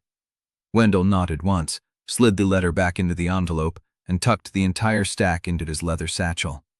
They drove back to Mercy Crossing in a convoy of 3 vehicles. Wendell in front, Adaeze and Lazarev in the middle, Zuri in the rear, with the headlights cutting through the dark. The town was quiet when they rolled through. Empty streets, dark windows. The co-op lot was deserted. Wendell pulled into his office parking lot and killed his engine. I will secure the satchel in the office safe and drive to Helena at first light. Adaeze watched him walk to the door. His key turned in the lock. The door swung open. He stopped. Wendell? He did not answer. Adaeze was out of the truck before she knew she had moved, Lazarev behind her, boots hitting the gravel in unison. Wendell stood in the doorway, his satchel still in his hand. The office was destroyed. File drawers pulled open, papers scattered across the floor, the desk lamp shattered on the carpet, and the wall safe behind his desk hung open, its door backed back on the hinges like a tin can, split with a knife. Chapter 63. Wendell stood in the doorway of his ruined office, his satchel still pressed against his chest like a shield. Adaeze pushed past him. Her boots crunched on scattered paper, glass, the splintered frame of a photograph that had hung on the wall for 30 years. The desk drawers hung open, their contents dumped and kicked into drifts. She crossed to the wall safe. Its door was bent back, the locking mechanism sheared clean where someone had used a pry bars or a hydraulic spreader. The interior was empty. Wendell did not move from the threshold. I kept the journal and letter in the satchel. His voice was thin, mechanical. I had the original photograph and the surrender copy in the safe. Adaeze turned slowly. Who knew you put them in there? Anyone who has seen me lock a document in the past 20 years. It is not a secret where I keep things. He looked at the bent door. But this is not a casual burglary. That safe required force and knowledge. They knew exactly where to hit and what to look for. Zuri appeared behind Wendell, her phone already out, thumb hovering over the keypad. I am calling the sheriff. No. Lazarev's voice cut through the dark. He was still on the gravel path, his gray eyes scanning the lot, the street, the windows of the building across. Not yet. Wendell turned. We have been burglarized. Evidence has been stolen. We must report. And when the sheriff arrives, what will he find? A broken safe and a story about a letter no one else has seen. Lazarev stepped into the light. Celia will say we fabricated the burglary to explain missing documents. Gunnar will say it proves the marriage is too unstable to manage the estate. The judge will call that emergency conference she has been threatening. Adaeze saw the logic land in Wendell's face like a blow. He is right.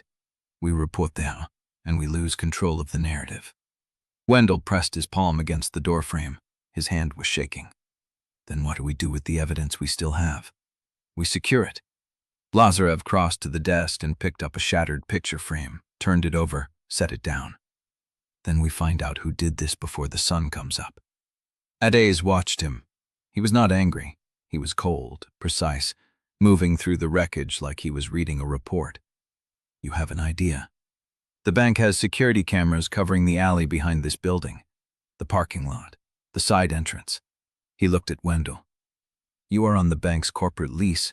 That means the exterior feeds are part of the bank's surveillance network. Wendell nodded slowly. I can access the footage through the bank's security office, but I will need authorization. You have it. Lazarev was already moving.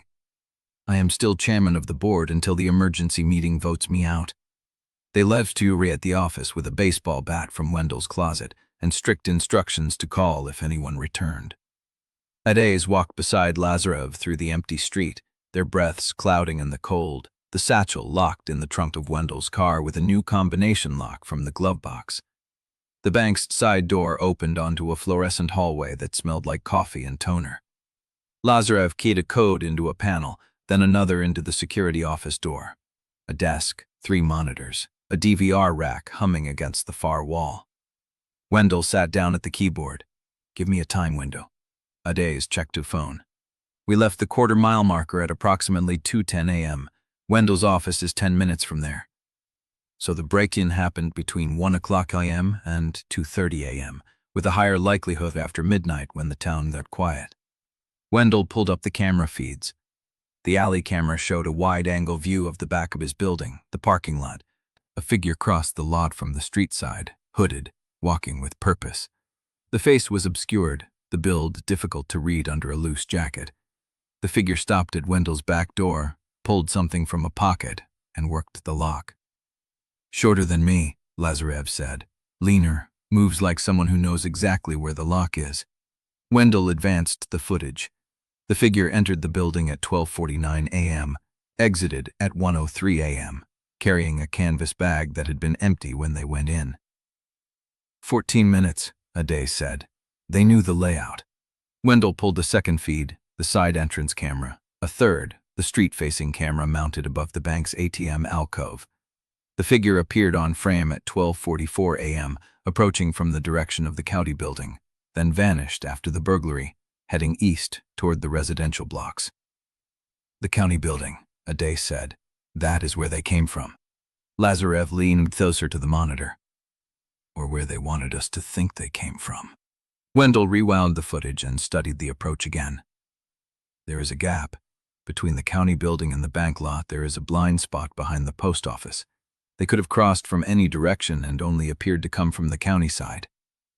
Adaeze felt the shape of the trap. Someone wants us looking at the clerk's office. Lazarev straightened. Which means the clerk's office is either the source or the next target. Wendell pulled up a fourth camera, the one covering the front of the county building. He scrolled back to 12:30 a.m. A light was on in a second-floor window. That is the probate intake office. Adaeze stared at the screen. Someone is working late. Or someone left the light on to make it look that way. Wendell zoomed in, but the resolution was too low to see movement inside. He tabbed through the remaining feeds, searching the angles, the corners, the alley behind the probate office. Nothing.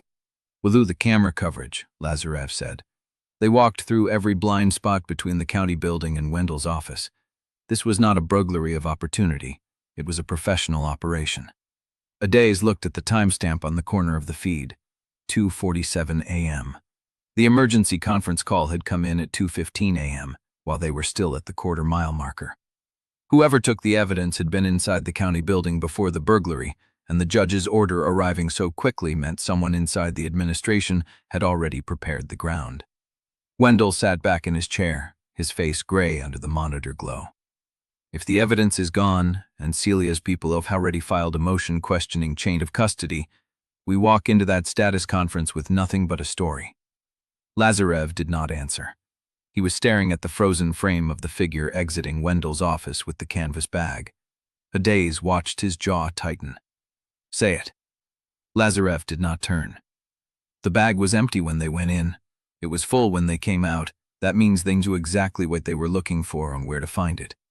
That means someone on the inside told them the satchel existed and that you had put the originals in the safe. He turned to face them. There is a leak in your office, Wendell. Not the paralegal. Someone closer. Wendell's hands went still on the keyboard. Impossible. The footage says otherwise. Adaeze watched Wendell's face cycle through denial, calculation, and then a slow, awful recognition he did not want to name. Who? She asked. Wendell was silent for a long moment. Then he pulled out his phone and dialed a number she did not recognize. The call went to voicemail. He hung up without leaving a message. My clerk, the one who handles document intake. She has been with me for 12 years. He looked at the phone in his hand as if it had betrayed him. She did not answer. Lazarev moved to the door.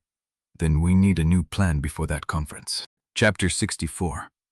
Dawn came cold and still over the Balogun spread, frost on the pasture grass, and a sky the color of old iron. Adaeze had not slept. Neither had Lazarev. He drumming back from the bank security office in silence, sat at the kitchen table while Zuri dozed on the couch, and watched the dark bleed into gray without saying the one thing that wanted saying. Now she pulled on her gloves and walked to the barn. He followed. She did not ask why. She handed him a second pair of gloves and pointed at the mare in the third stall. Ride fence with me. It was not a question. They saddled in the dark, working around each other in the rhythm that had become natural without her noticing when it started. He held the mare's head while she cinched the girth. She handed him a leg up when his boot slipped on the frozen stirrup. No words. They rode out through the lower gate as the first light caught the tops of the cottonwoods along the Red Mercy. The river was running low and clear after the flood. Bank mud dried to cracked gray plates where the water had receded. The fence line ahead showed where the riders had cut through 2 nights ago, the repair still fresh. New wire gleaming against the rusted old. Adaeze stopped at the break and dismounted. Lazarev did the same. She ran her hand along the splice, checking the tension, the crimp, the care Marta had put into the fix. It would hold. We are going to lose that conference, she said. Lazarev did not argue. We might. She turned to face him. His breath clouded in the cold air and his eyes were gray as the sky, lighter than hers.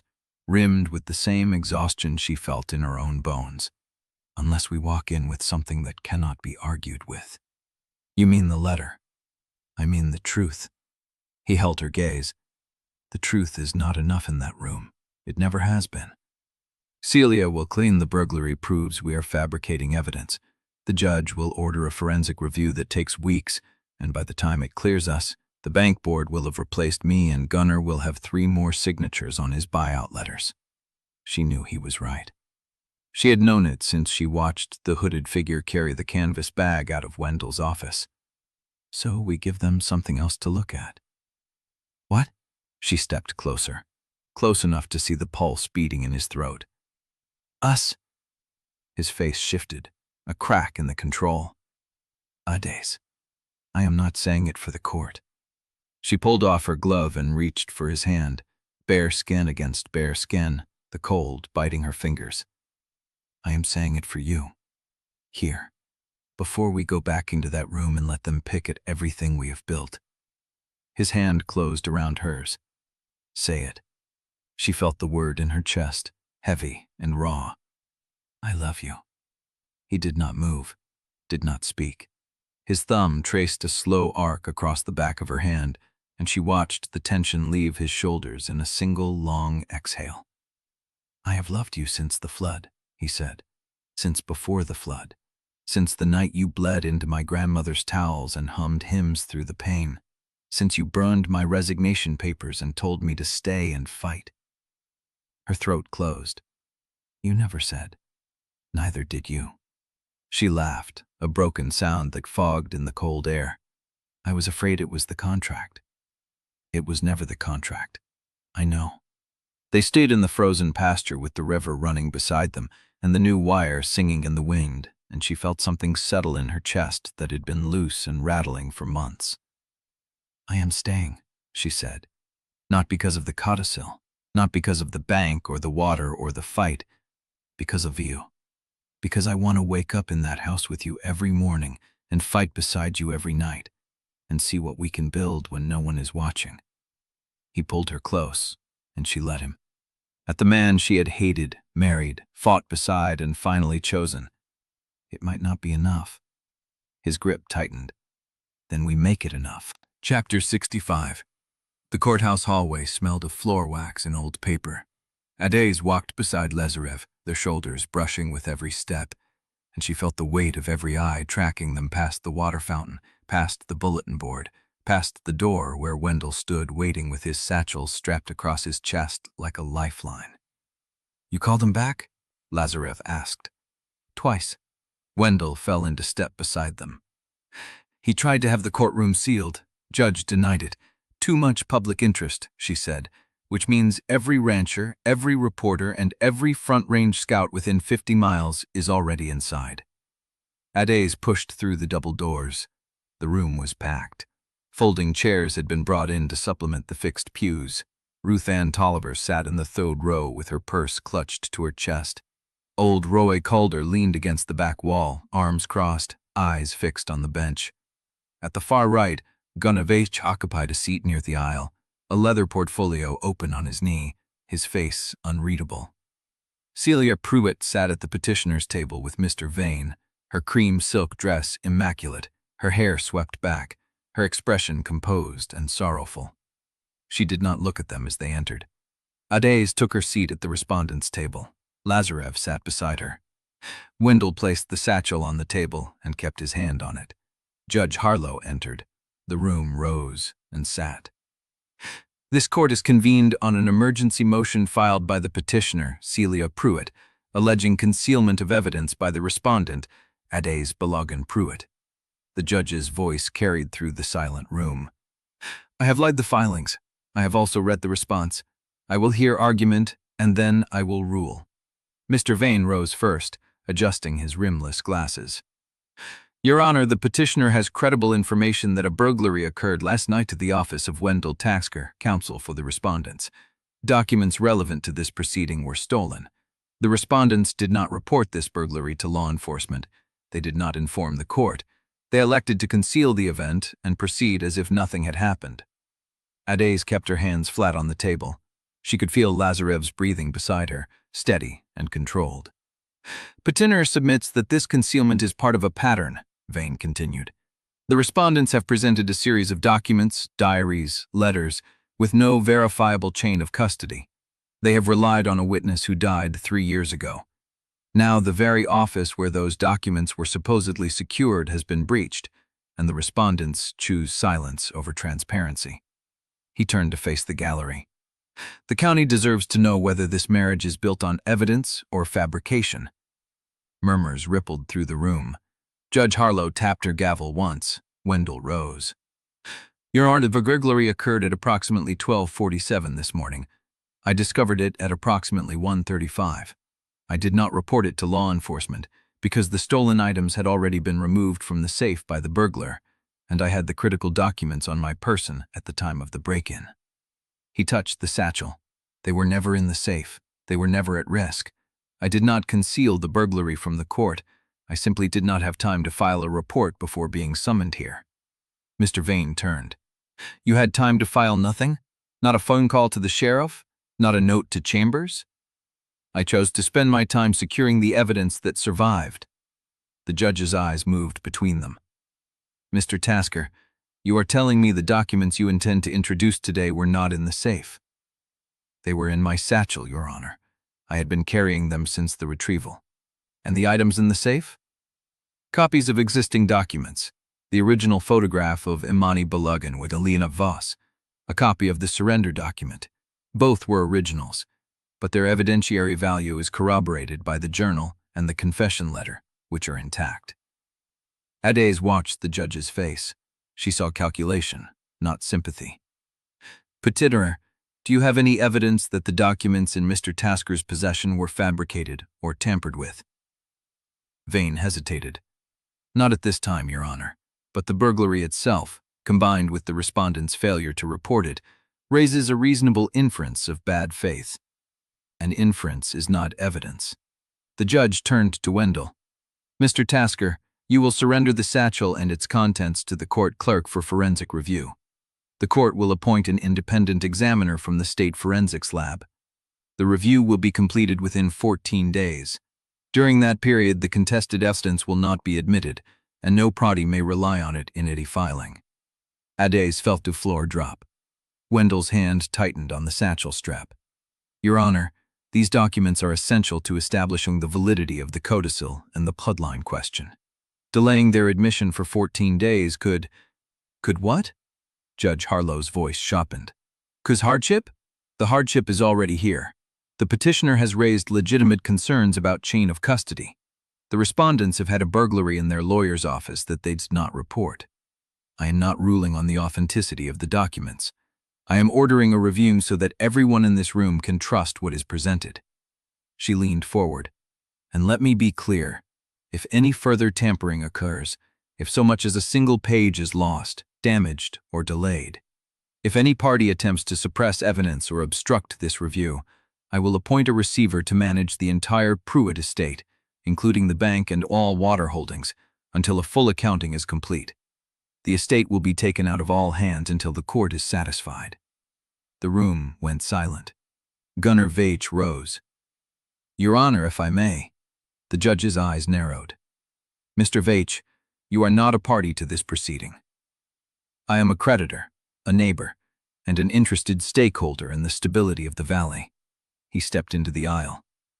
The court's warning about receivership is reasonable. The uncertainty caused by this litigation has already frozen 2 bank loans, delayed a spring planting loan for 7 families, and triggered a 30% drop in the Pruitt Bank's local deposit base in the last 3 weeks. He turned to face the gallery. I have numbers. I can present them. But the point is simple. Every day this marriage is fought in court, the county loses. The longer the estate is contested, the more families will accept my buyout offers because they cannot wait for the truth. Adaeze's hands curled into fists. Are you threatening the court, Mr. Veitch? I am stating reality. The county is bleeding. If the court wants to prevent further damage, it will not wait 14 days. It will resolve the court question now. Judge Harlow's face hardened. This court does not respond to ultimatums, Mr. Veitch. You will sit down, or I will hold you in contempt. Gunnar sat. His eyes met Adaeze's across the room, and she saw no satisfaction in them, only patience. The judge turned back to Wendell. "Surrender the satchel, Mr. Tasker. Bailiff will take custody." Wendell looked at Adaeze. She nodded once. He unbuckled the strap and handed the satchel to the bailiff, who carried it to the clerk's table and sealed it in a clear evidence bag. Adaeze watched Delphine's journal disappear behind the glass. "Interim authority," Judge Harlow said, "will remain with the current trustees, subject to the following conditions. No asset transfers exceeding $5,000 without court approval. No changes to water allocations. No property sales. And every filing must be submitted to opposing counsel within 24 hours. She looked at Celia. "Your motion is denied in part and granted in part. The burglary will be investigated separately. If evidence of misconduct by the respondents emerges, you may renew your motion. But for now, the marriage stands, and the estate remains in its current hands." Celia's face showed nothing. The judge stood. The room rose. "I expect the forensic review to begin immediately. We will reconvene the day the report is filed. Until then, this court will not tolerate any further games." She stepped down. The gallery erupted into whispers. Adaeze sat motionless, her eyes fixed on the sealed evidence bag. Lazarev's hand found hers under the table. "We still have each other," he said. She turned to look at him. His gray eyes held hers, steady and certain. "For now," she said. But she was looking past him, at the door where Gunnar was already walking out, his portfolio tucked under his arm, his phone already at his ear. Chapter 66. The courthouse emptied in waves, the gallery spilling into the late afternoon light like water finding its level through cracks in a dam. Ruth Ann Tolliver clutched her purse to her chest and moved past Adaeze without speaking, her eyes fixed on the distant door. Roy Calder still leaned against the back wall, arms crossed, watching the bench where Judge Harlow had vanished. Adaeze stood. The seal on her lungs would not break. Lazarev's hand was still under hers on the table, his palm warm and steady. But she could not feel it. She could only feel the absence of the satchel, the weight of Delphine's journal gone from the room, the glass of the evidence bag between her and every word that proved their story was truer than Celia's lies. Wendell gathered his papers with the slow precision of a man pressing stillness into his hands. "I will start calling the lab. They owe me a favor from the Morrison probate. 20 years old, but debt does not age in this county." 14 days, Lazarev said. 14 days of nothing. Wendell's glasses caught the light. No filings, no new evidence, no movement on anything that matters.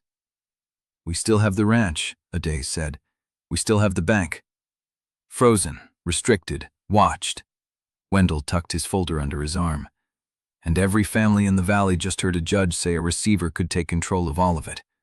You think that will slow the buyout wave?" He walked toward the door, stopped and looked back. "I will call you when I have news." He left. The door swung shut.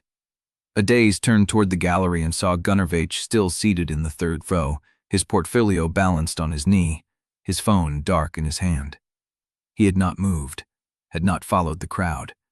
He sat like a man who understood that the people who left were the ones who did not know what to watch next. His pale blue eyes found hers. He rose slowly, checked his watch, and walked up the aisle until he stood at the edge of her table. "Ms. Balogun." "Mr. Veitch." He did not smile. That was the most disquieting part. He always smiled, always had a hand extended, always played the reasonable neighbor who just wanted the valley to survive.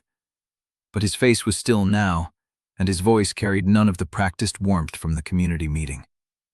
"You heard the judge." "I heard her. 14 days of freeze. No asset moves, no water changes, no property sales. 14 days where the bank cannot lend, the ranch cannot restructure, and the people who need money cannot get it from you." He turned his portfolio at his hands. "Do you know what happens in 14 days when a community has no liquidity and no answers?" Adaeze said nothing. "Fear calcifies into action. The people who were waiting to see if you would win will start calling me. Not because they want to sell, because they cannot afford to keep waiting for a ruling that may never come in their favor." Lazarev stood. "You are not a party to this proceeding, Gunnar. The judge reminded you once. I am not here as a party. Gunnar's gaze did not leave Adaeze. I am here as the person who will still be in this valley when the receivership takes the Pruitt Bank. I am here as the person who can offer the families you are meant to protect a way out before the freeze bankrupts them. Get out, Lazarev said. Or what? Adaeze held up her hand. Say what you came to say. Gunnar looked at her for a long moment. The silence between them was not hostile, not exactly. It was the silence of two people who understood each other well enough to know when the other was lying. Sentiment cannot govern scarcity, he said. The judge proved that today. She drew a line around this estate and said no one touches anything until she decides who deserves it. But scarcity does not wait for judges. The spring planting window closes in 3 weeks. The calves are dropping in frost. The river is still running at 60% of last year's volume. He took a step closer. You cannot feed a family on a court order a days. You cannot pay a vet bill with a favorable ruling. And in 14 days, when the forensic review comes back and Celia appeals and the freeze becomes permanent, the families who stayed loyal to you will have no one left to blame but themselves. He turned and walked toward the door. At the threshold, he stopped. I will not be the one who breaks you, but I will be the one who picks up the pieces when someone else does. Call me when you are ready to talk about what comes after. He pushed the door open and stepped into the light. The door swung shut. Adaeze stood motionless, her hands flat on the table, her eyes fixed on the empty doorway. Lazarev did not speak. The building hummed with the quiet machinery of a courthouse returning to its ordinary rhythm. Footsteps in the hallway. A phone ringing in an office. The click of a door latch somewhere above them. He is right, Adaeze said. No. About the timing, about the families, about what happens when the freeze holds. She turned to face him. We have 14 days to prove the documents are real, but even if we win the forensic review, Celia will appeal. Gunnar will pressure. The bank will keep bleeding. We have each other. She looked at him. The words hung between them, true and not enough. I have to call Marta, she said. She walked toward the door. Her boots echoed on the old linoleum, steady and deliberate, the rhythm of a woman who accused long ago not to let anyone see her running. Outside, the parking lot was almost empty. Gunnar's truck was gone. Adaeze stood on the courthouse steps and watched the light drain from the sky. The Red Mercy was running somewhere below the road, invisible from here, but she could feel it in the cold that rose through the gravel, the water moving under the ground, waiting for the thaw that would decide everything. Her phone buzzed, a text from Zuri. Celia left the courthouse with a man in a gray suit, not her lawyer, different, old, silver hair and a cane. Adaeze stared at the screen. Senator Cormack. She lifted her head and looked toward the ridge where the county road curved east toward Helena. The light was still in the windows of the Pruitt house, 2 miles distant, visible as a single yellow square against the darkening hillside. The satchel was gone. The freeze was in place. And Celia Pruitt was already building her next move with the man who had known Delphine's secrets longest of all. Adaeze started walking toward the truck. She did not look back. Chapter 67. The truck door was still warm when Zuri appeared out of the courthouse shadow. Adaeze stopped with her hand on the handle. I know, Zuri's voice cracked on the word. I saw your face when I texted. You are going to tell me I should have stayed at the office, that I am 15 and this is not my fight. You should have stayed at the office. I did. Adaeze turned. Zuri stood with her arms wrapped across her chest, braids half undone, the cold pulling color into her cheeks. She looked small and furious, and something else. Guilty. There is something I did not tell you. Now is not the time. Now is exactly the time. Zuri reached into her coat pocket and pulled out a phone. Not hers. An older model with a cracked screen. This belongs to one of the church auxiliary women. Ruth Ann Tolliver's niece left it under a napkin at the potluck. I found it after everyone cleared out. Adaeze waited. I did not return it. Why? Because I was tired of being the kid who gets left behind while adults decide what I can handle. Zuri held the phone out. I kept it because I thought maybe it had something useful. Pictures of the spread, conversations about the buyout. Something I could bring you so you would finally treat me like a partner instead of a liability. Adaeze took the phone. How much did you get? 73 minutes, Zuri swallowed. Most of it is table noise and clatter. But at 52 minutes, Celia stepped into the hallway to take a call. The phone was in the closet. The closet door was open. She did not see it. The wind pulled at Adaeze's braid. Who was she talking to? A man. I did not recognize the voice at first, but he said something about chain of custody paperwork and the archive clerk and Helena. He asked her if Sutter had confirmed the second document. Air stopped in Adaeze's chest. Play it. Zuri took the file back. Her fingers moved over the cracked screen. She pressed play. The first few seconds were static and chair legs scraping tile. Then a woman's voice, sharp and clipped. Cannot move until the chain is broken. If Wendell Tasker files a counterclaim with the sealed affidavit, we lose the fraud argument entirely. He has the judge's signature. He can access the archive. A pause. That is why Sutter checked it out first. He has it. Delphine's original affidavit is in his possession, not in the archive.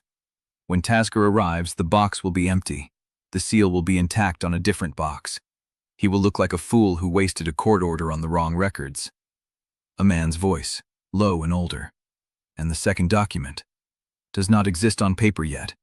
Sutter will file a retrieval request tomorrow morning. If the accession number is missing from the public index, the document cannot be located. Simple. The clerk knows. The clerk works for Cormack. She will confirm the number was never recorded. The recording cut. Adaeze stood motionless. They knew. Her voice was flat. Before we even left Mercy Crossing, they knew we were coming. They had already moved the affidavit, prepared the cover story, and seeded the false trail. The chain of custody was broken before we started driving, Lazarev said. She had not heard him approach. He stood 3 feet behind her, hands in his coat pockets, his gray eyes fixed on the phone. Zuri looked at him. There is more. Show us. She scrolled, pressed play again. This time the audio was different. Lower.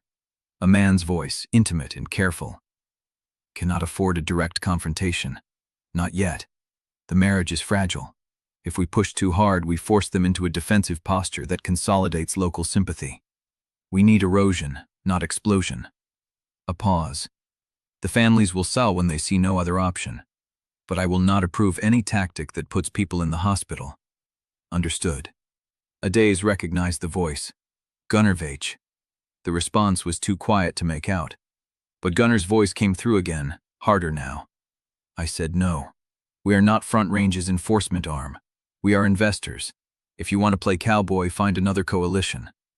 The recording ended. Adaeze stood in the cold, the phone weightless in her hand. He did not know about the Kata drive, Lazarus has said. Sounds like he did not authorize it. But someone in his operation did. Lazarev's jaw tightened. Which means Gunnar is either lying about his control or telling the truth and running a coalition he cannot fully manage. Both are dangerous. One is useful. Adaeze looked at him. If Gunnar did not authorize the violence, then there is a fracture in his coalition. Someone under him is operating independently. That someone is the one who tried to kill Cyrus Hale. That someone is the one who burned the tack room and cut the fence. And Gunnar is a liability to them now. Because he has limits. Lazarev's voice was quiet. The people who ran over a retired DNR deputy do not work for a man who draws lines. Adaeze looked down at the phone. The evidence was incomplete. The recordings were inadmissible in court without authentication. The chain of custody was compromised by Zuri's theft. Using them would open Wendell to sanctions and Celia to a mistrial argument. But the recordings were proof. Proof that someone inside Celia's circle knew about the second document before Wendell did. Proof that the archive clerk was Cormack's asset. Proof that Gunnar Vaich, for all his cold pragmatism, had not signed off on the violence that was closing in around them. Adaeze looked up. Zuri. Yeah. You did good. Zuri's face flickered, relief and shame and something harder underneath. I should have told you sooner. You should have. But you brought it now, and that matters. Adaeze held the phone out. Can you get the files onto a computer without damaging the evidence? My friend Keisha at the high school can pull audio files off anything. She recovered data from a phone that went through the washing machine. Do it tonight. Zuri took the phone. What are you going to do with the recordings? Adaeze looked toward the ridge where the Pruitt house sat dark against the hillside. The light was still on in the kitchen window. Wendell was inside, calling the lab, trying to salvage a case that had been leaking from the start. I am going to find out who gave the order on that cattle drive, she said, and I am going to use the recordings to make Gunnar Veitch choose between his coalition and his conscience. Lazarev stepped closer. That is a gamble. Everything is a gamble now. She turned to face him, but at least this time we know the board is fixed. She walked around the truck and opened the door. Behind her, Zuri's phone buzzed once in the cold silence. Adaeze stopped. Zuri looked down at the screen. Her face went pale. It is Keisha, she said. She says someone broke into the high school computer lab 10 minutes ago. They pulled the hard drives from the media bay. Adaeze stared at her. The recordings. Gone. Zuri's voice was hollow. I sent her a backup copy an hour ago. It is gone. Chapter 68. The phone felt heavier than a phone should. Adaeze stood in the cold beside the truck, Zuri's words still hanging in the air. Gone. It is gone. The backup at the high school, the hard drives pulled, the files erased before Keisha could copy them, but the original was still here. She looked down at the phone in her hand, the recordings, Celia's hallway call, Gunnar's voice drawing lines his coalition had already crossed. What are you going to do? Zuri asked. Adaeze did not answer. She looked past the dark hills toward the ridge where Gunnar Veitch's ranch sat at the end of a gravel lane lined with old cottonwoods, a 2-story house with a wide porch and lights on in the kitchen and the office. No dogs, announced her. No truck in the drive but his, a silver Ford with front range plates. She parked beside it and killed the engine. The cold hit her as she stepped out. The porch boards creaked under her boots. She knocked twice and waited. The door opened. Gunnar stood in the frame, sleeves rolled to the elbow, barefoot, a coffee cup in his hand. His pale blue eyes took her in without surprise. Adaeze. May I come in? He studied her for a long beat. Then he stepped aside. The kitchen was warm, clean, ordinary. A kettle on the stove, a newspaper folded to the county page. She sat at the table without being asked because standing would have made her look like a supplicant. He did not sit. He leaned against the counter and waited. You know about the high school, she said. I do. Did you order it? No. She pulled the phone from her coat pocket, laid it on the table between them, pressed play. Gunnar's own voice filled the kitchen. I will not approve any tactic that puts people in the hospital. Understood? We are not Front Range's enforcement arm. We are investors. If you want to play cowboy, find another coalition. The recording ended. Gunnar stared at the phone. His face had gone still in a way she had never seen. Not the practiced warmth, not the cold directness, something beneath both. Where did you get that? Does it matter? He set his coffee down, both hands flat on the counter. She watched him decide whether to lie, deflect, or tell the truth. I meant every word, he said. I believe you. Then why are you here? Because someone under you does not share your limits. She held his gaze. The cattle drive, the tack room fire, Cyrus Hale, the high school. Your coalition is running an operation you do not control, and you are either lying about it or weak enough to let it happen under your name. He flinched. Not much. A tightening around his eyes that she would have missed if she had not been looking for it. I did not build the coalition to hurt people, he said. I built it to save the valley from slow bankruptcy. The buyouts are voluntary. The water sale is legal. Every number I have run for the last 3 years shows that consolidation is the only way to keep this county from dying by inches. And the men who ran over Cyrus Hale? Silence. I hired subcontractors through Front Range, he said slowly. Men who came recommended by the Denver office. I did not vet them the way I should have. By the time I understood what they were capable of, they already had their own relationships with people in the coalition. Who are they? Front Range sends security contractors for sensitive acquisitions, men who have worked in harder places than Montana. They operate with a budget and a mandate I do not fully control. And you let them. I am trying to pull them back. His voice dropped. That recording was made 2 days ago. I had just learned about the cattle drive. I was furious. I told them to stand down. Did they? You already know the answer to that. Adaeze sat back. The chair creaked under her weight. You are afraid of them, she said. Gunnar's eyes met hers. No bluster, no charm. I am afraid of what they will do if the coalition collapses, he said. Right now, I am a check on them. I can slow their timeline, restrict their access, kept them from burning the whole valley to clear the deal. If you expose that recording and fracture the coalition, I lose that leverage. They operate without me, and they will not be gentler. Then dismantle them. I cannot, not alone. They have connections to Denver, to Cormack's network, to people who do not care about Reg County's survival. He took a breath. I built a machine I thought I could steer. I was wrong. The kitchen was silent. Adaeze looked at the phone on the table. The recording was a weapon. She could use it to destroy Gunnar's credibility, expose Front Range's tactics, and win the public fight. But if Gunnar was telling the truth, destroying him would not stop the security contractors. It would set them loose. What do you want? She asked. Gunnar looked at her. I want to finish the buyout legally, without violence, without the men I cannot control burning the ground I am trying to buy. He paused. And I want you to keep that recording quiet until I can find a way to cut them out. And if I refuse, then you win the public fight and lose the valley. She studied his face, the crooked nose from the old rodeo injury, the white scar along his jaw, the man who had spent years positioning himself as the county's reasonable savior, only to discover the machine he built had teeth he could not command. I will keep it quiet, she said, for now, but I will not protect you from the consequences of what you built.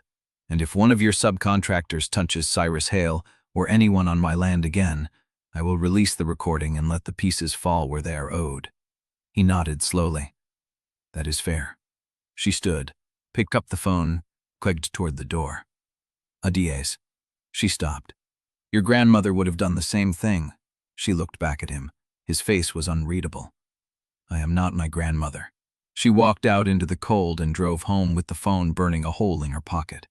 Lazarev met her on the porch before she reached the door. Well? He told the truth.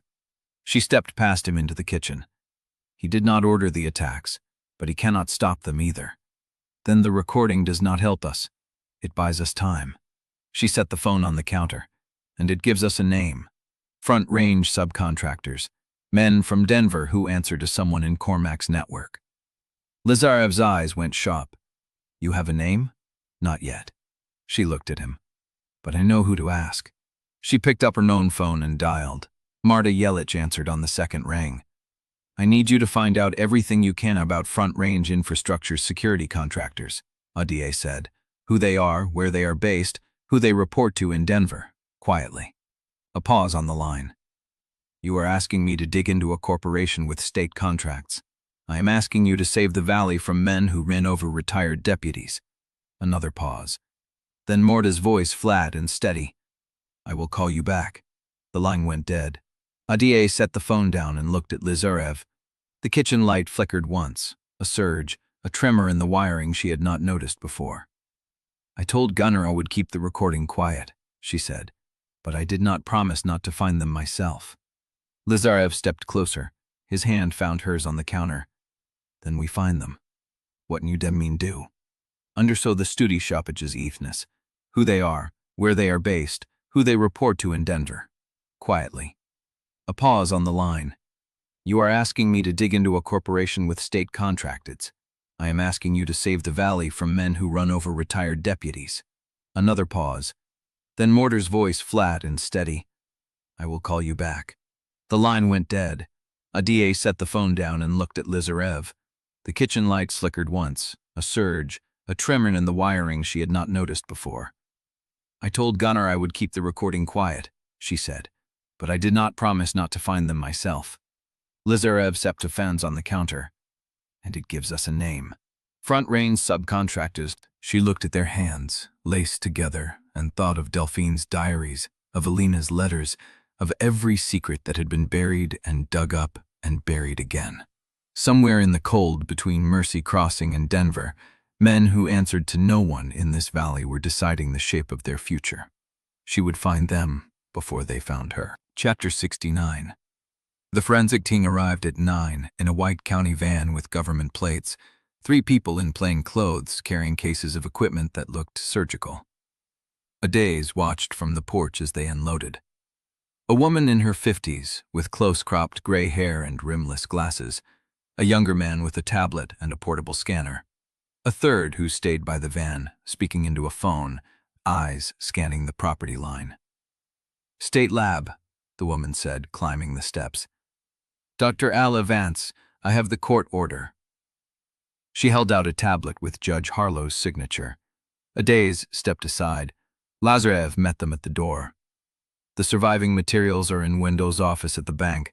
The seized items are already bagged and sealed at the courthouse." "We start there," Vance said. "Then we need access to the original banking records for the Pruitt account from 1989 through 1995. "I can get those." "Good." She moved past him without another word. The younger man followed, scanner in hand. The third stayed outside, still on the phone. Adaeze watched them cross the yard toward the truck. "They move fast," she said. "That is the problem with independent examiners." Lazarev's voice was flat. "They find what they find." The bank closed at noon. By 1, Wendell's office had been transformed. Gloves, blue mats, evidence markers.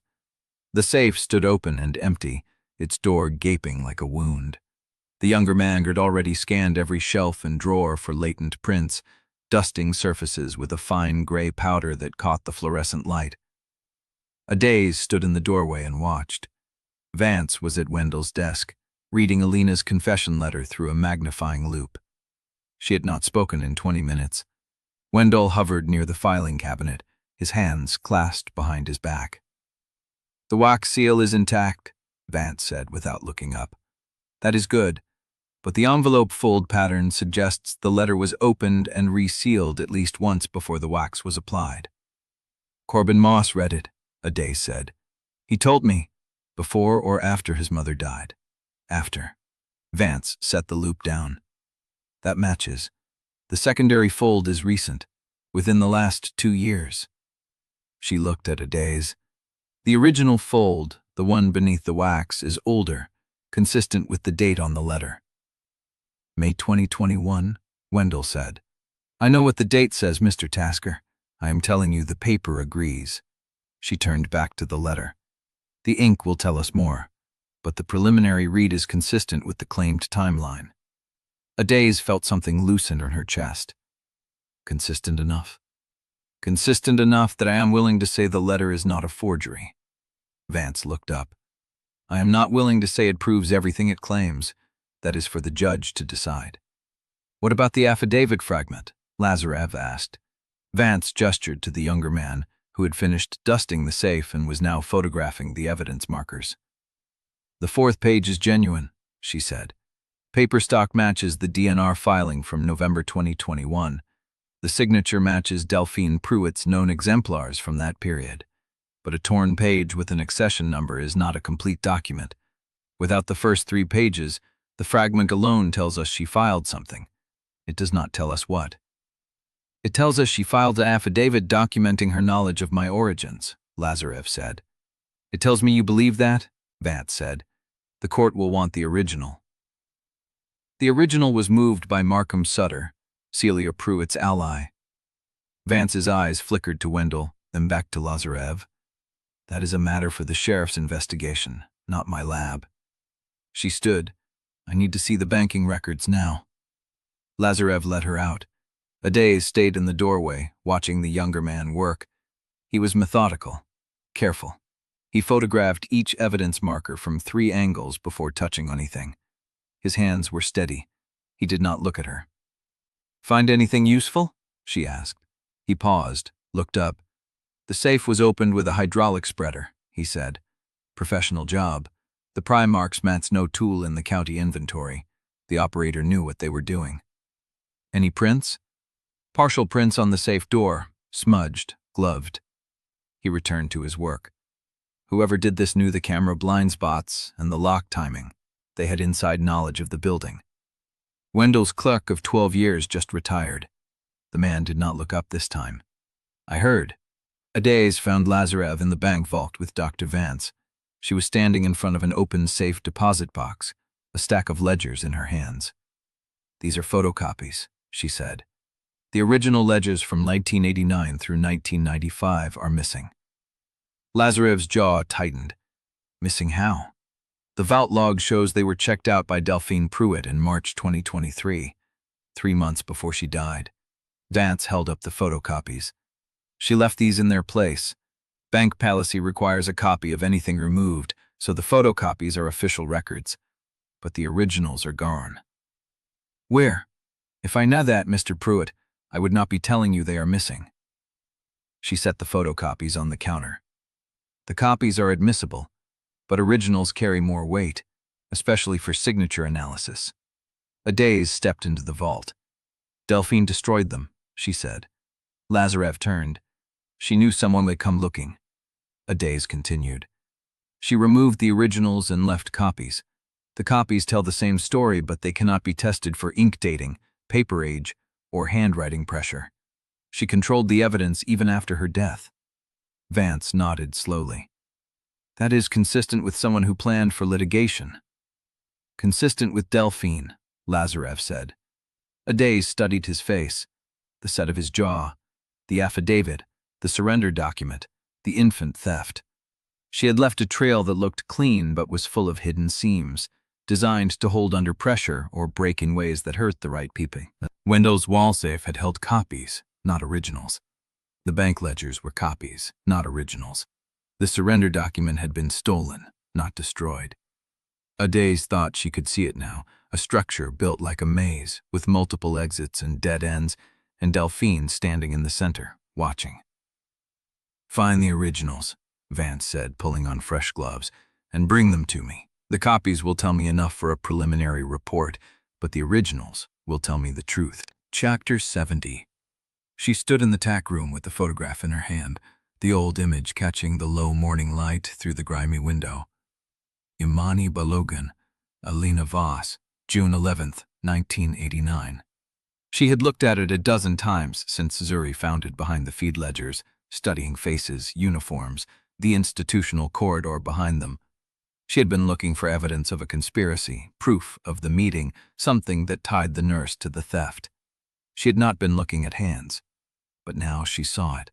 The edge of the frame caught something pale against Alina Voss's white uniform, a hand resting on Imani's shoulder, and on that hand, a ring she recognized. Heavy gold, oval-cut stone. A setting that caught the fluorescent light in a specific way because she had seen that ring on Delphine Pruitt's finger in every photograph from the 1989.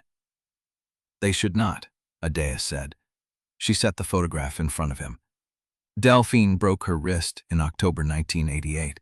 Vance said Delphine fractured her right wrist. The tendon damage changed her signature." She tapped the glass over the bandaged hand.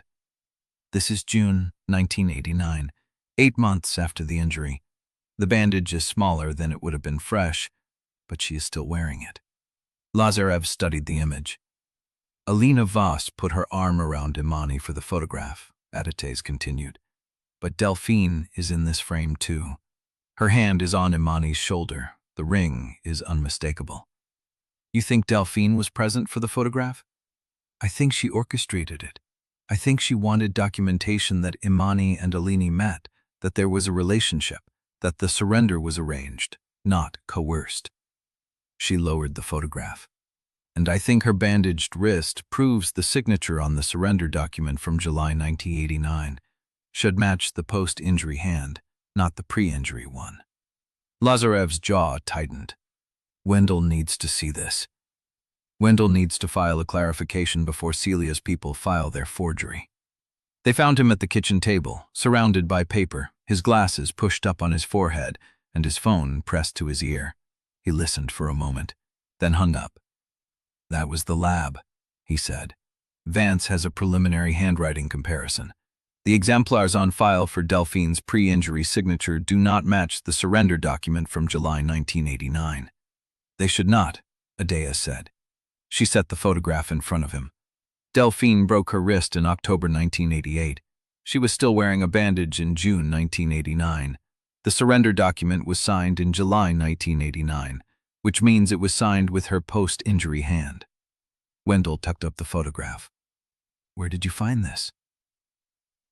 "Zuri found it behind the feed ledgers. Someone hid it there recently, probably the same person who planted the evidence trail." Wendell studied the image, then set it down and pulled a legal pad toward him. "This changes the signature analysis timeline. If I file a clarification with the court noting the riding injury and the bandage in this photograph, the court must consider whether any signature on a Delphine Pruitt document from mid-1989 was written by a hand still in recovery." "It is not just a clarification," Lazarev said. "It is an explanation for the variation. Celia's people cannot introduce a forged surrender document without accounting for the injury. If they try, Vance will catch it." Wendell was already writing. "I will draft the clarification now and file it electronically. The court accepts digital submissions until midnight." He typed for a moment, then stopped. "The county server is down." Adaeze felt the words land like a physical blow. "What?" "The electronic filing system is not responding." Wendell refreshed the page, then again. "I have a connection to the internet, but the county portal returns an error. Timeout on the server side." Lazarev pulled out his phone. "I am getting the same error on the mobile portal." Wendell picked up his desk phone and dialed, listened, hung up. "The county IT line is also down. No answer, no automated message." Adaeze looked at the clock on the wall. 9:47 a.m. "Who else knows about the clarification?" "No one. I only just finished the draft." Wendell's hand trembled slightly as he set the phone down. "But the county server going down on the same morning I discover the signature evidence is not coincidence." "Someone is blocking the filing," Lazarev said. "Someone is buying time." Adaeze's mind was already moving. "If the server is down, we cannot file. If we cannot file, the deadline passes without the clarification. Celia's people introduce their forged surrender document at whatever hearing comes next, and the court sees a clean record with no mention of the injury." Wendell stood abruptly. "I will drive to Helena. It is 3 hours. Then I will drive faster."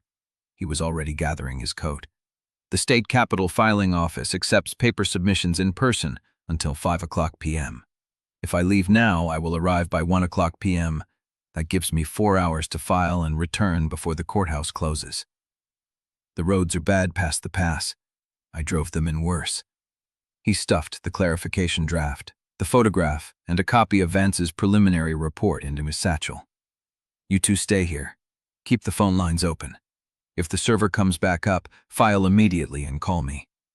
Adaeze caught his arm. "Wendell, who do you think sabotaged the server?" He met her eyes. "I do not know yet, but I intend to find out." He was out the door before she could respond. The kitchen fell silent. Lazarev stood by the window, watching Wendell's car pull out onto the county road. "The server going down is not the only problem," he said. "It is a signal. Someone knew we were close to filing the clarification. Someone inside the county building, inside the IT system, or inside Wendell's network. The leak, or the surveillance." He turned to face her. "They are watching us, Adaeze. Not just the ranch, the filings, the timing, the evidence we possess. Every move we make is being monitored." She felt the weight of it settle on her shoulders. "Then we make a move they cannot predict." "What?" She looked at the photograph still lying on the table, Delphine's bandaged wrist catching the light. "We find the originals, the ledgers Delphine removed from the bank vault, the surrender document Celia's people plan to forge, the second sealed document with Lazarev's biological father's identity. Wendell is driving to Helena to file the clarification. And while he does that, we search." She pucked up her coat. Delphine hid the originals somewhere she could control them, somewhere that felt safe, somewhere connected to the injury that changed her signature. Lazarev's eyes sharpened. Her study, or her bedroom, or the bank's private safe deposit box, or a lawyer's office in Billings. She pulled on her coat. "We start at the Pruitt house. We tear it apart if we have to." He did not argue. They route out together into the cold wind, the photograph tucked into Adaeze's pocket, the county survey still down, and the clock ticking toward whatever deadline their enemies had set. Chapter 71. The wind had picked up by the time Adaeze reached the truck. The photograph folded into her inside pocket where she could feel the paper against her ribs, as if it were trying to tell her something she already knew. Lazarev's was already in the driver's seat, engine running. Wendell has a 40-minute head start. Then we make up the time. She climbed in and slammed the door. The clerk who works for Cormack is in Helena. If Wendell walks into that office alone, she will see him coming before he sees her. You think she will block the filing? I think she already knows about the server. Adaeze braced her hand against the dashboard as Lazarev pulled onto the county road. Someone took it down this morning. Someone who knew we were about to file the clarification. The same someone who has been one step ahead of us since the burglary. Lazarev's jaw tightened. Then we do not let Wendell walk in alone. They drove through Mercy Crossing at speed, past the darkened feed store and the post office with its flag snapping horizontal in the wind. The sky had gone the color of old iron, the kind of light that meant snow before midnight, or a hard freeze before dawn. Adaeze watched the road eat the miles, and tried not to think about what happened to people who ran out of time in Regrag County. Her phone buzzed. Wendell, passing the pass. Roads are clear. ETA 1240. She typed back. We are behind you. Don't file alone. A long pause. Wendell, why? Adaeze, because the clerk works for Cormack. She watched the 3 dots appear and disappear twice before the reply came. Wendell, understood. Waiting at the diner on Grand. Come fast. Adaeze put the phone down and stared through the windshield at the road unwinding toward the mountains. He knows about the clerk? Now he does. She pressed her palm flat against her thigh, feeling the photograph shift beneath her coat. He will wait for us at a diner near the Capitol building. We file together, or we do not file at all. Lazarev said nothing. His hands were steady on the wheel, but she had learned to read the tension in his shoulders, the way he held himself when he was running calculations he did not want to share. What are you not telling me? He was quiet for a long moment. If the clerk is already burning documents, she will not stop because we arrive together. She will stop because someone with authority tells her to stop. We do not have authority. Wendell has the court order. A court order filed through a dead server. He glanced at her. The paper in his satchel is not filed until a clerk stamps it. If the clerk refuses to stamp it, the paper means nothing. Adaeze felt the cold settle deeper into her chest. Then what do you suggest? I suggest we make sure the clerk has a reason to stamp it. He pulled the truck around a slower car, accelerating into the oncoming lane for 5 seconds before cutting back. A reason that outweighs whatever Cormack is paying her. Like what? Like the photograph in your pocket, like Vance's preliminary report, like the certainty that if she refuses, we will name her in every filing, every hearing, and every press inquiry until she is the story instead of us. Adaeze considered that.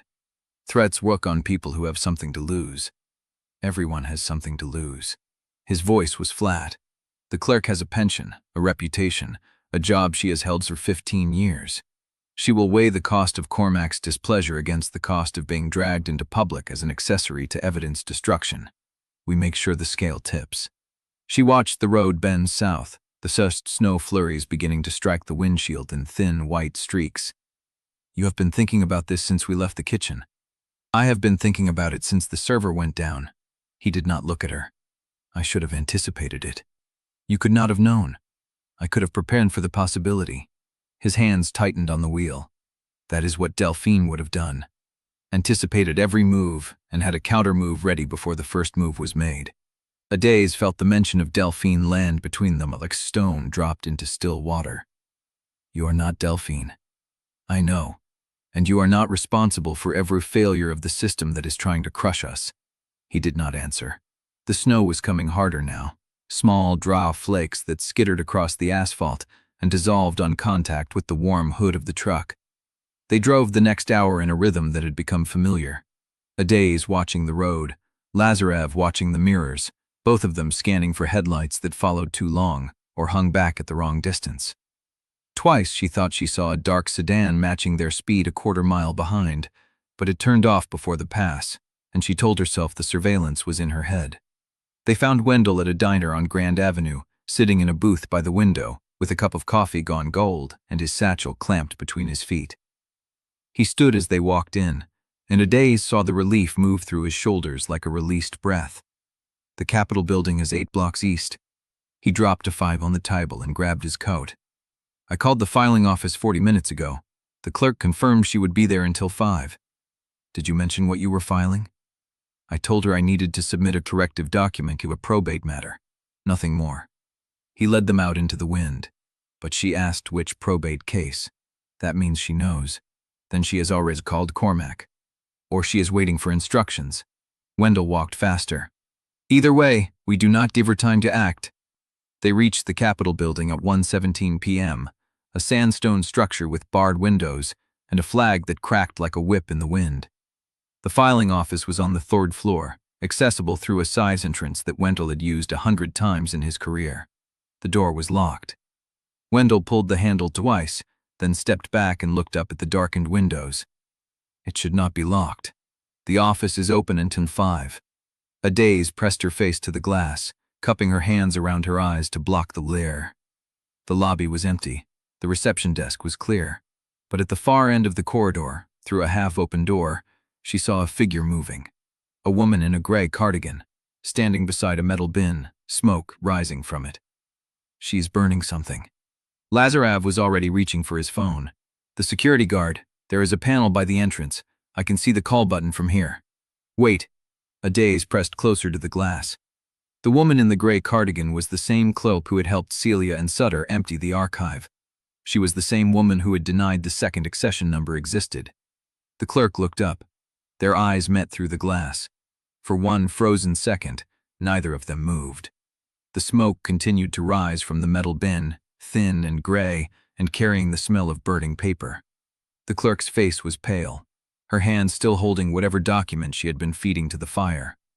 Then she dropped the remaining papers into the bin and walked away. Adaeze slammed a palm against the glass. Open the door. The clerk did not turn. Lazarev was already pressing the security call button, his jaw tight, his other hand bracing against the doorframe. Wendell stood at the window, his face gone bloodless. The filing, the clarification. If she burned the evidence we came to submit, then we find another way. Adaeze stared through the glass at the empty corridor, the metal bin, the drifting smoke. But she was not thinking about the filing anymore. She was thinking about what else the clerk might have burned before they arrived. It really deck.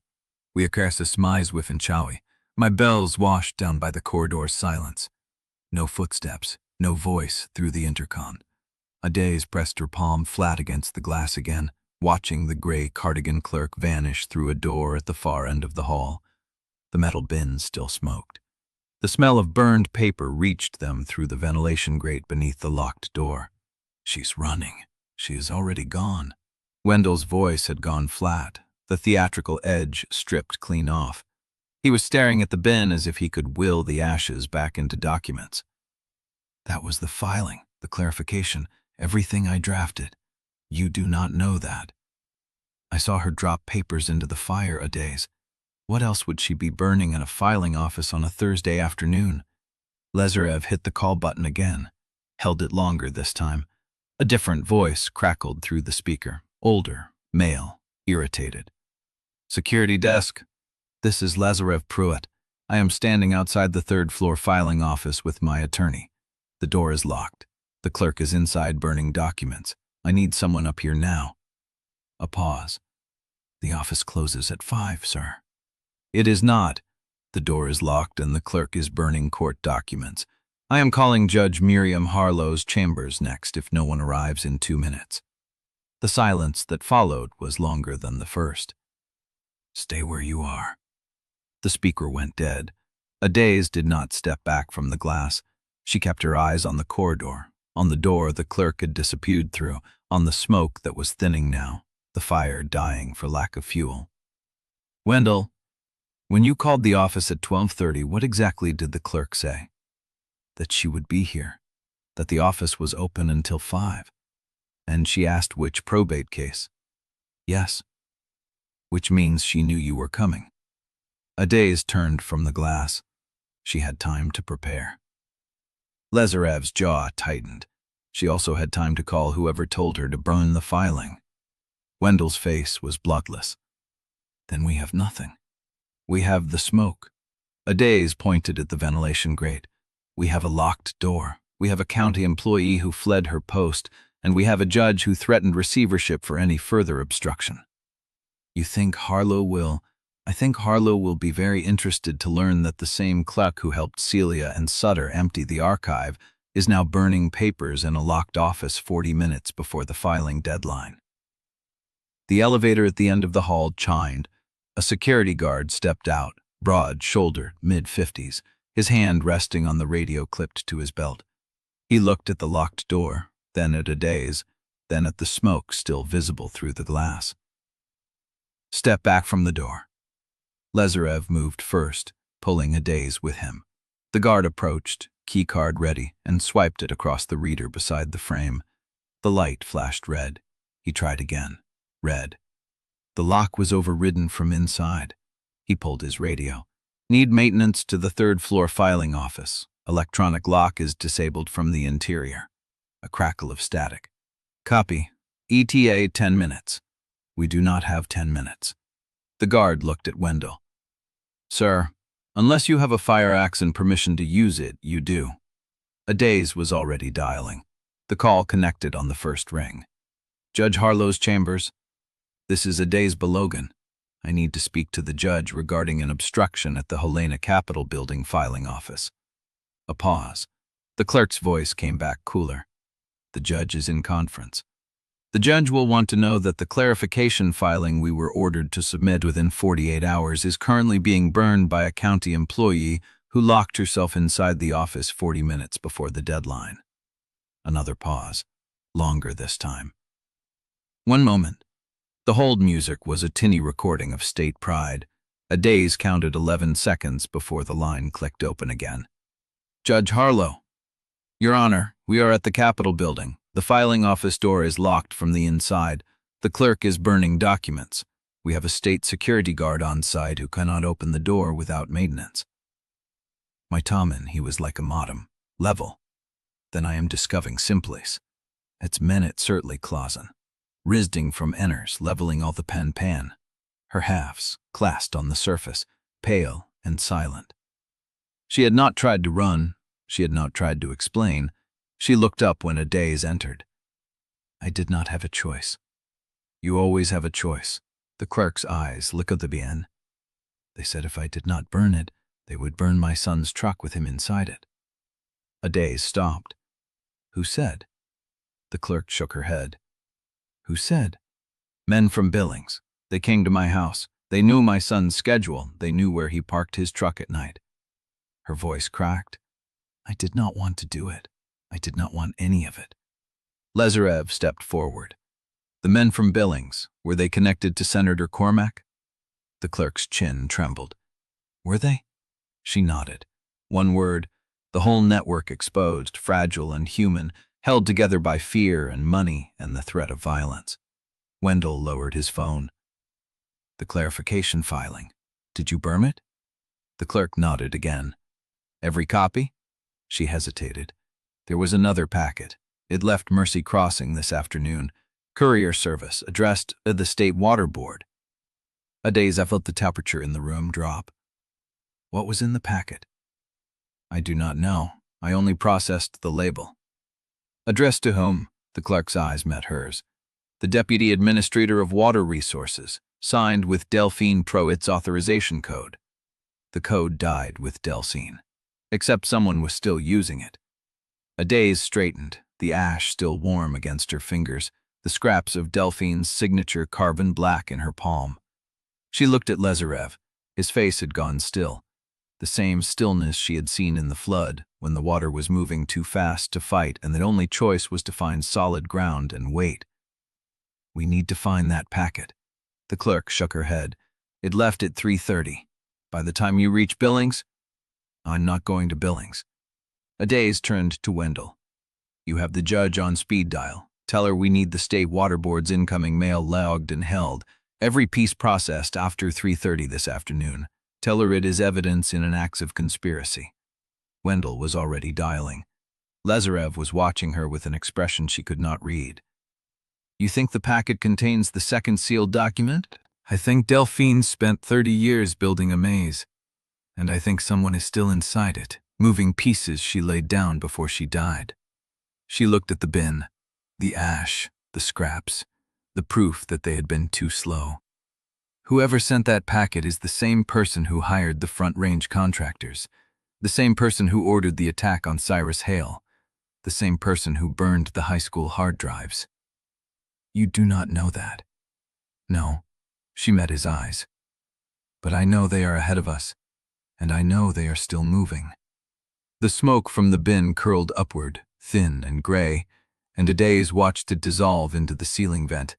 Somewhere on the road between Mercy Crossing and Helena, a packet was carrying evidence toward a destination she could not reach in time, and the person who had sent it was still watching. Chapter 73. Adaeze took the wheel first. Lazarev did not argue.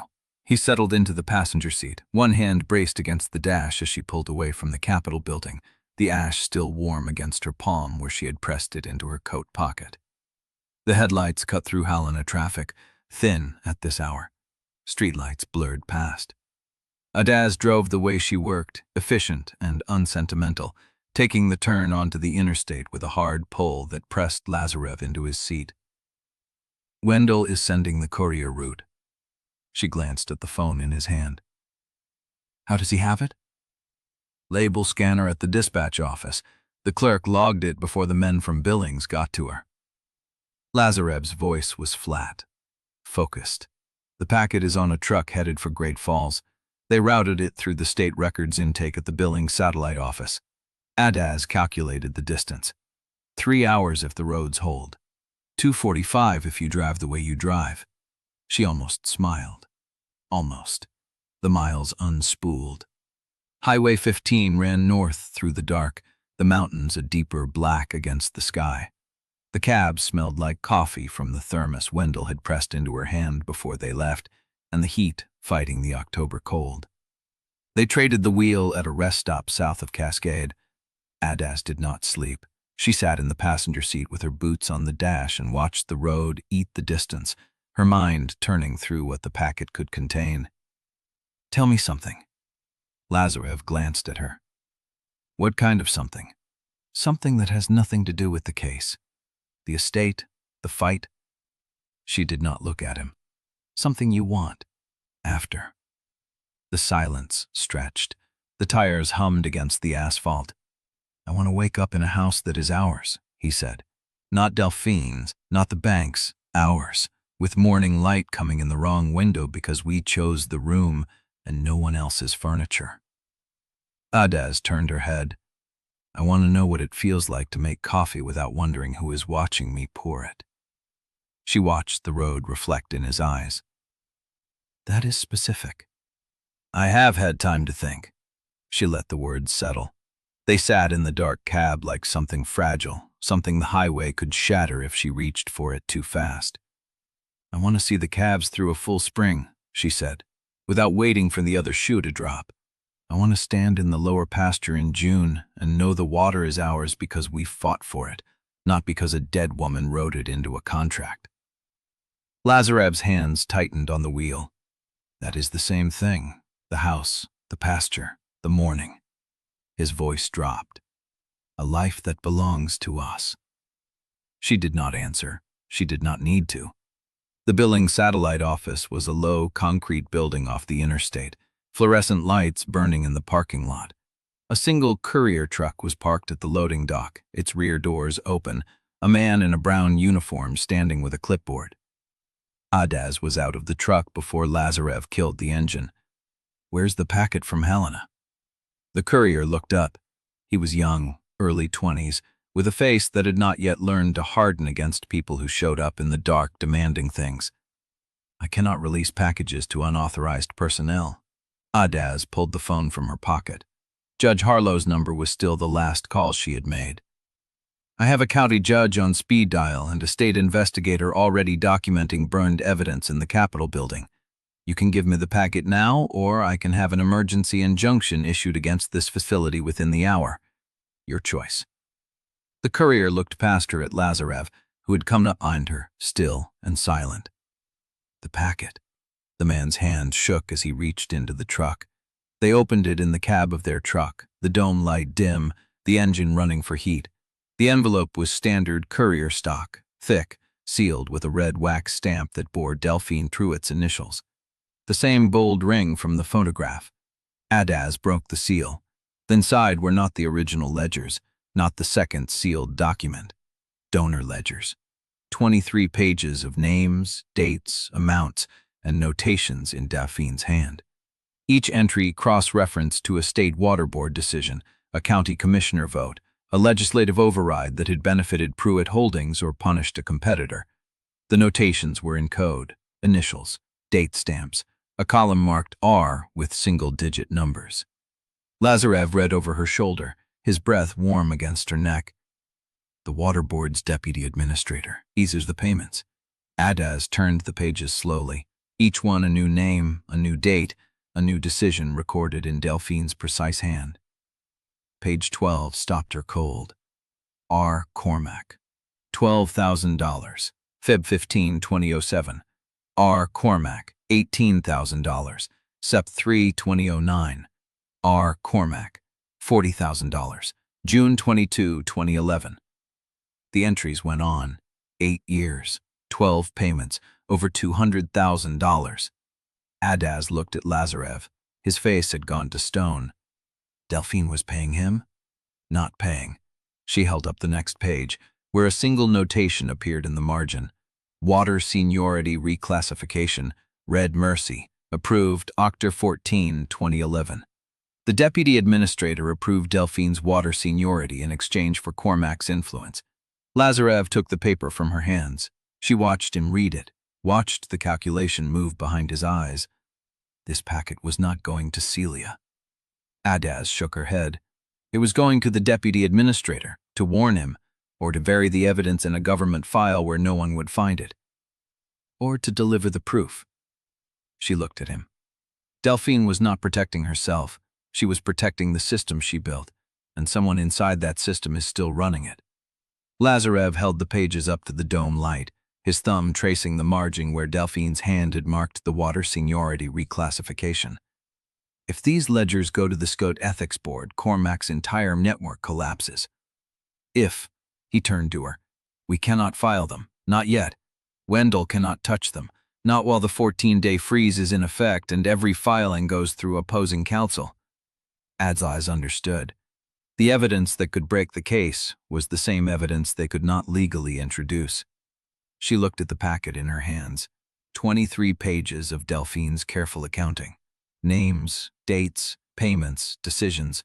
The system was still moving, but now she had the map. Hairs apply it from this arm. They drove back through the dark with the packet on the seat between them. Adaeze kept one hand on the wheel and the other on the envelope, as if the pages might vanish if she let go. The dome light was off. The only sound was the engine and the wind and Lazarev's breathing, steadying now, measured, the way he got when he was building something in his head that he was not ready to name. She pulled into the gas station outside Helena at 2:47 a.m. Wendell's sedan was already there, parked under the single working light, his silhouette motionless behind the wheel. She killed the engine. Lazarev got out first, and she watched him cross the cracked asphalt, watched the way he moved. Not tired, not angry, coiled and precise. He had been that way since they opened the packet. Since he saw Cormack's name on page 12 in Delphine's hand, Wendell rolled down his window. There's a state ethics investigator who owe me a favor from the Morrison probate. She works out of Great Falls. She can have a preliminary review drafted by noon. Adaeze handed him the packet. He will see the 23 pages, then he will call Cormack. They met the investigator at a truck stop outside Great Falls at 5:15 a.m. She was a woman in her late 40s with silver-streaked hair and eyes that had seen enough public corruption to stop being surprised by it. Her name was Diane Arnis. Wendell spread the pages across the booth. Arnis read them in silence. Her coffee went cold. These cover 8 years. 12 payments to Cormack alone, Adaeze said. Over $200,000. Cross-referenced to water board decisions, county commissioner votes, and legislative overrides. Cross-referenced by whom? Delphine Pruitt. Ernest looked up. The deceased. The same. She kept a paper trail on her own bribes. She kept a paper trail on everything, Lazarev said. The question is whether you can use it during a court-imposed freeze. Ernest turned a page. I am not bound by probate freeze orders. I answer to the State Ethics Commission. I can open a preliminary inquiry, issue subpoenas, and freeze the accounts of any public official named in these pages before your lunch order arrives. Adaeze watched her. What do you need from us? Nothing. I need you to stay out of it. If your name appears in my filing, Cormack's lawyers will argue the evidence was tainted by your ongoing probate dispute. I need clean chain of custody and no appearance of collusion. Lazarev's jaw tightened. You want us to do nothing. I want you to let the system work. You have your map. Let me follow it. They left the truck stop at 6:30 a.m. Adaeze drove. Lazarev side her with his hands flat on his thighs, staring at the road. She will file by noon, he said. And then? And then Cormack's phone will start ringing. His donors will start calling. His staff will start looking for exits. And Celia? Celia's funding line runs through Cormack's network. If the network collapses, she has no war chest. Adaeze thought about that. Thought about Celia's cream silk dress and perfect posture, standing in the courthouse hallway with Cormack's hand on her elbow. Delphine set all of this up, she said. The ledgers, the sealed affidavit, the codicil. She built a machine that would either protect Lazarev or destroy everyone who tried to take what she built. She built a maze. She built a guarantee. They drove back to Mercy Crossing. The sky was the color of a bruise, the clouds low and fast, carrying the smell of rain that would not come. The highway stretched stilly ahead of them. Adaze's phone buzzed. She glanced at the screen. Gunnar Veitch, 7:12 a.m. We need to talk. She showed Lazarev. He read it and said nothing. They met him at the Balogun kitchen. He was standing at the window when they walked in, hands in his coat pockets, shoulders relaxed, his face carrying that practiced warmth that had become a weapon over years of county meetings and boardroom negotiations. But his eyes were different, flat, tired. You intercepted the packet. Adaeze did not answer. Cormack's office called me at 6. The Ethics Commission is preparing an inquiry. The Deputy Administrator of Water Resources has already retained counsel. How do you know about the packet? Because I have sources inside Cormack's operation. Same as you have sources inside mine. He turned from the window. You are holding 23 pages of payments that tie the senator to water board decisions going back years. You are holding the map. Then you know what is coming. I know what is coming for Cormack. I need to know what is coming for the rest of us. Lazarev moved past Adaeze, his body angled between her and Gunnar. Define the rest of us. Local lenders, county commissioners, the ranchers who backed Front Range because I told them it was the only way to keep the valley alive. Gunnar's voice dropped. There are names in those ledgers who are not Cormack. People who voted for water allocations because Delphine asked them to. People who took campaign contributions from the Pruitt family and thought they were doing business as usual. Your coalition? My neighbors. Adaeze heard the weight in that word. You want us to protect them. I want you to let the Ethics Commission do its job without burning the whole county to ash. Cormack backed the machine. He should answer for it. But the people who voted the way he told them to vote, who took his calls and signed his paperwork, they are not the architects. They are the gears. And if the gears helped him steal water, then they answer for that too. Gunnar looked at her. But there is a difference between stealing and being used. If you destroy everyone who was used, you will be punishing the valley Delphine Pruitt left behind, not saving it. Adaeze studied him. He was not performing. She had seen him perform. This was something else. You are asking for a temporary public standstill on the water campaign, she said. I am offering one. I will pull my buyout offers for 30 days. I will instruct my coalition to halt all acquisition activity. You keep the ethics probe focused on Cormack and the deputy administrator, and I will make sure no local lender or commissioner is dragged through a public spectacle unless they are proven guilty of deliberate corruption. And after 30 days? After 30 days, you and I sit down and negotiate a future for this valley that does not involve front-range infrastructure. I will sell my interest in the pipeline deal to a conservation trust. I will use my capital to fund drought resilience projects instead of water extraction. Lazarev laughed. It was not a kind sound. You expect us to believe that? I expect you to verify it. I will put it in writing. Signed, notarized, with penalty clauses. Gunnar held his gaze. I built this coalition because I believed the valley was dying and needed a hard transition to survive. I was not wrong about the numbers, but I was wrong about the people running the deal. I was wrong about Cormack. I was wrong about what I was willing to accept from allies. Adaeze watched him. Say it. Say what? Say what you are admitting. Gunnar's jaw worked. His pale blue eyes stayed on hers. I mistook ruthlessness for pragmatism. He said it like it cost him something. I thought being willing to break things meant being willing to fix the valley, but I broke things I did not understand, and I did not see the real enemy because I was looking at the wrong horizon. The kitchen was quiet. Adaeze looked at Lazarev. He was watching Gunnar with an expression she could not read. 30 days, she said, and you put every single term in writing, including the penalty clauses. You will have it by end of day, and you tell us who your source inside Cormack's operation is. Gunnar's eyes flickered. Not yet. Then we do not have a deal. You will, because you are not ruthless, Adaeze. You are hard. There is a difference. He walked out. Adaeze stood at the window and watched his truck pull away. Lazarev came up behind her. His hand found hers. He is right about one thing, he said. Which part? If the ethics probe swallows the whole county, there will be nothing left to save. She turned to face him. Then we make sure it does not. Her phone fuzzed again. A text from Wendell. Arnis files at 11 a.m. Cormack's team already calling for her resignation. Battle lines drawn. She showed Lazarev. He read it and handed the phone back. 30 days, he said. That buys us time to find the person who is still inside Delphine's maze. Adaeze looked out at the pasture, where the first light of morning was touching the fence line. I know who it is. She felt his eyes on her, waiting. I just do not know her name yet. The kitchen door swung open. Zuri stood in the frame, her face pale, her hands shaking. Someone left a box on the front porch, addressed to you. Adaeze moved past her, down the steps, onto the wet grass.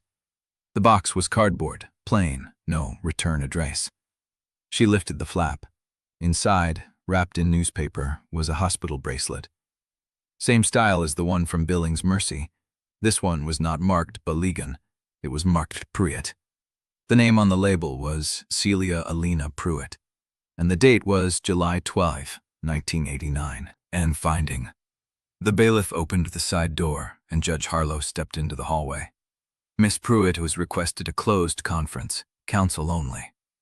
Wendell straightened his jacket. Your Honor, my clients are entitled to... Your clients are entitled to whatever I decide after I hear arguments. Harlow's voice was flat. The conference is with counsel and the petitioner. You will wait. The door closed. Adaeze stood in the corridor with Lazarev, the courthouse fluorescent light buzzing overhead, the bench outside the courtroom empty, except for a young woman with a nursing infant, who glanced at them and looked away. What is she doing? Adaeze kept her voice low. Testing? Lazarev's jaw was tight. She knows the ledgers are about to land on someone else's desk. She wants to see if the judge will blink first. The judge does not blink. Then Celia is measuring how far she has to push before something breaks. Wendell was pacing near the water fountain, his liver-spotted hands clasped behind his back. He looked older than he had this morning, the theatrical energy drained out of him by the drive, the burned filing, the courier chase, the sleepless miles. Wendell, Adaeze said his name quietly. What is she arguing in there? He stopped pacing. If I knew, I would tell you, but I can guess. Guess. She will argue that Delphine's crimes make the entire estate structure tainted, that the codicil was designed to perpetuate a fraud, not correct one, that the only clean solution is neutral receivership. He looked at her. If she convinces Harlow the marriage itself is a product of coercion, the freeze becomes permanent and the court appoints someone to liquidate everything. Lazarev's hand found Adaeze's. She let him hold it. "That will not happen," Adaeze said. "It does not need to happen. It only needs to look possible enough that we offer her something to make it stop." The door opened. Celia emerged first, her cream silk dress immaculate, her hair swept back, her face a mask of controlled calm. She did not look at them. She walked to the far end of the corridor and stood with her back to the window, her hands clasped in front of her. Judge Harlow appeared in the doorway. Her expression was unreadable. "Mr. Tasker, a word." Wendell crossed to her. They spoke in low voices for 30 seconds. Harlow nodded once and retreated inside. Wendell stood at the threshold, his shoulders set. She wants a recess until 1. She is considering Celia's argument. Considering means she is not ruled. It means she wants to see what we offer before she decides what the record shows. Wendell's voice was tired. "I can hold her off until 1, but I need something concrete to put on the record. Proof of the ledgers, a filing date for the ethics inquiry, something that shows we are not bluffing." Adaeze pulled out her phone. She texted Diane Arness. "Need confirmation of filing time for record, before 1 p.m. MT. She showed the screen to Wendell. He read it and nodded. "That buys us the recess. It does not buy us the ruling." The corridor emptied. The young woman with the nursing infant gathered her things and left. The bailiff retreated to his post by the courtroom door. Adaeze and Lazarev stood alone at one end of the hall, Celia Pruitt at the other. Lazarev released Adaeze's hand. "I need to talk to her." "Why?" "Because she is the only person in this building who knows exactly what she is doing, and I want to understand why." Adaeze studied his face. His gray eyes were lighter than hers, the color of river ice under a winter sky, and she saw something in them she had not seen before. Not anger, not strategy, something closer to grief. "Be careful," she said. "I will." He walked the length of the corridor. His boots were quiet on the worn linoleum. When he reached Celia, she did not turn from the window. "Celia, which wants to Pruitt, it's gonna both. I could have figured out how to survive it too. Because that is what Delphine trained us to do. Survive. Not live. Not choose. Survive." Celia's mask cracked. Just a hair. A tremor at the corner of her mouth. "Is there a point to this, cousin?" Lazarev held her eyes. "The point is that I pity you." Her face went still. "Do not. I pity the family system that made us both weapons instead of people. I pity the grandmother who looked at a child and saw a legal Louvre. I pity the girl who watched a race from the porch and learned that silence was power." He let the words settle. "But I will not let you burn down everything I have built with Adaeze because you are still trying to prove you are the one Delphine should have chosen." Celia did not speak. "I am not your enemy," Lazarev said, "but I will stand in your way until you stop trying to destroy what you cannot control." He turned. Behind him, Celia's voice came cold and clear. "She manipulated you." He stopped. From the beginning, the flood, the injury, the confessions, she knew exactly what she was doing. She needed a Pruitt to save her land, and she picked you because you were the one she could break open. Lazarev turned back. "What are you saying?"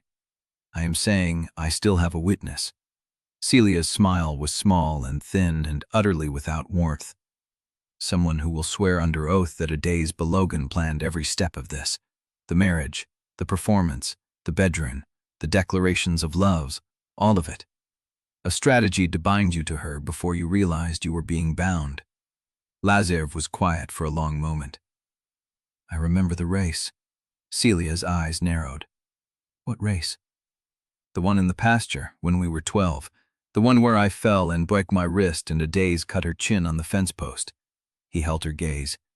"You were there. You watched from the porch. You did not call for help." Celia's jaw tightened. "That was 22 years ago." "Yes." His voice was soft. I have been asking myself all week why you did not call for help, and I think I finally know the answer. Enlighten me. You were waiting to see which one of us would get up first, because you had already learned from Delphine that watching and waiting was safer than acting. The silence stretched. Celia looked away. Her hands were still clasped in front of her, but the knuckles were white. You do not know what I learned from Delphine. I know she made us both watchens. Lazarev took a step closer. She made you sharp and patient. She made me polished and controlled. She set us in different rooms and waited to see which one would break first. And you think you won? I think I got lucky. He shook his head. I think if the Codicil had gone the other way, if you had been the one standing in the church with Adaeze Balogun, you would have figured out how to survive it too. Because that is what Delphine trained us to do. Survive, not live, not choose. Survive. Celia's mask cracked, just a hair, a tremor at the corner of her mouth. Is there a point to this, cousin? Lazarev held her eyes. The point is that I pity you. Her face went still. Do not. I pity the family system that made us both weapons instead of people. I pity the grandmother who looked at a child and saw a legal move. I pity the girl who watched a race from the porch. Chapter 76. The courtroom smelled of old wood and stale tension. Adaeze sat with her hands flat on the table, watching the double doors at the back as if she could pull the witness through by will alone. Wendell had bought them 43 minutes. 43 minutes of recess, while Judge Harlow reviewed the ethics filing confirmation from Diane Arness. 43 minutes of Adaeze staring at the empty witness chair and wondering whose face would fill it. The doors opened. A man in his 60s walked in, silver hair, heavy jaw, a suit that cost more than most ranches in the county made in a month. He did not look at Adaeze. He walked straight to the witness box, raised his right hand, and swore to tell the truth. Adaeze did not know his face, but she knew the cut of his contempt. Mr. Vane rose from Celia's table, smoothing the front of his gray suit with the practiced ease of a man who had been waiting for this moment. State your name and occupation for the record. Dale Carver, retired, former member of the Pruitt Bank Board of Directors, 1999 to 2022. And do you know the respondent, Adaeze Balogun? Carver's eyes slid to her, cold, measuring. I know her well enough to know what she is. Objection. Wendell's voice came from beside her, sharp and immediate. Move to strike for lack of foundation and prejudicial characterization. Sustained. Judge Harlow's gaze pinned Carver. Answer the question as asked, Mr. Carver. I have met her twice. That is sufficient. Describe the first meeting. Carver settled back in the chair, the leather creaking under his weight. The morning after the funeral, at the Pruitt Bank, Ms. Balogun arrived with her lawyer to negotiate the terms of the marriage contract. I was present as an observer for the board. And what did you observe? I observed a woman who had already made up her mind. She walked in with a list of demands: separate bedrooms, management authority, control over property transfers, no public displays of affection beyond what was required for appearances. He paused, letting the words land. She had a document prepared, typed, with numbered clauses and signature lines. The courtroom was silent. It read like a business acquisition, because that is what it was. Adaeze's hands were still on the table. She did not move. But beneath the table, Lazarev's hand found hers. Vane nodded, pleased. And in your professional opinion, as a former bank board member with 23 years of experience evaluating business arrangements, did Ms. Balogun's behavior suggest she was entering this marriage as a genuine partner or as a strategic actor executing a plan? Strategic. Entirely strategic. She was not marrying Lazarev Pruitt. She was acquiring the Pruitt estate through him. The gallery murmured. Judge Harlow tapped the bench once. Continue. Wendell rose slowly. He adjusted his glasses, then walked toward the witness stand with the unhurried pace of a man who had already found the flaw and was simply deciding how to expose it. Mr. Carver, you said Ms. Balogun arrived with a prepared document. Is that correct? It is. And did she also arrive with a lawyer? She did, Mr. Tasker. You. Ah, Wendell nodded. so I was present during this negotiation. You were, and did I, as the attorney representing the Pruitt estate, bring any prepared documents of my own to that meeting? Carver's jaw tightened. You did. Would it surprise you to learn that I had drafted the initial marriage contract myself, at the instruction of Delphine Pruitt, before Ms. Balogun ever walked through the door? Carver said nothing. The document Ms. Balogun brought was a counteroffer, a negotiation, not a unilateral demand. Would you agree that a counteroffer is standard procedure in any contract negotiation? It was aggressive. Was it outside the bounds of rousable negotiation for a woman being asked to bind her life and her ranch to a man she had not spoken to in 15 years? Carver's eyes flickered. I thought it was calculated. You thought? Wendell let the word hang. You thought? Based on what, Mr. Carver? Based on the fact that a woman you had never met walked into a room where she was outnumbered 8-1 by men and had the audacity to have prepared terms? She was too prepared. She was prepared. Those are different things. Wendell walked back to his table, picked up a piece of paper, and held it up. I have here the minutes from that meeting, recorded by the bank secretary. Would you like me to read your exact words, Mr. Carver? Your comment to the board during the break about that Balogun girl thinking she could out-negotiate Pruitt men in their own building. Carver's face reddened. That is a paraphrase. The minutes are verbatim, Mr. Carver. Shall we ask the court to admit them? Judge Harlow's eyes moved to Vane. Does counsel object? Vane was already standing. Your Honor, this line of questioning is speculative and prejudicial to the witness's character, overruled. The witness's credibility is directly relevant. Continue, Mr. Tasker. Wendell set the paper down. Let me ask you directly, Mr. Carver. Did you believe, before Ms. Balogun ever entered that room, that Delphine Pruitt's codicil was a mistake? Carver's silence stretched. I had concerns. What were those concerns? That she would use the marriage to strip the Pruitt estate of its assets and leave it hollow. And what evidence did you have for that concern before meeting her? Carver's jaw worked. It was a concern. It was a prejudice. Wendell's voice was quiet now, almost gentle. You looked at a Balogun woman walking into a Pruitt bank and you already knew what she was, because you had been told what she was, by Delphine, by the county, by 30 years of family feud that taught you Baloguns were the enemy. I was protecting the bank. You were protecting an idea of who deserves to win. Wendell paused. No further questions. Vane rose for redirect, but the damage was done. Carver sat in the chair with his hands clasped, his face a mask of controlled fury, his testimony reduced to what it had always been, class contempt dressed as concern. Judge Harlow looked at Carver. You may step down. Carver rose. He walked past Adaeze's table without looking at her. The courtroom door closed behind him. Vane stood again. Your Honor, the petitioner calls Lazarev Pruitt to the stand. Adaeze's hand tightened. Lazarev rose. He did not look at her. He walked to the witness stand, raised his right hand, and swore the oath in a voice that did not waver. Vane approached. Mr. Pruitt, you heard Mr. Carver's testimony. You were present at that negotiation.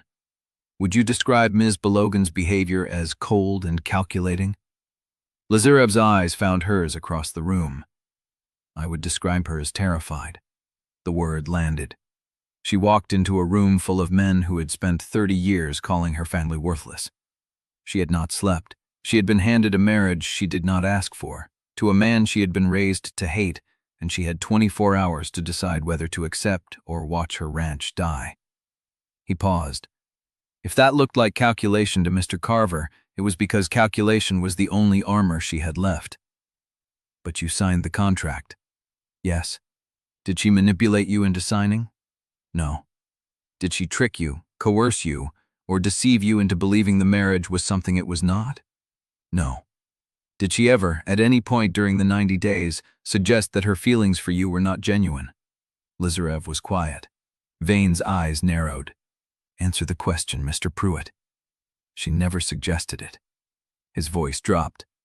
She fought it. She fought loving me harder than she ever fought the contract, because she was afraid that if she let herself want the marriage, it would be taken from her. The same way everything else she ever loved had been taken.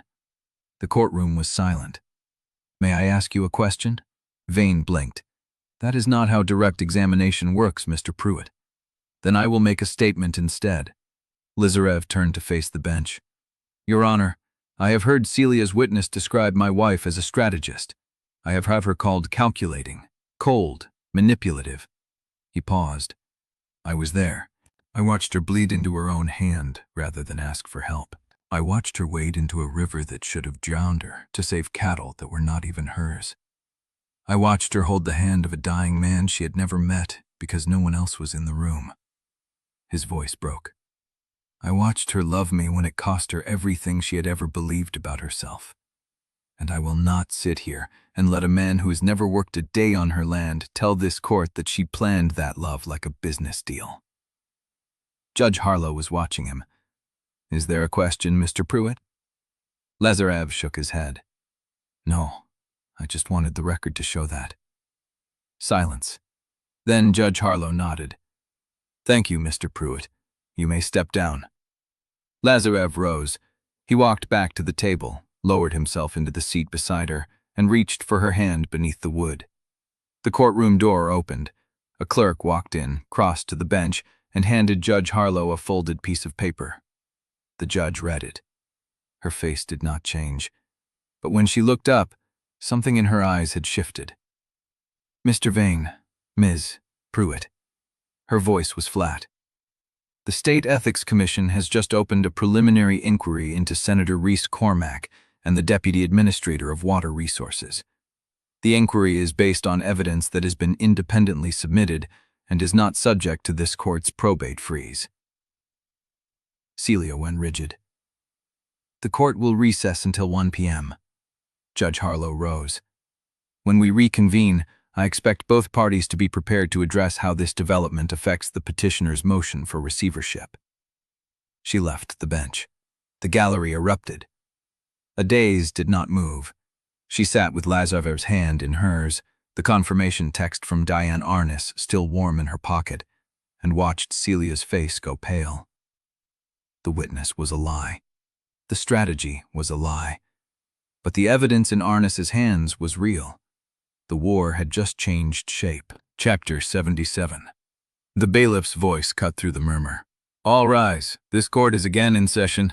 Judge Harlow settled behind the bench, the folded ethics notice visible at her elbow. She did not look at Celia. She did not look at the gallery. Her eyes found Adaeze and held there for a fraction of a second longer than protocol allowed. Before we proceed, the judge said, I have been informed that the State Ethics Commission's preliminary inquiry has been formally docketed. The court will take judicial notice of this development. She paused. Mr. Vane, does the petitioner wish to revise her motion in light of the new information? Vane stood. Your Honor, the petitioner maintains that the Codicil was executed under circumstances of fraud and concealment. The ethics inquiry does not alter the central question of whether Delphine Pruitt's estate should be administered by parties she manipulated into a coerced marriage. Noted. Judge Harlow's voice was dry. Ms. Balogun, the court would hear from you. Adaeze rose. She did not look at Wendell. She did not look at the gallery. She walked to the witness stand, raised her right hand, and swore the oath in a voice that carried to the back row. Wendell approached. Ms. Balogun, you have heard Mr. Carver's testimony that you entered this marriage as a calculated strategy. You have heard Mr. Pruitt's testimony that you fought the marriage because you feared losing it. He paused. Which version is true? Both. The word landed. Wendell waited. Adaeze's hands were flat on the rail. She did not grick it. She did not brace. I walked into that negotiation with a counteroffer I had drafted at 3 a.m. because I knew that if I did not protect myself, no one else would. I was calculating. I was strategic. I was doing what I have done my entire adult life, which is survive a system that was never designed to keep women like me in control of land like mine. She paused. I also married a man I had been taught to hate since I was 12 years old. I married him in a courthouse with no flowers and no witnesses who loved us. I spent the first week waiting for him to show me the cruelty I had been told was in every Pruitt bone. And when that cruelty did not appear, it scared me worse than the sabotage, worse than the flood, worse than the men who came for our fence line with bolt cutters and radios. Her voice dropped. Because if he was not what I had been told, then everything I had built my life on, The feud, the pride, the refusal to need anyone was built on a lie. So you stayed out of duty or desire. I stayed because the contract required it. She met Wendell's eyes. I stayed after the contract because I started to see a man who carried my weight without being asked, who stood between me and a boardroom full of men who thought I was hired help, who handed me coffee exactly how I liked it before I ever told him. She turned to face the bench. Your Honor, I have spent 31 years being told that wanting something makes me weak, that needing someone makes me conquerable, that love is a debt you pay later with interest. She paused. I married Lazarev Pruitt because a dead woman's will forced me to. I stayed married to him because he made me want a future I had stopped believing I deserved. The courtroom was silent. Ruthless calculation and genuine love are not opposites, she said. They are both things I am capable of. I chose the land, I chose my people, I chose the marriage, and I am done apologizing for choosing all of it. Judge Harlow's face was unreadable. Thank you, Ms. Balogun. You may step down. Adaeze walked back to the table. Lazarev's hand found Holmes beneath the wood. Wendell rose. Your Honor, the respondents move for denial of the petitioner's motion for receivership on the grounds that the marriage has been demonstrated to be genuine. The estate is being actively managed in good faith, and the ethics inquiry into the primary political figure opposing this marriage raises substantial questions about the motives behind this litigation. Vane was on his feet. Your Honor, the petitioner's motion is based on Delphine Pruitt's fraud, not on the marriage's validity. The ethics inquiry is irrelevant to whether the codicil was tainted by the testator's own criminal conduct. Judge Harlow raised a hand. Enough. She looked at the papers before her, at the ethics notice, at the witness list, at the motion that had brought them here. I am prepared to rule. The courtroom held its breath, and then the door at the back of the courtroom opened. A man in a gray suit stepped in. He crossed to the bailiff, whispered something, and handed him a folded paper. The bailiff's face tightened. He walked to the bench and placed the paper before Judge Harlow. She read it. Her expression did not change, but when she looked up, her voice had gone flat. Front Range infrastructure representatives have arrived in Mercy Crossing. They are currently meeting with property owners on the south end of the valley, offering cash buyouts before this court has issued a ruling on the stability of the estate. The gallery erupted. Adaeze's blood went cold. Judge Harlow raised her hand again. The court will recess for 15 minutes. When we reconvene, I will issue my ruling. She stood. I suggest both parties use that time to consider what the presence of Front Range representatives in this county means for the stability argument. She left the bench. Celia was already on her feet, her phone at her ear. Adaeze did not move. She sat with Lazarev's hand in hers, the confirmation from Diane Arnis still warm in her pocket, and watched the gallery churn with the news that the war had not waited for the verdict. Front Range was already in Mercy Crossing, and the clock was still ticking. Chapter 78. Judge Harlow walked back into the courtroom at 10 minutes past the recess. The gallery had not settled. The Front Range news had cracked something open, and the murmur ran in waves. Ranchers leaning across pews, phones glowing in half the hands, the Billings Gazette reporter already typing in the back row. Adaeze kept her hand locked around Lazarev's beneath the table. Celia sat at the petitioner's table with her spine perfect and her phone face down. She had not looked at Adaeze once since the recess. Judge Harlow took the bench. The room went quiet. I have considered the petitioner's motion for receivership. I have considered the respondent's evidence of genuine marriage, active estate management, and the parallel ethics inquiry now docketed with the State Commission. She paused. I have also considered the news that Front Range Infrastructure has chosen this morning to begin buyout negotiations in my county while my court was still deliberating. Her voice hardened. That timing is not a coincidence, and this court will not reward it. Adaeze's chest tightened. Petitioner's motion for receivership is denied. Celia made a sound, small and sharp, that she swallowed before it finished.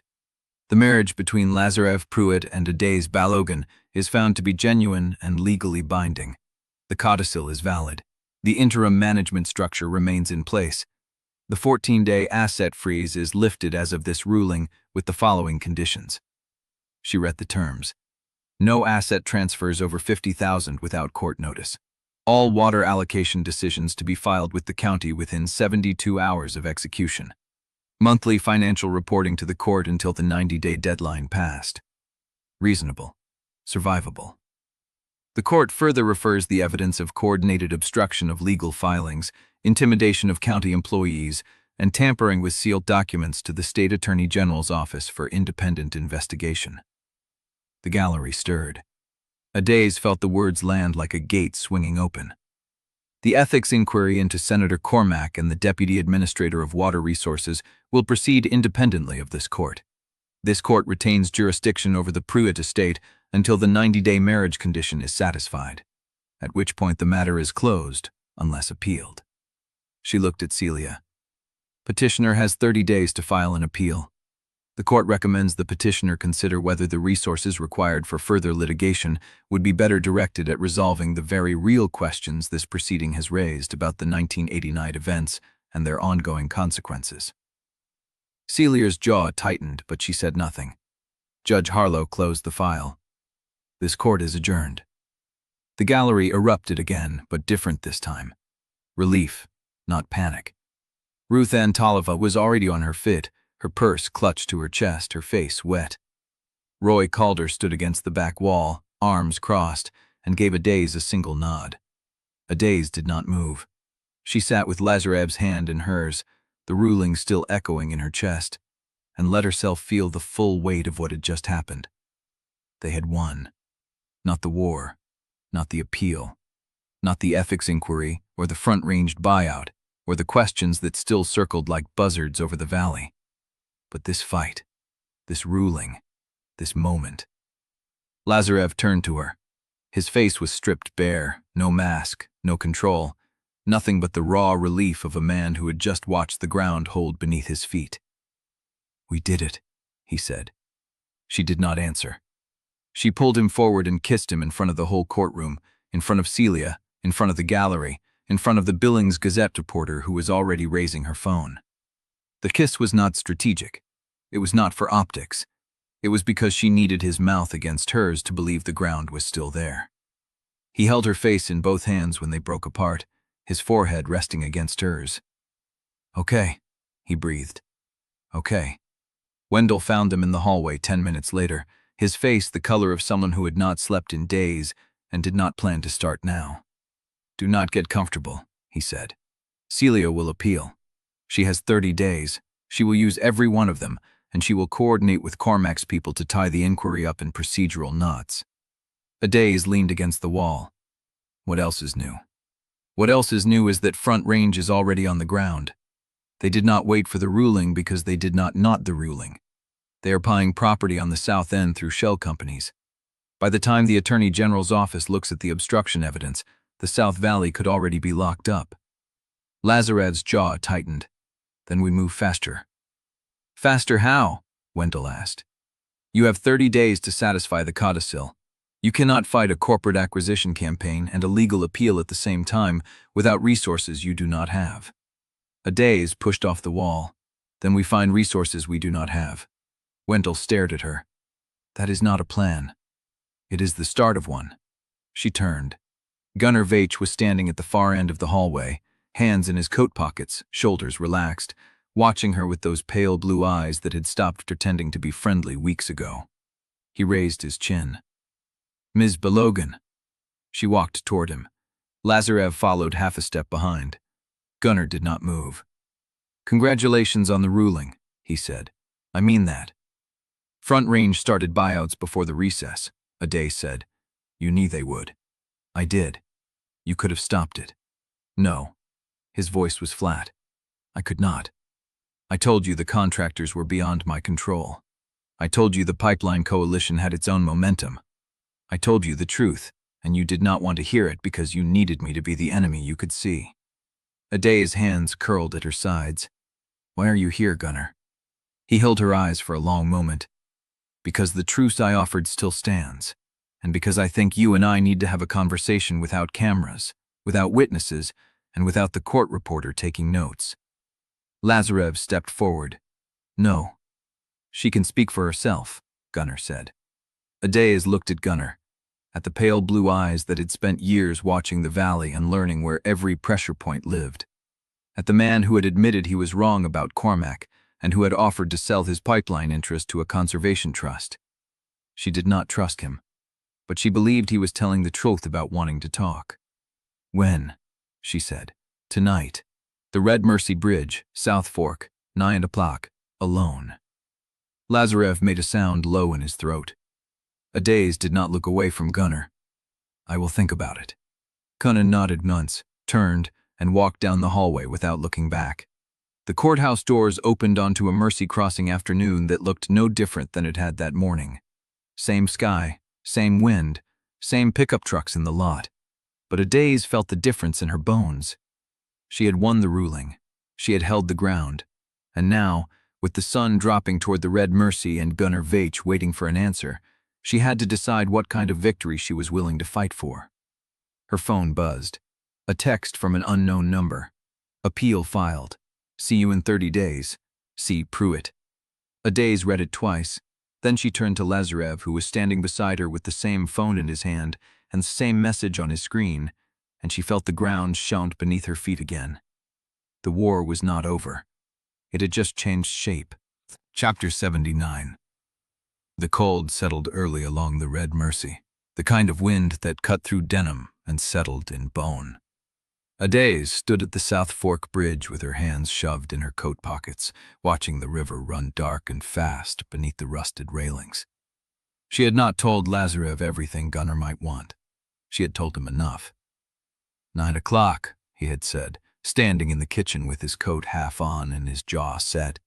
"If you are not back by 10, I am coming." "I know. If he tries anything." "He will not." She had touched his wrist, the same gesture she had used at the dinner table weeks ago, when it was still performance. "He wants to talk, that is all." Lazarev had not argued, but his hand had caught hers before she pulled away, and for a moment he had held on. Adaeze held that memory now, the warmth of his fingers, and tried not to think about what Gunnar Veitch might be carrying in the notebook under his arm when she saw him coming down the bank. He walked slowly, not cautious, deliberate. The pale blue of his eyes caught the last light off the water as he stopped 10 feet away and did not try to close the distance. "Thank you for coming." "Say what you came to say." He nodded once, then turned and looked at the river instead of her. "I am pulling the buyout offers, all of them. The South End parcels, the Conservation Trust transition, the whole campaign." Adaeze said nothing. "I already called the lenders. Told them the Valley chose local stewardship. Told them I was wrong about what modernization looked like." "Convenient timing." "No." Gunnar's voice was flat. "It is not convenient. It is humiliating. I spent 3 years building that coalition. I shook hands with every commissioner, every rancher with debt, every water broker who promised he could deliver votes. I believed I was saving something. I believed you and Lazarev were children playing at ranch while the numbers bled out beneath you." Adaeze watched his profile in the fading light, the crooked nose, the white scar along his jaw, the lines around his mouth that made him look older than she had first thought. "What changed your mind?" "You did." He turned to face her. "Not the marriage, not the flood, the way you took Dale Withers back after he sold your operation schedule. The way you stood in that courtroom and said you chose everything, the land, the man, the fight, without apologizing for any of it." He shook his head. "I do not respect losing, but I respect someone who loses better than I fight." Adaeze let the wind pull at her braid. "And the pipeline?" "I am selling my interest to the Conservation Trust. Already signed the letter of intent this afternoon. It will not survive if Front Range decides to litigate, but it will buy time." "How much time?" "Depends on how fast they retool." Gunnar's pale eyes held hers. "Because they will. They are not a local operation with a single champion. They are a machine with interchangeable parts. I was the public face, the one who made consolidation sound like common sense. But the contractors, the lawyers, the shell companies, the men who threaten the filing clerk's son, they do not report to me. They never did." Adaeze felt the cold creep deeper. "Then who do they report to?" "I do not know. Not Cormack. He is a customer, not a commander. Someone with deeper pockets and a longer timeline. Someone who was waiting for Delphine to die before moving pieces she had kept frozen for 30 years. The words hung in the air between them. Gunnar reached into his coat and pulled out a thin leather folder. He held it out. She did not take it. "It is not a weapon," he said. "It is drought modeling, county-by-county projections through 2040. The data I used to convince myself I was right. Why give it to me? Because if you are going to fight what is coming, you need to know what you are actually defending." He set the folder on the bridge railing between them. The valley as it was is already gone. The question is whether what replaces it belongs to the people who live here, or to the machine that bought every water right from the outside. Adaeze looked at the folder, then at Gunnar. "You want a seat at the table?" "No." His voice was quiet. "I am offering you a seat at mine. Not because I trust you, because I finally understand you are the only person in this county who will still be fighting when the drought hits and the numbers stop working." He stepped back. "Think about it. Build something sturdier than nostalgia. Call me when you are ready to talk about what that looks like." He turned and walked up the bank without looking back. Adaeze stood alone on the bridge, the folder cold against her fingers, the river running dark beneath her. She did not know how long she stayed. Enough time for the last light to die and the stars to come out over the red mercy. Enough time to feel the weight of what Gunnar had offered and what it would cost to take it. She walked back through the dark with the folder under her arm, her boots finding the ruts of the track by memory, her breath fogging in the cold air. The kitchen light was on. Lazarev was at the table, his phone in his hand, his face unreadable. She set the folder on the counter. "He pulled the buyouts, signed a conservation trust letter, gave me drought data and told me to call him when I am ready to build something serious." Lazarev looked at the folder, then at her. "Can you trust it?"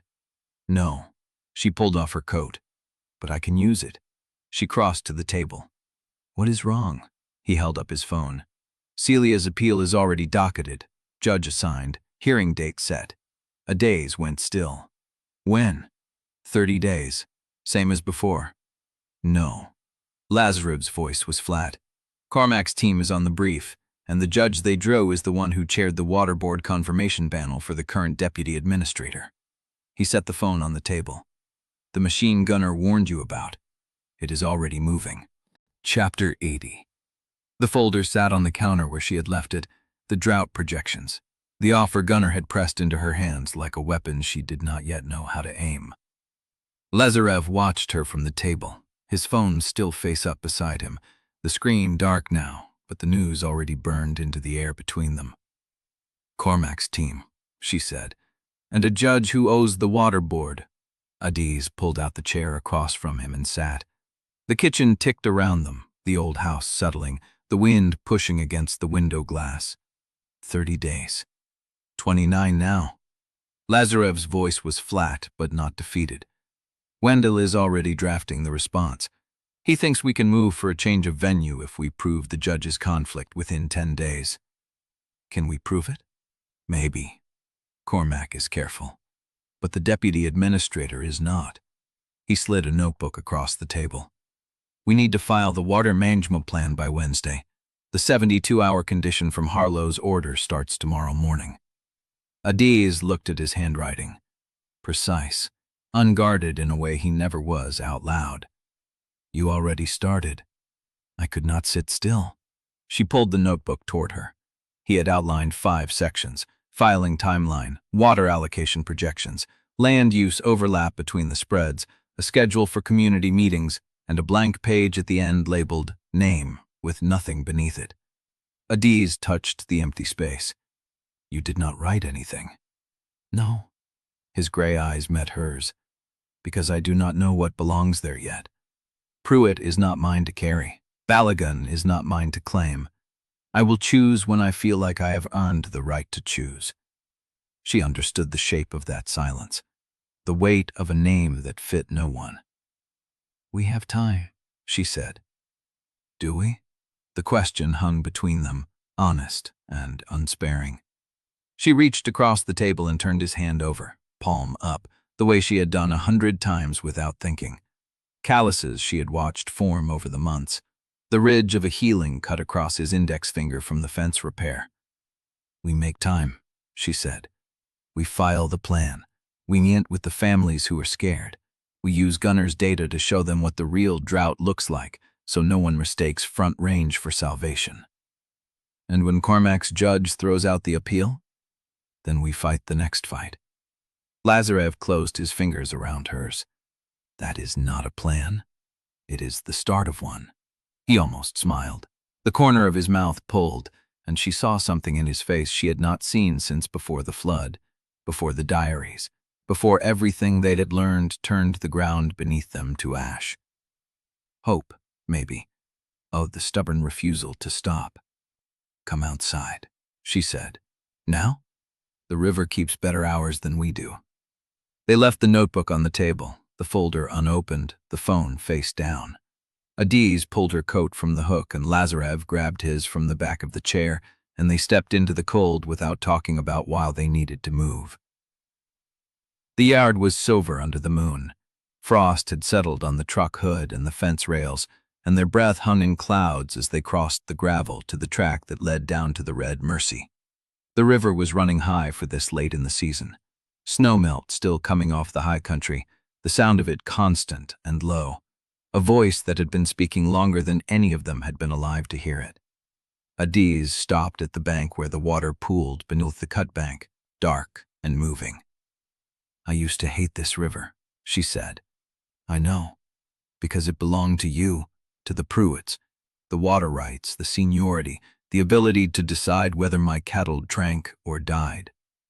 Lazarev stood beside her, his shoulder almost touching hers. It never belonged to us. No, she watched the current catch a branch and drag it under. It belonged to Delphine, and she used it like she used everything, a leash. The wind pulled at her braid. She did not shiver.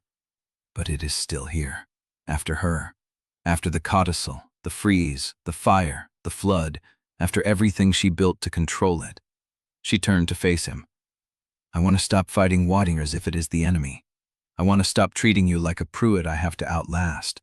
I want to build something that does not require anyone to lose for us to survive. Lazarev was quiet for a long moment. The river filled the space between them. That is the first time you have said what you want without apologizing for it. Maybe I am learning. He reached for her hand. His fingers were cold, but they held steady.